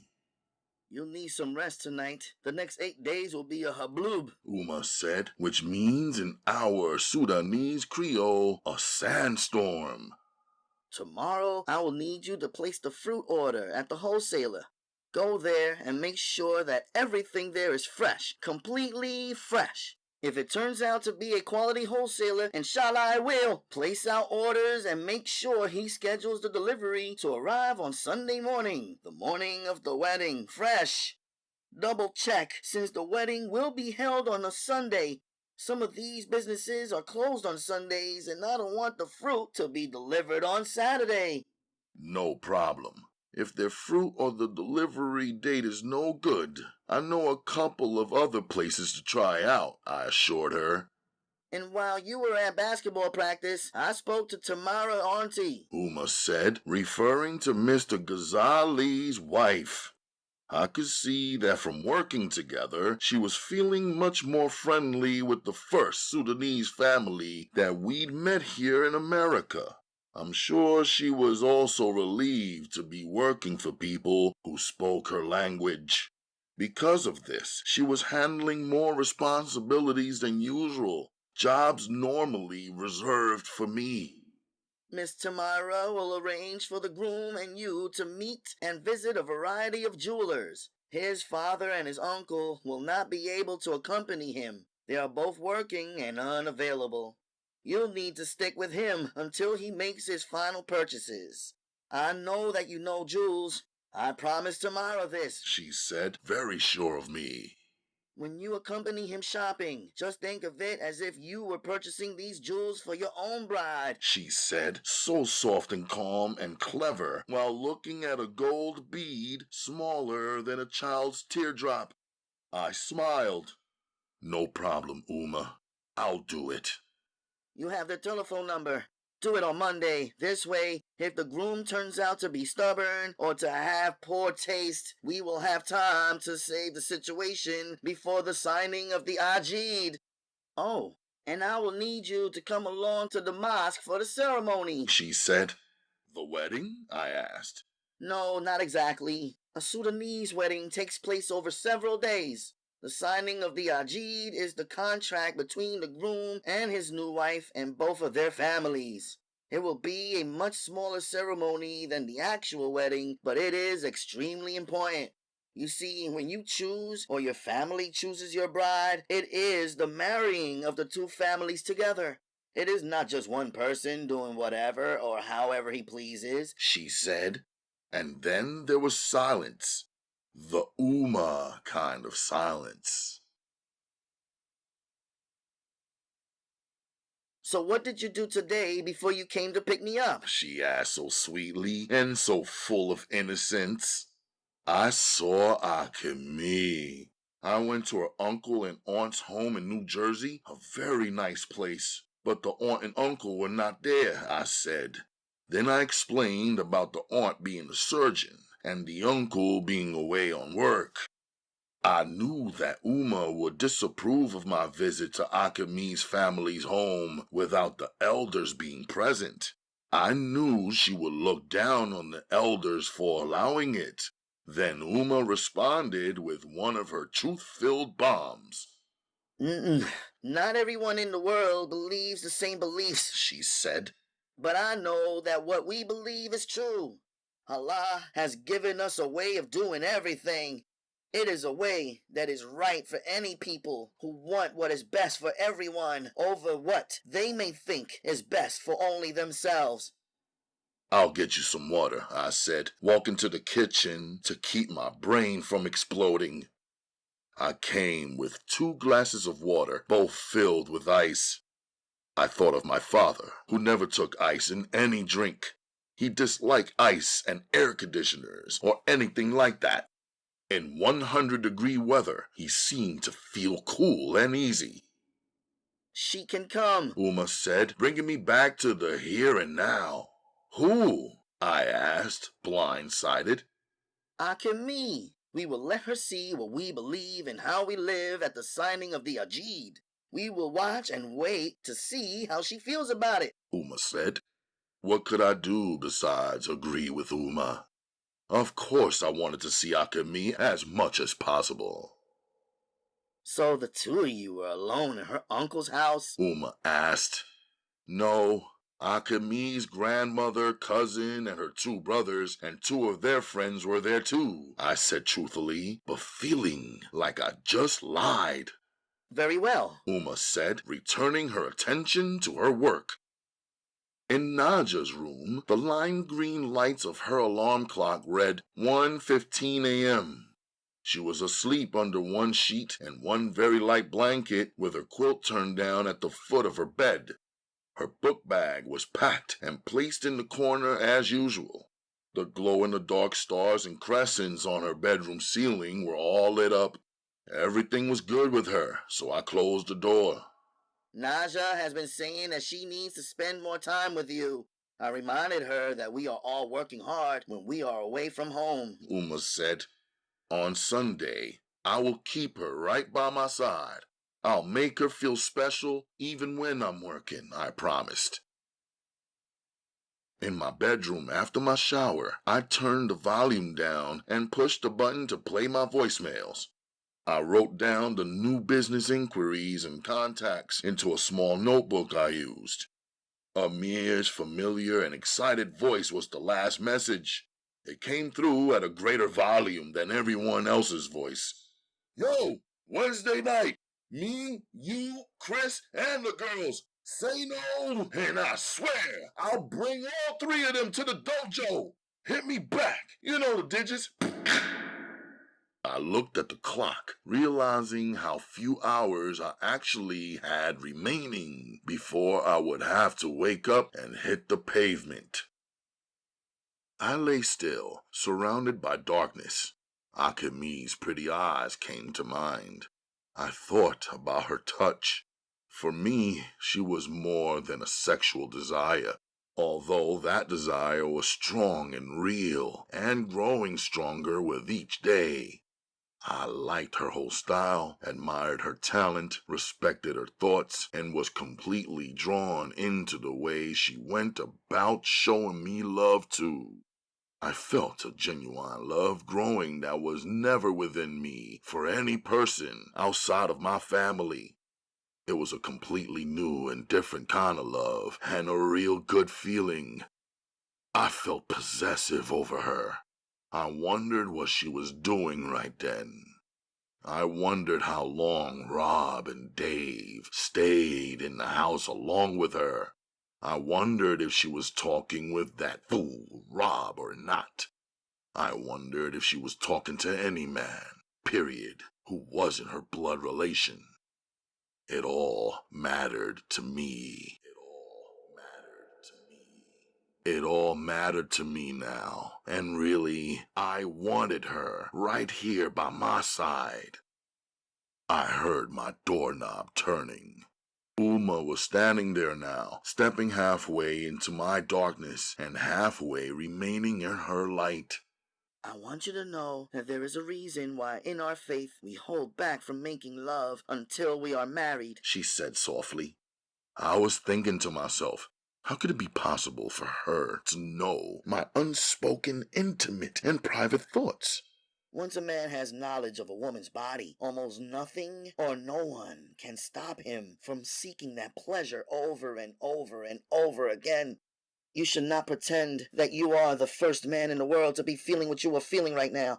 You have to acknowledge that there were millions of men who lived before your life was even a thought. The outcome of your feelings and experiences is already clear. Your love-making will bring forth new life. New life is a beautiful blessing, but should be brought forth into a complete family, a mother and father, a husband and wife, and both of their families also. New life should come after the union of marriage is secured. Allah requires this from us, and Allah is the best knower of all things.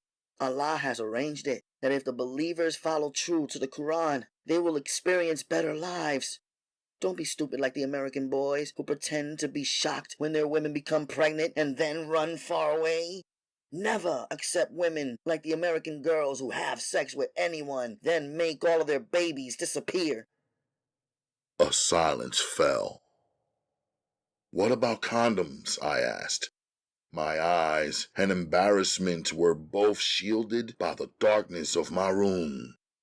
I wished I were talking to my father right now instead of Umma. I remembered Amir's father's advice about sex and condoms. Do you think you will stop your feelings each and every time to put one on? She asked me comfortably.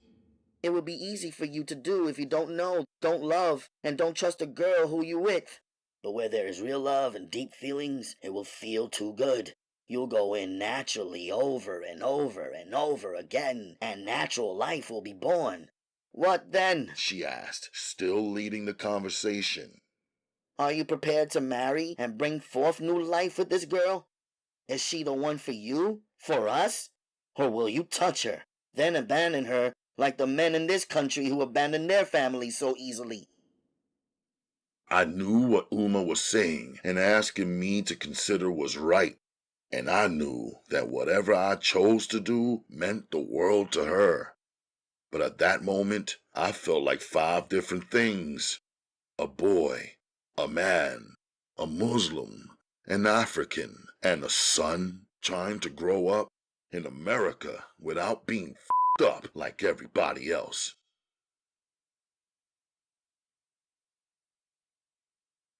Chapter 25.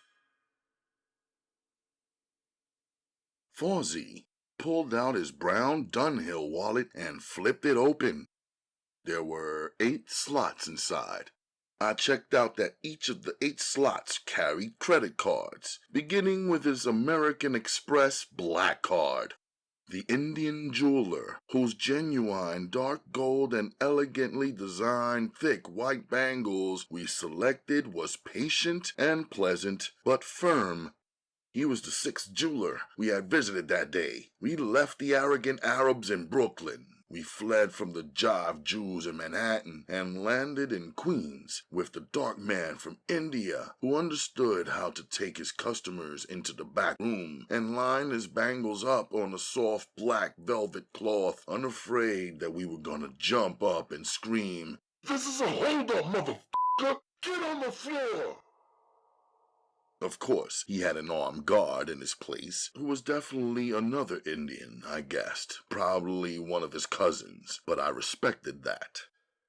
Discount is always possible with cash. Cash is always good, he said, smiling swiftly and rocking his head from side to side the way Indians tend to do. Then he pulled back to seriousness. Each gold bangle cost somewhere in the vicinity of $600.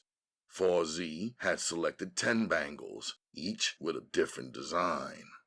I had already pushed the jeweler to apply a 10% discount because of the quantity of the purchase. The total price tag for the 24-karat gold bangles was now at $5,400.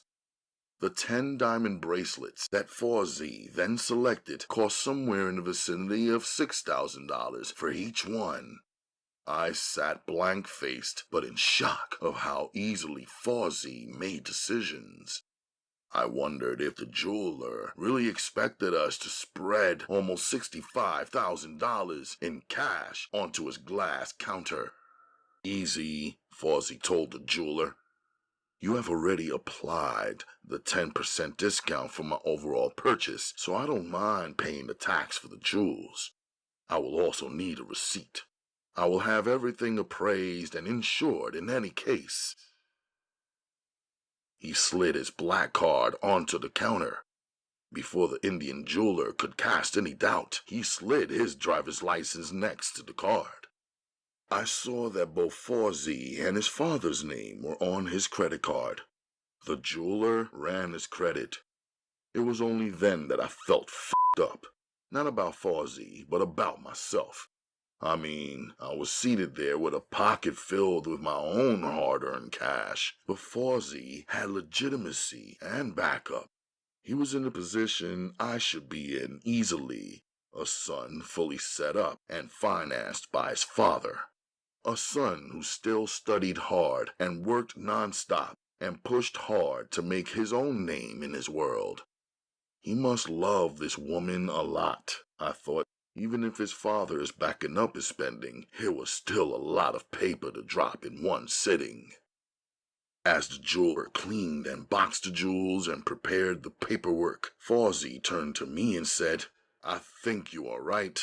My new wife is going to love these jewels more than she loved me, he smiled.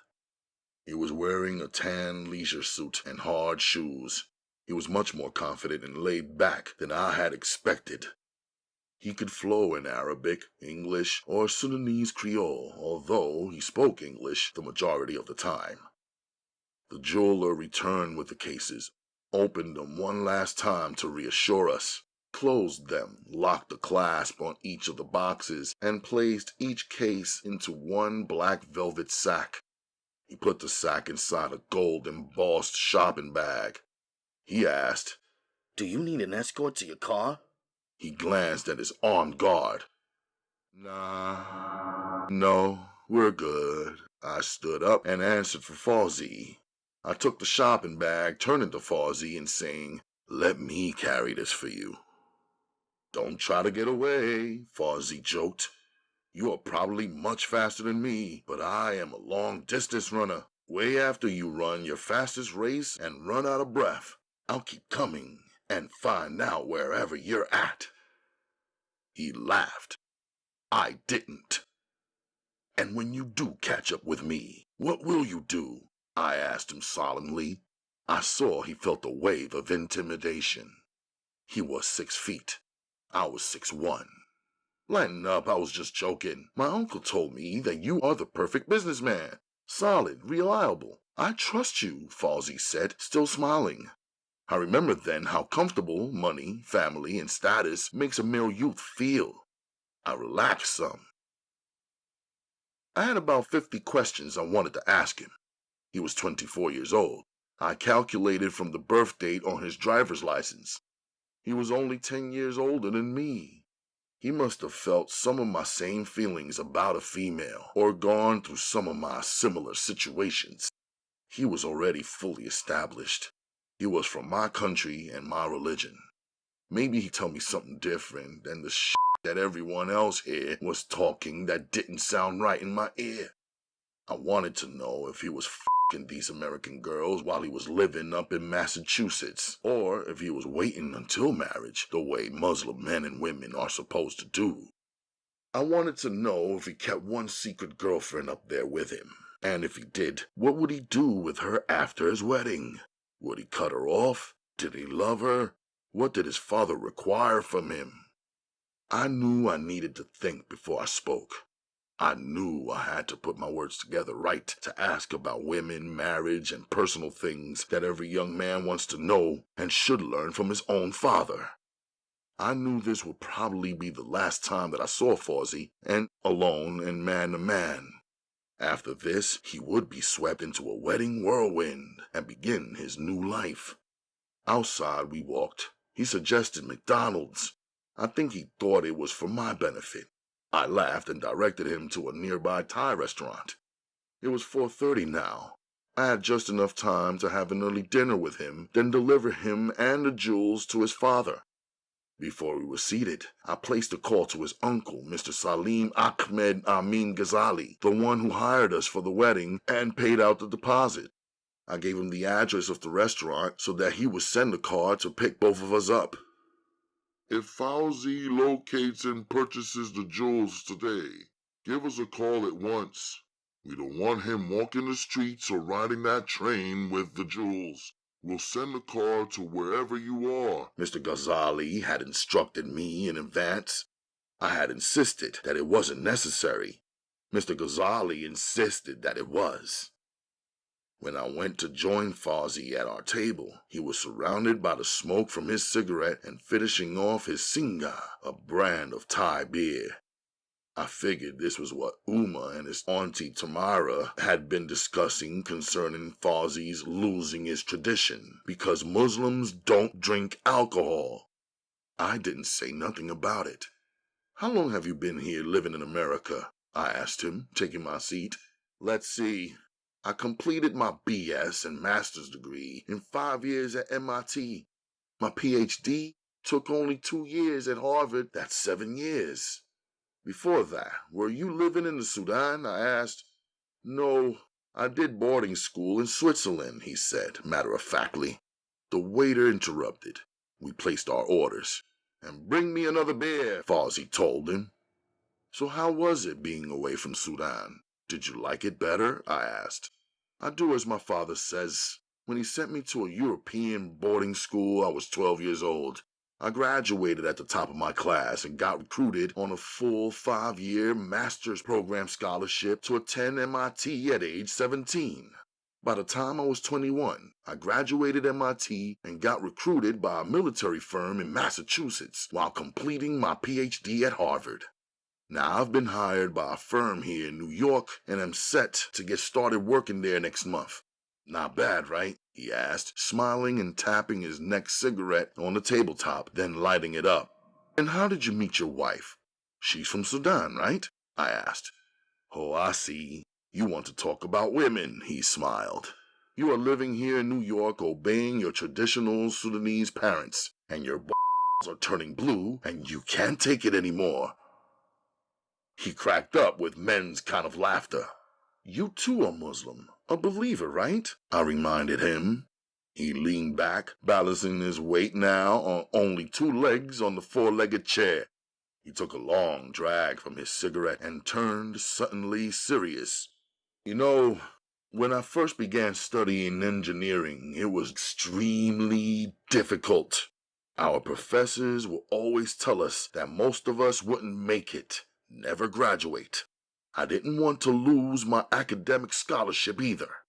I had to keep my grades up. My father required this also. I and a couple of my classmates would sit up sometimes for 3 or 4 nights in a row, crashing our brains together to solve just one math problem, just looking for one right answer, he said, wondering in his own thoughts.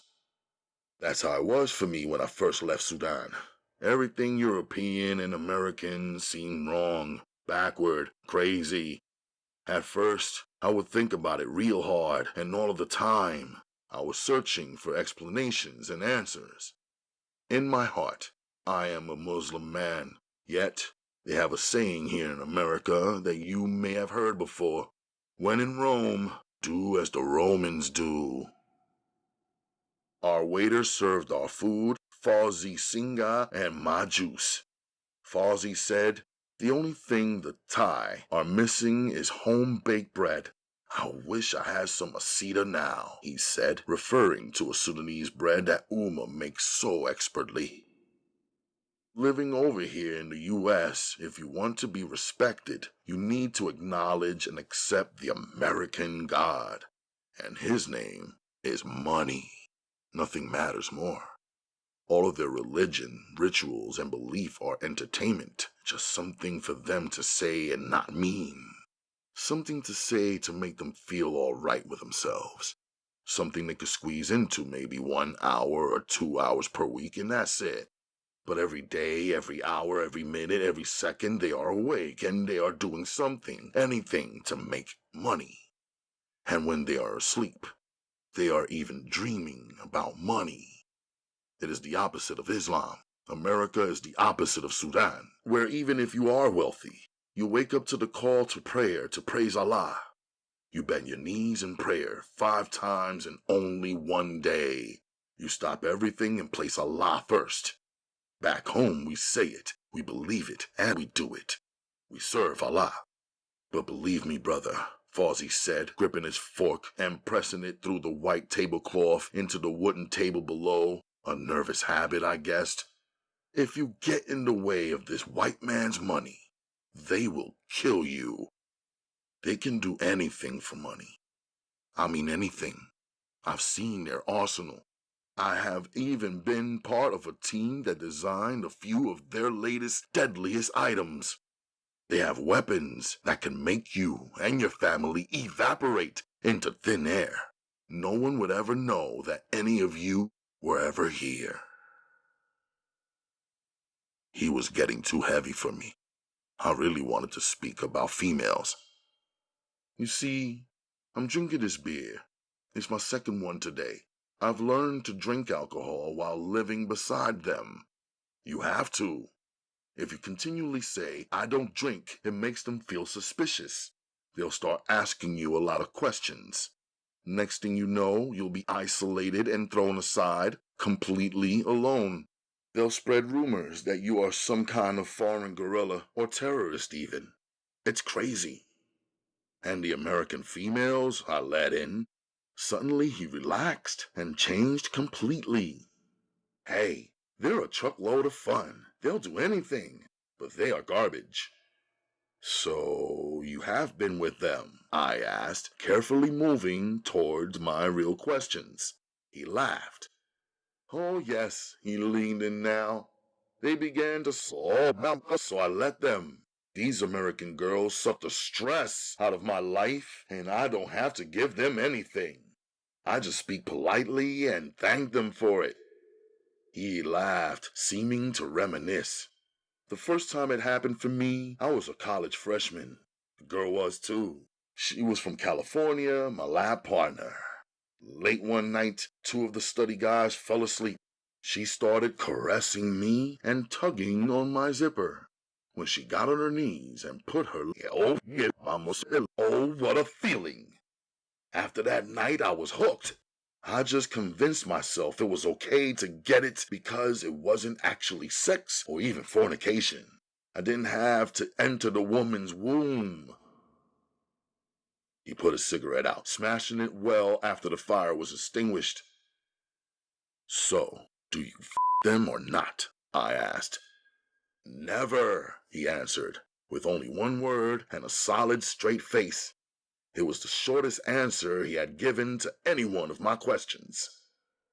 I could never slip up and have to bring even one of them home to my family. My mother would die. My father would disown me. So I don't ever get myself into a position where any of them could get pregnant by me. Besides, the suck is good enough. Are you talking about the white girls or the black American females? I asked. They're all the same, the American women. I'll give you $10,000 if you can find one single virgin American female who is not a child. He was leaning forward and staring me dead in my eyes. Each of them should be made with an odometer on their foreheads like every car has. When you look at the high mileage on each of them, you wouldn't even want to be bothered. You won't find one virgin. And this is only one of the many reasons why my parents have found me a Sudanese bride. She is Muslim, cultured, raised properly, and yes, a virgin, of course. He leaned back, more relaxed now. I will see her for the first time this Thursday when she arrives in the U.S. along with her entire family. But even then, she will be in a niqab and hijab. Only her eyes will be available to me. For 3 minutes I sat there, my mind blown away at how he could put so much care and finance into a woman he had never seen. It must have been easy for him to read the rare, confused look plastered onto my face. I talked to her over the telephone for 6 months. She is 17 years young and so sweet, he emphasized. She studies music and plays the violin, and she reads a lot too. She reads books I don't ever get a chance to even look at. She prays for me and ridicules me when I miss saying my prayers, which is often. It's gotten so I can't get a good night's sleep without hearing her voice. My phone bill is so crazy you couldn't even imagine. Are you worried at all? I asked him seriously. He laughed again. Why don't you just ask straight out how the Americans would ask? You want to know what if she's ugly or fat or disappointing, right? I wasn't thinking that, but now that he mentioned it, it was a funny but good question. Well, she would never have gotten beyond my mother's inspection if she wasn't right for me. The two of them were all the time meeting in Sudan and talking, even writing letters to each other when Mom was traveling. My father approves of her too, and he always protects my interests. I trust their judgment completely. I am sure I will love her. I'm already very connected with her. After our wedding, she will belong to me forever. The waiter brought the check. I took it before he could lay it on the table. I took the balance plus $20 cash as a tip inside the billfold. Hey, if I ain't know any better, I would think you were planning a wedding for yourself also, he smiled. What age are you anyway, he asked. 14, I answered. Man, you had me fooled. 14 and you're still taller than me. He looked at me. 14, the year of curiosity, he said, seemingly speaking aloud to himself and remembering something. It seems like a Sudanese wife is a major expense, I said carefully. I knew it was true. She doesn't have to be. A lot depends on her class, her family background.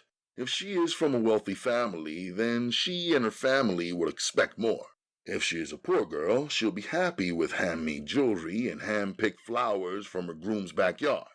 If she's rich or poor, if she loves you, she'll follow you wherever you go, even into a mud hut, right? He said, tossing the question my way. What is shit to one man is fertilizer to another. He pulled out one more of his cigarettes. Your wife's family is wealthy then? I pushed. Not really, but if my family has it, why not give it to her? She'll become the mother of my children, Salah. When I give her something, in some way, it still remains with me. It's still mine because she is mine. Besides, if she is happy, my life is so good. No intelligent man wants a miserable wife, he said, his cigarette dangling and unlit. Do you think living in this country might change your wife too? I asked him. No, she'll follow my lead. I will love her. She will care for our home. This will give her so much to do. Anything she wants, I will provide. I'll work for it. I will bring it home to her. My mother will stay on in the beginning and help her. Her auntie, a widow, will come and stay with us also. My wife will have one baby every year for 5 years, Salah. And by the time my first child is 5, I will be set up in business in such a way that I will hire engineers to represent me here in the U.S. Then I will move with my family back to the Sudan, working my Sudanese office. This will be best for my daughters to be surrounded by the right kind of culture. But for now, there's trouble in the Sudan, political trouble. And political war is a bad time for earning money. No stability. Unless you are the man selling the weapons to everyone on all sides, he smiled. On that point, I became silent. There was no way for me to discuss Sudanese politics without mentioning my father.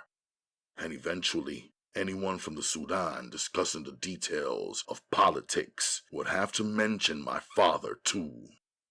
I wasn't prepared for this side of the conversation. This is the reason I rarely ask questions, because when it came my turn to give up answers, I would refuse. He finally struck the match.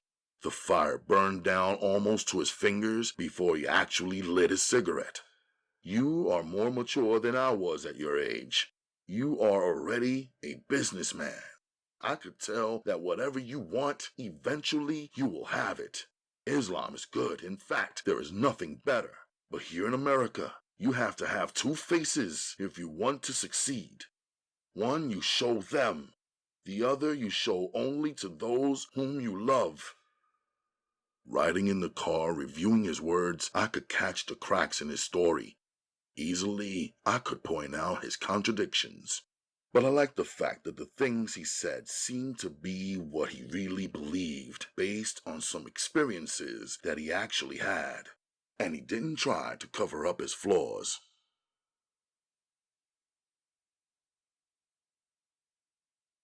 Chapter 26. Hyped up real strong. That's how Amir and Chris showed up at the dojo. My whole team is crazy, Amir said. You should see these guys at practice trying to f*** each other up while we trying to run the practice game. We got 3 East New Yorkers and a couple of dudes from the hook.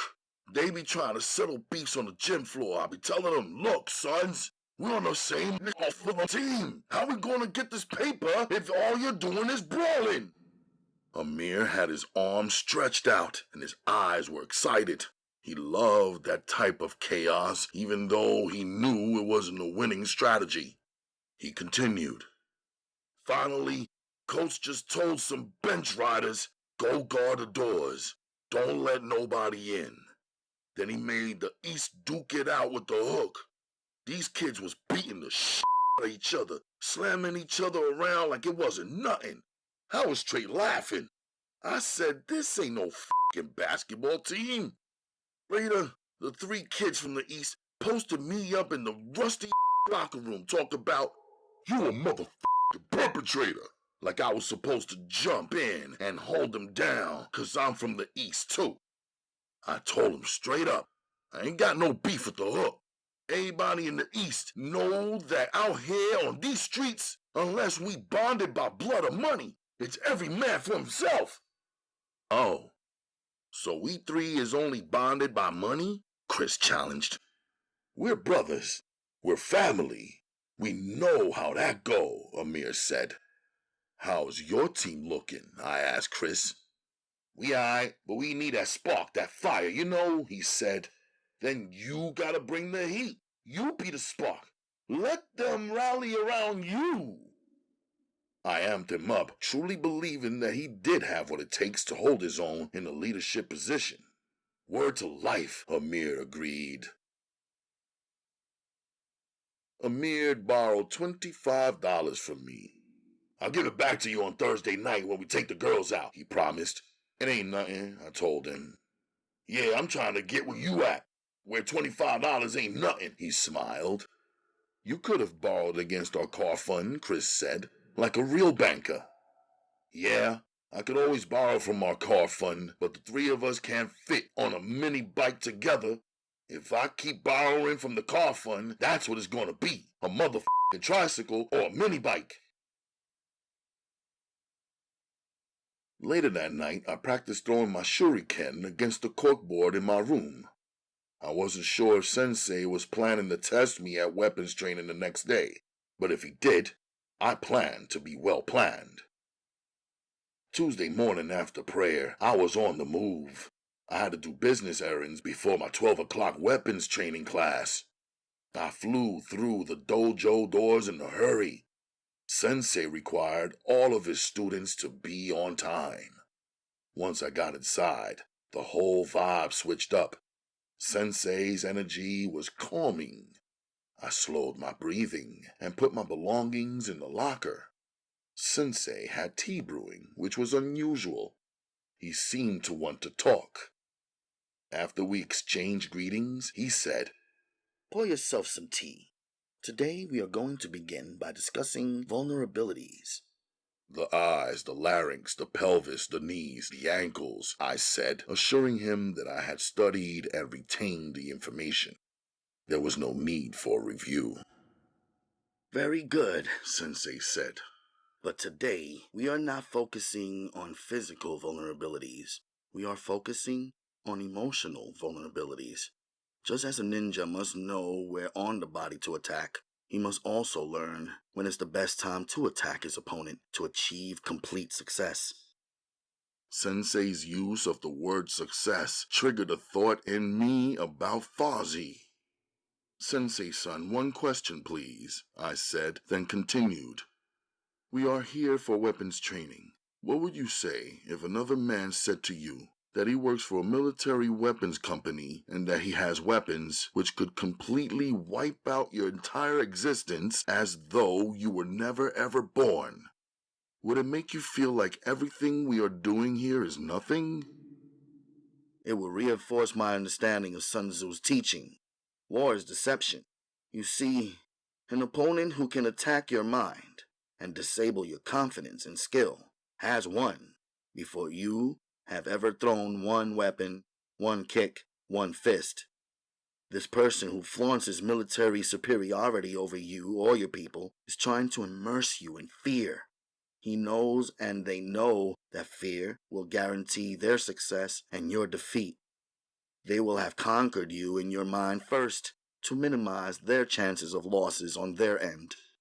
And what if these deadly weapons they say they have are real? I asked. Most probably they are real. Men had devoted centuries worth of time to perfecting machines of destruction, bombs, missiles, even chemical warfare.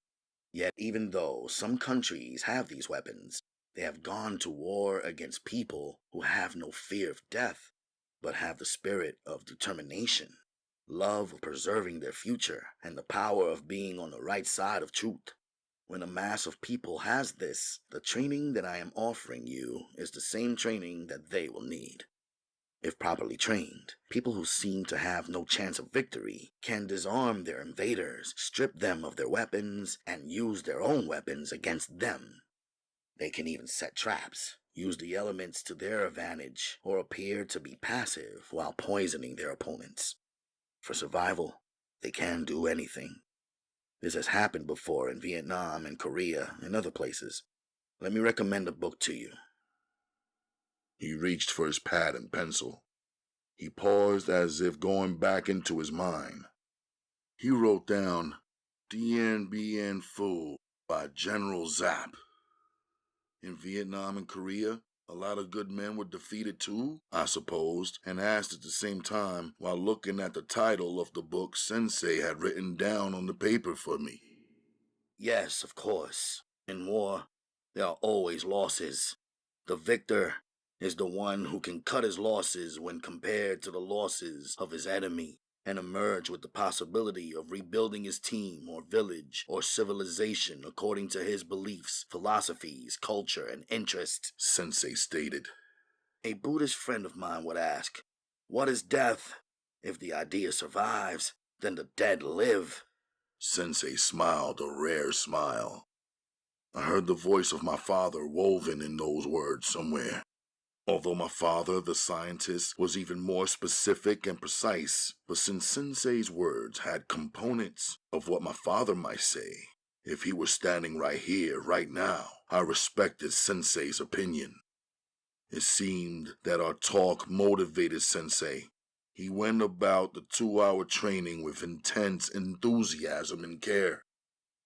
I listened intently when he taught me the importance of knowing when to attack an opponent. He describes a man's emotional vulnerabilities as happiness, sadness, sexual arousal, and altered states of mind. Sensei said, if an attack can be properly planned and launched when a man's mind is altered by the emotion of happiness, for example, at the birth of his child or at the excitement of a sporting event or at a party, he is an easy, vulnerable target. Sensei said, if an attack can be properly planned and launched when a man's mind is altered by the emotion of sadness, for example, a funeral, or at the moment of great financial loss, or during illness, he is an easy and vulnerable target. Sensei said, if an attack can be properly planned and launched when a man's mind is altered by the emotion and action of sexual arousal, for example, while watching the sexual display, pursuing sex, or having sex, he is an easy and vulnerable target. Sensei said, if an attack can be launched while a man's mind is in a self-induced altered state, for example, while drinking alcohol, smoking opium, or using drugs, his defeat by any ninja is certain. Sensei did not waste even one of his words on me. I listened. I understood. I locked them into my memory. After a half hour of talk, we went into action. I learned the art of the rope. Sensei instructed me on how to tie and bind a man in such a way that if a man tried to become untied, his own movements would cause him further injury instead of escape. It was deep. Sensei dragged out of his closet a life-size dummy to demonstrate. I watched him tie it down, each precise move, loop, and pull. He did it twice. Then he asked me to tie up the dummy in the same manner. As I got my chance, I replayed the process he used in my mind. It was as though I had Sensei's fingers caught in the close-up of a powerful movie camera lens. I tied the dummy the same way I had seen Sensei tie it. My eyes were looking from the dummy to Sensei, from Sensei to the dummy. Yet Sensei's silence made me doubt whether I had done it correctly. Breaking his silent pause, Sensei asked, what is the problem in this lesson? I thought for a moment. I kept staring at the dummy, looking for mistakes in my method. After careful review, I was sure that I tied it perfectly. Still, I paused. I admitted that I did not know the answer. Sensei answered for me. The problem here is that a ninja must always expect the unexpected. Therefore, the enemy who you are tying down will not be a dummy. Sensei pushed me with force. Small hand, small man. Still, I fell from the force. It was my mind that was off guard. Your enemy will be trying to fight you, Sensei said, kicking me. I pulled my body out of his way, yet I was still on the floor at a disadvantage. Your enemy will be trying to destroy you to free himself, Sensei said, attacking. He will not be still like this dummy. He will be moving and responding to your every move, Sensei said, still striking me. Now I felt like the dummy. I got my head together to fight back against the master teacher. Within 13 minutes, he outfought me, had me down, constrained me, and then bound me to the chair. Then he smiled. You made 2 major mistakes, he said calmly, not even seeming like someone who had fought an opponent bigger and taller than himself for a prolonged amount of time. First, you failed to survive my sneak attack. Panic can have fatal consequences. Panic shuts down your thought process and renders you useless. He lifted up his teapot. Second, you showed your opponent too much respect, and it led to your defeat. When you fight, every time, you must think and move and fight to win. He had me sit there, tied up, while he poured himself a second cup of tea.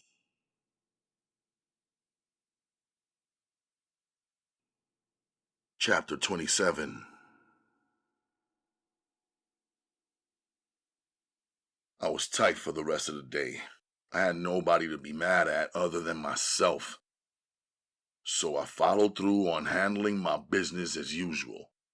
At 7 p.m., I showed up for a scheduled basketball practice on the outdoor court outside of the high school gym where we usually practice.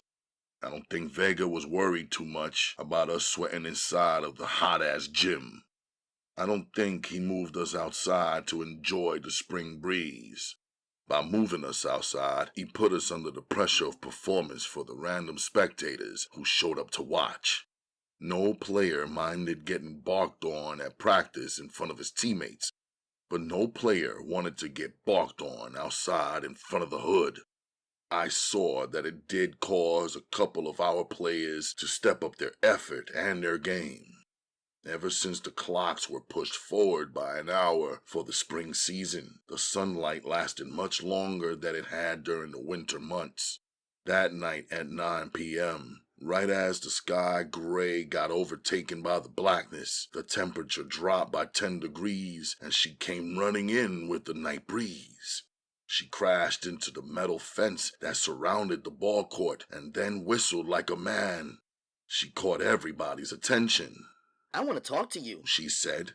Most of the players who had just finished packing up started heading over towards her. I stood still. Not all y'all. Don't even try it, she said boldly. He knows who I'm talking about. A couple of players looked back. Panama stepped up from the rear saying, Who else but the team captain? He started to move towards the fence where she was leaning now with her breasts pressed against the wires. Panama, I called out. She's looking for me, my bad, I said. They all turned back around going on about their business. Practice was over now anyway. Walking over towards the fence, I asked her, You looking for trouble? She smiled and said, I'm looking for midnight. Why are you always calling me? I asked her. Why you never calling me? She asked. I gave you my number. What would you have done if the rest of the team came to meet you at the fence? What then? I asked her. Then I would have waited for you to look out for me just like you did, she said, smiling. Besides, I got 2 legs. I would have ran. They would have to get around this fence first. They wouldn't have never caught up with me. I'm fast. I would have dashed right down that side alley. She pointed. They don't know that way. That's my secret. Then I would have ended up right at my bedroom window. She smiled. All I could do was laugh. She was so excited telling her little story to me. I walked her home because it was dark. She had a bag, and she had already drawn too much attention onto herself. I really couldn't guarantee what Panama had in mind. I know you got a girlfriend, she said, walking. Before I could say anything, she threw her hands over her 2 ears, closed her eyes, and started saying, No. Don't tell me. Don't answer. When she opened them up and noticed I wasn't saying nothing, she pulled her hands down. You're crazy, I told her, and meant it. It's okay, because if you would have met me first, I know what would have happened, she said, looking at me with a side glance. What would have happened? I asked her. You know. She smiled even harder. What? I asked. You know. She started jumping up and down in place, then stomped her foot. Instead of me looking for you, you would have been looking for me. She struck a pose. I kept walking and carrying her bag. If I stop walking, you gotta stop walking too. You don't even know where my house is, she said, challenging me now with both of her hands on her hips. Yes, I do, I said, still facing forward. You already told me. I kept walking. I waited in the alley under the only ground-level window. For 2 minutes, I held her lightweight groceries before she showed up. It was a dark, narrow path between 2 four-story brownstones. I heard her hurried footsteps approaching. I was thinking she must have figured out that her temper tantrum didn't work on me. I handed her the bag. I doubled back and disappeared. I could hear her calling out her phone number. 718. All I could do was laugh. The girl was nuts, but a little prank loosened me from my fury at my fighting failures of the day. Late night, I wanted to hear the sound of Akemi's voice on my voicemail. Out of 9 business messages, not one was from her. I would have been satisfied hearing her say one word. Her silence wasn't pushing me away. Every day I didn't see or speak to her, my interests, thoughts, and feelings were just escalating. Shower and a fresh cut. I cleaned up nice on Thursday. All brand new. I was wearing my suede, Ralph Lauren dress shirt, polo jeans, and even cracked open a fresh pair of dark brown leather low boots with the gold buckle. I was going to the Palace, an elite hotel in Manhattan, where they dressed the doormen up like fools so the rich could be sure by looking at them that they were definitely the servants. Fawzi was staying in his hotel for the next 10 days in a room that was actually an entire apartment. There was a kitchen, living room, a master bedroom, and 3 bedrooms, and 3 bathrooms. The apartment even had a separate doorbell that chimed. Following Umma's instructions, I was delivering his new bride's new dress, the one she would wear to the mosque for the signing of the marriage contract. I had the scented garment hanging and wrapped and nicely placed in a long silver garment bag. I took a taxi to the hotel to avoid having the garment tossed and crushed on an overcrowded morning train. I thought about how Fawzi, a Sudanese groom, was responsible to provide everything for his Sudanese bride, and I mean everything. I was to deliver the dress to him so that he could present it to the bride's mother, along with each item they had already negotiated and agreed upon, including the jewelry. Monetary sums will also change hands from Fawzi's father to the bride's father. Everything the bride received, according to our traditions, would become hers. It is not proper in Islam to take back anything a husband has granted to his wife in the contract. But I guess Fawzi, right now, in some small way, whatever he gave to his wife remained with him because she would remain with him forever. I was relieved to hand a garment in perfect condition over to him. Afterwards, I had to hurry to collect deposits on 2 Umma-designed side orders, which customers had placed with the understanding that because of the wedding account we were involved in, they would have a longer wait than usual. While working, I ran across an odd little place called the Helium Hub. Since it looked like an interesting business with unique offerings, I walked up in there. I would at least collect a business card from them and drop off one of our cards as well. Inside, there were 3 walls covered with uninflated new balloons of every imaginable color. Every 2 inches of wall had a different color balloon sample pinned up. How many colors? I asked the lady up front. We have 240 different colors. That's 3 times the amount of colors offered in the deluxe Crayola crayon box. Each balloon is 50 cents, except if you buy in bulk, which is an order of 100 or more balloons. Then it's 25 cents each. She smiled. 100 balloons, I repeated, skeptical. You'd be surprised. Some businesses and events order tons of them. They make a plain place look exciting, and women and children love them. Looking around, I figured they had to be selling something besides balloons to turn a real profit. Although I could see from the extremely small size of the space that the rent they were paying couldn't be too much. "What else you selling?" I asked the lady. Just balloons, she answered. But our balloons are filled with a special helium solution. The balloons from the other stores will die out in about an hour or two, while ours will last for 48 hours or more, she said. 48 hours? I repeated. I ended up ordering 100 balloons from their elite line, the psychedelic ones with the crazy colors that I knew she would like. They would match her strange stockings and tights. They cost double the price of the basic colors. There were also a $25 service fee for the short guy whose job was to pump 'em up. Then there was the $25 delivery charge to have the balloons delivered to New Jersey, where Akemi was staying for the week. I was starting to see how the helium hub made their profit. But I didn't care about the money. I wasn't going to walk around the city holding a bunch of balloons like some kind of clown. Yet, I grabbed the opportunity to do something special that she could feel. Once she received them, I would invite her to come over to the Ajid ceremony with me on Saturday. Umma wanted to meet her, and Naja was going to be there too, so it meant the world to me. Each balloon will be knotted and then tied with 3 colorful twisted ribbons, the lady said, after collecting my information and my money and completing my receipt. Would you like to write anything on the card? It's complimentary with your delivery. She pointed to the small card collection in her counter case. I chose a lavender-colored gift card and wrote inside, Akemi, I would like you to meet my family on this Saturday at 5 o'clock. If you say yes, I'll come and get you from wherever you are and bring you back safely afterwards. Mayonaka.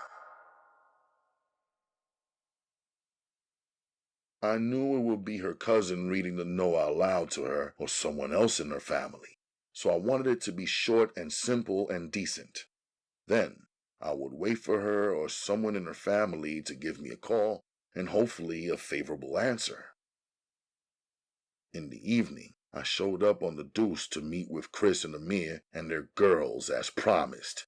42nd Street was all lit up and bursting with people and tourists, same as it would be late into the night, same as it would be almost 24 hours a day.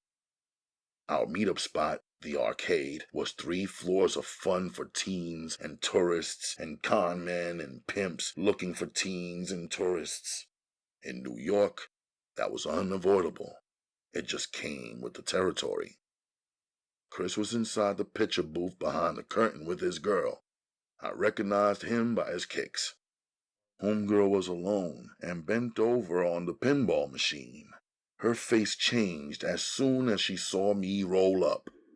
I thought you was gonna leave me hanging, was her greeting to me after all of this time. Is that what I should have done? I asked her. Oh, and you got a smart mouth, she said. Did you show up to watch, or do you want to play? I asked her. Yeah, let's do the air hockey. I'm good at that, she said. I put the dollar in. We grabbed our handles and started slamming that plastic puck around like our lives depended on it. She was mean on the table. I imagined she was looking at that puck like it was me. She was banging that shit with a vengeance. Every time she leaned in, those 34 double D's bubbled out of her Dan-skin body shirt. I could see the white body powder in her cleavage. She had her leather belt drawn right around her small waist and wore jeans that couldn't restrain that ass. I was part playing the game, part checking her out. Her 10-carat gold knocker earrings dangling from her ears. She rocked Reeboks. As I looked around the place, every teenage female had on the same thing. Tight jeans, tees, and kicks. Nice looking bodies, okay faces, but not a lot of originality, style, or variety. I thought to myself, I could pick up any one of these girls. It seemed like no matter what, I'd end up with the same damn thing. After a while, I let her win the game, but didn't tell her that. I told you I was good, she said, grinning. Let's play Pac-Man, she suggested. I followed her over, not really interested in the little girly game. I dropped in 2 quarters and she pushed 2 players. She got ate up real quick because she couldn't be calm and steady. Pac-Man is a simple game of nerves. All 6 of us ended up lined up side by side, driving the race cars against one another. I don't know about the girls, but me, Amir, and Chris was definitely competing to run each other off the road and race to the finish line. Chris had his hands gripped tight on the steering wheel, his face all screwed up like this shit was for real. He was in the zone like he gets in a good basketball game. Amir was serious at first, then lost focus, laughing at Redbone, whose car was crashing into everything, including the walls, and even driving backwards from the finish line. Homegirl was looking over at me when Chris won the race. Let's go somewhere and get something to eat, Redbone said. Chris jumped in immediately and said, "Pizza!" Me and Amir both laughed, knowing this cat was constantly concerned about the budget. At the pizza store, Chris slid his girl some money and a motherfucking buy one, get one free coupon. He told her, "Get 2 pies and drinks." We laughed again. The girls went up to get the food. We hung back and took the chance to talk. "What's the plan?" I asked. "We're taking him to the 7:45 p.m. show at the Royale. The seats lean back," Amir said, smiling. "I bought a bag of candy in case they ask for something," Chris said, cracking up. "Damn, you can't break down and buy her a bucket of popcorn?" I asked him. "Not when I could get 20 pieces of candy for $1 and popcorn at the movies cost $5, he said. "You're too cheap, man," Amir barked. "The more I save, the more we save. You'll be thanking me later when we taking turns driving our new Testarossa." "Word up," I agreed. Homegirl and Redbone came back with 2 pies. Chris's girl carried the drinks in a cardboard tray. I sat there, staring at the 2 pork pepperoni pizzas before I just stood up and walked away from the table. I'm thinking that Redbone and Amir been together now for a minute. She been chilling at his house and him at hers. He been bringing her around to all our spots. Didn't she know he considered himself a Muslim and that we don't eat no damn pork? I wasn't hungry anyway. Still, I didn't want to sit over the pig on the pie. I realized these chicks didn't really know us. Even if we explained ourselves to them, they either wouldn't understand or wouldn't care. Or better yet, would think we was on some bullshit. I heard Homegirl ask her friends, "What the is wrong with him now?" Chris jumped up and grabbed the 2 round trays with the pies untouched and took them back to the counter. Next thing I know, an argument broke out between Chris and the guy up front. The angry Italian was refusing to take back the pies. "Once the pie leaves the counter, it's yours," he barked. Me and Amir stepped up. As soon as he saw us coming, he picked up his telephone receiver and threatened to call the police. The girls ran up, talking about, "What's wrong, y'all? There ain't nothing wrong with this pizza." Each of the 3 of them grabbed a slice for themselves and started chomping. The angry Italian hung up the phone. Now the girls were sitting with the pork pies back at the table. We fellas were still standing, our jaws tight, estimating what could be done about the rude Italian. I knew the girls thought they was helping us stay out of a fight or from getting arrested, but I was burning anyway. "Forget it. They didn't know," Amir said, defending the girls. "I can order one without the meat. Nobody told them to put pepperonis on them anyway," Chris said.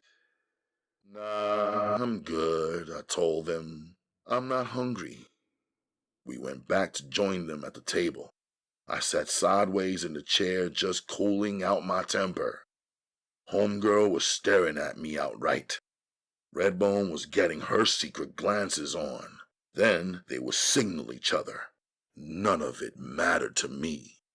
None of it mattered to me. At the movies, I hung back and got some popcorn and a Coke. When I walked inside, I seen everybody was paired off and seated in separate rows and sections. I handed the popcorn and a drink to homegirl. Thanks, she said. In the dark theater, Chris and his girl, and Amir and his girl got it on. For them, it didn't matter what the was on the screen. After just 10 minutes, homegirl got real aggravated. For some reason, she started squirming in her chair and looking around. She wasn't interested in the film, I guessed. She started exhaling real hard, then folded her hands across her body. I looked at her. She was rolling her eyes. I don't know what she was thinking, but I was thinking, to me, she was average. Her personality didn't shine through. She had a little nasty attitude, and her conversations had my mind wandering off all over the place. Redbone's face was buried in Amir's lap. As he leaned back in the flexible theater seats, her head was bobbing up and down. I thought to myself, no wonder this brother was pushing so hard for me to get with homegirl. If I wasn't here to keep her out of Redbone's face, he would have lost out. Can I say something to you? Homegirl asked. Talk, I told her. What the f did I ever do to you? She asked. I don't know what you're talking about, I answered calmly. But I could tell without even turning my head towards her that she was getting real wound up. Since you first met me, you've been acting like you too good for me. What's up with that? You don't really want to know, I told her, still calm. If I didn't want to know, I wouldn't even ask. She shot back with an attitude. When I first met you, you was with some other dudes, I told her. So? She said. I didn't know you yet.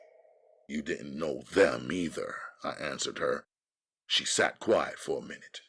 Then after you was with them, you switched up and rolled with us, I reminded her. So, your man like my girl, she explained.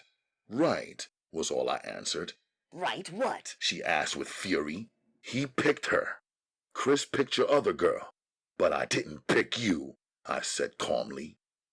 She didn't have no quick response. I told you you didn't really want to know, I said. After a few seconds, she asked, If I wouldn't have been with them other niggas first, and you just met up with us like a coincidence, would you have picked me? Nah, I told her. Why? She screamed. Couple of people in the theater turned around saying, shh, loudly. Relax, I told her. Then I didn't say nothing else. Why the not? She asked, getting loud all over again. I'm not saying nothing else. You're getting too crazy, I told her. She stood up and in one unexpected motion dumped the Coke and emptied the popcorn box on me. As I sat there drenched in soda syrup and popcorn butter, I saw myself standing up and choking the shit out of her. I didn't have to be able to see my Ralph Lauren suede shirt to know that it was ruined. Now I have to throw away a garment that cost me 2 weeks' pay. The Coke was all over the already dirty movie theater floor, mixing with the dirt and grease and making a paste on the bottom and sides and in the ridges of my low boots. But my father told me, never beat a woman. If she gets crazy, just restrain her. I thought about his words, and I thought about getting out of there before this chick got so loud that next thing I would be up against the wall getting patted down by the popo. Amir and Chris was on their way towards us. I got up calmly and told them, don't even worry about it. I knew I didn't want to with this crazy broad. I'll check y'all tomorrow. I moved to roll out, and homegirl stuck both her feet forward to block my path. I stepped over her and left. back on the deuce, wearing a wet and stained shirt in the night chill of spring. I walked right into a nearby narrow Army and Navy store. I picked out a new crispy green Army shirt and pants and popped the tags and put them on. At the register, I paid cash and regretfully dropped the Ralph Lauren and my wife beater into the steel wastebasket. Outside, I cleaned my boots off with a bunch of napkins and bottled water I copped from a Frank stand.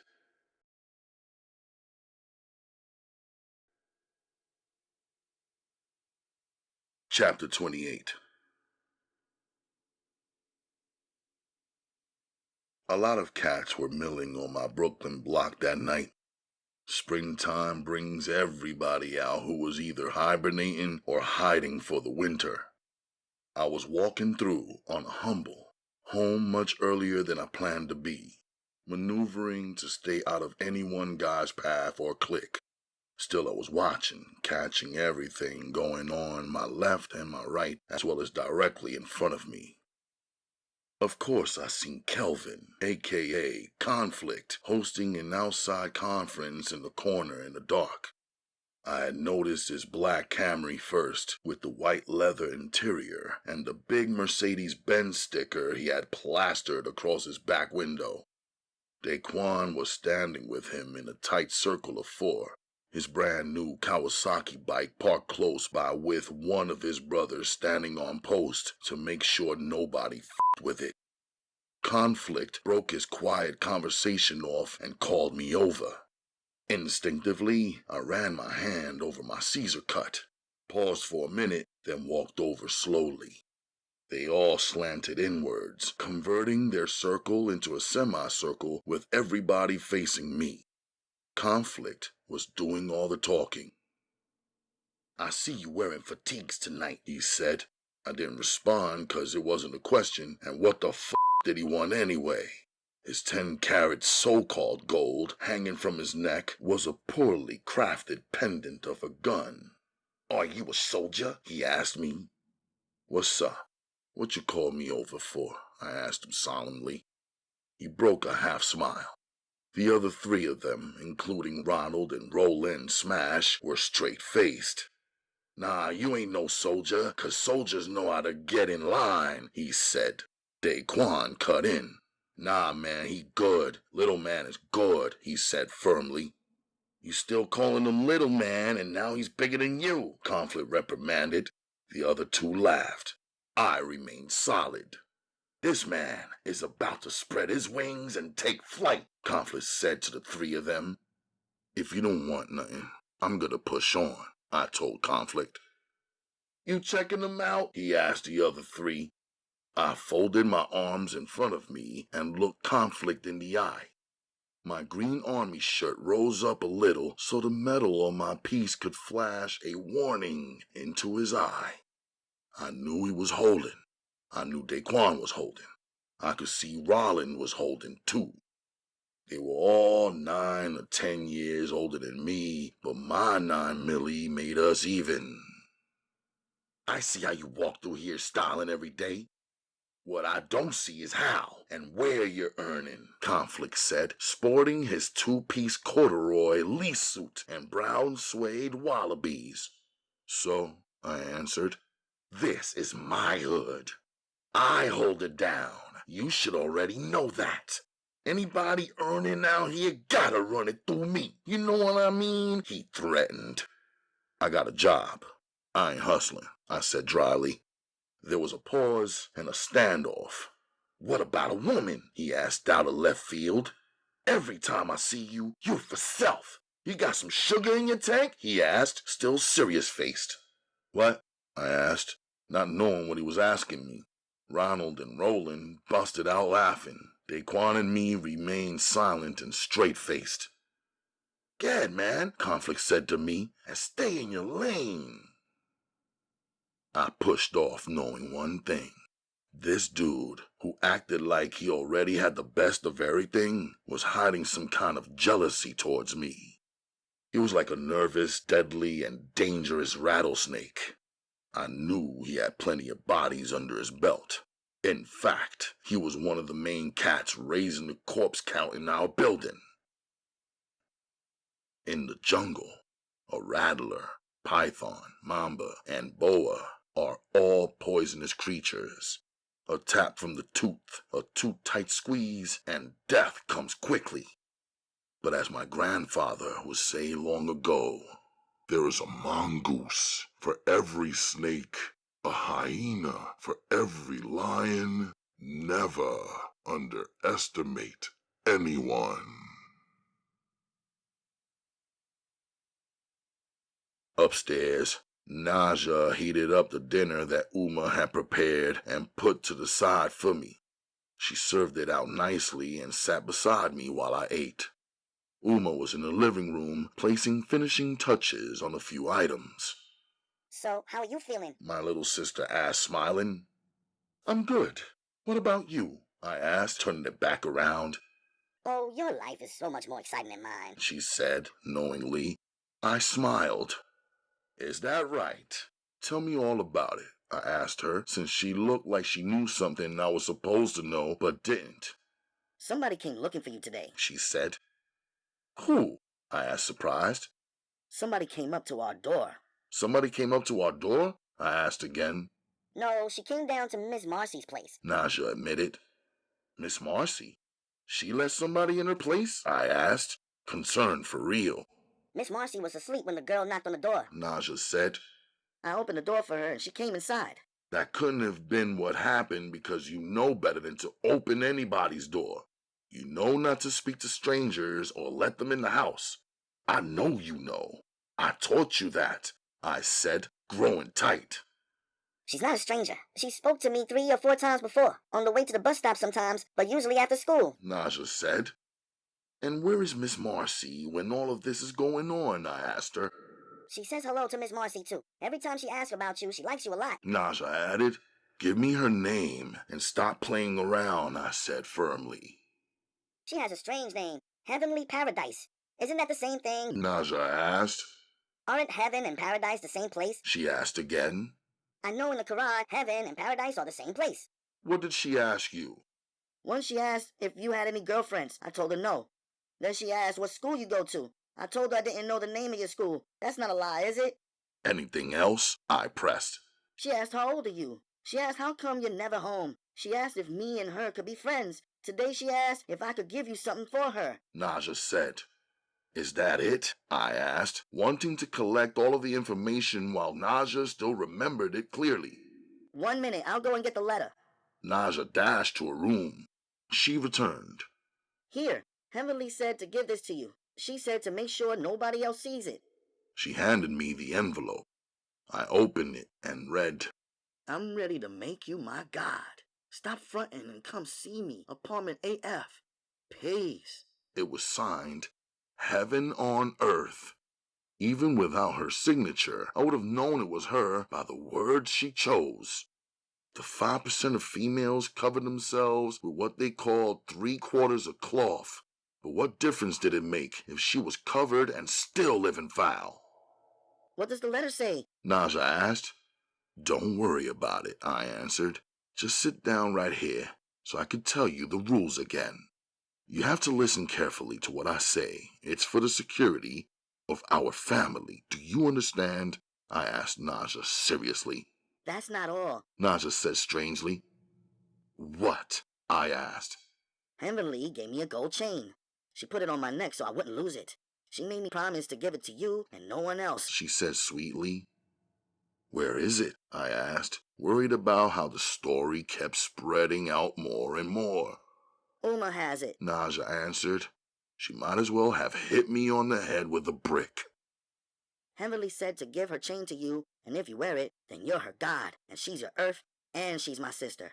She said if you don't want my chain, you should bring it back to my apartment and only give it back to me in my hand. She asked me to tell her what you said the next time me and her talked together.